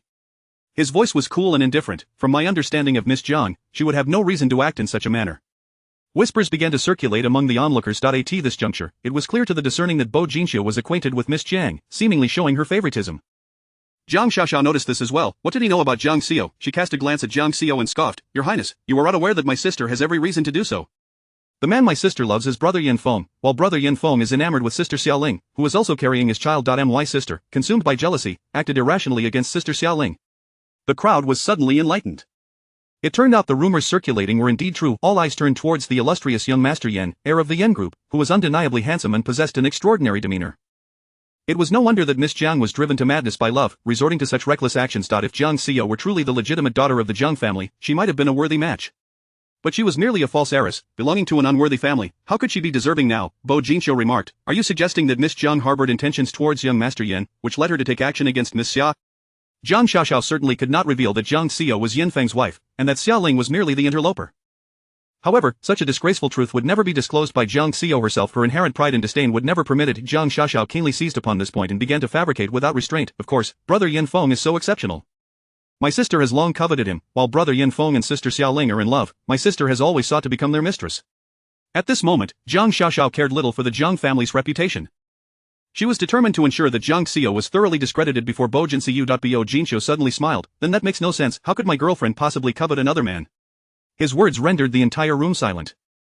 What did this declaration mean? Even Jiang Xiaoxiao seemed unable to comprehend. How could Jiang Xiao possibly be your girlfriend? That is simply impossible. Bo Jinxiu naturally wrapped his arm around Jiang Xiao's waist, casting her a glance filled with affection. He then raised his head, his eyes still soft with lingering warmth. Are we not a match? The crowd had never witnessed the usually aloof and cold Bo Jinxiu display such tender eyes. The surrounding socialites, captivated by his seemingly melting gaze, could hardly conceal their envy and jealousy towards the woman in his embrace. Jiang Xiaoxiao could not accept this reality at all. Jiang Xiao as Bo Jinxiu's girlfriend was nothing short of absurd. She shot a glance at Jiang Xiao, her eyes burning with jealousy, and nearly blurted out, Your Highness, have you been deceived by my sister? She is, after all, a married woman. In mere seconds, Jiang Xiaoxiao had made her judgment. Jiang Xiao's appearance was indeed striking, and it was not surprising that Bo Jinxiu had been lured. Yet, Bo Jinxiu surely did not know that Jiang Xiao was already married. Thus, she ruthlessly aimed to expose Jiang Xiao's deceit, determined to make Bo Jinxiu see her true colors. However, Bo Jinxiu's gaze betrayed no anger. In fact, there was not even a hint of surprise. He inquired casually, Oh, you claim my girlfriend has a husband, then may I ask, who is her husband? This question left Jiang Xiaoxiao momentarily speechless. Today, she and Xia Ling had orchestrated this grand performance. Jiang Xiao had become the interloper threatening Yin Feng and Xia Ling's relationship. If everyone suddenly learned that Jiang Xiao and Yin Feng were indeed a legitimate couple, the situation would swiftly turn against them. Xia Ling would become the mistress, and she would be deemed an accomplice. Moreover, the Yin family would be utterly humiliated, and its members would not spare her. Jiang Xiaoxiao could not possibly reveal the truth. On the other side, Xia Ling appeared tense, her gaze fixed on Jiang Xiaoxiao, fearful that this fool might spill everything. Fortunately, she retained a shred of rationality. Meanwhile, Yin Feng furrowed his brow, his eyes fixed on Bo Jinxiu's hand resting on Jiang Xiao's waist, his gaze dark and cold. Jiang Xiaoxiao declared, Regardless, my sister is already married. She is not innocent. You must have been deceived by her. She is a cunning, malicious femme fatale. Bo Jinxiu's eyes suddenly turned icy. His voice seemed to carry a layer of frost, exuding an air of chilling menace. Miss Jiang, while you so readily call her sister, your words are laced with slander and serve only to tarnish her reputation. It seems to me that you are the one lacking in upbringing and harboring malicious intent. Being publicly branded as lacking in decorum and malicious by Bo Jinxiu left Jiang Xiaoxiao trembling with rage. The surrounding crowd began to murmur and point fingers at her. Jiang Xiaoxiao felt as though her face had been slapped, her anger boiling to the point of explosion. With a quivering voice, she retorted, Your Highness, while you hold a position of great power, you cannot unjustly accuse others. Even if my sister is your girlfriend, you cannot ignore the facts to favor her. She did push Xia Ling. We all witnessed it. The fact that she could push a pregnant woman is enough to prove she is a cold-blooded and vicious woman. The corners of Bo Jinxiu's mouth curled coldly, his voice tinged with an undercurrent of pressure and threat. Are you certain you witnessed this firsthand? If not, would you not be slandering and framing me, Miss Jiang? You might not be able to bear the consequences of accusing my girlfriend. Miss Jiang, do you dare to swear? Jiang Xiaoxiao felt the weight of his pressure and threat. Especially under that chilling gaze, it felt as if she were staring down the blade of a glistening dagger. Yet, at this moment, she could think of nothing else. All she desired was to crush Jiang Xiao beneath her heel. I swear, I witnessed my sister push Xia Ling. If what I say is a lie, may the Jiang family go bankrupt, and may I, Jiang Xiaoxiao, live a life of poverty and misery, never to find peace. Chapter 60. How could a person of disrepute transform into her? Jiang Xiaoxiao uttered the most venomous of oaths, yet internally, she was coldly amused. She held no belief in such vows. If oaths were indeed binding, countless individuals would be struck down by divine retribution daily. Thus, her words flowed forth almost effortlessly, exuding an air of unwavering sincerity. Jiang Xiaoxiao was confident that Bo Jinxiu would find no flaws in her faade, which is why she resorted to using such ephemeral declarations as a means of intimidation. However, Bo Jinxiu merely smiled faintly and remarked, Very well, I hope Miss Jiang will remember the words spoken today when the time comes to uphold her oath. He then picked up his phone and made a call. Contact the general manager of Yunding and have him come here immediately. 5 minutes later, Huang Ko, the general manager of Yunding, hurriedly entered, eliciting the curiosity of the crowd, who formed an impenetrable wall around the scene, unwilling to miss a moment of the unfolding drama. Although Miss Jiang had been vociferous, she was trembling uncontrollably, her expensive jewelry failing to mask her disarrayed eye. In contrast, Jiang Dang, who should have been the most wretched in this scenario, exuded an undeniable resolve and decisiveness that was hard to overlook, especially now. Despite her silence, her composed demeanor and inherent elegance transformed her tattered dress into a unique masterpiece, radiating an unexpected allure. Huang Ku approached Bo Jinxiu with trepidation. Young master, did you summon me for something? Upon seeing manager Huang from Yunding, Jiang Xiaoxiao felt a wave of amusement. Bo Jinxiu certainly knew how to bluff. What purpose did calling Huang Ku serve when even the arrival of the police would be futile? There were no surveillance cameras here, and they would find no evidence whatsoever. Bo Jinxiu spoke, Manager Huang, activate the Eagle Eye system. Huang Ku hesitated for a moment, intrigued that the young master knew of the Eagle Eye system, yet he still hesitated. Young master, this is against protocol. I cannot bear this responsibility. Bo Jinxiu replied calmly, Yunding has 50% of its shares held by the Bo family. Although I do not partake in the management of Yunding Group, I am still a shareholder, and as the largest shareholder, I believe I possess that right. Huang Ku was taken aback. There was indeed a mysterious major shareholder, known only to the chairman and vice chairman, who held a substantial amount of shares in the group. Yunding Restaurant was merely the tip of the iceberg. This major shareholder had always been an enigmatic and legendary figure within the Yunding Group, and to discover that it was the young master of the Bo family was not entirely unexpected. Huang Ku immediately responded with respect, I will attend to it at once. Meanwhile, the onlookers wore expressions of bewilderment. What is the Eagle Eye system? I've never heard of it before. The young master is actually a major shareholder of Yunding? It seems the world truly belongs to the Bo family. The Eagle Eye system, I've heard of it, it's the military's highest level surveillance system. Simply put, it's a comprehensive monitoring system that offers a 360-degree view without blind spots. Conventional surveillance is limited to specific areas, while the Eagle Eye system has no restrictions on time or space, allowing for high-definition monitoring of anyone, anywhere, at any time. Heavens, this place is equipped with the Eagle Eye system. Does that mean our every move has been under surveillance? The Yunding Banquet Hall is typically used to host high-ranking officials or foreign dignitaries, so it's not surprising that it has the Eagle Eye system installed. Jiang Xiaoxiao listened to the surrounding discussions, her face a mask of disbelief. What on earth was this Eagle Eye system? She had confirmed with security that there were no surveillance cameras in this banquet hall. How could a 360-degree monitoring system suddenly manifest? Jiang Xiaoxiao remained unconvinced. However, when the figures of Xia Ling and Jiang Xiao were projected onto the grand screen of the banquet hall with startling clarity, she was utterly dumbfounded. Their dialogue played out word for word before everyone. Xia Ling, to this day, I cannot fathom why you would steal Yin Feng using such despicable means. Because I am envious. You are like leaves basking in sunlight, while I am the roots buried deep underground. My jealousy drives me mad. You chose this path, wielding the blade against a friend who genuinely cared for you. You sacrificed sincerity and betrayed your friendship. Discussing this with you has become utterly meaningless. I do not regret my kindness towards you, Jiang Xiao. You will never escape me. Never. The entirety of the events that transpired was laid bare before the crowd, with the truth now unmistakably clear. Jiang Xiao did not push Xia Ling. Rather, Xia Ling had intentionally tumbled down the stairs to frame Jiang Xiao, then cried out in false accusation. Moreover, their dialogue provided further clues to the onlookers. So, this young Master Yen was stolen from Miss Jiang by Miss Xia using underhanded tactics? How could such a beautiful woman like Miss Jiang have lost him? Considering her months-long pregnancy, it's not hard to guess what method she employed. I had no idea Miss Jiang and Miss Xia were friends from high school. Miss Jiang had helped her so much, yet she repaid kindness with betrayal. From beginning to end, Miss Jiang has been forthright. Who would have thought that the seemingly innocent and delicate Miss Xia harbored such malicious intent? Miss Jiang Xiaoxiao is clearly complicit, boldly claiming to have witnessed the events firsthand and swearing such venomous oaths, unafraid of their repercussions. Not only that, she had the Jiang family adopt Miss Xia as a goddaughter, all to vex Miss Jiang. It's no wonder Miss Jiang tore her skirt and severed ties. Who would have guessed that the true heiress of the Jiang family would be so cold-hearted? I heard she was raised by a murderer in the slums. Such vile tactics are beyond the imagination of ordinary people. If the Jiang family falls into her hands, it is bound to meet its demise. The crowd began to murmur, pointing fingers and whispering. Jiang Jinhui and Ya Shulan observed the scene with conflicting emotions. They had genuinely believed that Jiang Xiao had pushed Xia Ling, unaware that it was a trap laid by Jiang Xiaoxiao and Xia Ling. Ya Shulan cast a chilling glance towards Jiang Xiaoxiao. For the first time, everyone was watching the Jiang family's disgrace unfold. Jiang Xiaoxiao stood frozen in place, her head spinning. This grand spectacle of disgrace was intended for Jiang Xiao. She could not comprehend how it had ultimately befallen her. Instead, Chapter 61 of My girlfriend is delicate and cannot bear the blame. Deep within Jiang Xiaoxiao's heart, there simmered an intense sense of resentment. It felt as though a serpent coiled and twisted, desperately trying to break free from her chest. Her fingers clenched tightly, nails digging painfully into her flesh. Anger and embarrassment rendered her body uncontrollable, her shoulders trembling violently.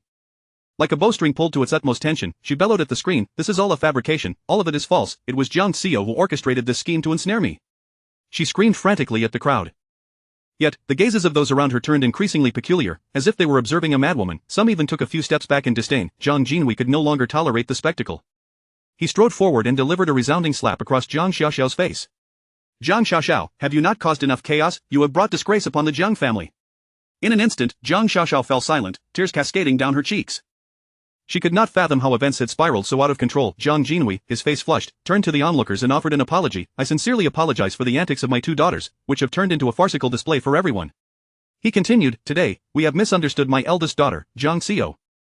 I believe my younger daughter has also been misled by outsiders. As for the matter of the Jiang family adopting a goddaughter, let us consider it as if it never occurred.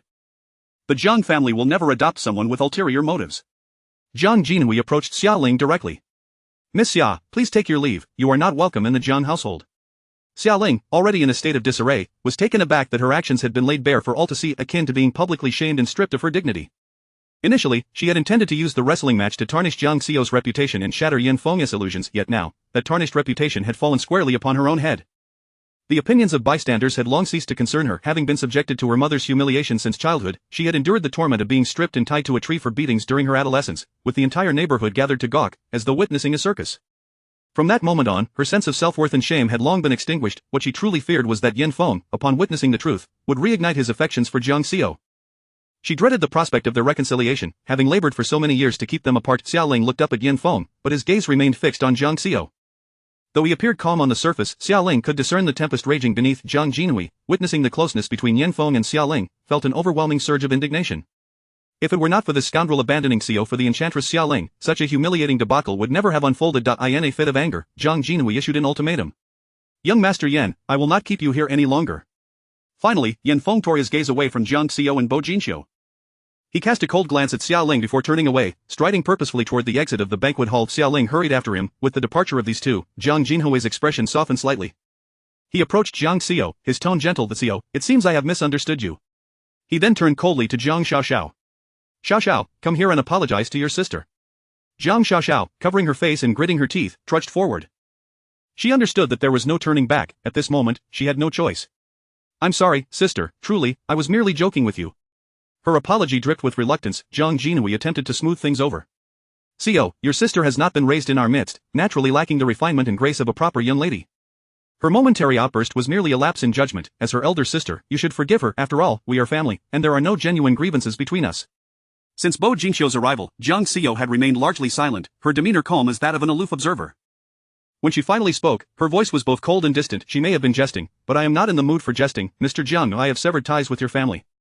Your so-called apology is unwelcome. Jiang Xiaoxiao's actions today will not go unaddressed, therefore, she need not apologize to me. In that moment, Jiang Xiao gained a clear understanding. When she was wronged, they had never entertained even a fleeting doubt of her innocence. They wished for her to apologize, to gloss over the incident for the sake of the Jiang family's reputation. Now, even with the knowledge of her being framed, they sought to dismiss the matter with a simple explanation of a momentary lapse in judgment, all in an effort to maintain their facade of harmony. Furthermore, Jiang Jinhui's words insinuated that Jiang Xiaoxiao's lack of decorum stemmed from her not being raised in their household, implying that Jiang Xiao had usurped the position of the Jiang family's esteemed daughter. Ultimately, it all circled back to being Jiang Xiao's fault. Having relinquished her illusions about familial bonds, Jiang Xiao would no longer succumb to their moral coercion. Jiang Jinhui, suppressing his emotions, implored, Xiao, although you are not my biological daughter, we have nurtured you with love and care since childhood. Do you truly care so little for all these years of affection? Xiaoxiao's behavior stems from the abuse inflicted upon her by her biological parents. Growing up in such an environment, she deserves sympathy.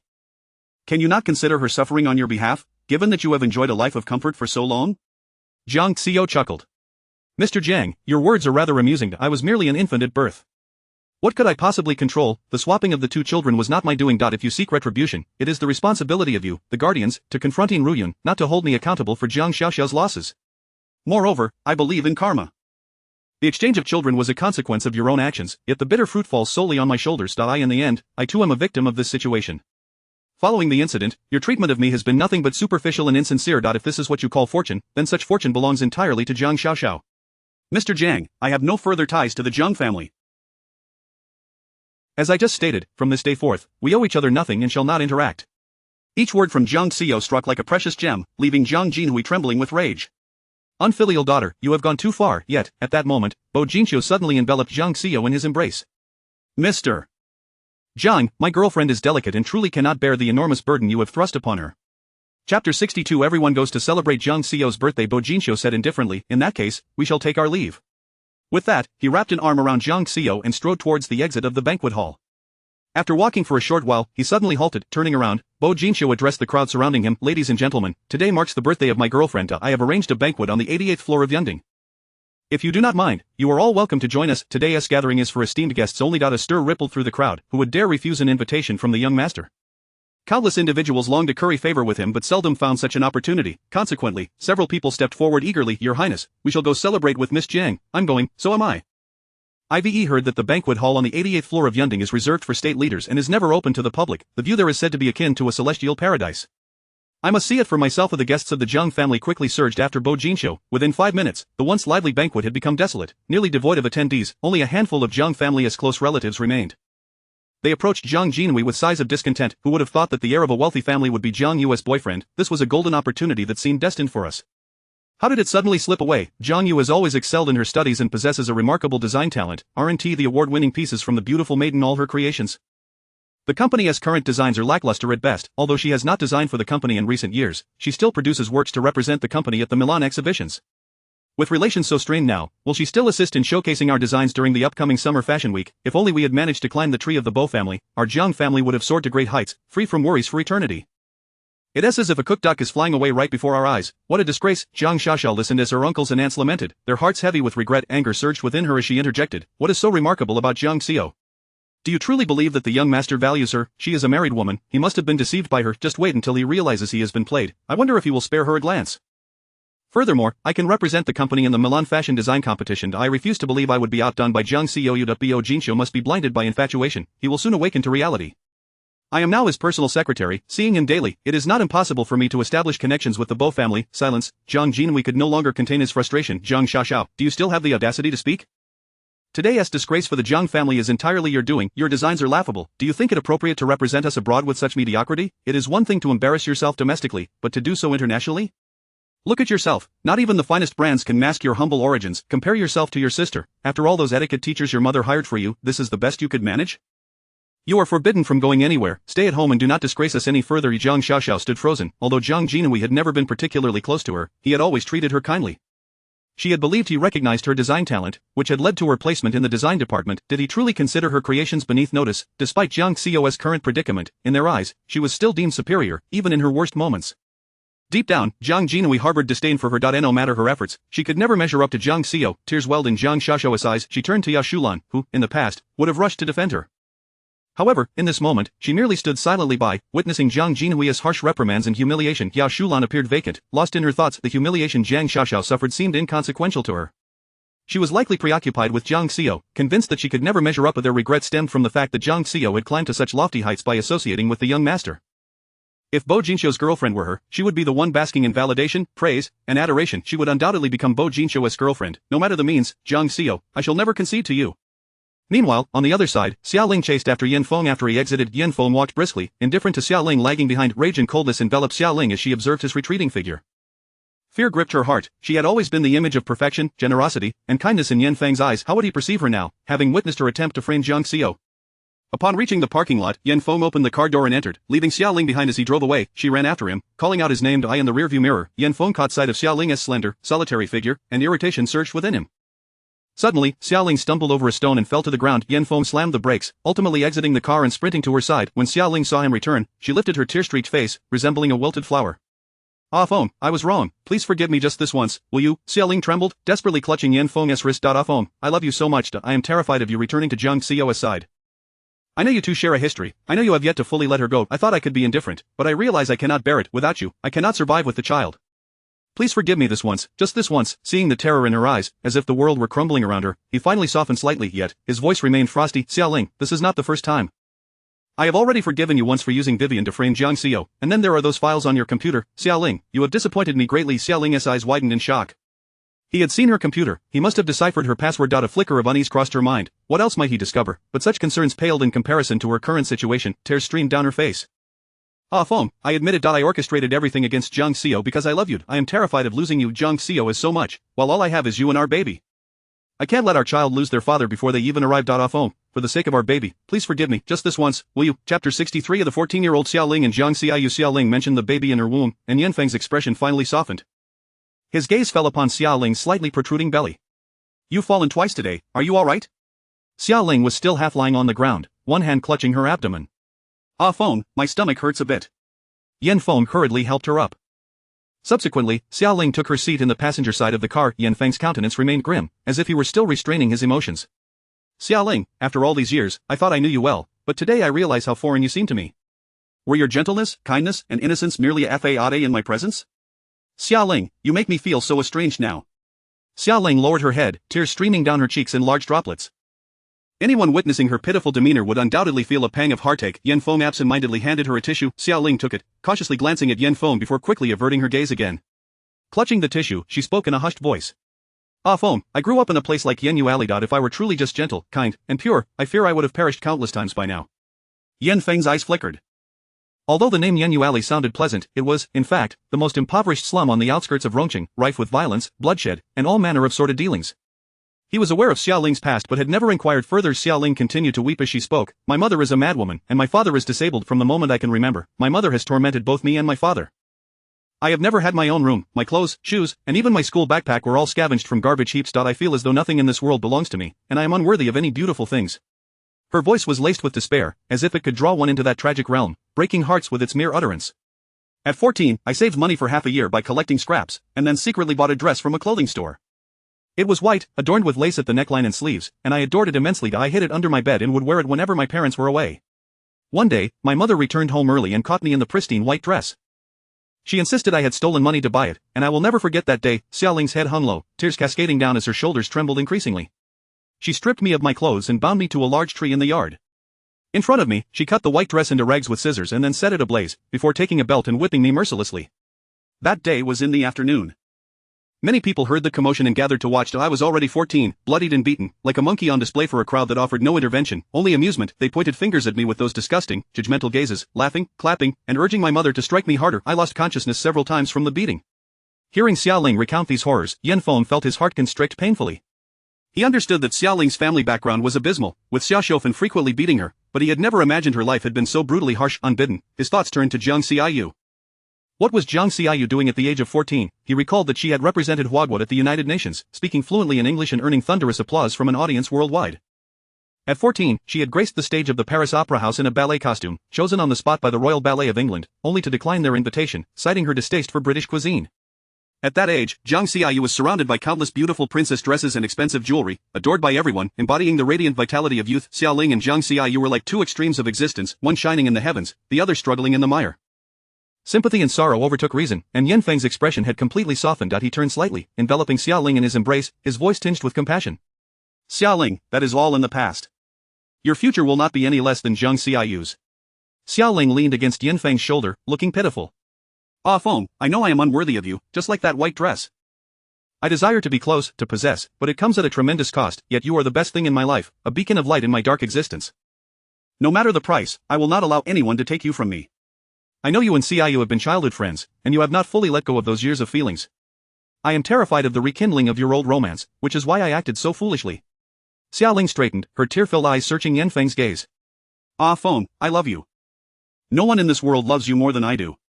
Seeing the almost devout look in Xiao Ling's eyes, he held her tightly. He loved Xiao Ling, for she revered him as if he were a deity. That gaze of admiration and fervent adoration made him feel like the most exceptional person in the world. Yet, before Jiang Xiaoyu, he felt diminished, even having to placate her. Noticing that Yan Feng's previous bravado had dissipated, leaving only concern in his eyes, Xiao Ling sensed it was an opportune moment. She leaned against his chest, her voice soft as a newborn kitten. Cautiously, she glanced at Yan Feng's expression before speaking. Ah Feng, please divorce Xiaoyu, let us live our lives together. I do not care if others label me as the mistress or if I am deemed Mrs. Yan, I only care whether you still love me. You and Xiaoyu share a bond that instills in me constant fear and anxiety. I am terrified you might reconcile. What would become of us and our baby then? At the mention of Jiang Xiaoyu, Yan Feng's gaze darkened noticeably. The name Jiang Xiaoyu weighed heavily on his heart like a stone, causing discomfort with each heartbeat. Although he and Jiang Xiaoyu had not formalized their marriage, in Yan Feng's heart, she was his wife, his woman. This was also why he had refrained from telling Xiao Ling that they had never registered their marriage. That piece of paper meant little. He and Jiang Xiaoyu were indeed a couple, thus, he was unable to grant Xiao Ling a conventional identity. The mere thought of Jiang Xiaoyu's connection with Bo Jinxiu made the metaphorical stone in his heart feel unbearably heavy, suffocating him. Chapter 64 Why would you hurt me? Xiao Ling observed that Yan Feng remained silent, yet his deep-set gaze suggested he was lost in thought. Continuing, she stated, moreover, Xiaoyu has long desired to divorce you. Now that she has ensnared Bo Jinxiu, she no longer covets the position of Mrs. Yan. She has declared she no longer wants you, that she will relinquish you to me, and has even signed a divorce agreement for me. She is now eager to throw herself into the arms of the prince. Xiao Ling whispered, you know she has always been that kind of woman. When presented with a better option, she will undoubtedly cast you aside once more. Xiao Ling had her own insights regarding Bo Jinxiu's sudden appearance tonight, proclaiming that Jiang Xiaoyu was his girlfriend. Jiang Xiaoyu was known for her obsessive cleanliness. Yan Feng and she were childhood sweethearts, his first love. Despite knowing of Yan Feng's betrayal, she insisted on marrying him. Over the years, even while they were abroad, she had restrained her tempestuous temper and refrained from retaliating against them. Xiaoling was aware that Zhang Xiaoyu had been waiting for Yin Feng, hence her forbearance. She feared there would be no room for reconciliation with him in the future. Zhang Xiaoyu had always been a woman who could not tolerate any grains of sand in her eyes. Such restraint could only stem from her profound love for Yin Feng. Thus, she would never stray as for Bo Jin's show. It was likely that after their last interview, he and Zhang Xiaoyu had become friends. Today, he had fortuitously witnessed her in such a disheveled state, perhaps compelled by a sense of justice to intervene. She could not fathom that there was any emotional entanglement between Zhang Xiaoyu and the prince, considering they had known each other for less than a month since their interview. Yin Feng, upon hearing Xiaoling's words, swiftly sensed something amiss. His gaze darkened as he released Xiaoling with an impassive countenance. He inquired, "You say Zhang Xiaoyu signed a divorce agreement for you?" Xiaoling promptly extracted a document from her bag, one she had prepared since her conversation with Zhang Xiaoyu. This was indeed a prime opportunity. Zhang Xiaoyu had explicitly stated that she would sign the document as long as Yin Feng signed first, yet, Xiaoling knew that Yin Feng would not sign due to the pressure from his parents and the elder. Zhang Xiaoyu was confident in this regard, which emboldened her, but what if Yin Feng believed that Zhang Xiaoyu had already signed? Given his pride, he might impulsively sign it, even if he later regretted it. Thus, she had cleverly used a special pen that could erase ink to forge Zhang Xiaoyu's signature on the agreement. Once Yin Feng signed, she would present the divorce agreement bearing his name to Zhang Xiaoyu, and it was highly likely that she would also sign it. This was her scheme. Thankfully, she was adept at imitating Zhang Xiaoyu's handwriting. The diary incident had relied on her ability to mimic Zhang Xiaoyu's script, which had played a significant role in the estrangement between Yin Feng and Zhang Xiaoyu. Yin Feng picked up the divorce agreement and flipped to the last page, where he indeed found Zhang Xiaoyu's signature. His heart raced violently, as if something within him were about to burst forth.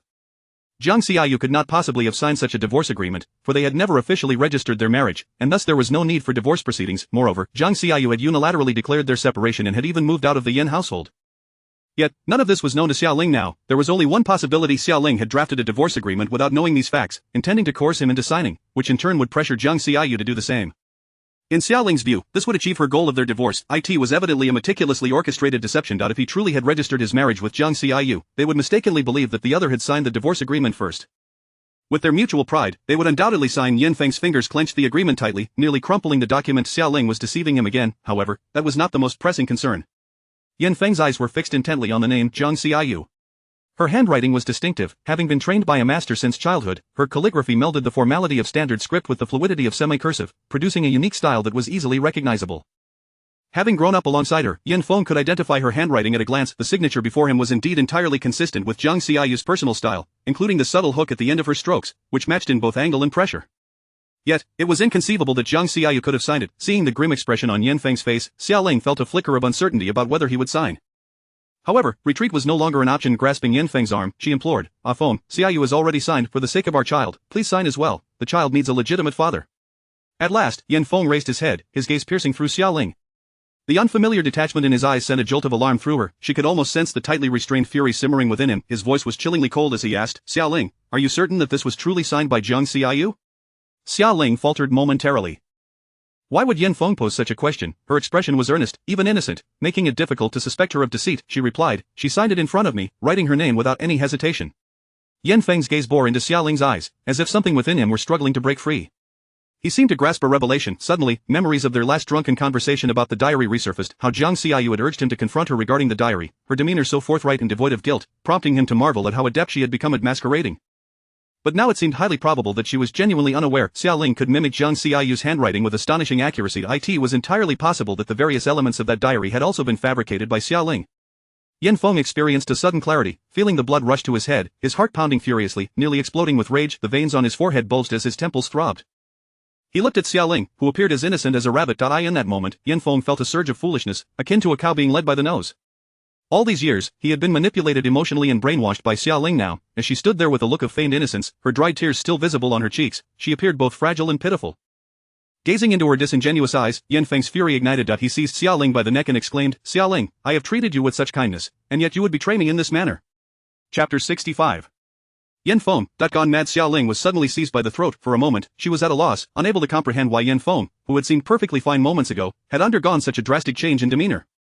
She had never witnessed this side of him before. Yin Feng, the scion of a wealthy family, prided himself on his noble lineage, exuding the grace and dignity of a distinguished heritage. What was even more commendable was his humility and kindness toward others, as he diligently pursued self-improvement, devoid of the vices commonly associated with the affluent. Over the past 3 years, he had shown Xiaoling boundless affection and tender care. Yet, she had never seen him in such a frenzied state. In that moment, Yin Feng resembled a wild beast, his eyes ablaze with fury. The veins on his neck bulged, a testament to his extreme anger. His fingers tightened relentlessly, erasing any trace of his usual gentlemanly demeanor, leaving only a torrent of rage and hatred. Xiaoling felt as though her neck might snap under the pressure. For an instant, her mind went blank, her face flushed, and breathing became a struggle. Let go of me, Yanfeng, you've lost your mind. Xiaoling could not fathom the reasons behind Yanfeng's sudden madness, she could only instinctively struggle, pounding her fists against his shoulders. Yanfeng, please, baby, you cannot harm baby. Upon hearing the word baby, a flicker of sanity returned to Yanfeng and he released Xiaoling, who, after being freed, leaned against the car window, coughing violently. After a few seconds, she finally turned to face him, tears streaming down her face, as if she had suffered a grievous injustice. Her eyes still reflected lingering terror and unease, though she was unsure of what had transpired. Xiaoling instinctively sensed that something was amiss. She feigned an expression of utter helplessness, grasping Yanfeng's sleeve.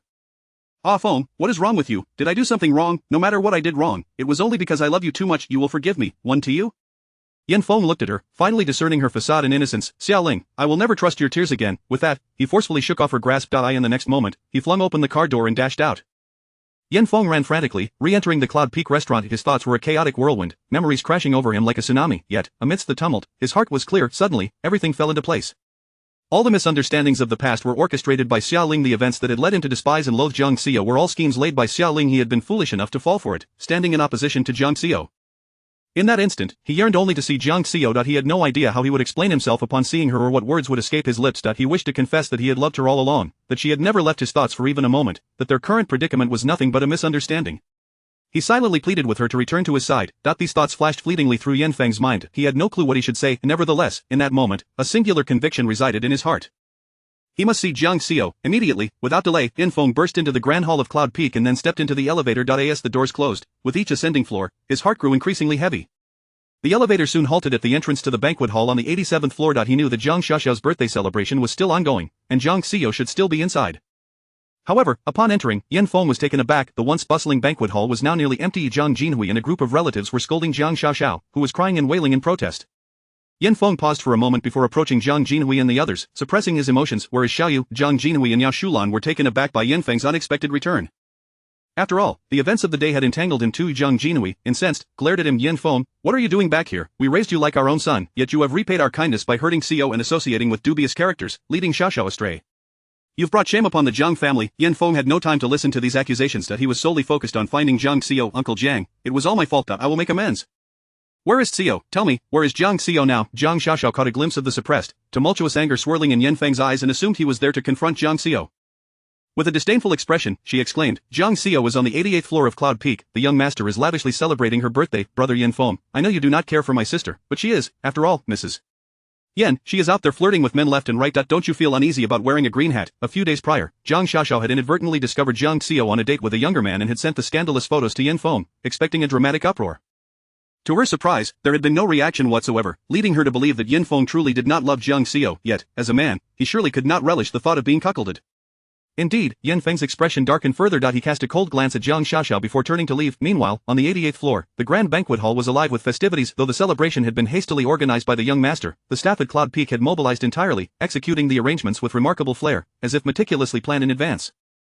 The venue featured a cold buffet area, a massive rectangular table draped in pristine satin tablecloths, laden with exquisite delicacies and desserts. Towering champagne fountains adorned the space, and flowers were abundant, filling the air with a delightful fragrance. Even the band playing in the hall was a recent international award-winning sensation. The heart of the banquet hall was a grand dance floor. The music, many guests twirled and swayed, including Bo Jinxiu and Jiang Xiao. Jiang Xiao had changed into a stunning outfit, a fiery red dress that hugged her waist perfectly, revealing a glimpse of her fair back, accentuating her porcelain-like skin. She and Bo Jinxiu were not dancing an elegant waltz, but rather a passionate tango.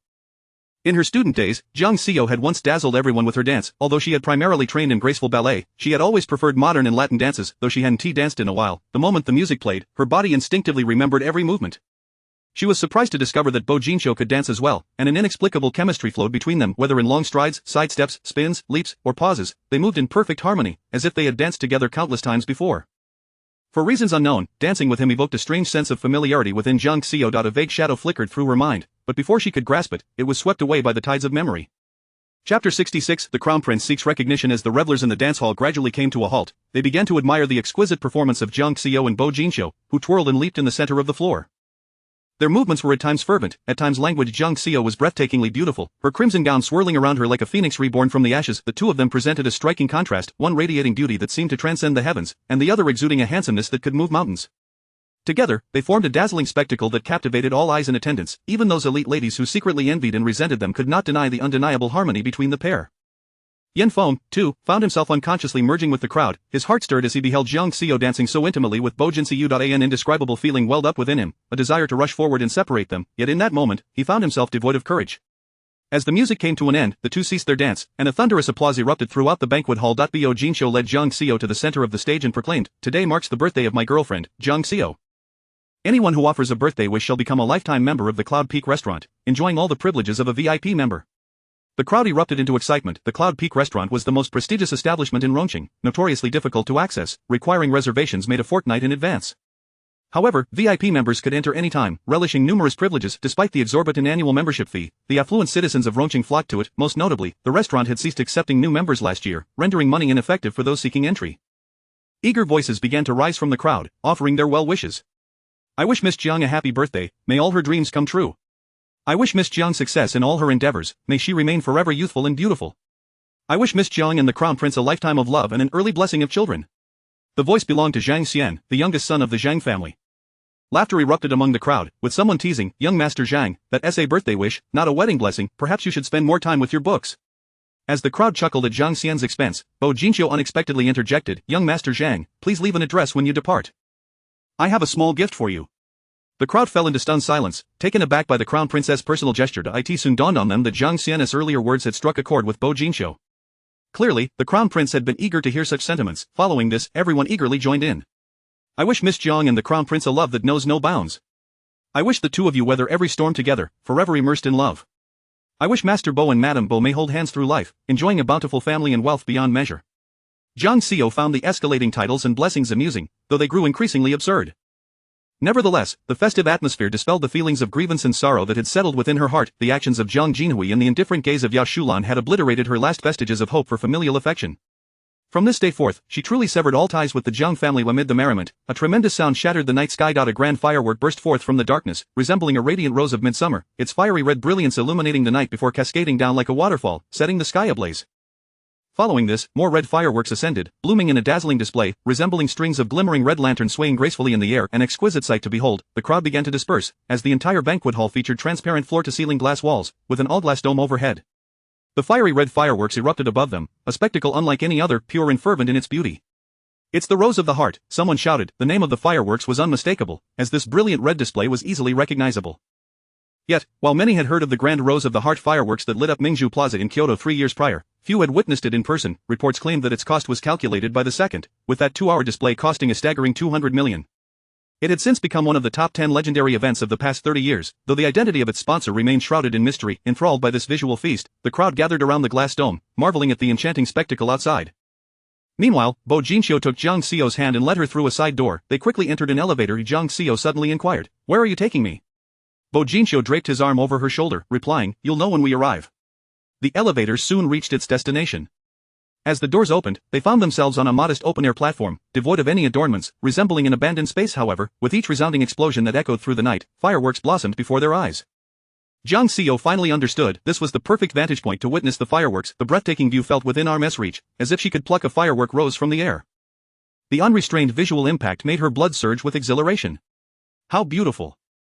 Jiang Xiao couldn't help but exclaim. Bo Jinxiu enveloped her waist from behind, murmuring, "Tonight, the fireworks here bloom solely for you." Jiang Xiao lingered in the moment before suddenly turning to ask, "How much did this cost?" Bo Jinxiu frowned slightly. "Are you in need of money? Why do you keep bringing it up?" Jiang Xiao chuckled, her laughter, framed by the crimson fireworks, outshining even the display. She playfully wrapped her arms around Bo Jinxiu's neck, saying, "If you lavishly spend to make me happy, I must reciprocate in kind." Bo Jinxiu's brows knitted together. "I dislike this clear demarcation between us." Jiang Xiao maintained her alluring smile. "It's better for us to keep things clear." Bo Jinxiu sighed. "Must you ruin such a splendid atmosphere?" Jiang Xiao gazed at the man whose brow was slightly furrowed, and on tiptoe, she placed a gentle peck on his lips. "Regardless, thank you for tonight. Thank you for appearing during my most desperate hour, granting me a grand display of dignity. If you truly wish to thank me, then grant me something." Bo Jinxiu fixed his gaze on Jiang Xiao, a playful smirk dancing on his lips, as though he were jesting. "What do you desire?" Jiang Xiao responded nonchalantly. Recognition. Chapter 67. "While others see me as a stepladder, you perceive me as a pit of fire." Jiang Xiao smiled with a hint of worry, her amusement evident. In a teasing tone, she remarked, "Today, you publicly declare me to be your Royal Highness's girlfriend. I can only assume that tomorrow I shall grace the front pages of every media outlet. However, Bo Jinchyo suddenly withdrew his frivolous demeanor, his gaze shifted to one of earnestness as he inquired, "So, are you my girlfriend?" Jang Seo fixed her eyes upon Bo Jinchyo's, responding resolutely, "Of course not." A flicker of disappointment crossed Bo Jinchyo's eyes as he said, "Tonight, I have played the role of a hero rescuing a damsel in distress." "I thought you would be moved." Jang Seo gently caressed the side of Bo Jinchyo's face with her slender fingers, her expression unusually tender. "I am indeed touched, but that is a separate matter altogether." She continued, "As you can see, I have just emerged from one pit of fire. Why would I leap into another?" Bo Jinchyo scoffed, seemingly displeased, "Am I also a pit of fire?" Observing his sulky demeanor, Jang Seo felt a sense of joy, playfully pinching his cheek as she candidly stated, "You are an even larger pit of fire." The disparity in their social standings was profound. Jang Seo did not harbor feelings of inferiority, believing herself unworthy of Bo Jinchyo, rather, she recognized that the scion of the wealthy Bo family had numerous relatives, and their familial ties were intricately convoluted. Bo Jinchyo was the long-awaited child of the elder Bo and his wife, with 3 elder sisters who were formidable in their own right, each holding significant positions within the vast Bo commercial empire. All 3 had established families, often through alliances of considerable strength, and their offspring were scarcely younger than Bo Jinchyo, already beginning to infiltrate the family business. By the age of 20, Bo Jinchyo had been entrusted with a significant role as the president of the group. However, in reality, his shareholdings were not greater than those of his sisters. His eldest sister, Bo Wanhua, had the most antagonistic relationship with him, having frequently incited the board to attempt to oust him from his presidency. Were it not for the elder Bo's staunch support, it is likely that the position of president would have been filled by another. Thus, while Bo Jinchyo appeared to be in a position of grandeur, he was, in fact, surrounded by adversities, isolated and vulnerable, for being at such great heights can indeed be a cold experience. Jang Seo was reluctant to become entangled in such a complex web of relationships. Bo Jinchyo, with a petulant demeanor, remarked, "Others perceive me as a stepladder to success, yet you see me as a pit of fire." After speaking, he let out a barely audible sigh. Jang Seo's assessment was not unfounded, given his current predicament, he was indeed ensnared in a fiery abyss. The position of the young mistress of the Bo family was not one to be taken lightly, fraught with potential peril. This was also the reason he could not make promises lightly. He gazed intently at the woman before him, her features radiant, shining like light itself, capable of dispelling all shadows and darkness. She had been the beacon of hope during his darkest times since he was 8 years old. How could he bear to have her accompany him on a treacherous path fraught with challenges and dangers? Bo Jinchyo lowered his head and kissed her forcefully. Jang Seo responded by wrapping her arms around his neck, engaging in a prolonged and passionate kiss. To deny that she was moved would be disingenuous. However, being moved did not equate to love. Love demands commitment, love entails responsibility, love is a heavy burden. Both were acutely aware that their current situation was ideal, they could embrace and indulge in their affection without entangling themselves in matters of interest, each fulfilling their own needs.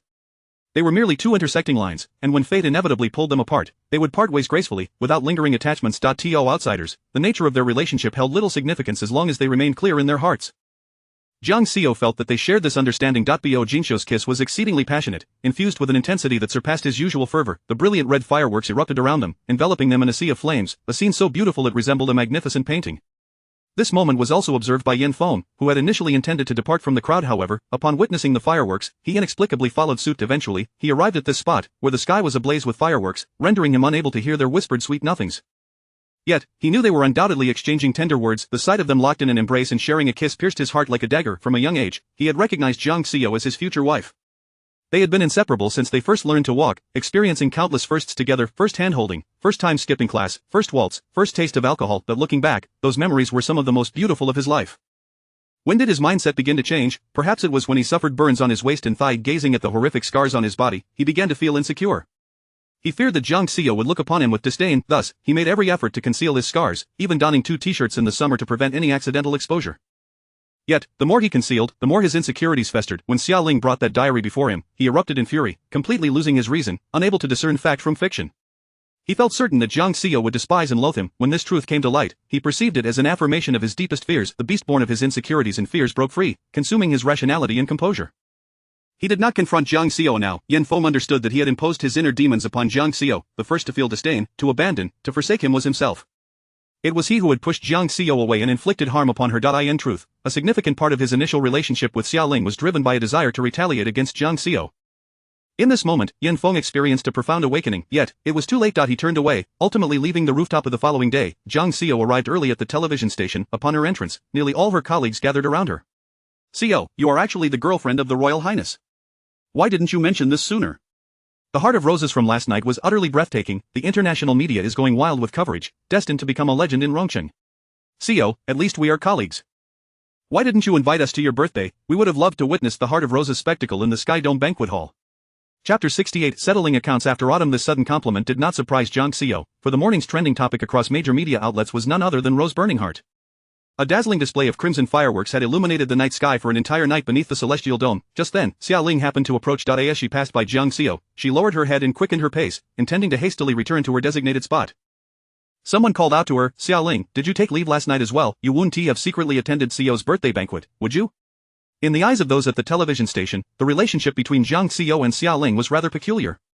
They were high school classmates, and Xia Ling's boyfriend, Yan Feng, appeared to be quite familiar with Jiang Xiao. However, the two had been engaged in a fierce struggle for the interview with Bo Jinxiu and the subsequent coveted hosting position, employing every means at their disposal. It was common knowledge that Jiang Xiao's false identity as a wealthy heiress had been leaked by Xia Ling, while the uproar caused by Xia Ling's mother at the television station had been orchestrated by Jiang Xiao. At this moment, everyone was merely enjoying the spectacle. Xia Ling halted her steps and turned around. Jiang Xiao locked eyes with Xia Ling, noting the puffiness around her eyes, resembling that of a peach. Clearly, she had cried throughout the night. A cold smile curled on Jiang Xiao's lips. Last night, numerous reporters had been present. The incident wherein Xia Ling had attempted to frame her during Jiang Xiaoxiao's birthday banquet should have been the talk of the town by this morning. Yet, there was no mention of her framing in any major media outlets or trending topics on Weibo. Jiang Xiao understood that the Jiang family had suppressed the news. Perhaps it was also Yan Feng's doing. Jiang Jinhui valued his reputation too much to allow the events of last night to surface in the public eye. In fact, Jiang Xiao had not even encountered any news regarding the torn skirt, broken kinship incident. The Jiang family had truly spared no expense this time. They had protected Jiang Xiaoxiao's reputation and, incidentally, shielded Xia Ling as well. However, Jiang Xiao would not let them off so easily. With a radiant smile directed at Xia Ling, Jiang Xiao remarked, "Xia Ling, I hope the child in your womb is unharmed after your fall in the banquet hall yesterday." Instantly, all eyes in the office converged on Xia Ling. "Xia Ling, you fell yesterday? How careless of you. At 3 months pregnant, this is a critical period, you must not be negligent. Xia Ling, having fallen, why are you here at work today? Shouldn't you be resting at home for a few more days?" "Xia Ling, what is wrong with your eyes?" The crowd buzzed with concern. Xia Ling's emotions were already in turmoil. Yan Feng had not returned all night. Despite her incessant calls, he had not answered. She felt as though the only sturdy tree she could lean on had been ruthlessly felled by Jiang Xiao. Her gaze towards Jiang Xiao was fraught with complexity. "Xiao, regarding yesterday's incident, it was my fault. I know I was wrong. For the sake of our past friendship, please forgive me just this once, alright?" Xia Ling was acutely aware that if Jiang Xiao divulged what had transpired last night, her reputation at the television station would be utterly ruined. "Past friendship? You, little vixen, dare to mention our past friendship. How well Jiang Xiaoxiao treated you back then, when you couldn't afford tuition. She covered your fees. When your mother abused you, she pleaded with the teachers for your accommodation. When you were harassed by delinquents, she shielded you from harm. Yet, you turned out to be this ungrateful wolf, repaying kindness with enmity, stealing her boyfriend, and pretending to fall yesterday to frame our dear Xiao Xiao. Your actions are utterly disgraceful and unworthy of forgiveness." Gasps of astonishment rippled through the crowd. Suddenly, a woman adorned in luxurious attire entered the room, her finger pointed accusatorily at Xia Ling. Following her was the station's news director, Tang Fei. Xia Ling froze upon recognizing the newcomer, none other than Yan Feng's mother, Feng Yuping. Comprehension dawned quickly, and she instinctively placed a hand on her slightly protruding belly, calling out, "Aunt Feng." Feng Yuping cast a glance at her modestly rounded abdomen, snorting disdainfully, "Do not call me aunt, nor should you use the child in your womb as leverage. I do not acknowledge it now, and I certainly will not in the future. If you wish to give birth to it, that is your prerogative, but if you think to claim what does not belong to you through this child, let me be clear. Neither the Yin family's fortune nor the position of Yin family young mistress is yours for the taking." The office fell into a stunned silence. The gathering crowd gaped in shock, unable to process the overwhelming implications of what the elegantly poised lady had just said. Most importantly, who exactly was she? After her tirade, Feng Yuping approached Jiang Xiao, surveying her from head to toe, her eyes brimming with concern. "Xiaoyu, are you alright? Madame Yao called me last night, and I was so furious that I couldn't sleep a wink. Had I been present at the scene last night, I would never have allowed you to endure such humiliation. The Jiang family is becoming increasingly intolerable. If it weren't for you, I would have severed ties with them long ago." Jiang Xiao felt a wave of emotion wash over her nose tingling. "Mom, thank you." The onlookers nearly dropped their jaws in disbelief at the exchange. Jiang Xiao referred to this distinguished lady as Mom. At that moment, the editing director rushed over, beaming as he introduced her to the crowd. "This is Mrs. Yan, the mother of Yan Feng." How could Jiang Xiao possibly call her mom, while she appeared to hold Xia Ling in utter disdain, seemingly repulsed by her presence? Before anyone could unravel the situation, Feng Yuping suddenly turned to Tang Fei and stated, "My Xiaoyu has long been the daughter-in-law I envisioned since childhood, calling me mother since she was little, and she and my son grew up together. Alas, my son has been blinded by the charms of a base vixen who has stolen his heart. It is our Yin family's misfortune. Although she may not be my daughter-in-law now, she is as dear to me as my own daughter. As a mother, I cannot tolerate anyone who plots against her or bullies her." Feng Yuping's gaze turned icy as it fell upon Xia Ling. "My son once signed a 5-year advertising contract with the station, and only today did I learn it was under Miss Xiao's name. I apologize, but that contract cannot be honored, for initially, we agreed to sign it under Xiaoyu's name based on Yan Feng's deceit. Terror flashed in Xia Ling's eyes. Tang Fei's expression also turned frigid. Earlier that day, Mrs. Yen had sought out the station's director, demanding the cancellation of the 5-year advertising contract. The director had called him, appearing quite irate, instructing him to resolve the matter promptly. If this 5-year contract fell through, Tang Fei would also be out of a job. Desperate, he implored, Mrs. Yen, can we discuss the contract further? Chapter 69 The prince's appearance and figure are not a loss to us. Feng Yuping responded readily, of course, the previous contract will be annulled, and we shall sign a new 5-year advertising agreement. I can increase your advertising fee by 5%, but naturally, all the commissions and benefits from this contract originally belonged to Xiaoyu. Tang Fei was taken aback by how accommodating Madame Yen was. He promptly agreed, very well, I shall heed your wishes, Madame Yen. Feng Yuping continued, however, I have one more condition. Please, Madame Yen, go ahead, he replied. Feng Yuping cast a cold glance at Xia Ling's pale visage. Dismiss this little vixen to spare Xiaoyu from having to look at her revolting face every day. The onlookers began to murmur among themselves. So Xia Ling truly did rise to the occasion as a mistress, stealing Jiang Xiao's childhood sweetheart. No wonder Yan Feng's gaze towards Jiang Xiao seemed peculiar, they appeared quite familiar, as they were once lovers. Did you not hear Madame Yen? At yesterday's birthday banquet, Xia Ling actually faked a fall to frame Sister Jiang, exploiting her unborn child. Such a cunning and malicious mind. I never imagined Xia Ling would be this sort of person, but what does it matter that she carries the Yen family's offspring? The Yen family will not acknowledge her. Xia Ling stood nearby, her eyes reddened with distress. Aunt Feng, you cannot treat me like this. Her shoulders quivered slightly. She could not afford to lose this job. Although Yan Feng had recently assumed the role of general manager, his finances were limited. The previous extravagant expense of 980,000 at the Japanese restaurant had been charged to the company. Ultimately, Yan Haifeng learned of it and was furious, henceforth requiring Yan Feng to report all company expenditures. Though the Yan family was a large conglomerate, they restricted Yan Feng's high spending in an effort to compel him to break up with her. All of his cards had been suspended, leaving him with only a meager salary as a manager. He earned merely a few tens of thousands a month. Yan Feng often enjoyed drinking and socializing with his childhood friends, and that modest income had long been exhausted. Recently, all her expenses relied on her own earnings. Feng Yuping, however, paid no heed to Xia Ling, turning to Tang Fei and stating, Director Tang, having such a morally corrupt individual as a host is detrimental to our television station's reputation. Tang Fei quickly concurred, Madame Yen is absolutely right. Monetary matters are of little consequence, our station has always prioritized its reputation above all else. He then approached Xia Ling, stroking his small mustache. Xia Ling, you are a graduate of Columbia University, an exceptional talent. Our station is but a small temple, ill-suited to accommodate a grand Buddha such as yourself. Please, submit your resignation to the HR department, and let us part ways with dignity. Xia Ling bit her lip, her fingers tightly clenched, her nails digging into her flesh. Please, go now. Working alongside such a person is truly bad luck.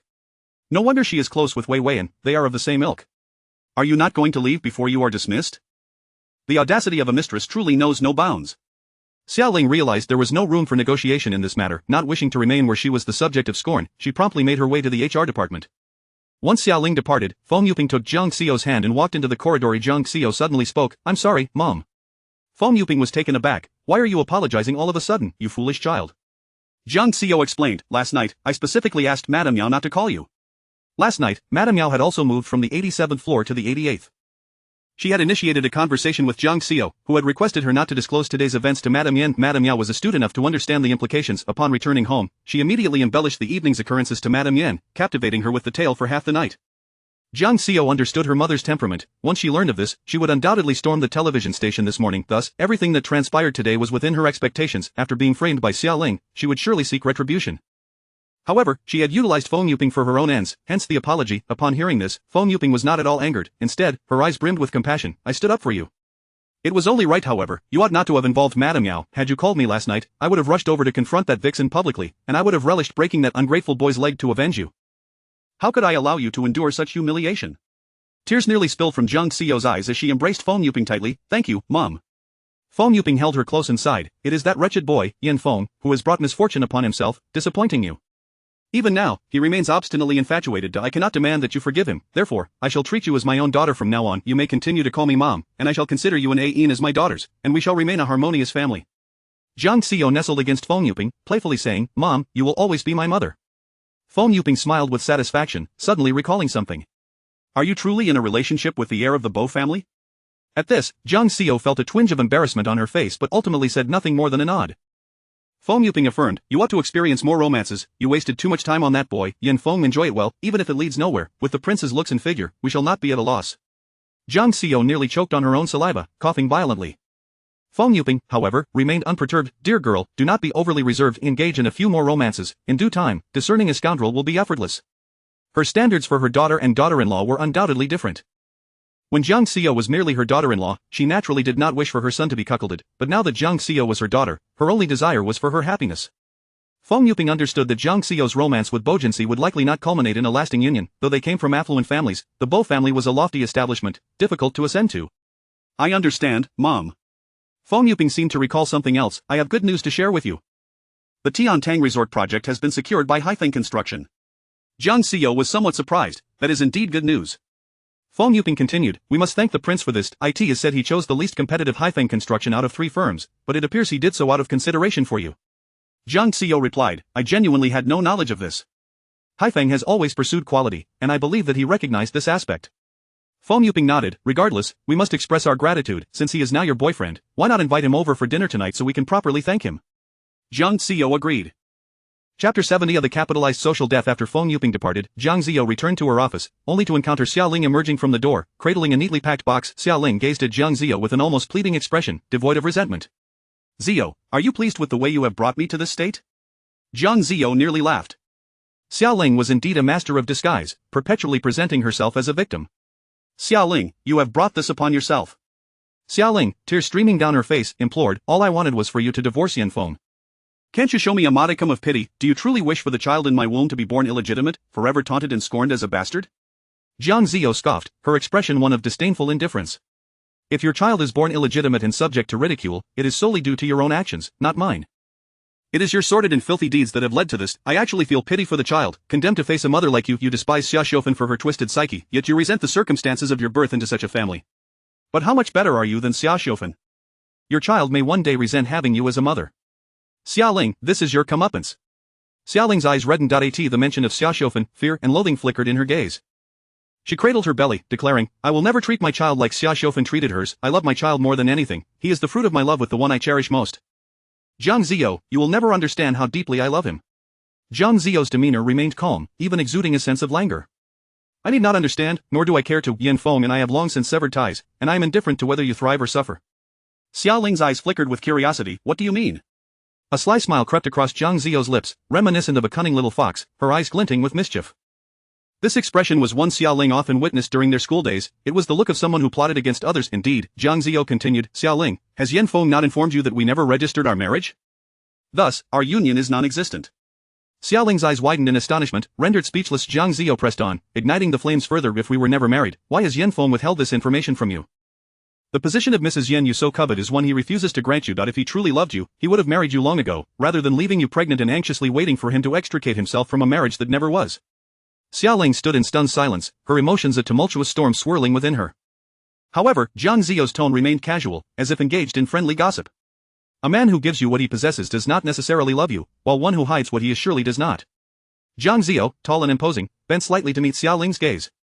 Xiao Ling, you truly are pitiable. With that, Jiang Xiao turned, tossing her wavy hair and departing in her high heels. A dagger to the heart. Xiao Ling's cardboard box clattered to the floor, her legs shaky and unsteady. How could this be? Jiang Xiao and Yanfeng had never been legally wedded, therefore, they were not married at all. But why had Yanfeng never mentioned this? Did he, in the depths of his heart, consider Jiang Xiao the mistress of the Yan family, despite the lack of a certificate? Why had he deceived her? Yet, Xiao Ling soon recalled a more pressing matter, the divorce agreement she had presented to Yanfeng the previous night. Since his marriage to Jiang Xiao was non-existent, there was no need for him to sign such a document. Jiang Xiao had indeed dug a pit for herself, and she had jumped right in. The moment she produced that agreement, Yanfeng would realize she was lying. The divorce paper was a forgery, crafted to compel him to divorce.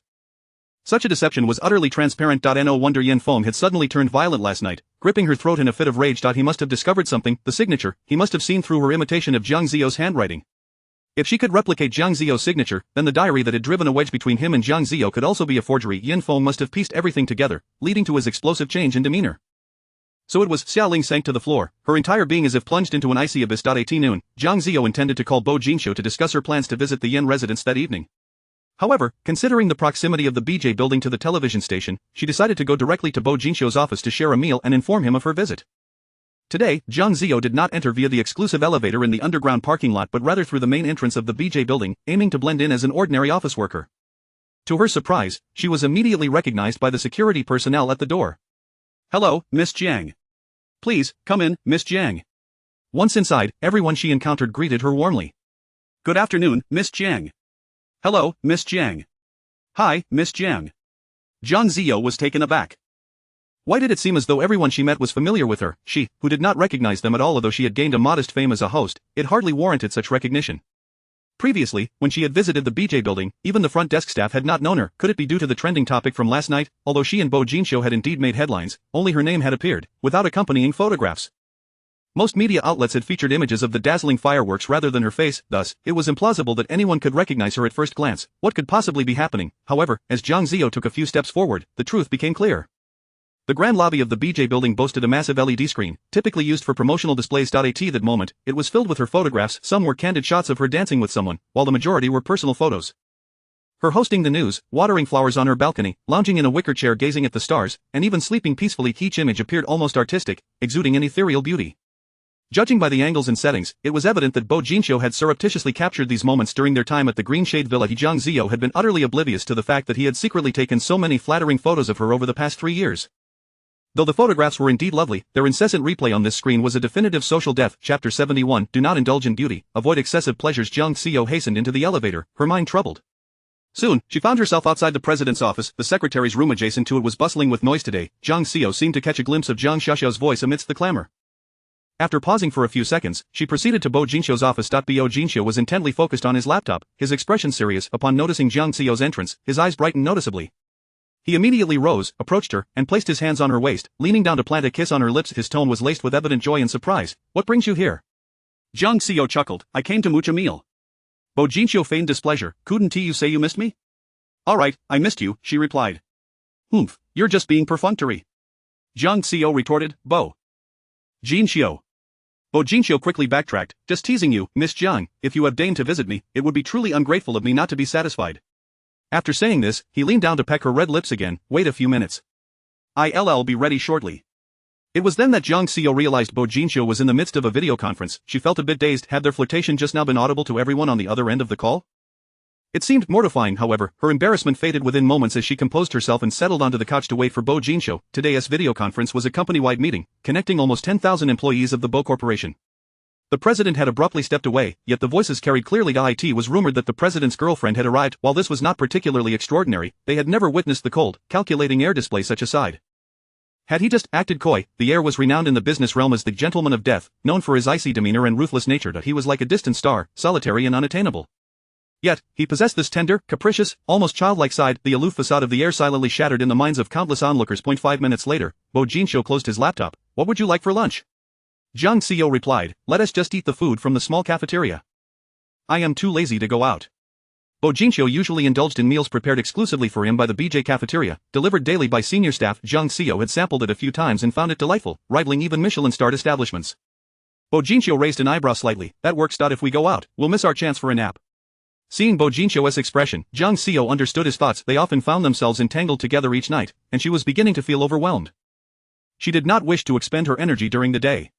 The heir, burdened with countless responsibilities, ought to refrain from succumbing to the allure of beauty and indulging excessively. Bo Jinsho stepped closer, lifting Jiang Zio effortlessly into his arms. Nonsense, you're my young darling, full of vitality. Jiang Zio laughed. Are you serious? Put me down, I have something to discuss with you. Noticing the seriousness in her demeanor, Bo Jinsho gently set her down. What is it?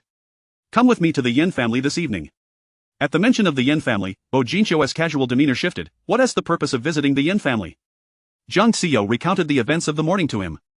I've broken up with Yin Feng, but Mr. and Mrs. Yin, along with the elder, treat me like their own. They wish to thank you for the opportunity you provided at the Yin family's resort, and they naturally wish to meet you. Bo Jinsho nodded earnestly. Meeting the parents, huh?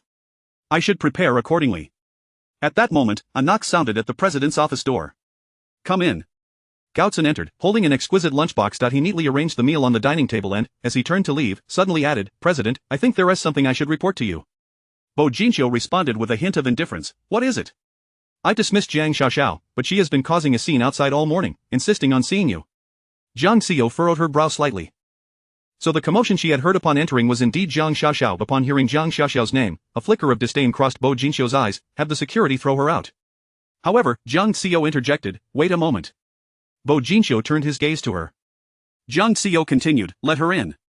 After a pause, she added, there is something you need to assist me with. 5 minutes later, the office door swung open. Jiang Xiaoxiao stormed in, radiating fury. At that moment, Jiang Zio had temporarily retreated to the office lounge, leaving only Jiang Xiaoxiao and Bo Jinsho in the room. She intended to orchestrate a fine performance. Jiang Xiaoxiao, initially ready to give up, was taken aback that Bo Jinxiu would indeed see her. A flicker of joy ignited within her, though she maintained a facade of indignation.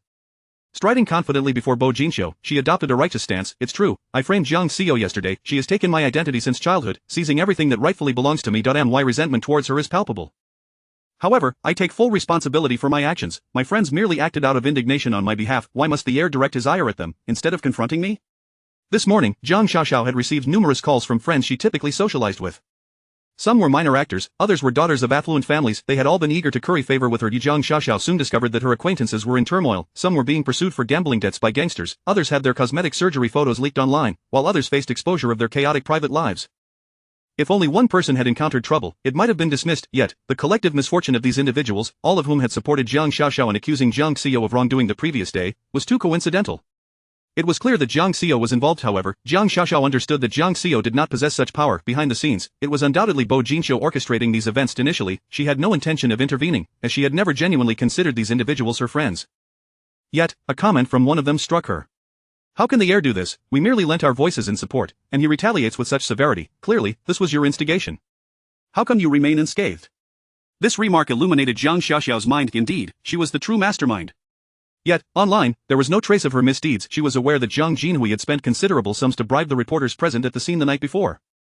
However, if Bo Jinxiu intervened, Jiang Jinhui would be powerless. Yet, he chose to unleash his wrath upon those who had supported her, without seeking retribution against her. He had not made the events of the previous night public knowledge. Perhaps it was out of respect for the Jiang family, or perhaps, to him, she remained somewhat distinct. Chapter 72. No one knows what happened that night. With this newfound awareness, Jiang Xiaoxiao was suddenly struck by an idea.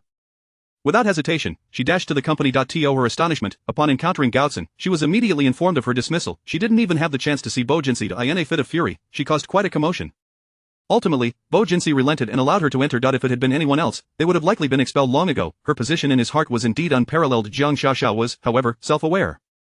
In terms of appearance, intellect, and demeanor, she perhaps fell short of Jiang Xiao, yet, she possessed an authenticity and spontaneity that Jiang Xiao lacked. Most noble daughters, groomed by their families, adhered to decorum and propriety, embodying grace and virtue. Yet, such women, when encountered frequently, could easily become tiresome. She well understood that those wealthy second-generation men often had refined girlfriends, yet sought the company of wild and fiery vixens outside.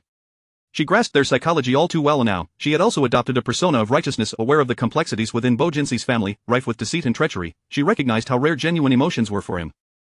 Indeed. Bo Jinxi spoke with a cool detachment. Miss Jiang, are you here to seek justice for your friends? Jiang Xiaoxiao assumed a righteous demeanor. Of course. If you wish to vent your anger on behalf of Jiang Xiao, then you may direct it at me. This matter was my doing, and my friends are in no way involved. I am willing to bear full responsibility. A faint smile graced Bo Jinxi's lips, though his gaze remained cold and indifferent. He nonchalantly remarked, Miss Jiang, you possess quite the chivalrous spirit. His words dripped with sarcasm, yet Jiang Xiaoxiao, lost in her own fantasies, failed to perceive it. A sense of pride blossomed within her. Evidently, Bo Jinxi regarded her with newfound respect. However, Miss Jiang, if you are so loyal and righteous, how can you be so heartless towards your foster mother, who raised you for 20 years? Knowing she acted in self-defense, yet refusing to testify, you watched her receive a life sentence? Jiang Xiaoxiao's expression stiffened, momentarily taken aback. She hadn't anticipated Bo Jinxi would suddenly mention Yin Ruyun. Yet, it didn't take long for her to deduce that Jiang Xiao must have been behind this, attempting to tarnish her image. In Bo Jinxi's eyes fuming, Jiang Xiaoxiao retorted, Did Jiang Xiao tell you that? My dear sister is truly skilled at casting aspersions. No one knew what truly transpired that night. Jiang Xiao might have known a fragment, but it was merely the tip of the iceberg. She was unafraid. Bo Jinxi, however, spoke with a casual tone. This has nothing to do with Miss Jiang. I merely stumbled upon a video. Perhaps Miss Jiang would like to take a look. He produced a phone and opened a video. A sense of trepidation washed over Jiang Xiaoxiao, yet she leaned in to watch the footage. It was a recording from the very night Zhao Deshang was murdered, capturing her fleeing the crime scene. Jiang Xiaoxiao turned pale. How do you possess this video? Bo Jinxi spoke but did not answer her question. Instead, he stated, the video contains a timestamp. At the time of the incident, you were present, and neighbors witnessed Zhao Deshang abusing both you and your mother. This is ample evidence that your foster mother acted in self-defense, yet, during both the police investigation and the trial, Miss Jiang did not appear to defend her foster mother, which leaves me perplexed. From my investigation, although Yin Ruyun is not financially affluent, she has always treated her daughter well, even going so far as to invest heavily in sending you to an elite school. Indeed, she had attended an elite school in the capital, where she first heard the title of Crown Prince of the Capital Circle. Little did Bo Jinxi know that she had encountered him during her high school years and had fallen for him at first sight. Jiang Xiaoxiao found herself momentarily speechless. Deep down, she felt an unease. Aside from Yin Ruyun, no one knew what truly unfolded that night. Yet, Yin Ruyun would never reveal the truth, as she felt unworthy. She refrained from testifying, not wanting anyone to discover her identity as the daughter of a murderer, and she secretly hoped In Ruyan would remain in prison forever. This way, she would no longer have to worry. However, now Bo Jinsei had intervened, and he possessed evidence of her presence at the crime scene. If she continued to deny it, she would solidify her image as a heartless and ungrateful daughter. She could not allow Bo Jinsei to view her in such a light. Suddenly, Jiang Xiaoxiao crouched down, covering her face as she wept. Indeed, I was at the scene that night. It was not that I did not wish to testify, but my foster mother refused. She claimed to have committed many wrongs in her life and wished to repent in prison for the remainder of her days. I pleaded with her many times, but ultimately, I had to respect her choice. In truth, I felt immense sorrow. The events of that night were horrifying. Witnessing my foster mother kill my foster father terrified me, and I was in a state of panic. My foster mother treated me with genuine care, and she did not want me involved in this matter, so she urged me to leave. I am not indifferent to my foster mother's fate. I have always hoped for her early release, yet, she believes her sins are too great to deserve freedom. My foster father was a scoundrel, abusive from a young age. It was my foster mother who relentlessly protected me. She was sincere in her affection. As she reached the end of her statement, tears streamed down Jiang Xiaoxiao's face. In truth, when Jiang Xiaoxiao uttered those final words, a glimmer of genuine emotion emerged. In Ruyan indeed treated her exceptionally well, accommodating her every desire. Although they lived in poverty, she endeavored to fulfill Jiang Xiaoxiao's material wishes, even indulging her in expensive shoes, yet, she felt indebted to her.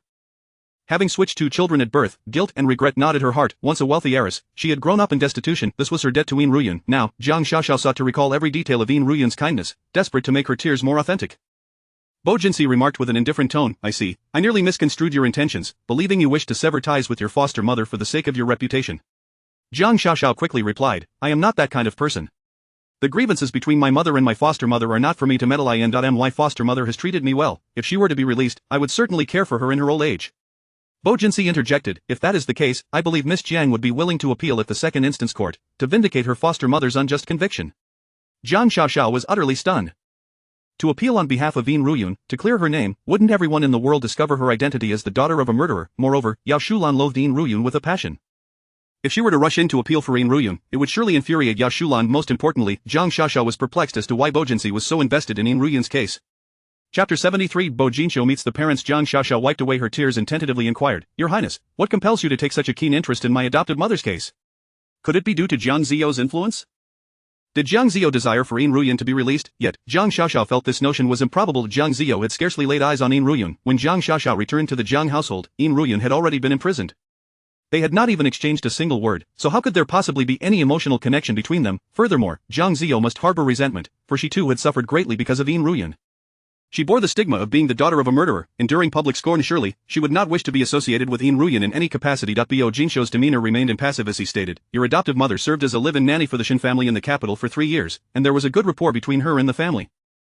They wished to assist her, and I share some connections with the Shins. I am merely acting on their behalf. In that instant, Jiang Xiaoxiao comprehended the situation. Indeed, In Ruyan had once been employed as a nanny, and the Shins were the most reputable family she had worked for in the capital. Jiang Xiaoxiao recalled that during that time, she was about to enter high school. Due to Zhao Deshang's frequent domestic violence, In Ruyan had taken her along, and they had moved to the capital. Lacking a household registration, she could only attend a private school. It was the Shin family who had aided her in transferring to a local private high school. Moreover, the generous salary provided by the Shin family enabled her to enroll in such an esteemed institution. However, during her senior year, she had encountered trouble and returned to Rongqing in disgrace. In Ruyan had no choice but to resign and return with her. How surprising it was to uncover this background. As long as Jiang Ziyou was not involved, everything could be resolved, Jiang Xiaoxiao remarked, but appealing the case is easier said than done. Rest assured, I will pave the way for you, Bo Jinsei replied. Jiang Xiaoxiao felt a sense of relief wash over her.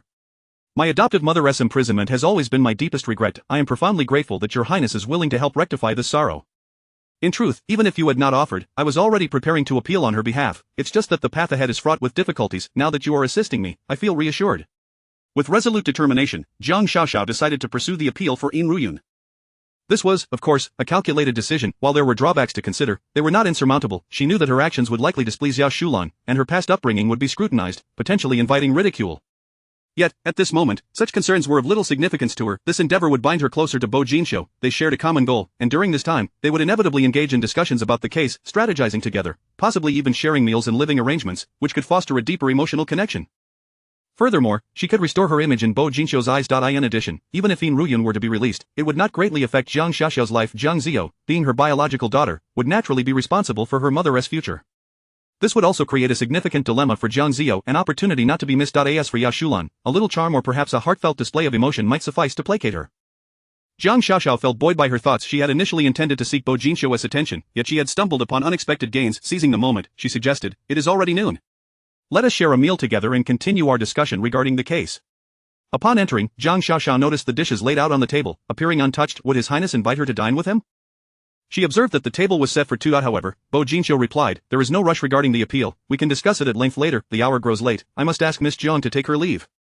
He gestured towards the door, an unmistakable dismissal. A hint of disappointment flickered in Jiang Xiaoxiao's eyes, yet she understood that she could not hasten their relationship. After all, Jiang Ziyo was still an obstacle in their path. However, they had ample time ahead of them, and she was confident she would win Bo Jinxiu over. After Jiang Xiaoxiao departed, Jiang Ziyo emerged from her bedroom. She approached the dining table and sighed softly. The beauty ploy truly works wonders. Bo Jinxiu approached, expressing his displeasure. "Are you attempting to claim some form of emotional compensation from me?" Jiang Ziyo chuckled, "As if I had coerced you into servitude." Bo Jinxiu smiled briefly. The two settled down to enjoy their lunch while idly chatting. Jiang Xiaoxiao disgraced the Jiang family last night, drawing the ire of Jiang Jinhui. The only ally she can rely upon is Yao Shulan. If she truly appeals on behalf of Yin Ruyun, it would be akin to stabbing Yao Shulan in the heart. This tactic of sowing discord is rather astute. Bo Jinxiu fixed his gaze on Jiang Ziyo. "It seems I must tread carefully around you. Your desire for retribution is quite pronounced." Bo Jinxiu recognized that this was indeed a strategic move designed to sow discord between Jiang Xiaoxiao and Yao Shulan. Jiang Xiaoxiao was no fool. She understood that appealing for Yin Ruyun would inevitably incite Yao Shulan's wrath. However, Jiang Ziyo discerned Jiang Xiaoxiao's greed and reckless ambitions and decided to exploit this weakness, leading her to act irrationally. Jiang Ziyo playfully hooked her finger under Bo Jinxiu's chin, assuring him, "Fear not, I shall not employ such tactics against you." In a surprising turn, Bo Jinxiu seized Jiang Ziyo's delicate hand and pressed a kiss to it. "Your beauty ploy is sufficient. I am easily swayed by it." After their meal, Jiang Ziyo found herself half-heartedly napping. Though she hardly had time for rest, her youthful complexion indeed marked her as healthy and vibrant. By 2 o'clock, she had taken a shower, and a new outfit from the boutique arrived just in time. She changed into a fresh ensemble and then headed to the television station, as the primetime news was live. She finished her broadcast at 7:30 and exited the news building to find Bo Jinxiu's car waiting at the entrance. As she opened the passenger door and settled in, the car drove for a mere 15 minutes before arriving at the Yin family villa. After disembarking, Bo Jinxiu did not head straight inside but instead opened the trunk of the car, retrieving a considerable number of items. Jiang Ziyo was taken aback. "What are you doing?" Bo Jinxiu replied, "One cannot visit the parents empty-handed on the first meeting."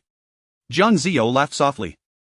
Did he genuinely consider this a meeting of parents? Had he forgotten this had once been her in-law's home? Nevertheless, she said nothing and assisted him in carrying the items inside. Upon seeing their car arrive, Feng Yuping hurried over. "Xiaoyu, you finally made it."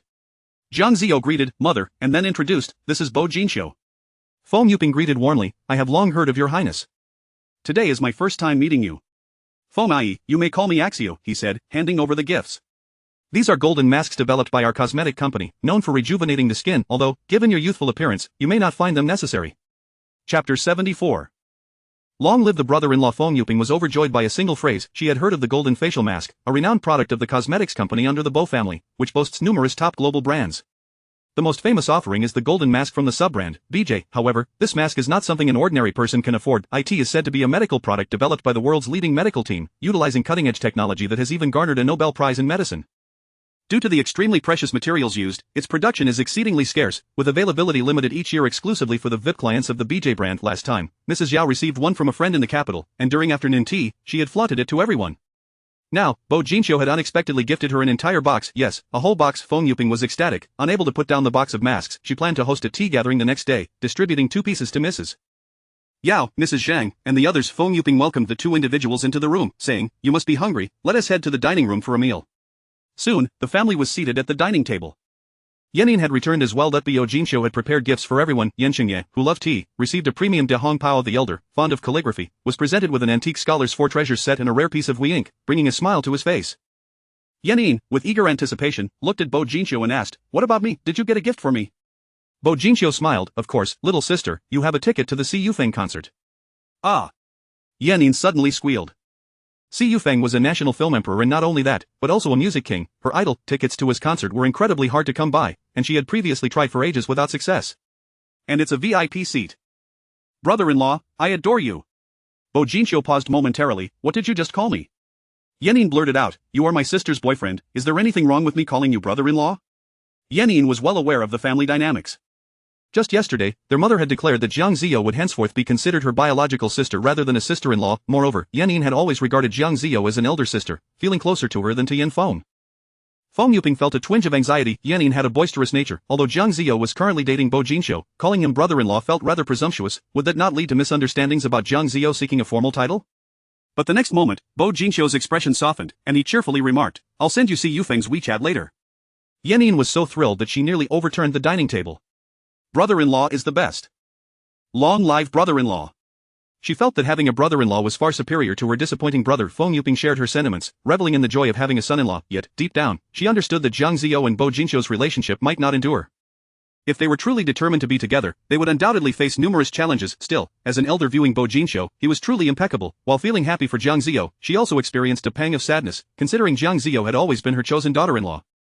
However, reflecting on her son's reckless actions allowed her to find solace. Having a daughter was quite satisfactory. This child had endured so much hardship and deserved to be loved properly. The meal was filled with warmth and harmony until Yan Feng arrived. When Yan Feng staggered in, he was taken aback to see the lively scene at the dining table, filled with laughter and conversation. To his shock, Jiang Ziyo was also present. Upon seeing her, his heart felt as if it was being tightly squeezed, causing him difficulty in breathing. That he had not gone to the office today and had turned off his phone all day. Instead, he had been drinking at a bar owned by Xiao Kai, pouring out his troubles. Xiao Kai had scolded him for his foolishness. "You grew up naked alongside Sister Yu, how could you not understand her character?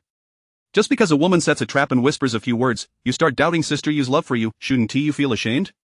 That woman, Xia Ling, even our most naive friend Lu Fifan can see she's a manipulative green tea BTCH, yet you, blinded, believe she is the epitome of innocence. Now what will you do? Xia Ling is pregnant, and with a child in the picture, how can you reconcile with Sister Yu?" By the time Yan Feng heard enough, he switched on his phone and was bombarded with countless missed calls. His heart brimmed with resentment towards her, rendering him unwilling to respond. Yet, apart from Xia Ling, no one else seemed to care about him. That he suddenly felt the urge to return home, only to walk in on such a scene. Not only was Jiang Ziyo present, but also Bo Jinxiu, who was engaging in light-hearted conversation with the elder. The elder regarded him with admiration and approval, as if he were his own grandson. His parents mirrored this sentiment. Yanyin, holding her phone, seemed to be engrossed in something. Suddenly, she exclaimed with excitement, "Brother-in-law, he really added me, brother-in-law, you're amazing, you truly are my dear brother-in-law." Upon hearing the term brother-in-law, Yan Feng felt a surge of anger. His fingers clenched, and the veins on the back of his hand bulged. "Yanyin, who are you calling brother-in-law?" A cold voice interrupted the merriment at the dining table. Everyone turned to see Yan Feng standing at the door with a frigid expression. Typically, he exuded an elegant and refined demeanor, but now his eyes were bloodshot, his stubble unkempt, and he reeked of alcohol. Appearing utterly disheveled, Feng Yuping stood up, feeling a mix of anger and concern upon seeing her son in such a state. After all, he was her flesh and blood. She approached him, asking with genuine care, "What brings you back?" Yanyin, unfazed, replied, "Yes, brother, doesn't it feel awkward for you to return now?" Yan Feng seldom visited the family home, having lived separately with Xia Ling. His anger was palpable as he retorted, "Do I need to file a report to return to my own home? Yanyin, are you truly my sister?" Yanyin merely pouted, remaining silent. The elder turned around, coldly admonishing, "How long has it been since you last came home? Yanyin returns from school more often than you do." Yan Feng's fingers tightened, and his shoulders trembled slightly. Feng Yuping, unable to bear it, said, "Look at your disheveled state, it's quite untidy out. We have guests today, so hurry and take a shower, change your clothes, and come back down." Although Yan Feng had been drinking, he surprisingly felt quite lucid at that moment. Meanwhile, Bo Jinxiu, impeccably dressed in a white shirt, radiated an aura of sanctity and respect. At that moment, Bo Jinxiu's gaze fell upon Yan Feng, calm and indifferent. Despite sitting down, Yan Feng felt as if he were standing beneath him, sensing a condescending superiority in their exchange. Chapter 75. The desire to reconcile. Yan Feng was quite displeased with this feeling. He turned away and left the dining room, making his way to his room. When Yan Feng re-emerged, he had bathed and changed into a fresh set of clothes, appearing quite tidy. However, the gloom and profound fatigue still lingered in his eyes. The housekeeper had long since prepared the dishes for him. In his usual seat sat Bo Jinxiu, leaving Yan Feng to occupy the edge of the table. A complex emotion stirred within him. Since Yan Feng's return, the once light-hearted and joyous atmosphere had vanished in an instant. Yanyin had already excused herself from the table, retreating to her room to chat with Si Yufeng on her phone. The old gentleman spoke first. "Feng, I believe you are aware that the project at Paradise Resort has been awarded to Haifeng Construction by Mr. Bo. This presents a rare opportunity for the Yan family, which has been suffering losses in recent years, to navigate through difficulties and potentially turn the tide. Today's family gathering is to sincerely thank Mr. for his support." Bo Jinxiu interjected, "You're too kind, sir. The Bo family also recognizes Haifeng Construction's strength and commitment to quality. This is a mutually beneficial collaboration." Though he said this, the old gentleman and the others understood well that Bo Jinxiu had far more formidable options than Haifeng Construction, and his choice must have been influenced by personal motives, likely due to his connection with Jiang Xiaoyu. Yan Feng was acutely aware of this previously. The Bo family had not even provided the bidding documents to Haifeng Construction. The day Jiang Xiaoyu approached Bo Jinxiu, the Yan family received the documents. He had thought it was his sincerity that moved Bo Jinxiu, but it now appeared to have been Jiang Xiaoyu's influence. Was it at that moment that the two of them developed an ambiguous relationship? Yin Feng felt a bitter anger rising within him. Suddenly, he blurted out, the Yin family's situation is indeed challenging, but we have not reached the point of resorting to marriage alliances. The atmosphere froze instantly. Everyone understood Yin Feng's implication that the project was secured by the Yin family through Jiang Xiayu's allure. The old gentleman was instantly enraged, slamming his palm on the dining table. Nonsense! What are you spouting? Yin Feng recalled their earlier jovial demeanor and felt a surge of anger. They were fully aware that Jiang Xiayu was his wife, even if only in the past. Yet now, for the sake of the Yin family's interests, they could smile while offering her up. Did they not care at all for his thoughts and feelings? Yin Feng, in a fit of defiance, declared, am I wrong? Jiang Xiayu is my wife, yet she is here currying favor with this man. Not if the Yin family's welfare requires me to barter my wife, then I would rather forgo it all. The room erupted in stunned silence at Yin Feng's shocking declaration. Even Feng Yuping displayed a hint of shame on her face. How could he utter such things? Before anyone else could respond, Jiang Xiayu spoke up first. Yin Feng, do you have no shame? Yin Feng's gaze met Jiang Xiayu's. Today, she appeared quite casual, dressed in a pale yellow floral long dress, her hair cascading loosely. Her naturally curly locks added a touch of effortless charm. Her makeup was understated, seemingly comprised of only a hint of blush and lipstick. Yet, her expressive eyes and delicate features captivated the heart. Yin Feng's heart ached. I am not your wife, nor am I your woman, and I am certainly not a commodity for you to exchange for your gain. Xiaoyu, that is not what I meant. Jiang Xiayu scoffed. Moreover, are you blind to the truth? Can you not distinguish between mutual affection and mere flattery? Yin Feng found himself at a loss for words. Nevertheless, he could not believe that Jiang Xiayu could fall for Bo Jinxiu in such a short span of a month. Feng Yuping, unable to remain silent, interjected with irritation. Ah Feng, you are my son, but I cannot take your side in this matter. You have chosen Xiaoling. Do you expect Xiaoyu to wait in vain for you? I am aware of what transpired yesterday. You were present yet allowed the Jiang family and Xiaoling to bully Xiaoyu. How can you now claim that Xiaoyu is your wife? Had it not been for Mr. Bo protecting Xiaoyu yesterday, who knows what humiliation she would have faced. Since you do not cherish her, there are others who will treat her as a treasure. I have already announced to everyone that, as of today, Xiaoyu is a daughter of the Yin family, not merely a daughter-in-law. I can no longer concern myself with you. You may pursue your relationship with Xiaoling, but do not obstruct Xiaoyu from seeking her own happiness, or I will disavow you as my son. Feng Yuping felt both heartache and frustration towards her son. In her heart, both Yin Feng and Jiang Xiayu were her children. The two, once innocent and close, had now become adversaries, which pained her deeply. However, after all that had transpired in the past month, she had come to a grim realization: there was no chance of reconciliation. She could not allow Yin Feng to further delay Jiang Xiayu's happiness. Yin Feng's heart grew even heavier. Despite being his family, they had consistently sided with Jiang Xiayu throughout his life. At times, he even questioned if he were adopted. Perhaps this was why, despite his fondness for Jiang Xiayu, a seed of jealousy had been sown deep within him. This would later blossom into the misunderstandings that led to their estrangement. Yet, he could never voice these sentiments openly. Lowering his head, Yin Feng said, Mom, I have broken up with Xiaoling. This statement once again plunged the dining room into silence. It seemed directed at Feng Yuping, yet after speaking, Yin Feng discreetly glanced at Jiang Xiayu. To his disappointment, her expression remained unchanged, no surprise, no shock, and she did not even look at him, her brows not furrowing in the slightest. Feng Yuping, however, was taken aback. It seemed the incident from the previous night had finally opened his eyes. You really have broken up with Xiaoling? Yin Feng nodded. I have seen her true colors. In truth, they had not formally ended things, but Yin Feng understood that he would inevitably do so. What about the child? What will happen to the baby in Xiaoling's womb? Yin Feng hesitated. The child, we need to consider it carefully. He had not yet contemplated the matter of the child.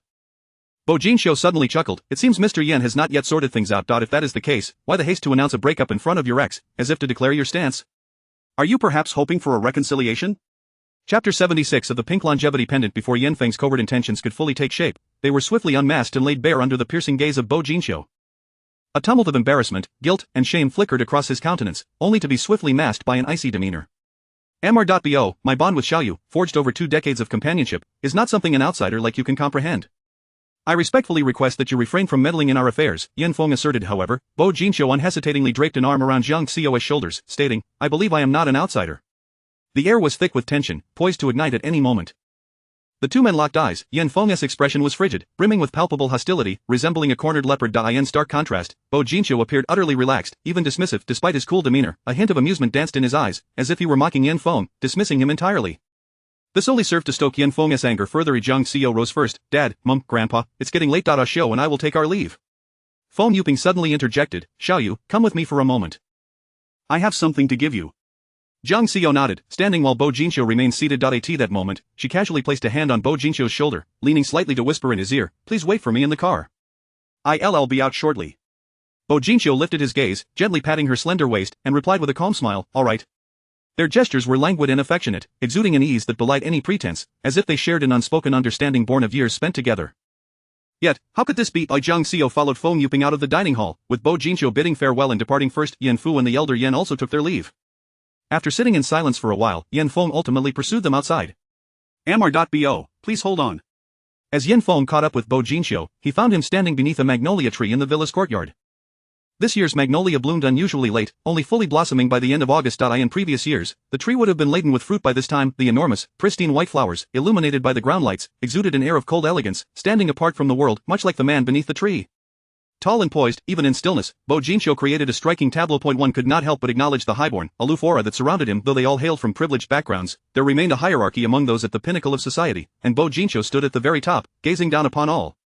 With a cool glance, Bo Jinqiu addressed Yan Feng, his voice devoid of warmth yet laden with an undeniable pressure. Young Master Yan, what brings you here? Yan Feng summoned his courage to meet his gaze. Mr. Bo, I have grown up alongside Xiao, and our bond is profound. 3 years ago, we celebrated our wedding, which many witnessed. Indeed, Bo Jinqiu replied with a faint smile, it seems the heavens have shown mercy. Yan Feng's expression turned colder. Mr. Bo, that divorce certificate does not define our relationship. In my heart, Xiao and I are still married, or at least we once were. I believe she feels the same. Bo Jinqiu's brow furrowed slightly. Jiang Xiao had indeed confided in him about her cherished childhood bond with Yan Feng, a connection that outsiders could scarcely fathom. Moreover, she had been waiting for his return. A fleeting glint of sharpness flickered in Bo Jinqiu's eyes, yet his expression remained nonchalant. And what of it? Young Master Yan, you are aware that was in the past. Yan Feng boldly declared, I will not relinquish Xiao Yu. In the past, I was manipulated by Xia Ling, but now that the truth is clear, I will not abandon her again. I intend to spend the rest of my life making amends for my past shortcomings. Mr.Bo, you come from a prestigious lineage, and the most exquisite women in the world would be at your beck and call. You have no need for her, but I am different. We have lived together for 20 years, and we are as close as family. I hope you will not interfere in our relationship. Bo Jinqiu smiled faintly. Young Master Yan, you are both foolish and confident. Foolish to think that 2 decades of affection can be so easily swayed by external whispers, and confident to believe that when you decide to return, others should remain stationary, waiting for you. Sometimes, a missed opportunity is a fault, and the future may only lead to growing distance. Bo Jinqiu's gaze was deep and calm, like the ocean beneath the night sky, yet beneath the surface, turbulent currents brewed, threatening to unleash a storm at any moment.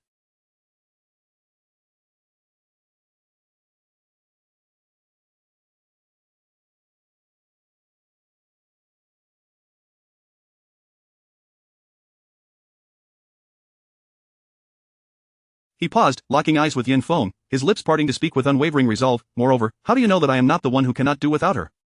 The summer evening breeze carried a stifling heat, wrapping around Yan Feng's throat like a vice, leaving him breathless. Meanwhile, Jiang Xiao had returned to the room with Feng Yuping. Feng Yuping opened the safe before Jiang Xiao, retrieving a small black velvet box and approaching her to unveil its contents. Inside lay a longevity pendant carved from jade, astonishingly, an exceedingly rare pink jade. Such material was seldom found in the market, and even when available, it rarely boasted high quality.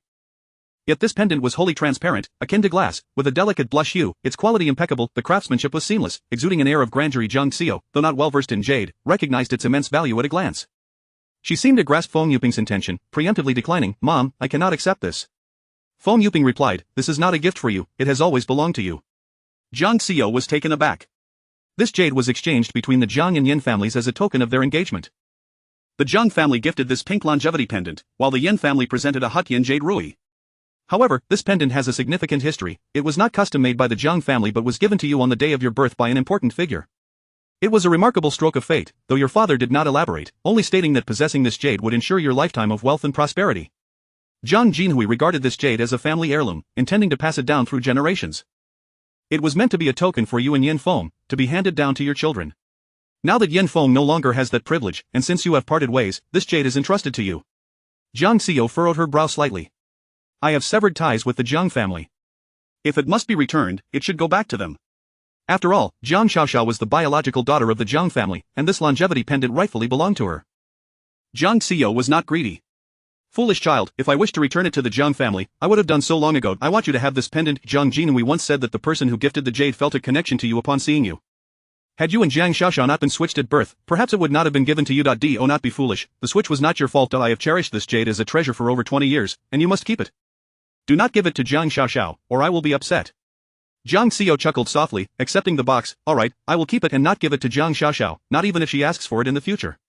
Upon hearing Jiang Xiao's words, Feng Yuping beamed with joy. Now you are my good daughter. Such treasures should be kept for ourselves, you are simply too noble. In this world, do not play the saint. We can have everything, but we must never be taken advantage of. Jiang Xiao laughed heartily. I will remember, Mom. As Jiang Xiao exited the villa, she spotted Bo Jinxiu and Yan Feng standing beneath the magnolia tree. Ah Xiao, what are you two discussing? Chapter 77. Won't you comfort me? Jiang Xiao walked directly to the side of Bo Jinxiu, naturally linking her arm with his. She tilted her head, her brows arched, locking eyes with him, her gaze shimmered like roses swaying in the summer evening breeze, stirring one's heart. The frost that once clouded Bo Jinxiu's eyes seemed to melt away in an instant, warmth radiating from their depths. His voice, akin to the gentle glow of moonlight, was both clear and tender. It's nothing, just discussing the philosophies of life with young Master Yan.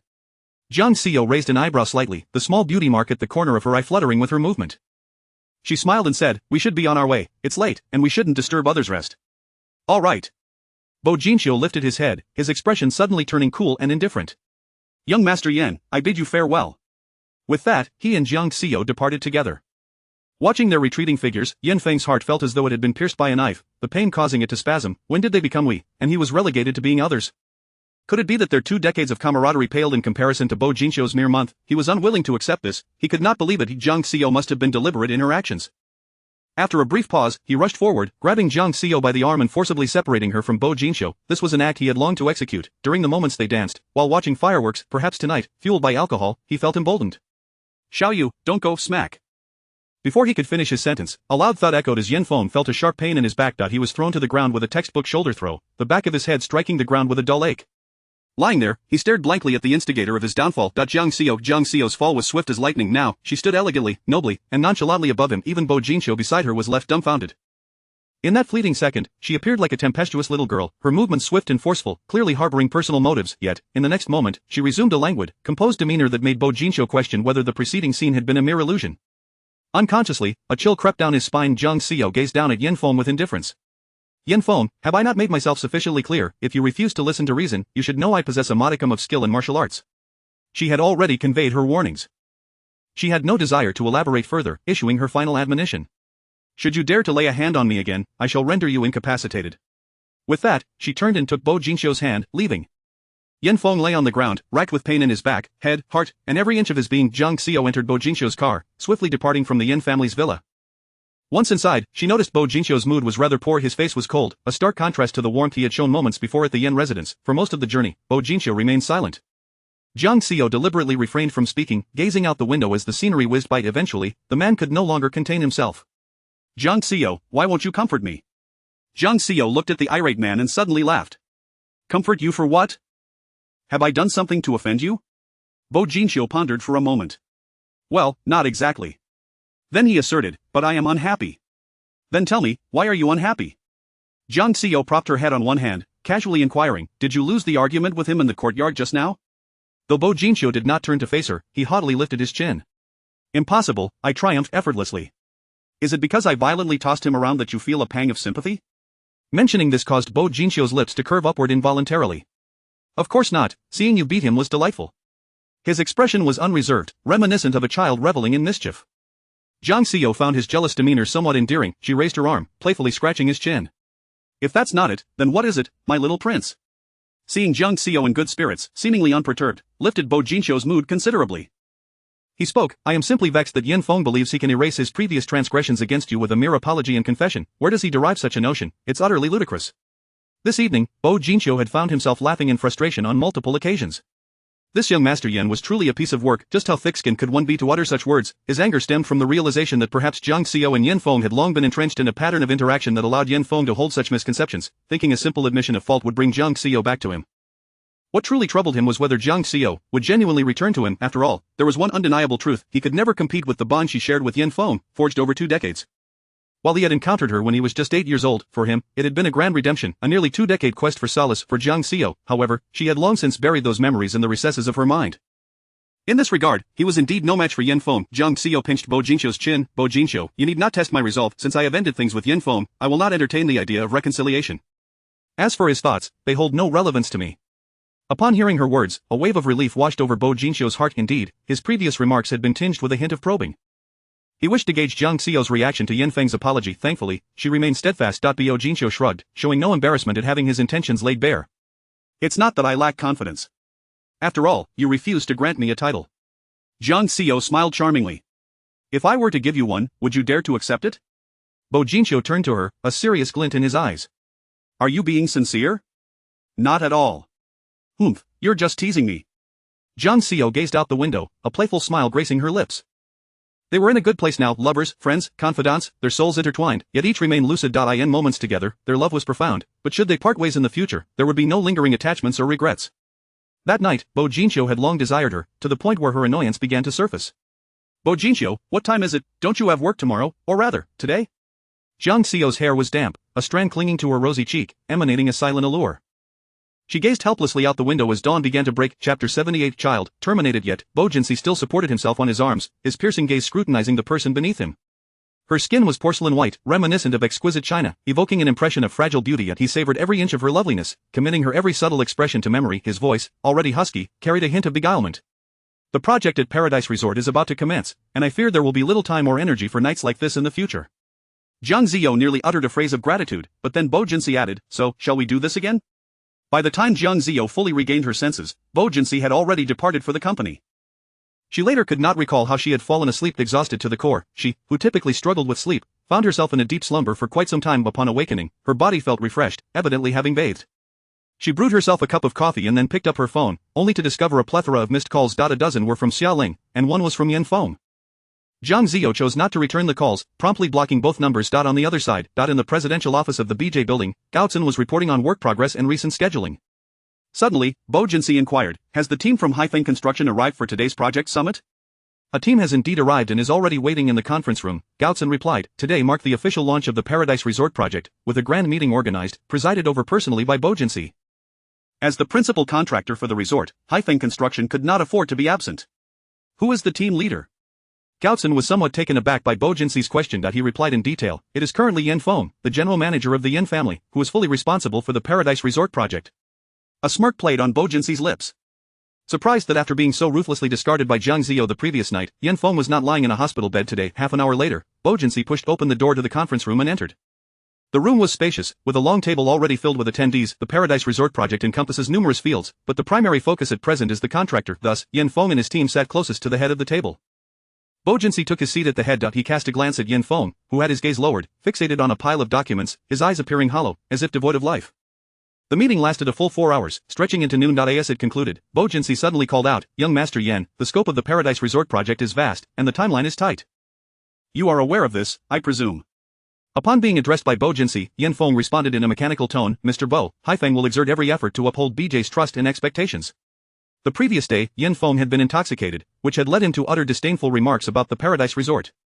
In truth, the Yan family was currently beleaguered, facing dire straits. If he had any semblance of rationality, he would understand how desperately the Yan family needed this project. It was, quite literally, a pie falling from the sky, capable of turning the tide for the Yan family and likely catapulting them to new heights. From this perspective, he ought to express his gratitude to Bo Jinxi. Bo Jinxi nodded. From today onward, young Master Yan will serve as the project head for the Paradise Resort, and the project must be executed with utmost quality and precision, allowing for no errors. Therefore, I expect you, Project Head Yan, to be stationed at the construction site, maintaining a frontline presence with the workers, personally overseeing the situation. Yan Feng regarded Bo Jinxi with a glimmer of surprise. This project had long been established with multiple teams for Haifeng. Beneath the project head, there were execution managers, safety directors, quality directors, business managers, and production directors, among others. It was rare for project heads to remain on-site daily, especially when the Paradise Resort project was located in the most remote suburb of Rongqing, far from here. Bo Jinxi evidently intended to assign him to the project department. However, given the critical importance of this project to the Yan family, he had no choice but to acquiesce to whatever demands Bo Jinxi made. Moreover, following the events of the previous night, he felt utterly disheartened faced with Xia Ling's entanglements and Jiang Xiao's indifference. He yearned only for solitude. Thus, Yan Feng readily agreed. Exiting the BJ building, Yan Feng spotted Xia Ling waiting at the entrance. Most others from the Yan family were loyalists to the elder and had watched Yan Feng and Jiang Xiao grow up. They were well aware of the nature of Yan Feng and Xia Ling's relationship. Xia Ling was Yan Feng's mistress, yet previously, they had shared the workplace without any pretense, with Xia Ling even considering herself as Mrs. Yan. However, those privy to the truth held her in contempt. With a sigh, the Yan family members greeted Yan Feng before departing. Xia Ling rushed over upon seeing him. Today, she was dressed particularly demurely, in a long white cotton linen dress, carrying a white canvas bag on her shoulder. She wore no makeup, which rendered her complexion notably haggard. Her eyes were slightly red, appearing fragile and helpless, as though a gust of wind could topple her. Approaching Yan Feng, she cautiously reached out, grasping his sleeve. Ah Feng, today is the 3-month checkup. Would you accompany me to the hospital? Xia Ling was already aware of the truth behind Yan Feng's drastic change in demeanor. She knew he must be furious with her for having tampered with Jiang Xiao's diary, which had precipitated their separation. Yan Feng's heart was likely filled with rage and resentment towards her. This matter was beyond her explanation, nor did she intend to clarify it. 3 years had passed, and even if the initial situation between Jiang Ziyo and Yan Feng had been a misunderstanding, it was impossible to revert to the past. Moreover, she was carrying Yan Feng's child. Her only bargaining chip now was this child. Yan Feng glanced at Xia Ling's slightly protruding abdomen, and any initial joy he had felt at the prospect of fatherhood had long since dissipated, replaced by a sense of aversion. He shook off Xia Ling's hand, gazing at her with cold indifference. He suddenly spoke, "Xia Ling, terminate this pregnancy." Xia Ling stood frozen in place, as if struck by a thunderbolt. She remained in shock for a long time, as if she had misheard him. Finally, she dared to ask in disbelief, "Ah Feng, what did you say?" Yan Feng had wrestled with this decision for 2 days, day and night, every moment fraught with internal conflict. Yet, now that the words had escaped his lips, he felt a newfound resolve. His voice was firm, imbued with a steely determination. "I said, I do not want this child. Xia Ling, terminate the pregnancy, and let us return to our former lives." Xia Ling stood there, feeling as though the sun's rays were particularly harsh today. Yan Feng continued, "It is only 3 months now. Terminating it will not cause significant harm to your body. I will compensate you. You can name any amount you desire. If you agree, I will arrange for a doctor immediately, and I will accompany you to the hospital, caring for you until you recover and are discharged." Chapter 79. A third-rate Mistress Xia Ling was nearly paralyzed with shock. She stood there, dazed and dumbfounded. In the next moment, tears streamed down her face. She rushed forward, desperately grasping Yan Feng's arm. "Yan Feng, how could you do this? This is our child. He is so precious. Do you not remember how many medications I took and how many injections I endured to conceive him?" Yan Feng's brow furrowed deeply. "I have not forgotten, but Xia Ling, what have you done? Do you want me to enumerate all your misdeeds?" Xia Ling gazed at him imploringly. Yan Feng decided to lay everything bare. "You forged that diary by imitating Xiaoyu's handwriting, which shattered our relationship. You seized the opportunity to insert yourself into my life. For years, you have feigned kindness and purity while secretly plotting against Xiaoyu. Fearing that one day your schemes would be exposed, you fabricated a child to bind me to you. You are heartless and deceitful, and I was blind to trust you, to collude with you against Xiaoyu. Yet now, you remain unrepentant, believing that by presenting the child, I would capitulate unconditionally. Xia Ling, do you think so little of me, that I am merely a pawn in your game?" As he spoke, his tone grew increasingly frigid. Reflecting on the past few years, he realized how tightly she had manipulated him. Xia Ling clutched Yan Feng's hand, weeping inconsolably.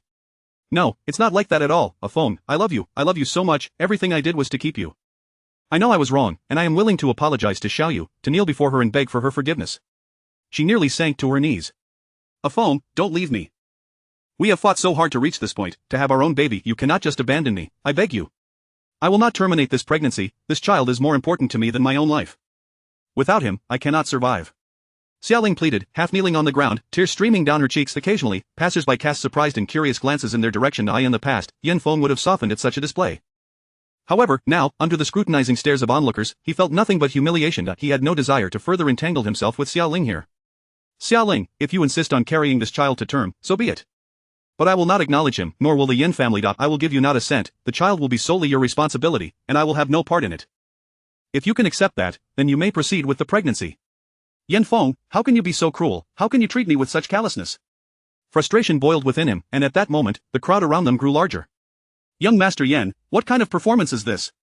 A mocking voice drifted over from the entrance of BJ.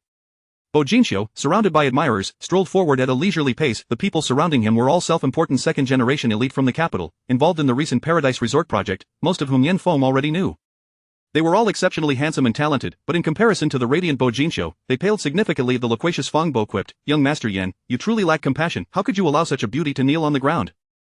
"If you are not pained, then I certainly am." Yan Feng did not wish to provide this circle of affluent youths with entertainment. He shook Xia Ling off and turned to leave.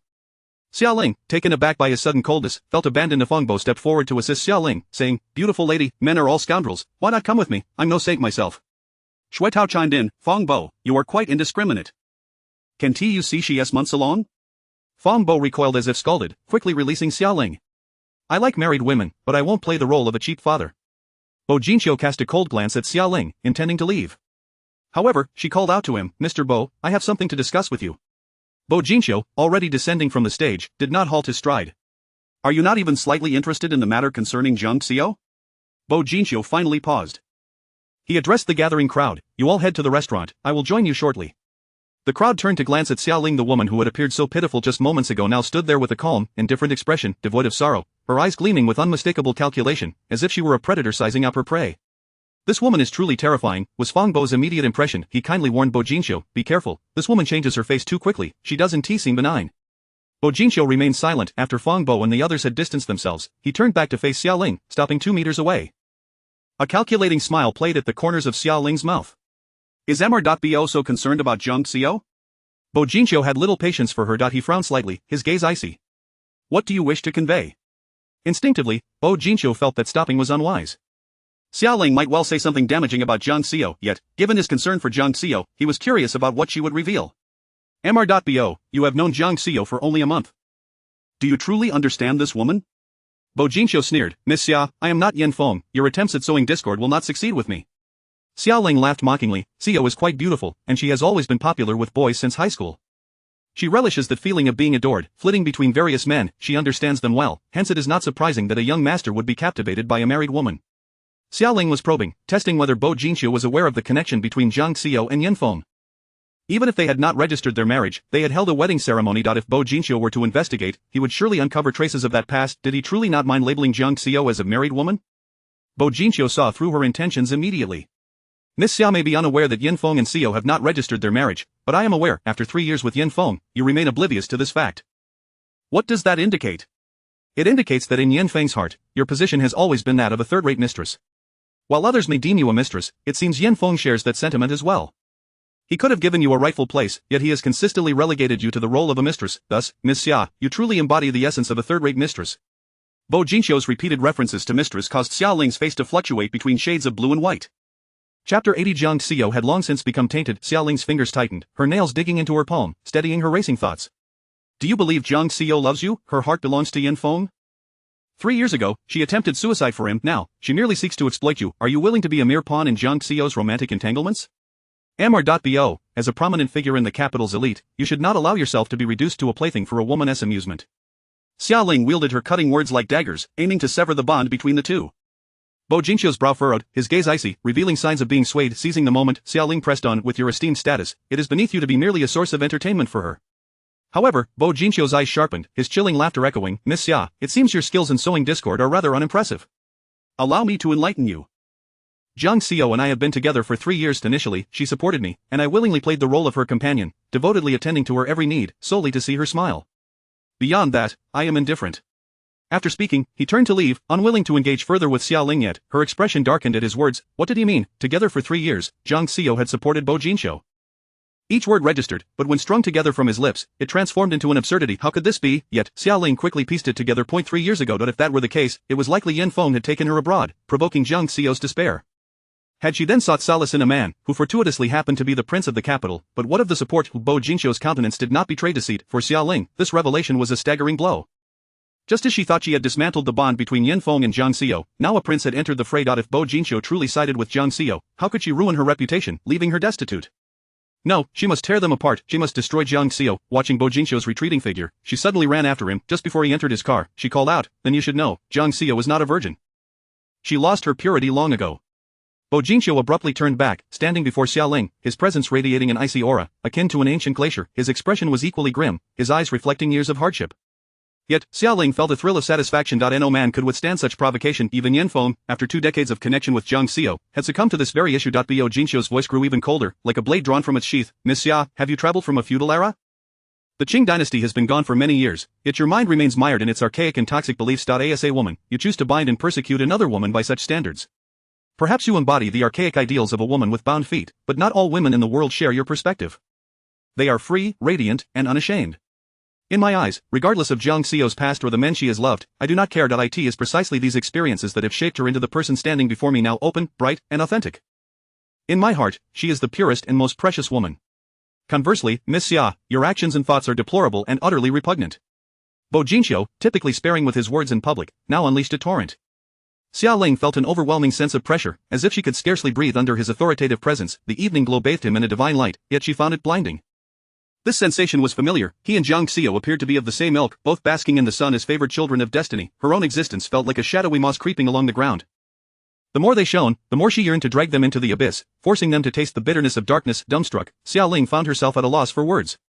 Trembling, she lamented the injustice of fate. Why did everyone in the world favor Zhang Xiao? Bo Jinqiu stepped forward, half of his form obscured by the towering edifice. Backlit, his aura diminished. His voice, cold and tinged with cruelty, resembled that of a demon risen from the depths of hell, delivering a chilling warning. Xia Ling, should I ever hear you defame Zhang Xiao or sully her name, even with a single word, beware of your tongue. His tone shifted from warning to threat. How had she once perceived him as a paragon of justice? He was, in reality, a malevolent specter. Even the blue earrings adorning his ears exuded an air of wickedness. A wave of dread washed over Xiaoling. She sensed he truly had the power to obliterate her. The oppressive weight of near-death fear rendered her breathless, causing her to involuntarily shudder. After delivering his ultimatum, Bo Jinxiu departed. Xiaoling remained rooted in place, chilled to the bone. As Bo Jinxiu drove away, the car sped through the city. Eventually, he halted, striking the steering wheel in frustration. He admitted that Xiaoling's words had unsettled him. This was not their first encounter. He was acutely aware of Jiang Xiu's significance in his life. Every word he had exchanged with Xiaoling had been sincere, yet he could not afford to underestimate Jiang Xiu. He recalled their initial meeting, feeling regret not for Jiang Xiu, but for himself, lamenting that he had sought her too late. Chapter 81. Who was mightier, him or me? He is indifferent to such matters. He is not a pedantic individual, yet, the mere thought that Yin Feng is the first man to relish her beauty incites a twinge of jealousy within him. No, it is an overwhelming madness of envy. He even fantasizes about dismembering Yin Feng, seeking to release the pent-up rage within his heart. Bo Jinxiu sat in the car for an extended period, ultimately managing to compose himself. The intentions of that woman, Xiaoling, are glaringly evident. If he were to be provoked by her, he would be as foolish as Yin Feng. Meanwhile, Jiang Xiaoyu received a task at the television station. During the morning meeting of the news department, Tang Fei announced, Xiaoyu, the Paradise Resort project officially commences tomorrow. There will be a groundbreaking ceremony, and the station has arranged for an interview with the project manager.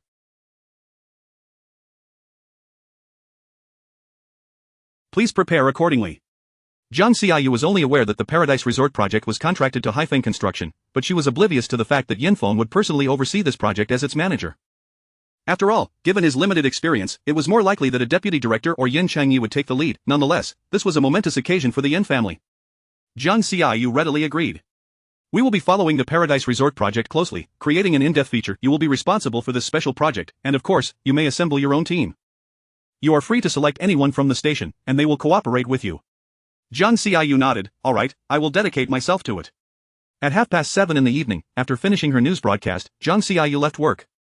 As she exited the television building, she spotted a familiar vehicle parked at the entrance. With a smile, she approached and opened the passenger door, taking a seat inside. What brings you here to pick me up after work? Bo Jinxiu's expression was not playful. Rather, it was quite serious. I missed you. Jiang Xiaoyu reached out, instinctively scratching his chin. You seem rather glum today. Only then did Bo Jinxiu manage a smile. Not at all. Men can occasionally tell lies. Bo Jinxiu was indeed feeling quite miserable today, for it was only when he was in a foul mood that he became so demanding in bed. He adored kissing her, worshipping her every inch of skin with fervor. When they became one, he would prop himself up, admiring the subtleties of her expressions. He cherished witnessing her inebriation, lost in ecstasy. Tonight, Bo Jinxiu pulled out all the stops, striving to please her. Jiang Xiaoyu was utterly entranced, yet, just as she was at her peak of bliss, a low, husky voice suddenly echoed in her ear. Who is mightier, him or me? A wave of dizziness washed over her like a heat wave. Jiang Xiaoyu was momentarily taken aback, her soft and sultry voice betraying a hint of allure. What? Bo Jinxiu, propping himself up, gazed intently into her eyes. Compared to her intoxication, he seemed unusually lucid tonight. His voice was husky, his lips lingering near her ear, exuding tenderness. It was as if he were coaxing her, like a child seeking candy. Who was mightier, Yin Feng or me? Upon hearing Yin Feng's name, Jiang Xiaoyu regained her composure. She opened her eyes, and the intoxication in her gaze receded like a receding tide, replaced by a chilling clarity. Bo Jinxiu noticed this shift, as a flicker of anger began to spark in her eyes. He quickly apologized. I'm sorry. Yet, Jiang Xiaoyu had already seen through his intentions. She forcefully pushed him away. Bo Jinxiu, you have crossed a line. Bo Jinxiu supported himself on one arm, reclining on the bed, the blanket barely covering his waist, revealing an expanse of toned abs against his pale skin. His expression, tinged with melancholy, made him resemble a delicate manservant. Is it not permissible to mention him at all?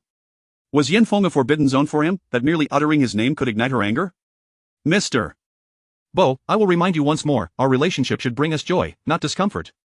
Jiang Xiaoyu was indeed upset. She was angry because it became evident that this man was bothered by the fact that she was not a novice, while her own first experience was a pain she could not articulate. Her first time was certainly not with Yin Feng. The events of that day felt like a blank slate in her memory, devoid of any recollection. All she knew was that her body had been violated. As for who had done it, she could not fathom, and despite her years of searching, she had unearthed not a single clue. Jiang Xiaoyu instinctively linked it to Xiaoling. However, she could find no evidence at present. The mere thought of this matter filled her heart with immense sorrow. She abruptly rose and headed to the bathroom. When she emerged from her shower, Bo Jinxiu was still seated on the bed, wearing a pitiful expression. I apologize, I am sorry, but I am not what you think.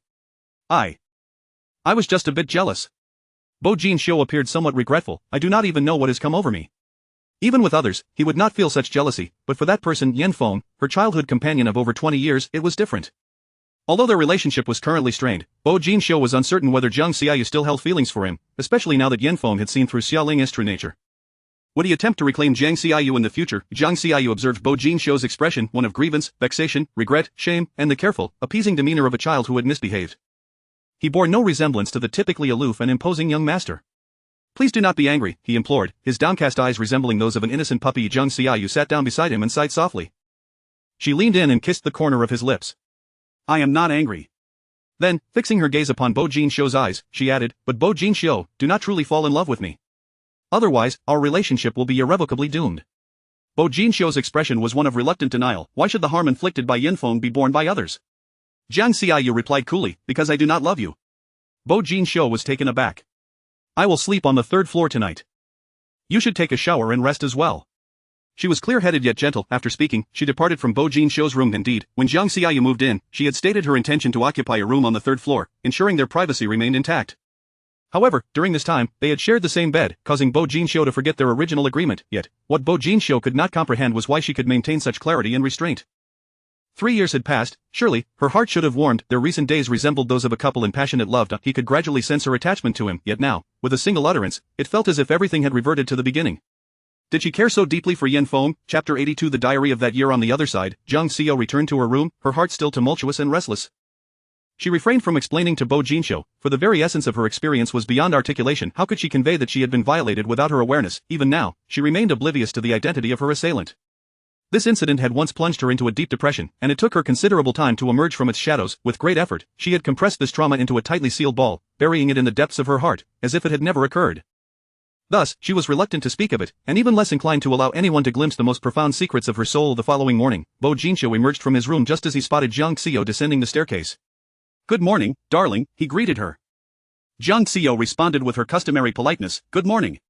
They shared breakfast together before departing for their respective offices, everything appearing as it usually did, yet, both were acutely aware that the more they feigned nonchalance, the deeper the chasm of resentment grew within their hearts. Upon arriving at the television station, Jiang Xiao, accompanied by photographer Zhao Yuan, set off for the Paradise Resort. Today, she was to conduct an interview and gather original materials for a long-term feature on the development progress of the resort. Nestled in the farthest outskirts of Rongqing, Paradise Resort was surrounded by magnificent mountains and waters. After a 2-hour drive, they reached the project's headquarters, where the executing manager welcomed them.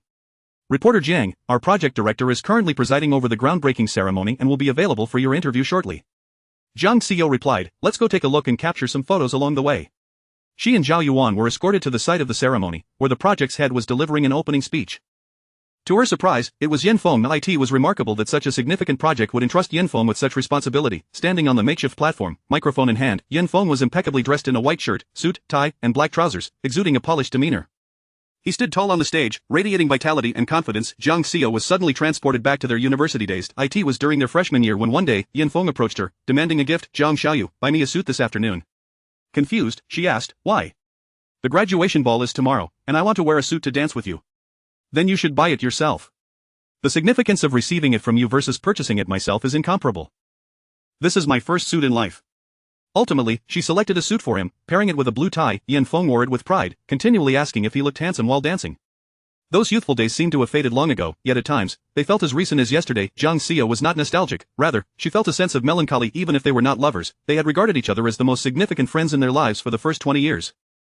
How had they arrived at this point? It could only be said that time is a curious and cruel force. Before she realized it, Yin Feng had concluded his address. The subsequent unveiling and toast ceremonies were merely formalities, swiftly completed.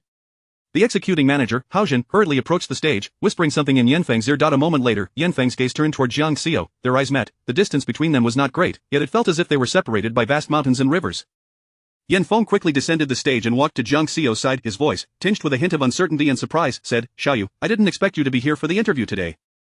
Otherwise, I would have personally welcomed you. Jiang Xiao's smile was faint, adopting a rather official tone as she replied, you are too kind, Director Yen. I am merely here to conduct an interview and capture some on-site material. Very well, whatever you need, we shall cooperate. The interview proceeded smoothly. Jiang Xiao and Zhao Yuan intended to take some photos on site, prompting Yin Feng to eagerly join them. I'll accompany you, he insisted. Jiang Xiao replied coolly, Director Yen, you are quite busy, there is no need for you to accompany us. Yin Feng countered, the resort is expansive, and there are areas I believe you may not be familiar with. Let me guide you. Ultimately, Jiang Xiao did not refuse, recognizing that they were on his territory. Yin Feng and Jiang Xiao walked ahead while photographer Zhao Yuan trailed behind, periodically stopping to capture images. Yan Feng diligently fulfilled the role of a guide though construction had only commenced today. Several subcontractors had already begun work, clearing the area. Excavators, tower cranes, and bulldozers were omnipresent throughout. Yan Feng carefully observed Jiang Xiao's expressions, but she remained calm and composed, exuding an air of detachment and professionalism. Yet, she had once been different with him. Xiao Yu, he finally could no longer contain himself and halted. Jiang Xiao turned to face him, stating, Director Yan, given our current relationship, it would be more appropriate for you to address me as Reporter Jiang. Don't you want to know why I left you back then? Jiang Xiao's brow furrowed slightly, her voice laced with sarcasm. I'm quite intrigued by that. Their past held numerous mysteries. Regardless of their present circumstances, the instinct to uncover the truth was undeniable. Yan Feng's eyes seemed to brim with regret and guilt. Did you know that Xia Ling could imitate your handwriting perfectly? She stole your diary. During that summer camp, she pretended to have accidentally taken your notebook and asked me to return it, but I couldn't resist reading it. At this point, Jiang Xiao had likely guessed the ensuing events. Xia Ling must have penned some divisive remarks in her imitation of Jiang Xiao's handwriting. What did Xia Ling write that robbed you of the courage to question? Jiang Xiao pondered, already suspecting the connection to that incident. Yan Feng's expression shifted, revealing a hint of discomfort. That diary is locked in my family's safe. You know the code. If you wish to see it, you may. Jiang Xiao replied coolly, very well, I understand. She was not particularly interested in how Xia Ling had sown discord, yet she had long suspected her involvement in the matter. If Xia Ling had used that incident to drive a wedge between her and Yan Feng, it would undoubtedly be documented in the diary. She felt compelled to investigate further, to unveil the truth. Even after learning the truth, Jiang Xiao maintained her indifferent demeanor, leaving Yan Feng feeling as though he had been doused with cold water. Xiao Yu, I admit I was blind and foolish, but I was also manipulated by Xia Ling. Could you grant me another chance? I wish to make amends for what I owe you. Chapter 83. We have been together for 3 years. Jiang Xiao gazed at him with a smile that was neither entirely joyful nor fully sorrowful. How do you intend to make amends? Yan Feng's eyes seemed to ignite with a flicker of hope. He grasped Jiang Xiao's hand, tentatively probing, Xiao Yu, shall we start anew? His voice carried a note of pleading and humility, yet a glimmer of anticipation gradually blossomed in his gaze. Jiang Xiao slowly withdrew her hand from his grasp, observing the hope in his eyes shatter piece by piece. Yan Feng, on what basis do you believe that when you turn back, I must follow suit? Yan Feng's complexion darkened with each passing moment. And on what grounds do you think I would abandon him for you, merely because of your self-absorption and ignorance? Yan Feng's expression became increasingly grim. Xiao Yu, I know you will never forgive me. Before you, I have never been self-absorbed, rather, I am plagued by insecurity. She would never comprehend the depths of his self-doubt. He was acutely aware that uttering such words was excessive, and that the grievances of the past 3 years could not simply vanish with his contrition. Yet, at this moment, he desperately yearned to hold on to her. The memories of their shared past tormented him day and night. Every fleeting second, he finally recognized that Jiang Xiao was the most precious person in his life. Her love had once been so selfless, pure, passionate, and innocent, an antithesis to the sordid machinations of Xia Ling. The thought of his past actions towards her filled him with self-loathing, wishing he could strike his former self for being so foolish. Yan Feng continued, Bo Jinqiu is not a suitable partner for you. His family ties are intricate. Such a prestigious family will inevitably seek a marriage that maintains social parity. I have investigated, and the Bo family places great importance on the Xuanxin families, both prominent clans in the capital. If you truly were to be with him, you would merely be a clandestine lover. Jiang Xiao scoffed, a hint of sarcasm curling her lips. It seems you are considering my well-being. Yan Feng lowered his gaze. I know I am selfish, yet I still do not wish to lose you. These past few days, I have been reminiscing about our shared past, our school days, when we were exuberant and saw only each other. Can we truly never return to that? Jiang Xiao did not hesitate. She simply sighed heavily. Let us not dwell on the past. Looking ahead, for the sake of the Yan family, I do not wish to sever ties with you, but I must make it clear. I, Jiang Xiao, will never look back. Is our 20-year bond inferior to your 1 month with him? Yan Feng appeared somewhat agitated. Jiang Xiao turned, fixing her gaze steadily on Yan Feng's eyes, calm and profound, devoid of any ripples. Yet her words struck him like a thunderbolt. I have been with him for 3 years, beginning from the day you and Xia Ling left the country. Thus, our acquaintance is not limited to what you perceive as merely 1 month. Sometimes, I feel that everything now is a result of what transpired before.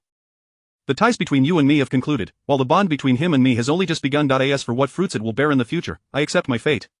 Yan Feng was momentarily stunned. After a long pause, he finally reacted. You have truly been together for 3 years? Jiang Xiao replied with an even tone, I have no reason to deceive you. The last flicker of hope within Yan Feng seemed to extinguish.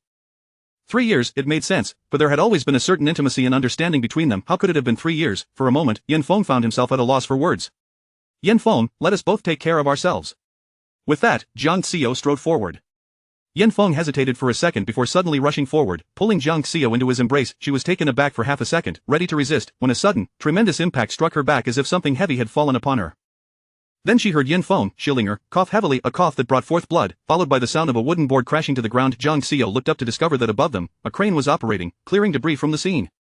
At that moment, a pile of wooden boards hung precariously above them, and one had slipped free due to inadequate securing, plummeting directly downwards. The board was not particularly large, but the speed at which it fell from such a height was formidable, striking Yin Feng's back with brutal force, causing him to cough up blood. That board had been meant for her. Jiang Xiao's expression instantly turned grave. Yin Feng, are you alright? Yin Feng, bent over in pain, could not straighten his body. His face was pale, and his expression was one of extreme agony. Yet he endured, forcing out a few words through clenched teeth. I'm fine. How could he possibly be fine? Jiang Xiao maintained her composure, quickly calling for Zhao Yuan, who was nearby, to assist. Soon, the project manager, Hao Jin, rushed over. Boss, are you alright? Hao Jin, who had been brought over from the Yin family, had been working under Yin Feng for some time. He was struck by a falling board from the crane. We need to get him to the hospital quickly. The crane operator hurried over. What happened? What is going on? Hao Jin pointed angrily at the crane operator. You're in big trouble, we'll deal with you later. Yin Feng was swiftly transported to the medical office. However, the Project S medical station had only recently been established, and most personnel had yet to arrive. There was only a makeshift clinic with one doctor and two nurses. Half an hour later, Yin Feng sat in a chair, shirtless, as the doctor examined him. His complexion had improved somewhat, and he no longer coughed up blood. His back was swollen, with a large bruise already forming. The doctor, in his 50s and wearing glasses, completed his examination and said, currently, it appears there is nothing serious, just some contusions on the back. However, since he has coughed up blood, I recommend heading to a larger hospital in the city for a thorough examination. There may be internal injuries. Jiang Xiao interjected, time is of the essence. You should take our vehicle to Ruyan Hospital and leave immediately. Yet Yin Feng remained seated, motionless, and after a moment of silence, he uttered, I'm fine, there is no need to go back. Jiang Xiao frowned at him. Yin Feng, this is not a joke. Her feelings were indeed complex. Regardless, Yin Feng had shielded her from harm, and she could not simply turn a blind eye. Just as the tension mounted, Hao Jin spoke up. Reporter Jiang, you may not be aware, but our project manager, while being the highest commander on the Project S side, is still subject to the leadership of the client. Our boss was assigned to this location by the heir apparent, who stated that once the project commenced, our boss must live and work alongside the front line, and cannot return unless absolutely necessary. It's only the first day, and if the boss claims he is injured and needs to rest, it could lead the heir of the Bo family to think he is feigning illness, leaving an impression of someone unfit for responsibility. If that were the case, they might directly replace our contractor, and our boss cannot bear that responsibility. Chapter 84. His possessiveness. Jiang Xiao furrowed her brows and asked, are you saying that Bo Jinqiu won't allow you to return? Yin Feng remained silent for a moment before replying, he probably fears I might cling to you. Jiang Xiao's expression was calm, showing no signs of disturbance. You should go back and get checked. If anything happens, I will explain it to him. Hao Jin, standing nearby, chimed in, Reporter Jiang, we all know you're the prince's girlfriend, you might as well ask for a leave from him. Otherwise, our boss won't be at ease. Jiang Xiao glanced at Yin Feng's pale face. Ultimately, she picked up her phone and dialed a number. When the other party answered, there was a hint of surprise in their voice. Why the sudden call? I need to discuss something with you. I'm currently at Paradise Resort, and Yin Feng is injured. I wish to request a leave for him so he can receive treatment at the city hospital. Even without Bo Jinqiu speaking, Jiang Xiao could sense the pressure from the other end of the line dropping sharply. After a few seconds, Bo Jinqiu's voice emerged, cold and solemn. He is injured. Why are you the one requesting a leave for him? Jiang Xiao's voice remained steady as she explained, I came here for an interview today, and a heavy object fell from the crane. Yin Feng saved me. The sound of Bo Jinqiu's cold laughter echoed from the other end. You just severed ties yesterday, and today he plays the hero saving the damsel in distress. Are you certain this isn't a meticulously crafted scheme? Jiang Xiao fell silent for a moment, casting a glance at Yin Feng, who sat pale in his chair. She then replied, no, it was an accident. In truth, Jiang Xiao had entertained doubts, but soon dismissed them. The risks were too great. A heavy object falling from such a height, if intentional, would involve too many uncontrollable factors, potentially resulting in fatalities. Moreover, Jiang Xiao knew that while Yin Feng could be foolish at times, he was not manipulative. His arrogance, narcissism, inferiority, and pride masked a simple-hearted individual. Otherwise, he wouldn't have been led around by Xia Ling for so many years. Most importantly, the evidence was clear. Yin Feng had no knowledge of her interview today. His shock and surprise upon first seeing her were genuine. Bo Jinqiu's voice was laced with suppressed anger. How can you be so certain? Jiang Xiao responded without hesitation, because I understand him. Yin Feng also looked at Jiang Xiao, his gaze cautious. In truth, he had overheard snippets of their conversation. The crane accident was indeed not orchestrated. He had seen a wooden plank plummet from the sky at breakneck speed and had rushed forward without a moment's thought. Upon regaining consciousness, he felt a wave of relief wash over him. He had not been crushed. Suddenly, he realized this might be a chance bestowed by fate. In that moment, when he protected Jiang Xiao, he gained clarity about his own heart. He loved her more deeply than he had ever imagined. He could not relinquish Jiang Xiao, regardless of her current relationship with Bo Jinxiu. He, too, held his cards close. Their friendship, forged over 2 decades, was not so easily severed. Just like now, Jiang Xiao's effortless declaration, "I understand him," stood as evidence of their 20 years of emotional entanglement. Jiang Xiao sighed and turned to exit the infirmary. Her voice carried a note of helplessness. Of Bo Jinxiu, "My request for his leave does not imply anything between us, nor does it suggest any future developments. I have made it clear before that I will not backtrack. Yan Feng is merely a familiar stranger to me. You need not target him because of me." "How am I targeting him?" "You have him living and working alongside the workers on a project, forbidding him from returning without permission." "That seems rather excessive." Bo Jinxiu laughed again, his tone even colder than before. "Did he complain to you? What else did he say?" Jiang Xiao's voice turned icy. "Nothing. In fact, I don't wish to involve myself in your affairs. I simply hope you won't let personal feelings complicate matters regarding such a large project as Paradise Resort." Jiang Xiao was clear-headed. She had never contemplated rekindling anything with Yan Feng. However, regarding Bo Jinxiu, amidst their daily interactions, she had indeed developed a slight sense of confusion. This man's possessiveness was overwhelming. Despite their previously established boundaries, he repeatedly overstepped them. If this continued, trouble was inevitable. Bo Jinxiu scoffed. "Isn't it just a leave request? Fine, I will personally send someone to fetch him." With that, Bo Jinxiu abruptly ended the call. In less than half an hour, his personnel arrived. He had even sent a helicopter. This was preferable. Driving back would take at least 2 hours, but by helicopter, they reached Rongqing in under half an hour. Yan Feng was taken to Ruiyan Hospital. After a thorough examination, it was determined he had sustained a lung contusion. Fortunately, he had been brought in promptly, otherwise, surgery would have been necessary. Jiang Xiao completed the hospitalization formalities for Yan Feng. 2 hours later, he had changed into a patient gown and lay in a VIP room. Jiang Xiao, having taken care of everything, said, "Rest well for a few days. Don't overthink things. We'll discuss everything once you recover." Yan Feng lay in bed watching her, softly calling her name. Xiaoyue. Jiang Xiao frowned. "Yan Feng, I am grateful for your saving me, but this incident will not change anything between us, so do not harbor any other thoughts to avoid disappointment in the end." Yan Feng's gaze darkened. It was as if she could see through his thoughts. Feeling somewhat awkward, Yan Feng changed the subject. "Please don't tell my parents about my injury. I fear it would worry them." Jiang Xiao replied calmly, "Then I will arrange for a nurse." Disappointment flickered across Yan Feng's face. He merely hoped she would visit him each day. "Take care and rest, I'll be leaving now." As Jiang Xiao reached the door, Yan Feng called out to her, "Will you come tomorrow?" Jiang Xiao paused momentarily. "I'm sorry, I might not have time in the coming days." She understood Yan Feng's feelings all too well, but she did not wish to become entangled due to past favors. Exiting the hospital, she encountered Bo Jinxiu in the corridor. His expression was not pleasant, as if he were brooding. Nevertheless, he initiated the conversation, asking, "How is he?" "He has a lung contusion and needs to be hospitalized." Bo Jinxiu remained silent for a moment before coldly remarking, "That's quite a significant cost." Jiang Xiao shot him a glance. "Must you be so childish?" Bo Jinxiu's gaze was fixed on the woman before him. She was still dressed in her professional attire. While her beauty was striking, her serious demeanor rendered her particularly imposing. Bo Jinxiu understood that the likelihood of Yan Feng orchestrating this incident was slim. Yet, the occurrence had drawn them back together. Despite their previous clean break, just the thought of it incited an inexplicable anger within him. However, he also recognized that Jiang Xiao had no patience for him. Her daily thoughts revolved around how to delineate their boundaries. Even during the most emotional moments, she remained lucid. Chapter 85. Dr. Xiao. Yet he could not afford to exhibit too much concern. Any hint of genuine emotion from him would prompt her to accuse him of overstepping boundaries, as if she longed to use it as an excuse to sever ties completely. Bo Jinxiu managed to muster a faint smile. "As long as everything is well, I am not so unfeeling. Let him rest properly. I will arrange for someone to take good care of him." Jiang Xiao responded with a soft Bo Jinxiu stepped closer to her. "Shall we go to the supermarket together? I will prepare dinner for you tonight."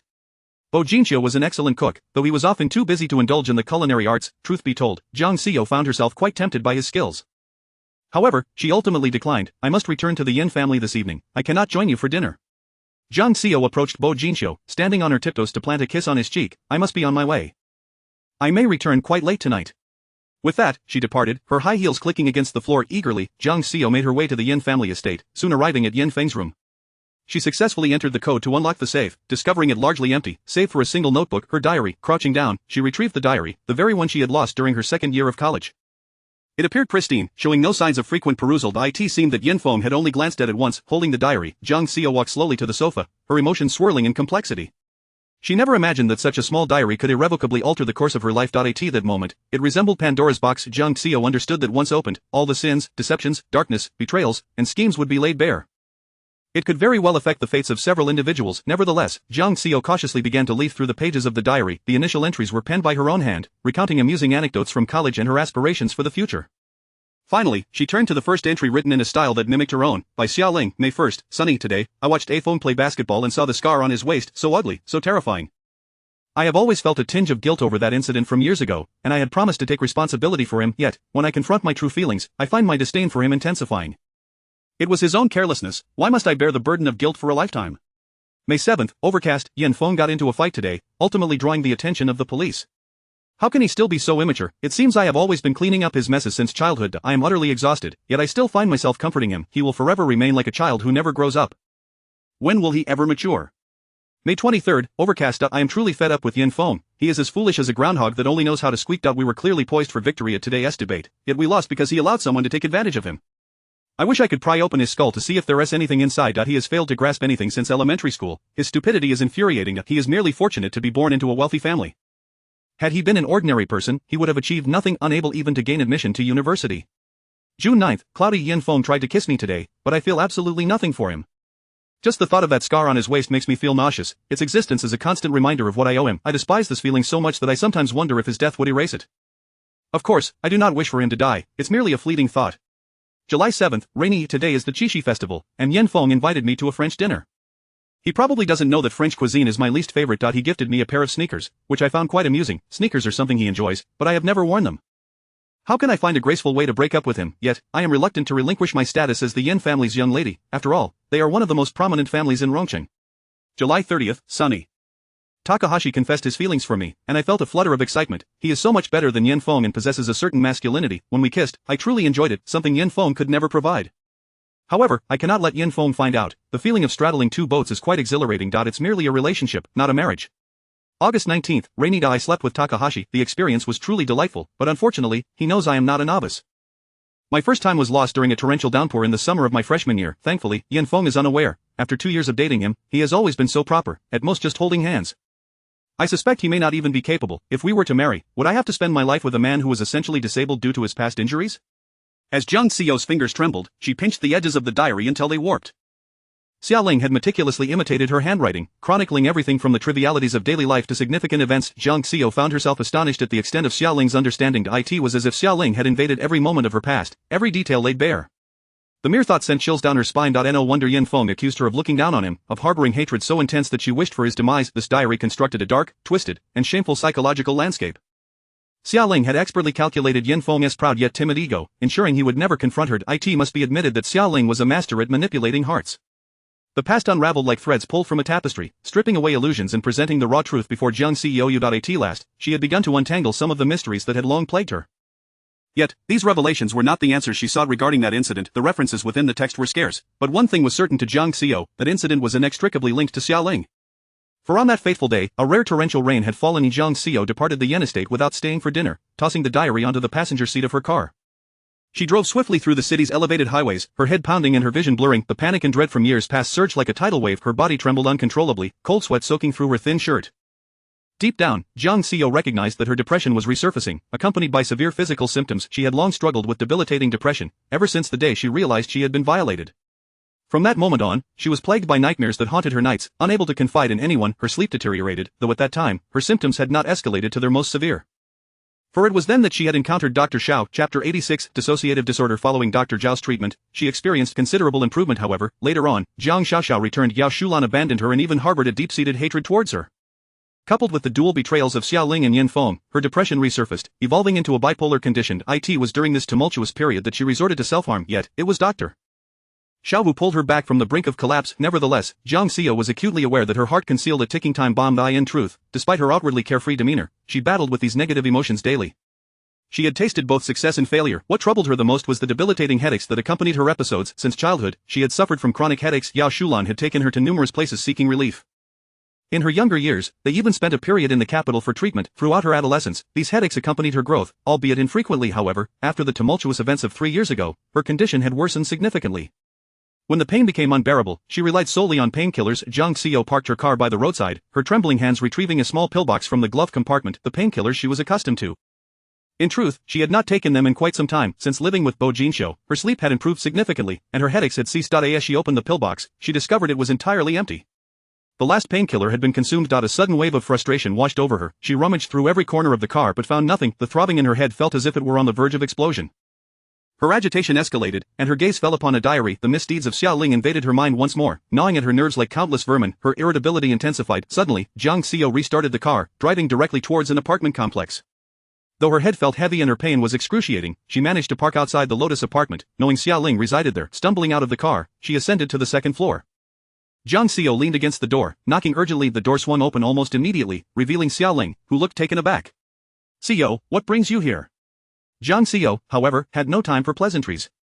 She reached out, seizing Xiaoling by the throat. Her eyes were ablaze with fury.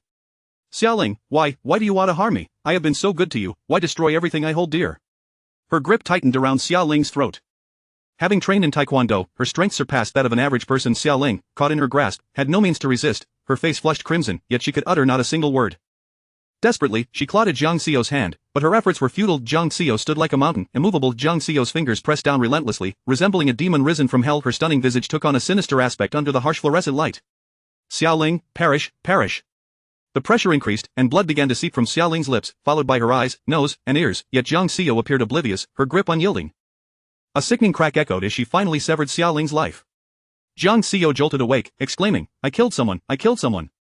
Her gaze swept the surroundings, realizing she lay on a comfortable sofa.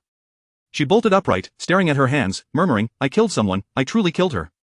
The horrific scene replayed in her mind, inducing chaos within her thoughts and causing her breath to quicken. A warm cup of milk was presented before her, accompanied by a soothing voice. "You did not commit murder, it was merely a hallucination brought on by your episode." Jiang Xiao cradled her face, exhaling in relief. I thought I had truly killed her." After regaining some composure, she accepted the milk from the man. "Dr. Xiao, how did I end up here?" Xiao Huchuan replied, "You called me before your episode. I arrived based on your location. When I got there, your car was parked by the roadside, and you were in a semi-unconscious state." Remarkably, Jiang Xiao had no recollection of this. After a moment of silence, she said, "I need more medication, I've run out." "Very well," Xiao Huchuan responded. "Your condition had been stable for quite some time. What triggered this sudden episode? Was it due to the diary?" He had found her clutching the diary tightly when he arrived. He extended it towards her, assuring, "Rest assured, I have not perused its contents." Jiang Xiao, however, did not take it. "Feel free to read it, it might aid in treating my condition." Xiao Huchuan was her psychologist and the sole individual privy to her entire history, be it her past trauma, the betrayals by Yinfeng and Xiaoling, or her 3-year entanglement with a younger man. In essence, she had no secrets from him, yet, after her condition stabilized, they had not been in contact for several months. Xiao Huchuan placed the diary aside. "All right, I shall keep it for now." Jiang Xiao seemed to regain her senses. "Where is my phone?" Xiao Huchuan handed her bag to her. Upon opening her phone, she was astonished to find it was already 4 in the morning. "Have I really slept for so long?" Xiao Huchuan explained, "You woke once during the night, your dissociative episode manifested, and you attempted to harm me. I had to administer a sedative." Jiang Xiao suffered from depression and mild dissociative disorder. To date, including this episode, she had only experienced 2 dissociative episodes. During such episodes, she lost her sense of self and control, even exhibiting alternate personalities, and often had no recollection of the events that transpired. The first episode had occurred the night she self-harmed. In truth, she could not recall how she had inflicted the harm upon herself. Jiang Xiao was taken aback to realize that Xiaoling's diary had triggered her dissociative episode. She did not believe her resilience to be so fragile. The only explanation was a deterioration of her condition. Glancing up, her gaze inadvertently fell upon Xiao Huchuan's neck, where a distinct red mark was evident. It dawned on her that the hallucination of killing Xiaoling was not merely a figment of her imagination. "I am deeply sorry, Dr. Xiao." Xiao Huchuan adjusted his glasses, offering a gentle smile that felt as refreshing as a spring breeze. "There is no need for such formality between us." Chapter 87. The secret base of student days. Xiao Huchuan suddenly seemed to recall something. "By the way, your phone has been ringing incessantly, I answered it for you." Jiang Xiao picked up her phone and saw that it was a call from Bo Jinxiu. "What did you say?" Xiao Huchuan replied, "I merely stated that I am your friend and that you are staying with me tonight." Jiang Xiao felt an inexplicable headache coming on. What was his reaction? Xiao Huchuan feigned innocence, he hung up immediately. Jiang Xiao rubbed her temples. She could already envision Bo Jinxiu's jealousy boiling over. However, she was acutely aware of her current predicament. Furthermore, Bo Jinxiu was only aware of her insomnia and remained oblivious to the multitude of issues she faced, as well as her past experiences, information she had no desire to share with him. Her temples throbbed painfully, leaving her with no energy to explain anything. More importantly, there was yet another matter requiring her attention. Jiang Xiao dozed off again at Xiao Huchuan's home. When she awoke, it was already 8 in the morning, and Xiao Huchuan had departed for his private clinic. The house was eerily quiet. This was not her first stay here. During previous episodes of her condition, she had spent a considerable amount of time in this abode, thus, she was exceedingly familiar with every facet of it.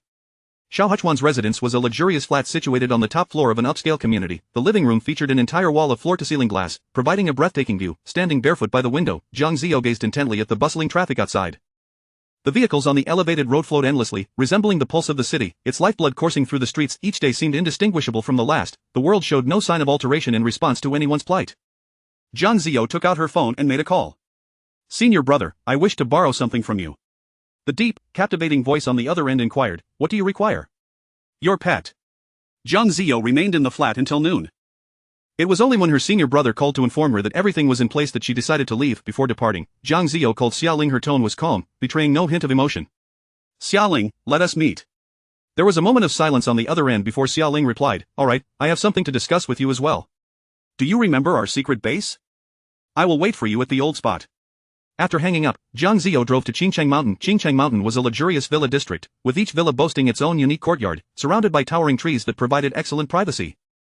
The villas had been a birthday gift from Feng Yuping to Jiang Ziyo on her 15th birthday. She adored the environment, and during her high school days, she transformed it into a secret base that belonged solely to her.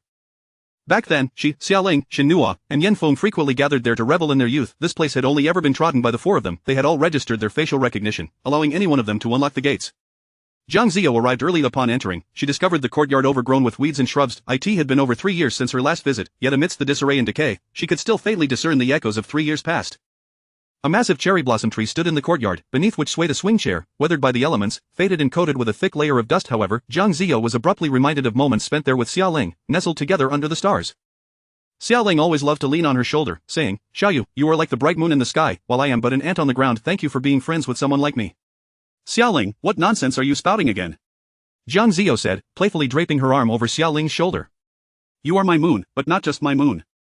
I fear that one day, you will abandon me." Jiang Ziyo stood up, hands on her hips. "You, my dear, have read too much and become foolishly sentimental." She then extended her hand to Xiaoling, affirming, "We will always be good friends." Recalling those moments now felt profoundly ironic to Jiang Ziyo. A person she once treated with such sincerity had become the one to stab her deepest. Without hesitation, she entered the house and descended into the basement. She checked the items her senior brother had sent over. Everything looked good, appearing quite hungry. Subsequently, she made her way to the small attic on the top floor of the villa, which served as a surveillance room. The villa's exterior, courtyard, and every corridor were all equipped with cameras. Jiang Ziyo powered on the surveillance equipment, and a row of screens illuminated instantly. She settled into a chair and waited leisurely until a black Mercedes appeared on the monitors. Jiang Ziyo recognized the car. It belonged to Yan Feng. Xiaoling had been driving it for the past month. The vehicle entered the villa's courtyard and came to a stop. Sure enough, Xiaoling stepped out. Today, she wore a simple white dress, exuding an ethereal grace, reminiscent of a delicate flower that seemed ready to bend with the gentlest breeze. Xiaoling surveyed the disarray of the courtyard, seemingly lost in memories. She lingered there for a while before entering the house. Moments later, she stood just outside the surveillance room. There was no door to the room, and in truth, Xiaoling was taken aback. As she walked through, it appeared that all the doors to the rooms had been removed, yet she did not dwell on this peculiarity. Jiang Ziyo sat in the monitoring chair, clad in a black dress today. Her raven curls cascaded down, adorned with a black butterfly hairpin, and even her shoes were black from head to toe. She was draped in darkness, casting an eerie aura, yet her smile was strikingly vibrant. "Xiaoling, you have arrived?" Xiaoling slowly stepped inside, her eyes filled with a pleading vulnerability. Her voice was almost a whisper of desperation. "Ziyo, can you help me, please?" Jiang Ziyo erupted into laughter but still asked, "What do you need my help with?" "Ah Feng no longer wants the child in my womb, but I cannot lose this baby. Please persuade him for me, he only listens to you. Ziyo, spare my child, will you?" Jiang Ziyo's laughter turned sardonic. "Spare your child, you truly excel at deflecting blame. Bo Jinshou's rejection of the child within you has nothing to do with me, as if I were the one urging him to terminate it." "Xiaoling, you are quite the moral blackmailer." "I did not mean it that way, it's just that Bo Jinshou feels guilty towards you, which is why he has been so harsh with me. If you forgive me, I am certain he will find peace." Xiaoling stood just half a meter away from Jiang Ziyo, then suddenly knelt before her. "Ziyo, I have done many wrongs to you, but my child is innocent. For the sake of this little life, let us not dwell on the past, alright?" Chapter 88. Jiang Ziyo's distress. Kneeling on the ground, Jiang Ziyo appeared remorseful, tears glistening in her eyes, presenting an utterly pitiable sight. In stark contrast, Jiang Ziyo sat with her legs crossed, displaying no trace of emotion on her face. "Your propensity to kneel at the slightest provocation is indeed hard to rectify," she remarked as she leaned down, gripping Xiaoling's chin. "However, this tactic has lost its effectiveness on me." With a firm press of her fingers, Xiaoling gasped in pain, tears streaming down her cheeks. Only then did Jiang Ziyo relent. Xiaoling sobbed, "Jiang Ziyo, you were born into a life of privilege, where everything you desired was easily within reach. I, on the other hand, emerged from the depths of hell, enduring abuse from my mother since childhood. Even the simplest wish for a new dress felt insurmountable. Do you comprehend the agony of living in such an environment? I acknowledge that taking Yan Feng from you was wrong, yet he represents the sole beacon of hope in my barren existence. I must cling to him with all my might, for I dread returning to that wretched place. I am terrified of poverty. To you, losing Yin Feng merely means exchanging one lifelong partner for another. With your advantages, you could easily find someone of equal standing and excellence, yet for me, Yin Feng is the only lifeline in my drowning life, the sole straw I can grasp, compelling me to fight desperately to hold on. Jiang Xiao, you will never understand the suffocating nature of my childhood and adolescence. If only you had lived a single day in my shoes, you would empathize with my every action. With tears streaming down her face, Xiaoling resembled a rain-soaked pear blossom. In the past, Jiang Xiao might have been swayed by her twisted reasoning, however, now she remained indifferent. If you truly love Yin Feng, you could pursue him openly and honestly, yet, your methods are base and contemptible. How could anyone feel sympathy for a person like you? Openly, how could I possibly compete with you, Jiang Xiao? I am painfully aware of my inferiority. Without resorting to some underhanded tactics, Yin Feng would never so much as glance in my direction. So you resort to harming me and tarnishing my reputation? Jiang Xiao's voice was icy. Xiaoling was momentarily taken aback, her tear-filled eyes gazing at Jiang Xiao. In that instant, a tumult of emotions surged within her. All that had been said was merely a means to provoke her, to test her resolve. The prior discourse had only set the stage for this moment. Had she truly become agitated, she might have inadvertently revealed too much. Fortunately, she remained sufficiently composed. With an innocent expression, Xiaoling replied, Xiao, what are you talking about? I merely mimicked your handwriting to create that diary, leading to the misunderstanding between you and Yin Feng, but I never tarnished your purity. Yin Feng had long since uncovered the secret of the diary. Given Jiang Xiao's sudden visit today, it was likely that he had confessed everything. It would be more credible if she disclosed it herself. However, Jiang Xiao saw through Xiaoling's facade. Although the diary did not explicitly confirm her involvement, Jiang Xiao was certain that the incident was inextricably linked to her. Xiaoling, I will ask you once more, what exactly did you do to me during the summer of our freshman year? Xiaoling still feigned innocence. I truly do not know what you are referring to. Jiang Xiao rose, looking down at Xiaoling with an aura of chilling authority. Xiaoling, this is your final opportunity. Reveal to me how you orchestrated this, and who violated me, or else do not blame me for my ruthlessness. It was not me, truly. Jiang Xiao's gaze bore into her, icy and terrifying. She then turned away, returning to the monitoring chair. You may leave now, provided you can find your way out. Xiaoling was uncertain of the meaning behind those words, yet she could sense that Jiang Xiao was behaving unusually dangerously so, as if she had transformed into a different person. Without hesitation, Xiaoling turned to flee. However, just as she reached the threshold, she was suddenly met with the chilling sound of ferocious howls emanating from the basement. Xiaoling quickened her pace. Upon stepping outside the villa, she was confronted by 4 wolves, not dogs, but wolves. These 4 were large and imposing, with gaunt bellies, drooping tails, and eyes gleaming with a predatory green light, glaring at Xiaoling with malicious intent. Suddenly, the meaning behind Jiang Xiao's words, if you can walk out, became painfully clear. But why were there wolves here, ravenous beasts, poised to strike? Xiaoling had no time to ponder further. The wolves had already locked onto her as their prey and began to advance slowly, deliberately towards her. With one hand resting on the doorframe, Xiaoling froze in terror at the sight. The wolves quickened their pace, charging toward her. Finally, her instincts kicked in, and she turned to rush back inside. Her immediate thought was to seek refuge in a room, but upon her arrival, she discovered that all the doors had been removed. It was evident that Jiang Xiao had come prepared. Panting heavily, Xiaoling ascended the stairs, her first instinct to seek out Jiang Xiao. However, when she re-entered the monitoring room, Jiang Xiao was nowhere to be found. The surveillance footage revealed that the 4 wolves were swiftly ascending the staircase, each splitting up to search for her in an orderly fashion. Despite the multitude of rooms, they would undoubtedly locate her within 3 minutes. Xiaoling's legs trembled. She had not anticipated Jiang Xiao's ruthlessness and madness, but now, she had no idea where Jiang Xiao had gone, nor could she find a place to hide. Yet, escape was imperative. Emerging from the monitoring room, she spotted a wolf peering around the corridor's end. Upon seeing Xiaoling, it let out a roar and charged toward her. Xiaoling was paralyzed with fear at the sight of the massive creature. Desperately, she scanned her surroundings and finally spotted a potential hiding place, the elevator. She sprinted towards it, pressing the button to open the doors. The wolf was hot on her heels, roaring with bared teeth and a menacing glare, as if poised to tear her apart at any moment. Her heart raced uncontrollably, and she shook like a leaf. Fortunately, the elevator doors had opened. She hurriedly slipped inside, trembling fingers frantically hitting the close button. The giant wolf was now less than 5 meters away, leaping toward her with a ferocious intent. Chapter 89, Who destroyed Jiang Xiao's innocence? Xiaoling collapsed onto the ground, her body trembling as a resounding thud reverberated through the elevator. It felt as if the entire compartment shuddered. The wolf had collided directly with the elevator door. Xiaoling's heart raced with terror as she caught sight of the creature outside, its gaping maw lined with razor-sharp teeth. Had she delayed even a second longer, she would likely have met a gruesome fate at the jaws of that monstrous beast. How could this be happening? Xiaoling could scarcely fathom that such a nightmare would unfold in her lifetime. The howls of the wolf echoed outside the elevator, each cry seemingly capable of rending the very fabric of reality. Stunned into silence for a few moments, she suddenly realized she could call for help. Thankfully, her phone rested in her pocket. She dialed 110 only to discover that the signal was completely jammed in this place. Jiang Xiao, you are truly ruthless. What should I do now? Her gaze fixated on the last message she had sent, one directed to Yin Feng. He would come. He had to come. Xiaoling was acutely aware that today would be the day of reckoning due to Jiang Xiao's unexpected summons. Thus, she had reached out to Yin Feng, hoping he would witness the cruel treatment Jiang Xiao inflicted upon her, alongside her sincere contrition, yet, she never anticipated that such calamity would befall her before Yin Feng could arrive. Panic gripped her heart, compounded by the fear of possibly waiting in vain for him. The ferocious roars from outside sent tremors through her chest, and then, unexpectedly, the elevator's display screen flickered to life, revealing Jiang Xiao's face. Judging by the background, she seemed to have returned to the monitoring room, leisurely seated in her chair. Xiaoling erupted with fury, shouting, "Jiang Xiao, have you lost your mind?" Jiang Xiao smiled, casually brushing her wavy hair back with one hand. Her smile was dazzling, capable of captivating all who beheld it, yet the coldness in her eyes was unmistakable. "Xiaoling, you are not the only one capable of cruelty. Everything you are enduring today is precisely what you deserve." Xiaoling was taken aback by Jiang Xiao's unhinged demeanor. Was this truly the radiant Jiang Xiao she once knew, now transformed into a veritable demon from the depths of hell? Swiftly, she capitulated, pleading, "Xiao, spare me. I was wrong. I am pregnant and terrified. Please, do not toy with me like this." A flicker of hope remained in her heart. Jiang Xiao's cold laughter pierced through the air. "Xiaoling, you brought this upon yourself." Her gaze remained fixed on the screen, her tone calm yet suffused with an oppressive weight. "Tell me who it was. You must know who violated me." Xiaoling fell to her knees, weeping profusely. "I don't know, I truly don't know. Xiaoling, I can open this elevator door at any moment." The realization struck her like a bolt of lightning. Yes, this entire place was equipped with smart technology. She could control it remotely. The sound of claws scraping violently against the elevator door reached her ears, and she sensed that there was more than one wolf outside now. Her heart felt as if it would leap from her chest. Desperately, she retreated into the corner of the elevator. "Yin Feng, where are you?" Jiang Xiao's calm voice reverberated once more from the display. "I will count to 10. If you refuse to speak, then may you find solace in your fate." 10. Xiaoling's heart raced, nearly bursting from her chest, her expression frozen in sheer terror. 9.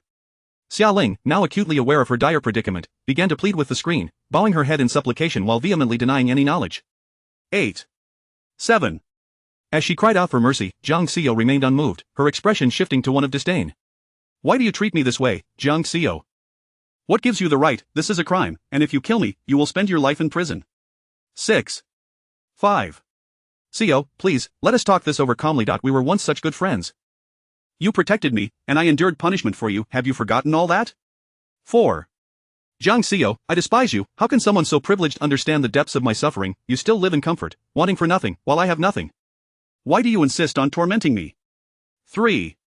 "Xiao, spare me, I have something I've longed to tell you." 2. "You do not understand me, not at all. You are surrounded by brilliance and countless friends, far too many for me to bear. I often wonder, if you were like me, with nothing to your name, would you?" 1. As Jiang Xiao uttered the final count, Xiaoling heard the ominous sound of the elevator doors preparing to open. She lunged forward, desperately pressing the close button, but it was futile. The door had already cracked open, and two menacing claws reached in, clawing at the space within. Xiaoling's vision blurred as the sight of those claws overwhelmed her senses. In that moment, as the door threatened to fully open, she shouted at the screen, "It was Scarred Xiang, Scarred Xiang raped you." Indeed, as soon as Xiaoling finished her confession, the elevator doors closed tightly once more. She collapsed to the floor, sobbing uncontrollably inside the monitoring room. Jiang Xiao's gaze bore into Xiaoling, her body trembling uncontrollably. Scarred Xiang, memories flooded back. Scarred Xiang, whose real name was Wu Xiang, was Xiaoling's neighbor. In a place like Yanyu Alley, where all manner of individuals congregated, Scarred Xiang was a few years older than Xiaoling and had been involved with the underworld from a young age, a brutish thug, utterly lacking in any redeeming qualities. From the time Xiaoling entered middle school, he had begun to harass her, and she did everything in her power to avoid him, but he remained relentless, shadowing her every move. During high school, he even proclaimed himself her boyfriend, causing disturbances at her school. At that time, Xiaoling was nearly ostracized by her peers, and even the principal contemplated expelling her. It was Jiang Xiao who repeatedly intervened to resolve her troubles, even going so far as to physically confront Scarred Xiang on multiple occasions, which only fueled his resentment. On one particular day after school, he once again pursued Xiaoling, and Jiang Xiao stepped in once more. Scarred Xiang brandished a knife, understanding that he could not overpower Jiang Xiao, and in a fit of rage, lunged at Xiaoling with the weapon. Without a moment's hesitation, Jiang Xiao placed herself in front of Xiaoling, the knife plunging deep into her shoulder. To this day, a deep scar remains on Jiang Xiao's shoulder as a haunting reminder of that fateful day. As a consequence of this incident, Scarred Xiang was sentenced to 3 years in prison for intentional injury. Reflecting on the past, Jiang Xiao felt the familiar ache of the scar on her shoulder, as if the blade had once again pierced her flesh. The pain surged through her body like an unstoppable tide, and beads of sweat began to form on her forehead and back. Yet, in that moment, Jiang Xiao clung to her final vestiges of clarity, her voice chillingly cold. "Xiaoling, I nearly lost my life saving you from Scarred Xiang, and in the end, you conspired with him to destroy my innocence?" Chapter 90. The four wolves pounced. This seemed far more difficult for her to accept than the simultaneous betrayal by Xiaoling and Yin Feng. Even when Jiang Xiao was stabbed in the back by Xiaoling, she had never once regretted having once offered her help and treated her sincerely. Jiang Xiao believed this was her principle of conduct. She treated Xia Ling well, not because Xia Ling was worthy of it, but because she owed it to her own kindness. Yet at this moment, a profound doubt began to take root in Jiang Xiao's heart. Was kindness a mistake? Should benevolence be exploited by demons, leading to the destruction of one's life and banishment to hell? Xia Ling knelt on the ground. No, that is not true. During the summer of our freshman year, Scar Xiang was released from prison and he came to find me immediately, holding a knife to my throat, demanding to know your whereabouts. He threatened me, saying if I didn't tell him, we would perish together. At that time, you were volunteering at the Shangmei orphanage, living and eating with the children. I was so terrified that I divulged everything. I never imagined he would seek you out, would drug you, would violate you. I always thought you were so capable, that your family background was so formidable. I believed he wouldn't dare, yet I never expected he would actually do it. Jiang Xiao clutched a small silver whistle tightly in her hand, nearly deforming it with her grip. However, in that moment, she still struggled to suppress her emotions. Xia Ling, do you think I would believe you? Were you not the one who conspired with Scar Xiang against me? How else could you know so much? I truly didn't. Scar Xiang came to flaunt to me later, revealing everything he had done. He even recorded a video, which I still have saved on my phone. As she spoke, Xia Ling pulled out her phone, scrolling until she found the video. Inside, Jiang Xiao could be seen unconscious on the hotel bed, captured from a first-person perspective. Scar Xiang's lewd voice echoed, "You filthy woman, so powerful yet you fell into my hands. If you're so capable, get up now, I will make sure to torment you thoroughly." Then he added, "Xia Ling, see, your protector is right here. Today, I will destroy her, and from now on, no one will protect you. Did you think that by befriending a rich heir, you would elevate yourself? When you sent me to prison, you should have anticipated this day. Just wait, once I finish with her, I'll come for you. You vile creature, you should dwell in the gutter with me. It's a blessing that I even took notice of you." The video abruptly cut off. Although the footage was not very clear, Jiang Xiao recognized that voice. It was indeed Scar's. The elevator door slowly opened. Xia Ling, kneeling on the ground, finally lifted her head. What she beheld was not wolves, but Yan Feng, his face etched with profound sorrow, mingled with an intense, suppressed rage. He strode quickly towards Xia Ling, nearly dragging her out from where she knelt. "Xia Ling, you are utterly despicable. After all that Jiang Xiao has endured, you still dare to slander her." Yan Feng recalled the abhorrent contents of Xia Ling's diary, where Jiang Xiao had been violated by a scoundrel, yet Xia Ling fabricated lies, maligning her character, making him believe that Jiang Xiao was a wanton woman. He had even used this to hurt Jiang Xiao. Yan Feng seized Xia Ling by her collar. "Xia Ling, you are nothing but a venomous snake." Xia Ling felt utterly powerless. She gazed at Yan Feng. "Ah Feng, Xiao wants to kill me. She intends to murder me. You deserve to die." Another voice rang out from nearby. Xia Ling looked up to see Bo Jinxiu. Why were both of them here? When had they arrived? Yan Feng's presence did not surprise Xia Ling, as she had sent him a message beforehand, knowing he would come.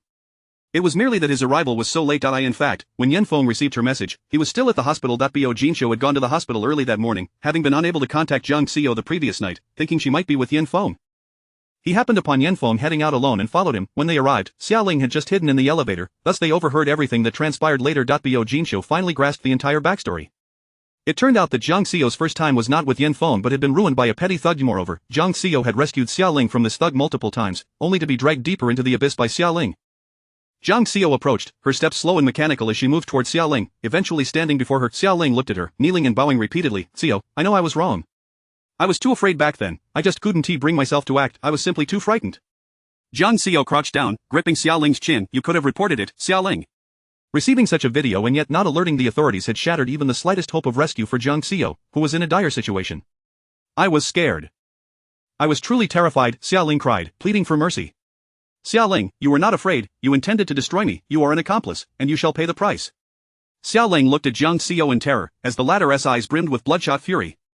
Her face remained stunningly beautiful, yet the way she looked down upon Xia Ling exuded a madness that lent her an eerie calmness, as if one could not predict her next move. Suddenly, Jiang Xiao raised the silver whistle to her lips and blew a sharp note. The four wolves that had vanished re-emerged from the shadows, slowly advancing toward Xia Ling, bearing their fangs with measured steps. When Yan Feng arrived, he only caught glimpses of shadows, initially believing he was hallucinating, but now, witnessing the four wolves encircling them, his eyes widened in shock. Bo Jinxiu, however, remained composed, standing beside Jiang Xiao without a trace of fear on his face. His gaze was fixed solely on Jiang Xiao, observing her transformation from the playful, spirited woman he knew to one possessed by a vengeful spirit that seemed to have crawled out from the depths of hell. Her expression was wooden, cold, her movements stiffened, as if she had become an entirely different person. Bo Jinxiu understood, she seemed to be unwell, her heart afflicted. The four wolves drew closer, crouching low, noses wrinkled, teeth bared, accompanied by terrifying growls, as if poised to pounce at any moment, ready to shred them all to pieces. Chapter 91. Xia Ling, I can be the villain too. Although Bo Jinxiu was aware that the wolves were likely under Jiang Xiao's control, he still positioned himself in front of Jiang Xiao as the creatures advanced menacingly, baring their teeth. At that moment, Yan Feng had finally regained his senses and stood up, shielding Jiang Xiao with his presence. Xia Ling, witnessing this scene, felt her heart shatter. "Ah Feng, how could you treat me this way?" The four wolves had now encircled them, approaching with sinister intent, all directed towards Xiaoling. Once more confronted by the ferocious beasts, Xiaoling shrank back in terror. Zhang Xiao was now truly unhinged, placing her last hope in Yin Feng. Yin Feng, please save me. We've been together for 3 years. I don't want to die. Ah Feng, I carry our child within me. You have heard his heartbeat, you have seen his likeness, he resembles you so much. For the sake of our child, please save me. Yin Feng regarded the encroaching wolves with an outward calm, though internally he was struggling to maintain composure. He was determined not to succumb to Bojing Xiaoxiu at this critical juncture, yet his heart was in turmoil. Xiaoling deserved punishment, yet not in such a brutal and bloody manner. Moreover, she truly bore his child. Ultimately, Yin Feng turned, grasping Zhang Xiao's arm. Xiaoyu, let Xiaoling go. While she deserves to die, it should not be in this manner. His eyes were reddened with emotion. Zhang Xiao, please exercise some reason. You are committing murder. Killing her will land you in prison as well. Yin Feng observed Zhang Xiao's impassive demeanor and turned to Bojing Xiaoxiu in desperation. You must stop her. Are you truly willing to witness a murder? Bojing Xiaoxiu coldly replied, I will not intervene, but I will support her decision. As the wolves drew nearer, Yin Feng's expression grew increasingly frantic. When the four wolves bared their fangs and lunged at Xiaoling, a collective breath was held. Xiaoling's piercing scream shattered the stillness, yet the anticipated scene of carnage did not unfold. Zhang Xiao raised a silver whistle and calmly blew 2 notes. Suddenly, the wolves halted and turned, racing towards her, nudging her ankles with their noses and even wagging their tails like dogs. Zhang Xiao crouched down, petting the wolves' heads, and smiled as she said, it was merely a joke. These are pet wolves and pose no danger.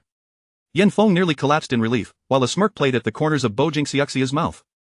He had realized long ago that these wolves, adorned with collars and numbers, were clearly domesticated. Their glossy fur indicated regular grooming, a trait only achievable through human care. The most crucial aspect of being a pet wolf is temperament. Wealthy individuals often keep such creatures, each undergoing stringent selection processes. Any wolf with a history of aggression would be euthanized. Essentially, these wolves were as docile as dogs, if not more so, yet they were significantly more intelligent. They understood human emotions, obeyed commands, and were adept at performing tricks. For instance, when Zhang Xiao instructed them to feign an attack on Xiaoling, they executed it flawlessly. However, Bojing Xiaoxiu was left wondering where Zhang Xiao had acquired such exceptional specimens, both in appearance and coat quality. At this moment, Xiaoling finally exhaled in relief. Zhang Xiao approached her, crouching down. Xiaoling, I have grown weary of our conflicts, the thievery, and the schemes. I am fully aware of everything you have done. It is time we reached a genuine resolution. Having just relaxed, Xiaoling's eyes now flickered with fear once more. Zhang Xiao smiled, do not worry, I will not kill you. It is not worth it to imprison myself for your sake. Zhang Xiao, what do you intend to do? You have destroyed my life, and now you shall exchange it for the thing you hold most dear. Zhang Xiao toyed with her hair, appearing contemplative. But what is it that you cherish most? The position of Mrs. Yin Feng, or the child you carry? Her gaze fell upon Xiaoling's abdomen. Xiaoling seemed to sense the implication, wrapping her arms protectively around her midsection. Zhang Xiao, do not harm my child. Zhang Xiao chuckled softly. It is unfortunate that he has you as a mother.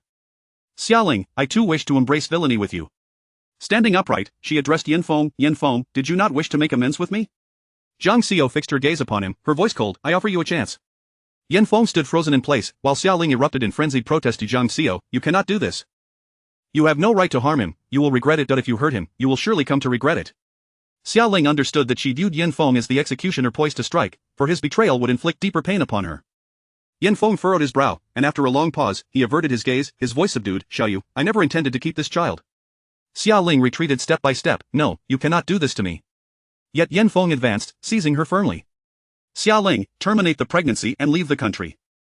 This child has no place in this world, and you are unworthy to be his mother. Xiaoling, actions have consequences, we are both accountable for our misdeeds. Zhang Xiao left the Qingcheng Mountain Villa and returned to the Green Shade Villa. Throughout the journey, she remained silent, while Bojing Xiaoxiu refrained from asking questions. She requested a leave of absence from the television station and slept for 3 consecutive days and nights. The confrontation with Xiaoling seemed to have exhausted her entirely. During this time, Bojing Xiaoxiu did not attend the office. Whenever Zhang Xiao stirred from her slumber, he was by her side, tending to her meals. When she drifted off again, he retreated to the study to work. Zhang Xiao had never experienced such deep sleep before, a consequence of medication. After years of harboring profound questions and festering wounds, she had finally unearthed the truth, yet it was more brutal than she could have ever imagined. The thought that the person who had violated her was that filthy, loathsome individual made her feel nauseous. In the evening, Zhang Xiao awoke once more, realizing she was not on the 3rd floor but in Bojing Xiaoxiu's room on the 2nd floor. The pillow still bore the unique cold scent of Bojing Xiaoxiu, a fragrance that brought her comfort and safety. Gradually, she rose to a sitting position. After 3 days of sleep, she felt somewhat revitalized. Barefoot, she stepped out of the room. The surroundings were tranquil. Zhang Xiao glanced at the time, aware of where Bojing Xiaoxiu would likely be at that hour. She made her way directly to the dining room on the 1st floor, and indeed found Bojing Xiaoxiu busily working in the kitchen, wearing a white shirt and a bear-themed apron over it. Chapter 92. I think you are more delicious. This apron was purchased by Zhang Xiao long ago. There was a time when she whimsically decided to delve into the culinary arts, yet she had never set foot in a kitchen. Consequently, it was only natural that this apron found its way onto Bo Jinxiu. Being a lady's apron, it appeared somewhat snug on him. His tall and slender physique, adorned with the little bear apron, rendered the sight somewhat comical. However, it cannot be denied that at this very moment, the man exuded an undeniable charm. The evening sunlight streamed through the window, filtering through a persimmon tree outside. The dappled light danced upon the man, reminiscent of rippling water. His profile seemed bathed in light, as though gilded with flecks of gold. His expression was concentrated, and his movements while chopping vegetables were both poised and graceful, as if he were not merely cooking, but rather crafting a piece of art. Jiang Xiao leaned against the door, a slight smile gracing her lips as she savored this delightful scene. Bo Jinxiu, noticing her presence, turned around to find Jiang Xiao gazing at him with tender affection. Awake? Just a moment more. Dinner will be ready shortly. Today, I have prepared your favorite sweet and sour ribs. Jiang Xiao approached him, playfully wrapping her arms around his neck. Rising on her toes, she pressed a kiss to his lips, teasingly remarking, I think you are more delicious. Bo Jinxiu's gaze suddenly deepened, yet a flush swiftly crept up his ears. Jiang Xiao, if you continue like this, I assure you, you won't be having dinner within the next 4 hours. Jiang Xiao quickly released him and stepped back, raising her hands in a gesture of surrender, her smile radiant. Let's eat first, dinner first. Tonight's dinner was particularly sumptuous, and Jiang Xiao relished every bite. Observing her demeanor, one could see no difference from her usual self. She seemed to have fully recovered, yet, Bo Jinxiu felt a lingering discomfort within. He came to realize that she had endured so much in her past, that she harbored countless burdens in her heart. In moments of crisis, she had been engaging in self-healing. Behind her radiant exterior lay indelible shadows. The self she presented before him had never truly been her authentic self. I'm sorry. Bo Jinxiu finally spoke. Jiang Xiao understood the reason for his sudden apology. He had now come to learn of her past and likely wished to apologize for his previous rivalry with Yin Feng. There's no need to apologize to me. You have never been the one to owe me an apology. Jiang Xiao appeared unfazed, yet Bo Jinxiu felt a pang of sorrow. It seemed she had never truly opened her heart to him. However, their relationship was unique. He was unable to offer her any future, and what right did he have to demand her complete trust in him? Bo Jinxiu, help me find someone. Jiang Xiao suddenly spoke. Bo Jinxiu's thoughts returned to the moment. He seemed to anticipate Jiang Xiao's intent. Are you referring to Scar Xian? Upon hearing that name, Jiang Xiao's fingers tightened into a fist. I want him to rot in prison. I cannot allow such scum to harm others. Since the event had already transpired, Jiang Xiao understood that she could not linger in the past. In truth, she remained lucid even when not in distress. Being violated was not her fault. The ones who truly deserved to pay a heavy price were the abusers. She sought revenge, wishing for him to face the consequences of his actions, and then to be incarcerated, never to see the light of day again. She was willing to testify in court, even if it meant exposing herself to the public eye. Such filth must not roam free. Bo Jinxiu's expression remained impassive as he calmly replied, he is already dead. Jiang Xiao was taken aback. After a moment, she incredulously asked, did you do it? Bo Jinxiu raised his gaze to meet hers. No, he died 3 years ago. Just 2 days after the incident, he drowned in a nearby reservoir. The police conducted an investigation, claiming he had fallen in while drunk. He had no family, so the case was quickly closed. Jiang Xiao had not anticipated such a turn of events. After a long pause, she uttered, evil begets evil. Yet, for reasons unknown, an unsettling feeling gripped her heart, her pulse racing. She felt that Wu Xiang's death was too suspicious. Bo Jinxiu sighed, regardless, he is dead. You should let this matter go, do not torment yourself further. In recent days, Bo Jinxiu had looked into the medications Jiang Xiao had been taking and finally understood why she could only manage 3 hours of sleep each night. His heart ached for her. Bo Jinxiu grasped Jiang Xiao's hand. I know this is difficult, but I will always be by your side. Jiang Xiao, remember, I will never let go of your hand. Jiang Xiao gazed into Bo Jinxiu's profound eyes, seemingly momentarily dazed. Yet she soon smiled again. With the bond we share, you need not be so earnest, alright? Bo Jinxiu sighed, choosing to remain silent. Any further words might prompt her to suggest a breakup. However, Jiang Xiao's expression shifted, losing its lightness and adopting a more serious tone. Bo Jinxiu, I have long since lost the capacity to love. This applies to Yin Feng and to you as well. Therefore, do not fall in love with me. Let us simply enjoy our time together, taking each day as it comes, shall we? Bo Jinxiu tightened his grip on her hand, yet ultimately replied with a single word, all right. Life thereafter seemed to return to a state of tranquility. Xiaoling abruptly vanished from Jiang Xiao's life. In fact, since that day, Yin Feng had not reappeared before her. It was only on the 7th day after leaving the villa at Qingcheng Mountain that Jiang Xiao received a message from Yin Feng. Everything is as you wished. Jiang Xiao stared at those words for a long time. She sensed a lingering bitterness and faint resentment within them. Had Xiaoling and Yin Feng's child truly perished? Was this truly the outcome she desired? Jiang Xiao felt no joy. Even if they lost everything, it could not compensate for what she had lost, her sleep. The sensation of being unable to sleep, even with medication, was unbearably torturous. This pain eclipsed the agony of being stabbed. The latter was temporary, wounds would scab and heal, but this insomnia gnawed at her nerves each night, bringing forth pain, fatigue, and torment. Her insomnia worsened, compelling her to seek out Xiaohuchuan once more. Xiaohuchuan had established a private clinic, catering only to previous clients. Jiang Xiao languidly reclined on the office sofa, propping her forehead with her arm. Why is it that I cannot sleep? Xiao Huchuan replied, Xiao, you must understand, the body is merely a vessel for our souls. After a century, we all return to the earth, you need not overly concern yourself with what your body has endured. Xiao Huchuan was already aware of the entire truth. Jiang Xiao raked her fingers through her hair. I'm not overly concerned, I truly am not, yet I still cannot sleep. Xiao Huchuan rose and approached her. That is because your heart is burdened with too much. Your unresolved emotions are festering within, unattended. Jiang Xiao looked up in confusion. But I have confided in you, you know everything about me. Xiao Huchuan fell silent for a moment. Perhaps I am not someone of significance in your heart. Xiao, why not open your heart to those you love? Jiang Xiao was momentarily taken aback. Love, who did she love? Chapter 93 A confession. Jiang Xiao felt a twinge of distress. For the past 20 years, her most cherished person had been Yashulan, and it is the nature of a child to love their mother unconditionally. Prior to Jiang Xiaoxiao's return, Yashulan's affection for her was utterly selfless. However, everything changed upon Jiang Xiaoxiao's return. She found herself without a home, without parents. What of her biological mother, Yin Rolan? She had never even spoken to her face to face. Despite having investigated many aspects of her life, Jiang Xiao never visited her in prison after her incarceration. Such feelings could hardly be termed love. What about others? Who could she truly open her heart to? The Yin family. They were under no obligation to worry about her. Shin Nuo, she had returned to the Shin family 3 years ago. She was but a distant hope in times of immediate need. Only one figure remained in Jiang Xiao's mind. Bo Jinxiu. Since when had she begun to associate the faces of those she could rely on and trust with his?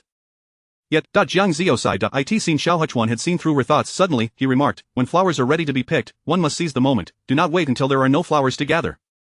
Jiang Xiao chuckled softly. He is not a rose hanging on a branch. Indeed, Bo Jinxiu was no delicate flower. The greatest mistake Jiang Xiao had ever made in her life was treating him as if he were a fragile blossom nurtured in a greenhouse. Before others, he appeared as cool as the moon, yet in her presence, he radiated warmth like the sun. At times, Jiang Xiao felt that even with her utmost restraint, she could not help but gradually succumb. Should she end this relationship? This was a question she pondered daily, yet, at times, she found it truly difficult to part ways. Xiao Huchuan gazed calmly at her. He is your remedy. Just for this reason, I believe you should give it a try. Jiang Xiao sighed, but he is the crown prince of the capital. Are you afraid? Jiang Xiao candidly admitted, I am afraid. The capital was a treacherous place, rife with danger, especially within the Bo family, which was steeped in intrigue. She loathed the machinations of power. If she were truly to be with Bo Jinxiu, she would inevitably be embroiled in such conflicts. Do you love him? Without hesitation, Jiang Xiao replied, I do. Die in the presence of Xiao Huchuan, she was completely defenseless. After a moment, she added, I love him dearly. Jiang Xiao was acutely aware of her own heart.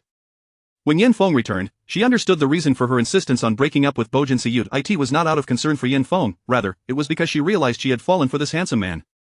She became increasingly enamored with his scent and the warmth of his embrace, which left her feeling a loss of control. Later, the reason she moved back to the Green Shade Villa was not due to his persistent pursuit, but rather her overwhelming longing for him, a flood of yearning that ultimately compelled her to surrender.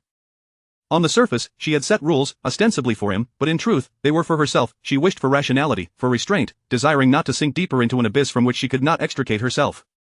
If love were merely a feeling, she would have succumbed countless times, yet her love was also conscious, contradictory, restrained, and even selfish. She constantly reminded herself that they would eventually part ways, thus always maintaining a certain distance between them, like a door that was neither fully open nor closed. One could see and touch, yet could not fully embrace. Until now, Xiao Huchuan had awakened her from this reverie. Jiang Xiao stood up, grabbed her bag, and prepared to leave. Where are you going? Xiao Huchuan could not help but inquire. Jiang Xiao suddenly smiled, her expression radiant. I'm going to open the door for someone. Uncertain of the reason, perhaps it was the first time she had openly declared such love, or perhaps after countless struggles, she had finally made a decision.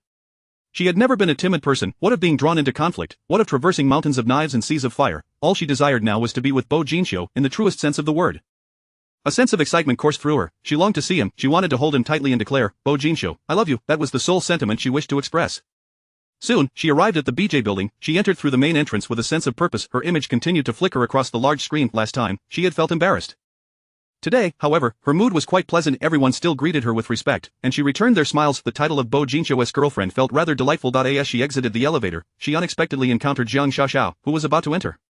Jiang Xiaoxiao paused upon seeing her. Jiang Xiao had no intention of acknowledging her and walked straight toward Bo Jinxiu's office, yet, Jiang Xiaoxiao suddenly pursued her, blocking her path with a hostile tone. Jiang Xiao, what are you doing here? Jiang Xiao lifted her gaze, casting a glance at her, her voice laced with a languid indifference. I'm here to see my boyfriend. Is there a problem? Upon hearing the words my boyfriend, Jiang Xiaoxiao erupted like a balloon that had been popped. Jiang Xiao, you have no shame. You were clearly married to Yin Feng. You're having an affair with Bo Jinxiu while still married, and you still have the audacity to proclaim yourself his girlfriend. How can a discarded second-hand item like you ever deserve him? Jiang Xiaoxiao was unaware of the complexities between Jiang Xiao and Yin Feng. She only knew that Jiang Xiao had been married to Yin Feng, who was in love with Xiao Ling and had ignored her altogether, leading to her twisted psyche and infidelities. With a look of indignation, Jiang Xiaoxiao declared, Bo Jinxiu is merely momentarily bewitched by you. Soon he will realize that you are nothing more than a worn-out shoe, fit only for the trash. You think you can sit in the position of Mrs. Bo? You're dreaming. In response to Jiang Xiaoxiao's vitriol, there was not a trace of anger on Jiang Ziyou's face. On the contrary, the corners of her mouth curled into a slight smile as she replied lightly, MRS.BO, would you like this position? Jiang Xiaoxiao momentarily froze but could not help but respond, sure. Jiang Ziyou smirked, glancing over her shoulder, a show, you certainly have quite a few admirers, it seems the position of MRS.BO is in high demand. Jiang Xiaoxiao's back stiffened. A show, Bo Jinxiu was right behind her? Jiang Xiaoxiao turned around and indeed saw a tall, imposing figure. Bo Jinxiu wore a frosty expression as he approached Jiang Ziyou's side, evidently displeased. The position of MRS.BO is one that only you would undervalue.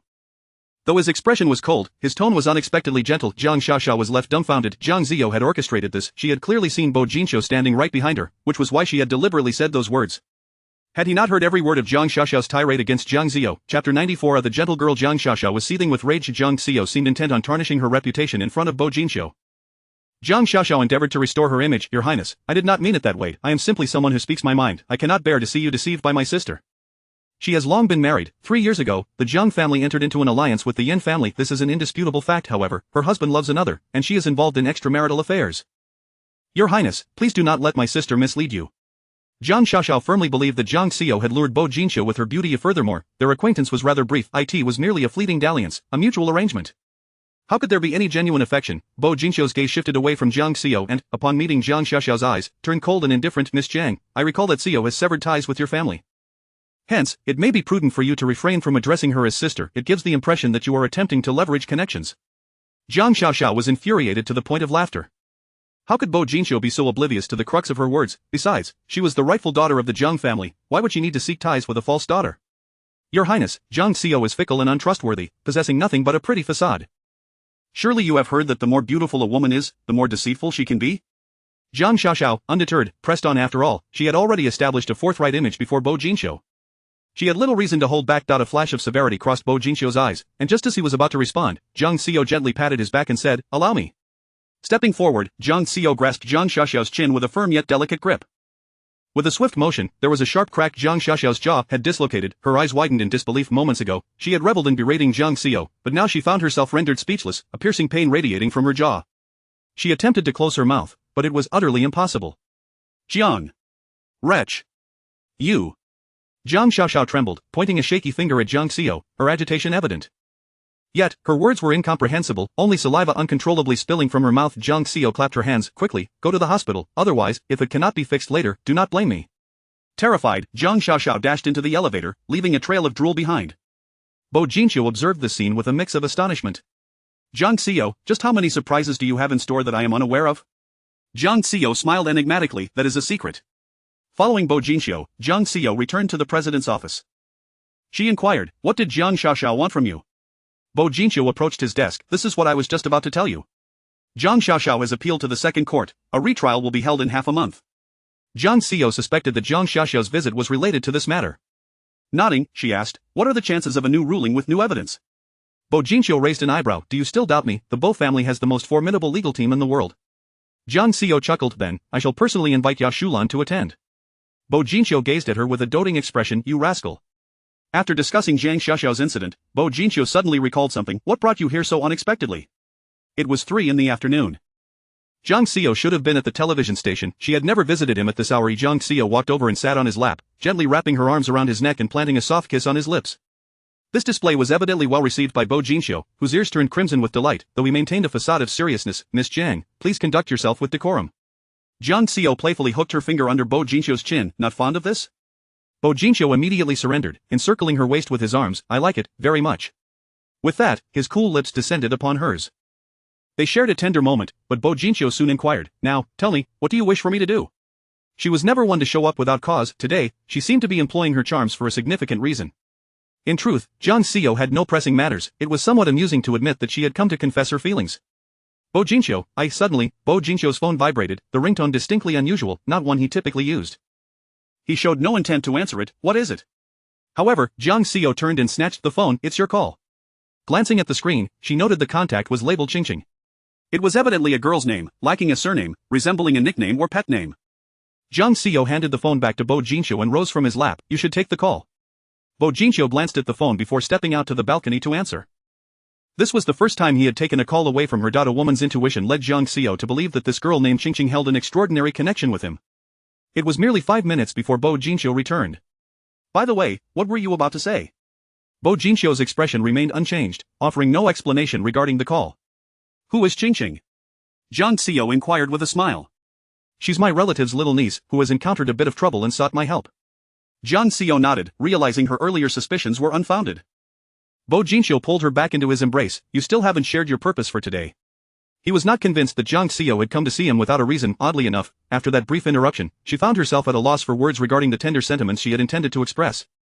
Nevertheless, Jiang Xiao leaned in to plant a kiss on his cheek. I'll tell you tonight. Bo Jinxiu, however, wore a hint of regret. I must return to the capital for a few days. Jiang Xiao was taken aback. So soon? A glint of severity flashed in Bo Jinxiu's eyes. There are urgent matters to— You haven't been sleeping well lately. It would do you good to get away for a bit. Jiang Xiao shook her head. I just requested 3 days off from the station. It wouldn't be appropriate to ask for more. You go ahead. I will wait for your return. Bo Jinxiu said nothing further. Jiang Xiao soon made her way back to the television station. On her journey, her thoughts lingered on Bo Jinxiu's mention of handling affairs, which she surmised must be related to the niece named Qingqing, likely a significant matter. That evening, after completing her news broadcast, Jiang Xiao was about to clock out when Tang Fei suddenly approached her. Xiao, pack your things. Tomorrow we will be going to Jingtai for a learning exchange.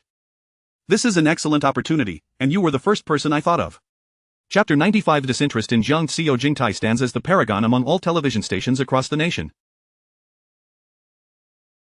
In truth, it is also a publicly listed company, with Jinghua Qiaomei as its controlling entity. Jinghua Qiaomei appears to be a venture associated with the Bo family. Naturally, Jiang Xiao possesses only a limited understanding of such commercial affairs.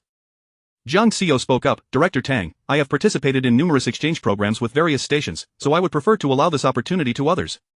Indeed, over the past year, she had attended over 30 exchanges among Frankly, it had become rather tedious, merely consisting of meetings and socializing with the capital moguls behind the scenes. At times, Jiang Xiao even felt that these exchanges resembled mere companionship over drinks, occasionally facing unwelcome advances from She truly abhorred such social engagements. Tang Fei's expression stiffened. This time is different from before, you must attend. In truth, it was Jingtai that specifically requested Jiang Xiao's presence. He had initially intended to do Jiang Xiao a favor but was taken aback by her unwillingness to comply. Jiang Xiao continued to decline, prompting Tang Fei to be forthright. My dear, I must be honest with you, there are significant figures from Jingtai who have explicitly requested to meet you. If you do not attend, it will be difficult for me to explain. Please go, and I will grant you an additional 5 days of annual leave afterward. Jiang Xiao paused for half a second before replying, make it 10 days. Tang Fei felt quite frustrated. However, when Jiang Xiao inquired about the identity of the person requesting to see her, Tang Fei admitted, I genuinely do not know. The higher-ups did not disclose it, but it is someone from Jinghua Qiaomei, reportedly of a very high rank, though I cannot specify who it is. Jiang Xiao furrowed her brow. She had no connections to Jinghua Qiaomei and was unfamiliar with any executives there. Why would someone specifically want to meet her? She had a hunch that it might relate to the Bo family. Could it be because of Bo Jinxiu? Regardless, she resolved to confront whatever awaited her. Jiang Xiao felt no significant anxiety about the visit. However, she chose not to inform Bo Jinxiu of her trip to the capital. After leaving the BJ building, Bo Jinxiu had already returned to the capital without pause. The duration of her exchange program was 3 days, with the final day largely reserved for her own purposes, during which she might even arrange to meet him the following day. Jiang Xiao and Tang Fei took the 9 a.m. flight. 2 hours later, she stood at the entrance of the Kyoto Hotel. After settling their luggage, they enjoyed a buffet at the hotel before proceeding to the Jingqing television station. To their surprise, they were greeted by the station's director. Tang Fei was taken aback, for the director was known for rarely acknowledging the heads of other stations. The director of Rongtai often chastised him for being overly arrogant. Jiang Xiao found the Jingtai director to be exceedingly cordial, even personally escorting them on a tour. Observing Jiang Xiao's expression, the director beamed with a smile reminiscent of a benevolent Buddha. After about an hour of touring, they participated in a production meeting at the station. Jingtai had recently produced several live variety shows that had garnered immense popularity, and their visit was primarily aimed at learning from this success. The meeting extended until 4 in the afternoon. Once it concluded, the director approached Jiang Xiao. Miss Jiang, please wait here for a moment. Our chairman is on her way and wishes to meet you. Jiang Xiao was taken aback. The chairman? Tang Fei interjected, is it the chairman of Jinghua Qiaomei? I thought she was abroad. She recently returned to the country. Although the chairman has been overseas, she has been aware of you, Miss Jiang. Jiang Xiao felt somewhat bewildered. Who is your chairman? Tang Fei replied, how do you not know this? The capital behind Jingtai is Jinghua Media, and the chairman of Jinghua Media is the legendary Bo Wanhua. Jiang Xiao was indeed familiar with Bo Wanhua. She was Bo Jinxiu's elder sister and the family member with whom he had the most strained relationship. Jiang Xiao's heart raced. Why would Bo Wanhua want to see her? She felt it was imperative to inform Bo Jinxiu of this development. Thus, after the director departed, Jiang Xiao promptly dialed Bo Jinxiu's mobile number. However, the call rang for quite some time without being answered. Before long, the door to the conference room swung open once more. Jiang Xiao turned around to see a middle-aged woman standing at the entrance. The woman was clad in a white suit, her shoulder-length hair slightly curled, and her makeup impeccably done. She appeared remarkably well-preserved, easily mistaken for someone in her 30s despite being in her 40s. Her complexion, like Bo Jinshou's, was a cool white, exuding an air of aloofness and sharpness. Adorning her wrist was a custom-made Hermes handbag, and on her feet were high-end designer heels. Her neck and wrists lacked any additional adornments, yet she radiated a sense of both competence and regal elegance. Jiang Xiao put away her phone and approached her, extending a greeting. "Chairman Bo, it is an honor to meet you." As Jiang Xiao shook hands with Bo Wanhua, the latter's gaze was keen, having already appraised Jiang Xiao. With a slight smile, she warmly grasped Jiang Xiao's hand. "You must know that I am Bo Jinshou's elder sister. Since you are his publicly acknowledged girlfriend, you may address me as sister as he does." Jiang Xiao maintained a demeanor of utmost respect, yet her tone was neither subservient nor presumptuous. "You are both my senior and elder, so I dare not overstep. I shall continue to address you as chairman." Bo Wanhua seemed unconcerned. "As you wish." She entered the meeting room, casually tossing her bag onto a chair, and engaged in light conversation with Jiang Xiao. "Is this your first visit to the capital?" Jiang Xiao replied truthfully, "I visited once as a child, but this is my first time as an adult." "Do you enjoy the scenery of Kyoto?" "The capital is a place of great prosperity, with vibrant hues and boundless charm. I naturally find it delightful." Bo Wanhua chuckled softly. Kyoto is indeed a land of splendor, yet one must be wary, for such wealth and opulence can easily cloud one's judgment. Bo Wanhua's meaning was unmistakable. She insinuated that Jiang Xiao was unworthy of Bo Jinshou, or perhaps that her association with him stemmed from an attraction to his family's affluence. Jiang Xiao smiled in response. "In this vast world, where can one not find prosperity?" "Rest assured, Chairman, I shall heed your counsel and strive for inner growth." Bo Wanhua regarded her poised demeanor with a hint of admiration. "You remind me somewhat of my younger self. I find you quite likable." Jiang Xiao remained respectful yet distant, replying, "Thank you for your kind words, Chairman." Tang Fei, observing from the side, felt a cold sweat break out. To it was evident that the chairman was attempting to assert her authority over Jiang Xiao, signaling that entry into the realm of the affluent was no easy feat. However, Jiang Xiao did not falter. On the contrary, she displayed respect and courtesy, maintaining her composure, deftly navigating the conversation without being overshadowed. Truly, she was a product of Rongtai. Bo Wanhua announced, "It is getting late. We have reserved a banquet at Qianxi this evening. Little Tang, you should join us to sample some delicacies." Chapter 96. It's been so long, shall we not embrace? Tang Fei was taken aback. Qianxi was the most renowned hotel in the capital, and securing a reservation at Qianxi Palace was nearly impossible. Only individuals of special status could qualify. It was said that a single table featured 108 exquisite dishes, rivaling a full Manchuhan banquet. Tang Fei nodded and bowed slightly. "As the chairman is treating us, it is only right for me to comply." As he spoke, he nudged Jiang Xiao beside him. "Why aren't you thanking the chairman? Gaining entry to Qianxi Palace is no small feat. This is an excellent opportunity to broaden your horizons and experience the world. One must understand that any banquet attended by Bo Wanhua would surely feature other prominent figures." Just as Jiang Xiao was about to speak, she was interrupted by Bo Wanhua. "A place like Qianxi Palace is not suitable for a young person like Jiang Xiao." In an instant, the atmosphere turned somewhat awkward.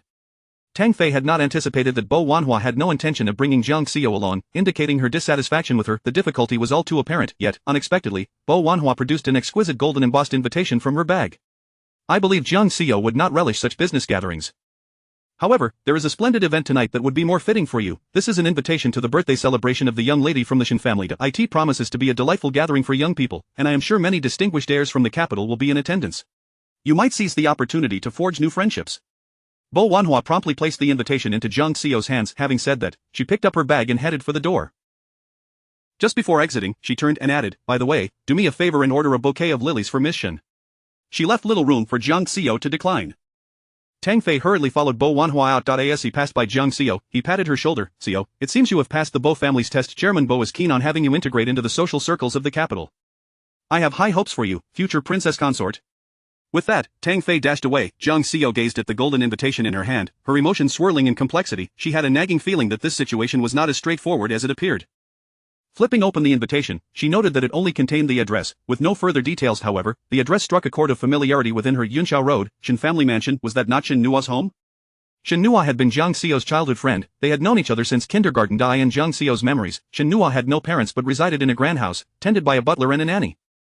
It was not until their second year of high school that Shen Nua's father came to find her. It turned out that Shen Nua was the illegitimate daughter of the Shen family, one of the 4 prominent families in the capital.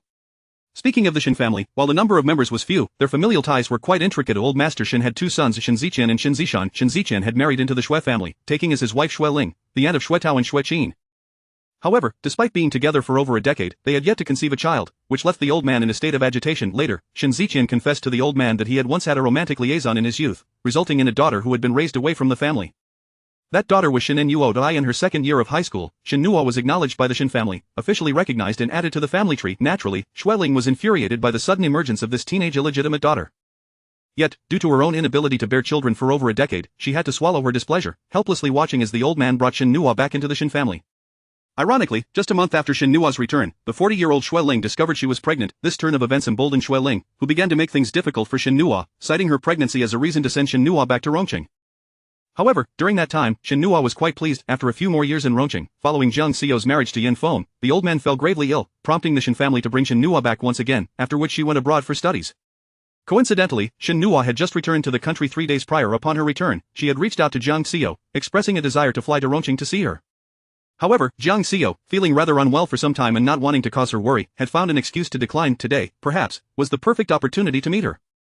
Jiang Xiao wanted to surprise her, so she decided not to call. After ordering a bouquet of lilies, she took a taxi to the Shin family mansion. Upon arrival, it was already evening. Four bodyguards clad in black suits stood at the entrance. Those wishing to enter were required to present an invitation. Jiang Xiao casually showed her invitation and entered. Upon passing through the gate, she was greeted by a scene of enchanting beauty.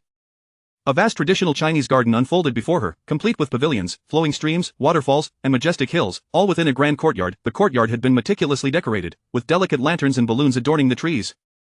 Several long French dining tables were set up, laden with an array of exquisite desserts. Waiters in tailcoats meandered about, carrying trays of beverages. A live band performed, comprised of a well-known group that had emerged from talent shows in the entertainment industry. Many guests had already arrived, mingling in clusters throughout the garden, some engaging in lively conversation while others admired the scenery. The expanse of the venue was overwhelming, and as Jiang Xiao did not recognize anyone, she ultimately decided to call Shin Nuo. "Hey, babe, miss me?" Shin Nuo's carefree voice came through the phone. Jiang Xiao chuckled softly. "Where are you?" Shin Nuo's voice conveyed unmistakable boredom. "At home. There is something going on today, and my dad won't let me out, afraid I might cause trouble." "I'm so bored." Jiang Xiao's tone remained calm. "Come downstairs." Shin Nuo, unable to hear her clearly, asked, "What?" "Come downstairs and meet me at the entrance." Shin Nuo sprang up from her bed. "You're at my house?" Without a moment to change, she dashed downstairs in her pajamas, attracting many curious glances along the way. "Who is that? Why are they dressed like this for Miss Shin's birthday party?" "Don't you know that Shin Nuo, the illegitimate daughter of the Shin family, Shin Qingqing's cousin, she really is just as rumored, a tomboy. But I think she looks really cool. Even in pajamas, she carries herself with such flair. She seems more handsome than the boys." "Yeah, I think she is quite handsome too. It turns out that being a husband is about the feeling, not gender. What should I do if I want to call her husband? Plus, I think she smells so nice. Hey, you all need to stop gushing. She's the illegitimate daughter of the Shin family and not favored at all. The main branch of the Shin family already has a legitimate son, and I've heard that Madame Shin can't stand her. It's uncertain when she might be kicked out." Shin Nuo paid no mind to the gossip as she sprinted to the entrance, where she spotted Jiang Xiao holding a bouquet of lilies. Her eyes lit up with surprise as she quickened her pace. Standing before Jiang Xiao, she breathed heavily. "What brings you here?" Jiang Xiao, with a playful flick of her hair and a charming smile, opened her arms wide. "It's been so long, shall we not embrace?" Chapter 97. The love and hatred between the Bo and Shin families. In the next moment, Jiang Xiao was abruptly pulled into an embrace. "You little rascal, I've missed you. You little scoundrel, I feel the same." The two held each other tightly, oblivious to the curious glances cast their way by the surrounding crowd. After a brief yet heartfelt embrace, Shin Nuo released Jiang Xiao. "Come with me." Jiang Xiao followed Shin Nuo as they made their way into the grand villa of the Shin family, ascending the staircase. 5 minutes later, Jiang Xiao found herself seated on the sofa in Shin Nuo's room. Once the door was closed, all sounds and commotion from outside were effectively muted. Shin Nuo was still reeling from the surprise. "Why didn't you inform me you were coming to the capital? Had I known, I would have certainly met you at the airport." Jiang Xiao smiled faintly. "I'm here on a business trip, and it was purely by chance that I ended up here." Shin Nuo's eyes fell upon the lilies beside her. He walked over and embraced them. "Are these for me?" Jiang Xiao snatched the flowers back. "No, they were entrusted to me to deliver to Miss Shin. Please, do not damage them." She then inquired, "By the way, which young lady from the Shin family is celebrating her birthday today?" Suddenly, Shin Nuo's expression darkened, his brow furrowing in seriousness. "Entrusted? By whom?" Jiang Xiao sensed a hint of unease. "By the chairman of Jinghua Supermedia, Bo Wanhua." Shin Nuo stood up abruptly and tossed the flowers into the trash can. "What are you doing? Why are you throwing them away?" Shin Nuo turned back, casually pouring 2 glasses of red wine. His pajamas, a loose-fitting black silk with white trim, draped over him in a manner that was both relaxed and stylish. With his neatly combed short hair and an air of confidence, he exuded a certain charm that made it evident he was a young lady, yet his demeanor was strikingly dapper. He handed a glass of red wine to Jiang Xiao and leaned against her side. "Had you not encountered me today, you would have been in serious trouble." Jiang Xiao, puzzled, asked, what exactly is going on? Shen Nuo, if you had indeed presented her with those flowers, it could have triggered an asthma attack. If something had gone awry, who would take responsibility? Shen Nuo glanced at her. You fool, you've been used as a pawn. Jiang Xiao's expression grew grave as her mind raced to process the information. Xinxingxing, the name triggered a memory of the two characters Xingxing on Bo Jinxiu's phone. Could it be mere coincidence? Jiang Xiao pressed on. Why would Bo Wanhua do such a thing? It is unbecoming for an elder to act against a younger family member. Shen Nuo sighed. The intricacies of this situation are quite convoluted. You cannot fathom the entangled relationships involved. After a lengthy explanation, Jiang Xiao began to understand the complex web of connections. It turned out that the Bo and Shen families had once been linked through a marriage alliance. Bo Wanhua's ex-husband was Shen Zishan. From the Shen family's second branch they had a son named Shen Yibai, but shortly after his birth, Bo Wanhua and Shen Zishan divorced. Nearly 3 months post-divorce, Shen Zishan remarried his current wife, Su Yan, who was already 5 months pregnant at the time of their wedding. This indicated that Shen Zishan had been unfaithful to Bo Wanhua during their marriage. Despite the divorce, Bo Wanhua harbored a deep-seated vendetta against the mother and daughter. Su Yan, lacking any significant background, had once been a third-rate actress. Were it not for Shen Zishan's protection over the years, the two women might have met a dire fate. Jiang Xiao felt a chill run down her spine. The depths of this affluent family's intrigues were indeed unfathomable. Shen Nuo finished his glass of wine but continued the tale. Just yesterday, my cousin was involved in a car accident, likely orchestrated by the eldest princess of the Bo family. Jiang Xiao's mind raced. Is she alright? She is fine, otherwise there wouldn't be a birthday celebration today. Noticing Jiang Xiao's serious demeanor, Shen Nuo added with a smile, you needn't worry too much about my cousin. Her connections are strong, she may very well marry into the Bo family and stand on equal footing with Bo Wanhua, which would surely infuriate her. Jiang Xiao's thoughts crystallized. Is her connection to Bo Jinxiu? Shen Nuo was taken aback. You are familiar with the name of our capital's crown prince? The weight in Jiang Xiao's heart sank further, her expression darkening. Shen Nuo noticed the change in her countenance and turned to her, asking, do you know the crown prince? Jiang Xiao did not respond to his inquiry but pressed on, what is the relationship between Bo Jinxiu and Xinxingxing? What else could it be? Just a romantic involvement, of course. Shen Nuo continued, you must have heard about the extremely hostile relationship between the eldest princess of the Bo family and the crown prince. To say they are merely family would be an understatement. They are, in fact, adversaries. It is rumored that Bo Wanhua attempted to kill him several times during his upbringing, yet each time she failed. Jiang Xiao's heart raced at the gravity of their animosity, which surpassed her expectations. Why? Who knows? Perhaps it is because the crown prince is the cherished child of the old patriarch and matriarch, with a 19-year age gap between him and this eldest sister. Had he not been born, the eldest princess would have inherited the Bo family's business empire. It's no wonder she harbors such resentment towards him. Resentment to the point of wanting him dead seems extreme, does it not? After all, he is her younger brother. Shen Nuo shook his head. I cannot say for certain. There may be other reasons involved. Xiao, within the high society of the capital, familial bonds are exceedingly tenuous, everyone is driven by self-interest, for the stakes are monumental. The Bo family stands at the pinnacle of the 4 great families of the capital, while the Xiao family has faded from prominence, relocating abroad. Even if you combine the wealth of the Xue family and our Shen family, it pales in comparison to the Bo family's fortune. Shen Nuo sighed, the depths of the Bo family's affairs are truly unfathomable. Jiang Xiao frowned, sensing something amiss. Shen Nuo, noticing her unusual curiosity, remarked, you are typically not one for gossip, why are you so invested in the Bo family's matters today? Before she could respond, a spectacular display of fireworks erupted outside. The vivid red fireworks blazed across the night sky, resembling flaming blooms before cascading down. Jiang Xiao involuntarily remarked, it is like roses burning at the heart. Rising, she moved to the window, which was a floor-to-ceiling glass pane in Shen Nuo's room. The outside was alive with excitement as fireworks illuminated the night, rendering it as bright as day. Seeing Jiang Xiao lost in the spectacle, Shen Nuo grasped her arm, exclaiming, what's the point of watching from behind the glass?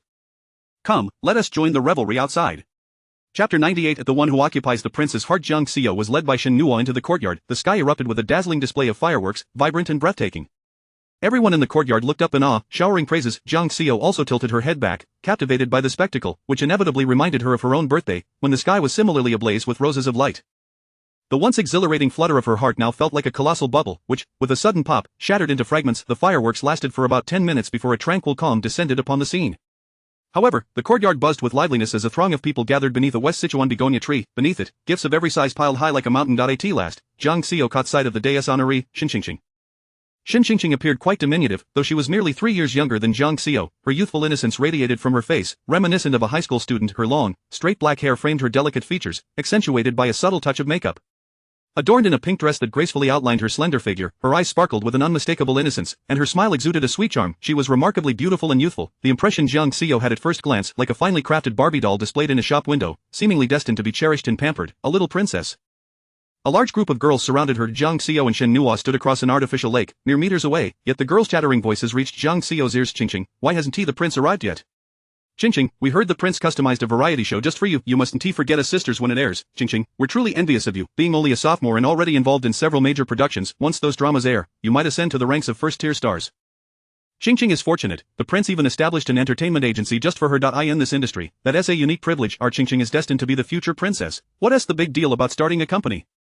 Soon enough, even the Bo family will be at her feet. Qingqing maintained a gentle smile until she heard the last remark, her cheeks flushing as she shyly responded, please don't say such things. My relationship with fourth uncle isn't what you think. How can you still call him fourth uncle? There is a generational gap. Xueqin calls him brother Xiao. You surely can't be beneath her. Qingqing insisted earnestly, fourth uncle is still fourth uncle. Please don't speak carelessly. He might be displeased when he arrives. A commotion arose not far off as someone exclaimed, Qingqing, the prince has arrived. The crowd instinctively parted to create a path. A tall, elegant figure strode confidently toward them. Upon seeing him, Jiang Xiao's heart skipped a beat. Shen Nuo kindly reminded her, look, that's the prince of the Bo family, Bo Jinxiu. Bo Jinxiu, how could she not recognize him? The bespoke suit he wore fit him impeccably, and his handsome visage could easily make one forget his illustrious status, allowing them to simply bask in his extraordinary looks.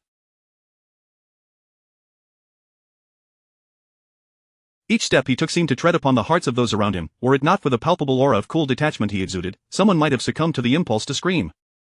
It is known that among the rising stars of the entertainment industry, none could rival his striking appearance. Bo Jinxiu approached Qingqing with a deliberate calmness. The surrounding crowd began to greet him enthusiastically. He acknowledged them with a casual nod, yet his gaze ultimately settled on Qingqing. Qingqing, happy birthday. Qingqing appeared immensely delighted, gazing up at Bo Jinxiu as if her eyes sparkled with starlight. I brought you a birthday gift, let me know if you like it. Bo Jinxiu raised his hand slightly. The ever-attentive Gaotzen stepped forward, presenting a square black velvet gift box with both hands, carefully opening it. A dazzling brilliance emanated from within. The crowd gasped in envy. Inside the exquisite box lay a pink diamond necklace, featuring a magnificent heart-shaped pink diamond surrounded by a multitude of smaller diamonds, radiating an exceptionally brilliant light. Someone with a keen eye immediately exclaimed, it's Queen's latest design, Sakura Heart. I remember it was auctioned last month at the Kobe Jewelry Center and ultimately bought by a mysterious tycoon for 80 million. It turns out the prince purchased it as a gift for Qingqing. How romantic. The prince must have been planning this surprise for Qingqing for quite some time. An 80 million surprise, my goodness. The prince certainly knows that our Qingqing adores pink. What a thoughtful gesture. Qingqing appeared deeply moved, tears shimmering in her eyes as she looked uncertainly at Bo Jinxiu. Fourth uncle, this gift is too extravagant.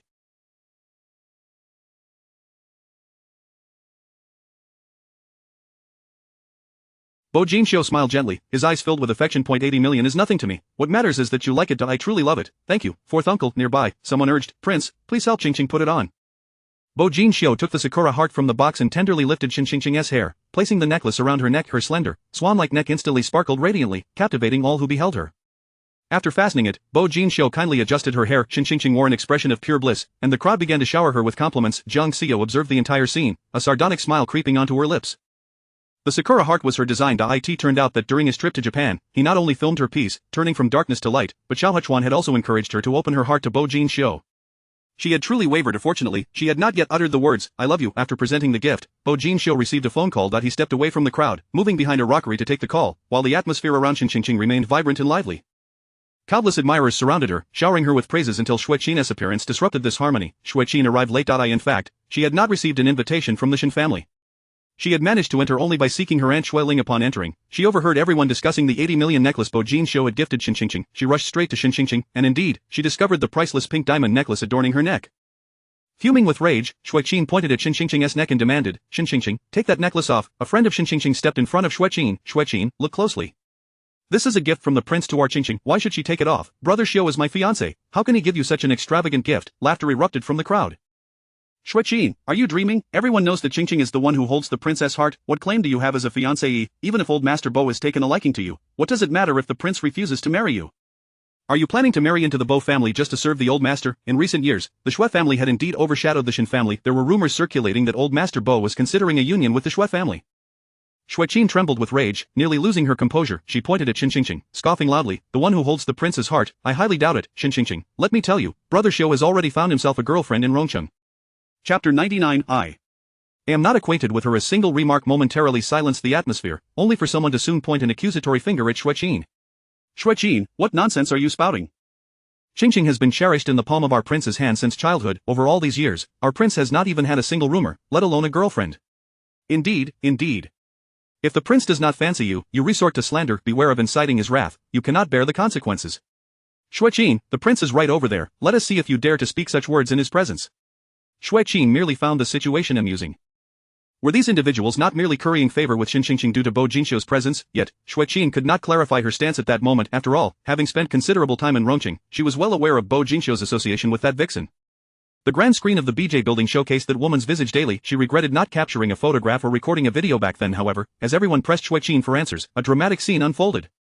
Driven back by the crowd, she turned and was met with a familiar, breathtakingly exquisite face. For a fleeting moment, Xueqin thought she had fainted from rage and was hallucinating. Rubbing her eyes, she confirmed it was real. In the past, upon seeing this face, she would have been tempted to lash out, yet now, she felt an overwhelming joy. It seemed that a splendid performance was about to unfold that evening.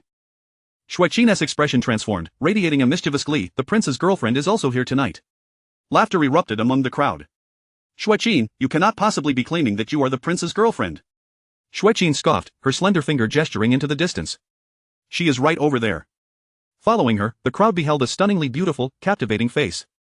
The woman Xueqin pointed to stood across a man-made lake. Although the distance was not great, the mist rising from the full mountain and waterfall created an illusion of separation. This distance was also psychological, as her beauty was so striking that it evoked a sense of detachment. Her features were flawless, without a hint of imperfection. Her hair appeared naturally wavy, cascading casually over her shoulders, exuding an air of enchantment. Clad in a casual aquamarine dress, she draped a sheer shawl over her shoulders, the understated hues accentuating her beauty. The evening breeze tousled her hair and the hem of her dress. Holding a glass of champagne, she stood effortlessly, as if every strand of hair glimmered. Many were entranced, secretly marveling at her allure. Xin Qingqing also noticed, her expression a mixture of surprise and disbelief. Xueqin observed the crowd's reaction with immense satisfaction. The vixen's countenance could indeed overshadow everyone. She was not the only victim in this scenario. At that moment, Bo Jinxiu returned from a phone call, suddenly aware of the peculiar silence enveloping the scene. Spotting him, Xueqin stepped forward. Brother Jinxiu, why did you bring your girlfriend from Rongqing? Are you not concerned that Qingqing might be upset? Bo Jinxiu's demeanor darkened instantly. Xueqin, last time, in front of my brother and the others, you claimed Miss Jiang was your girlfriend. Surely that was not a lie? Xueqin deliberately spoke loudly. Regardless of Bo Jinxiu's response, one of the two would inevitably falter.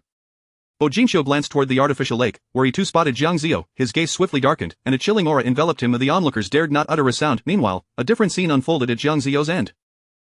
Xin Nuo appeared bewildered. She recognized these elite ladies, viewing them as a group of rather peculiar individuals obsessed with gossip, discussing trivial matters while maintaining a fade. Initially indifferent to their chit-chat, she was taken aback when they claimed her dear Yuyu was the prince's girlfriend. It seemed utterly absurd. However, upon glancing at Yuyu, she sensed something amiss. Jiang Ziyo appeared unusually composed, holding a glass of wine, one arm resting casually on the wooden railing, a smile gracing her lips, radiating an air of languid confidence. She seemed ethereal, as though she were a celestial being misplaced in this world. Yet, based on her understanding of Jiang Ziyo, that smile raised suspicions. The more enchanting her smile, the more concerning it became. Especially when the tear mole at the corner of her eye suddenly lifted, signifying a tempest of emotions within. Was it possible that Yuyu truly had ties to the crown prince of the capital?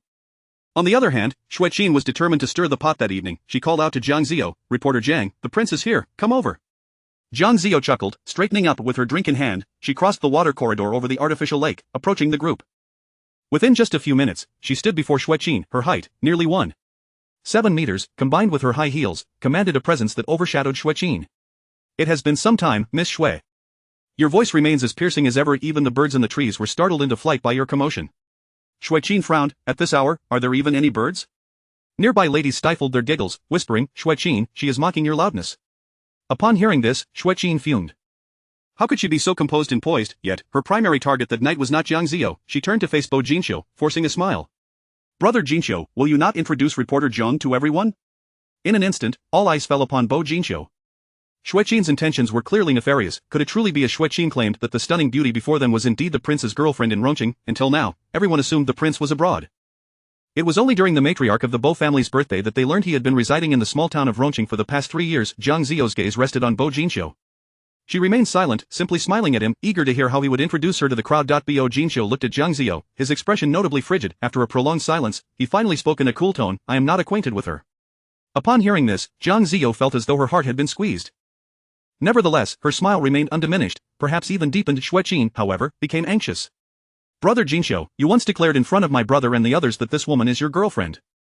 How can you now claim you are not acquainted? Are you lying, fearful of making Qingqing jealous and thus unable to speak the truth?" "Xueqin." Bo Jinxiu coldly uttered her name, his voice laced with unmistakable ire.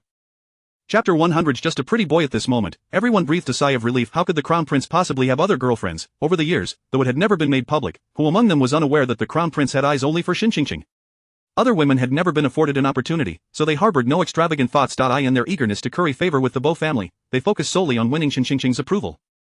However, if the crown prince were to have another woman, they would feel as if their years of flattery had been nothing but a farce. If any woman besides Shen Qingqing could ascend to his affections, why couldn't that woman be themselves?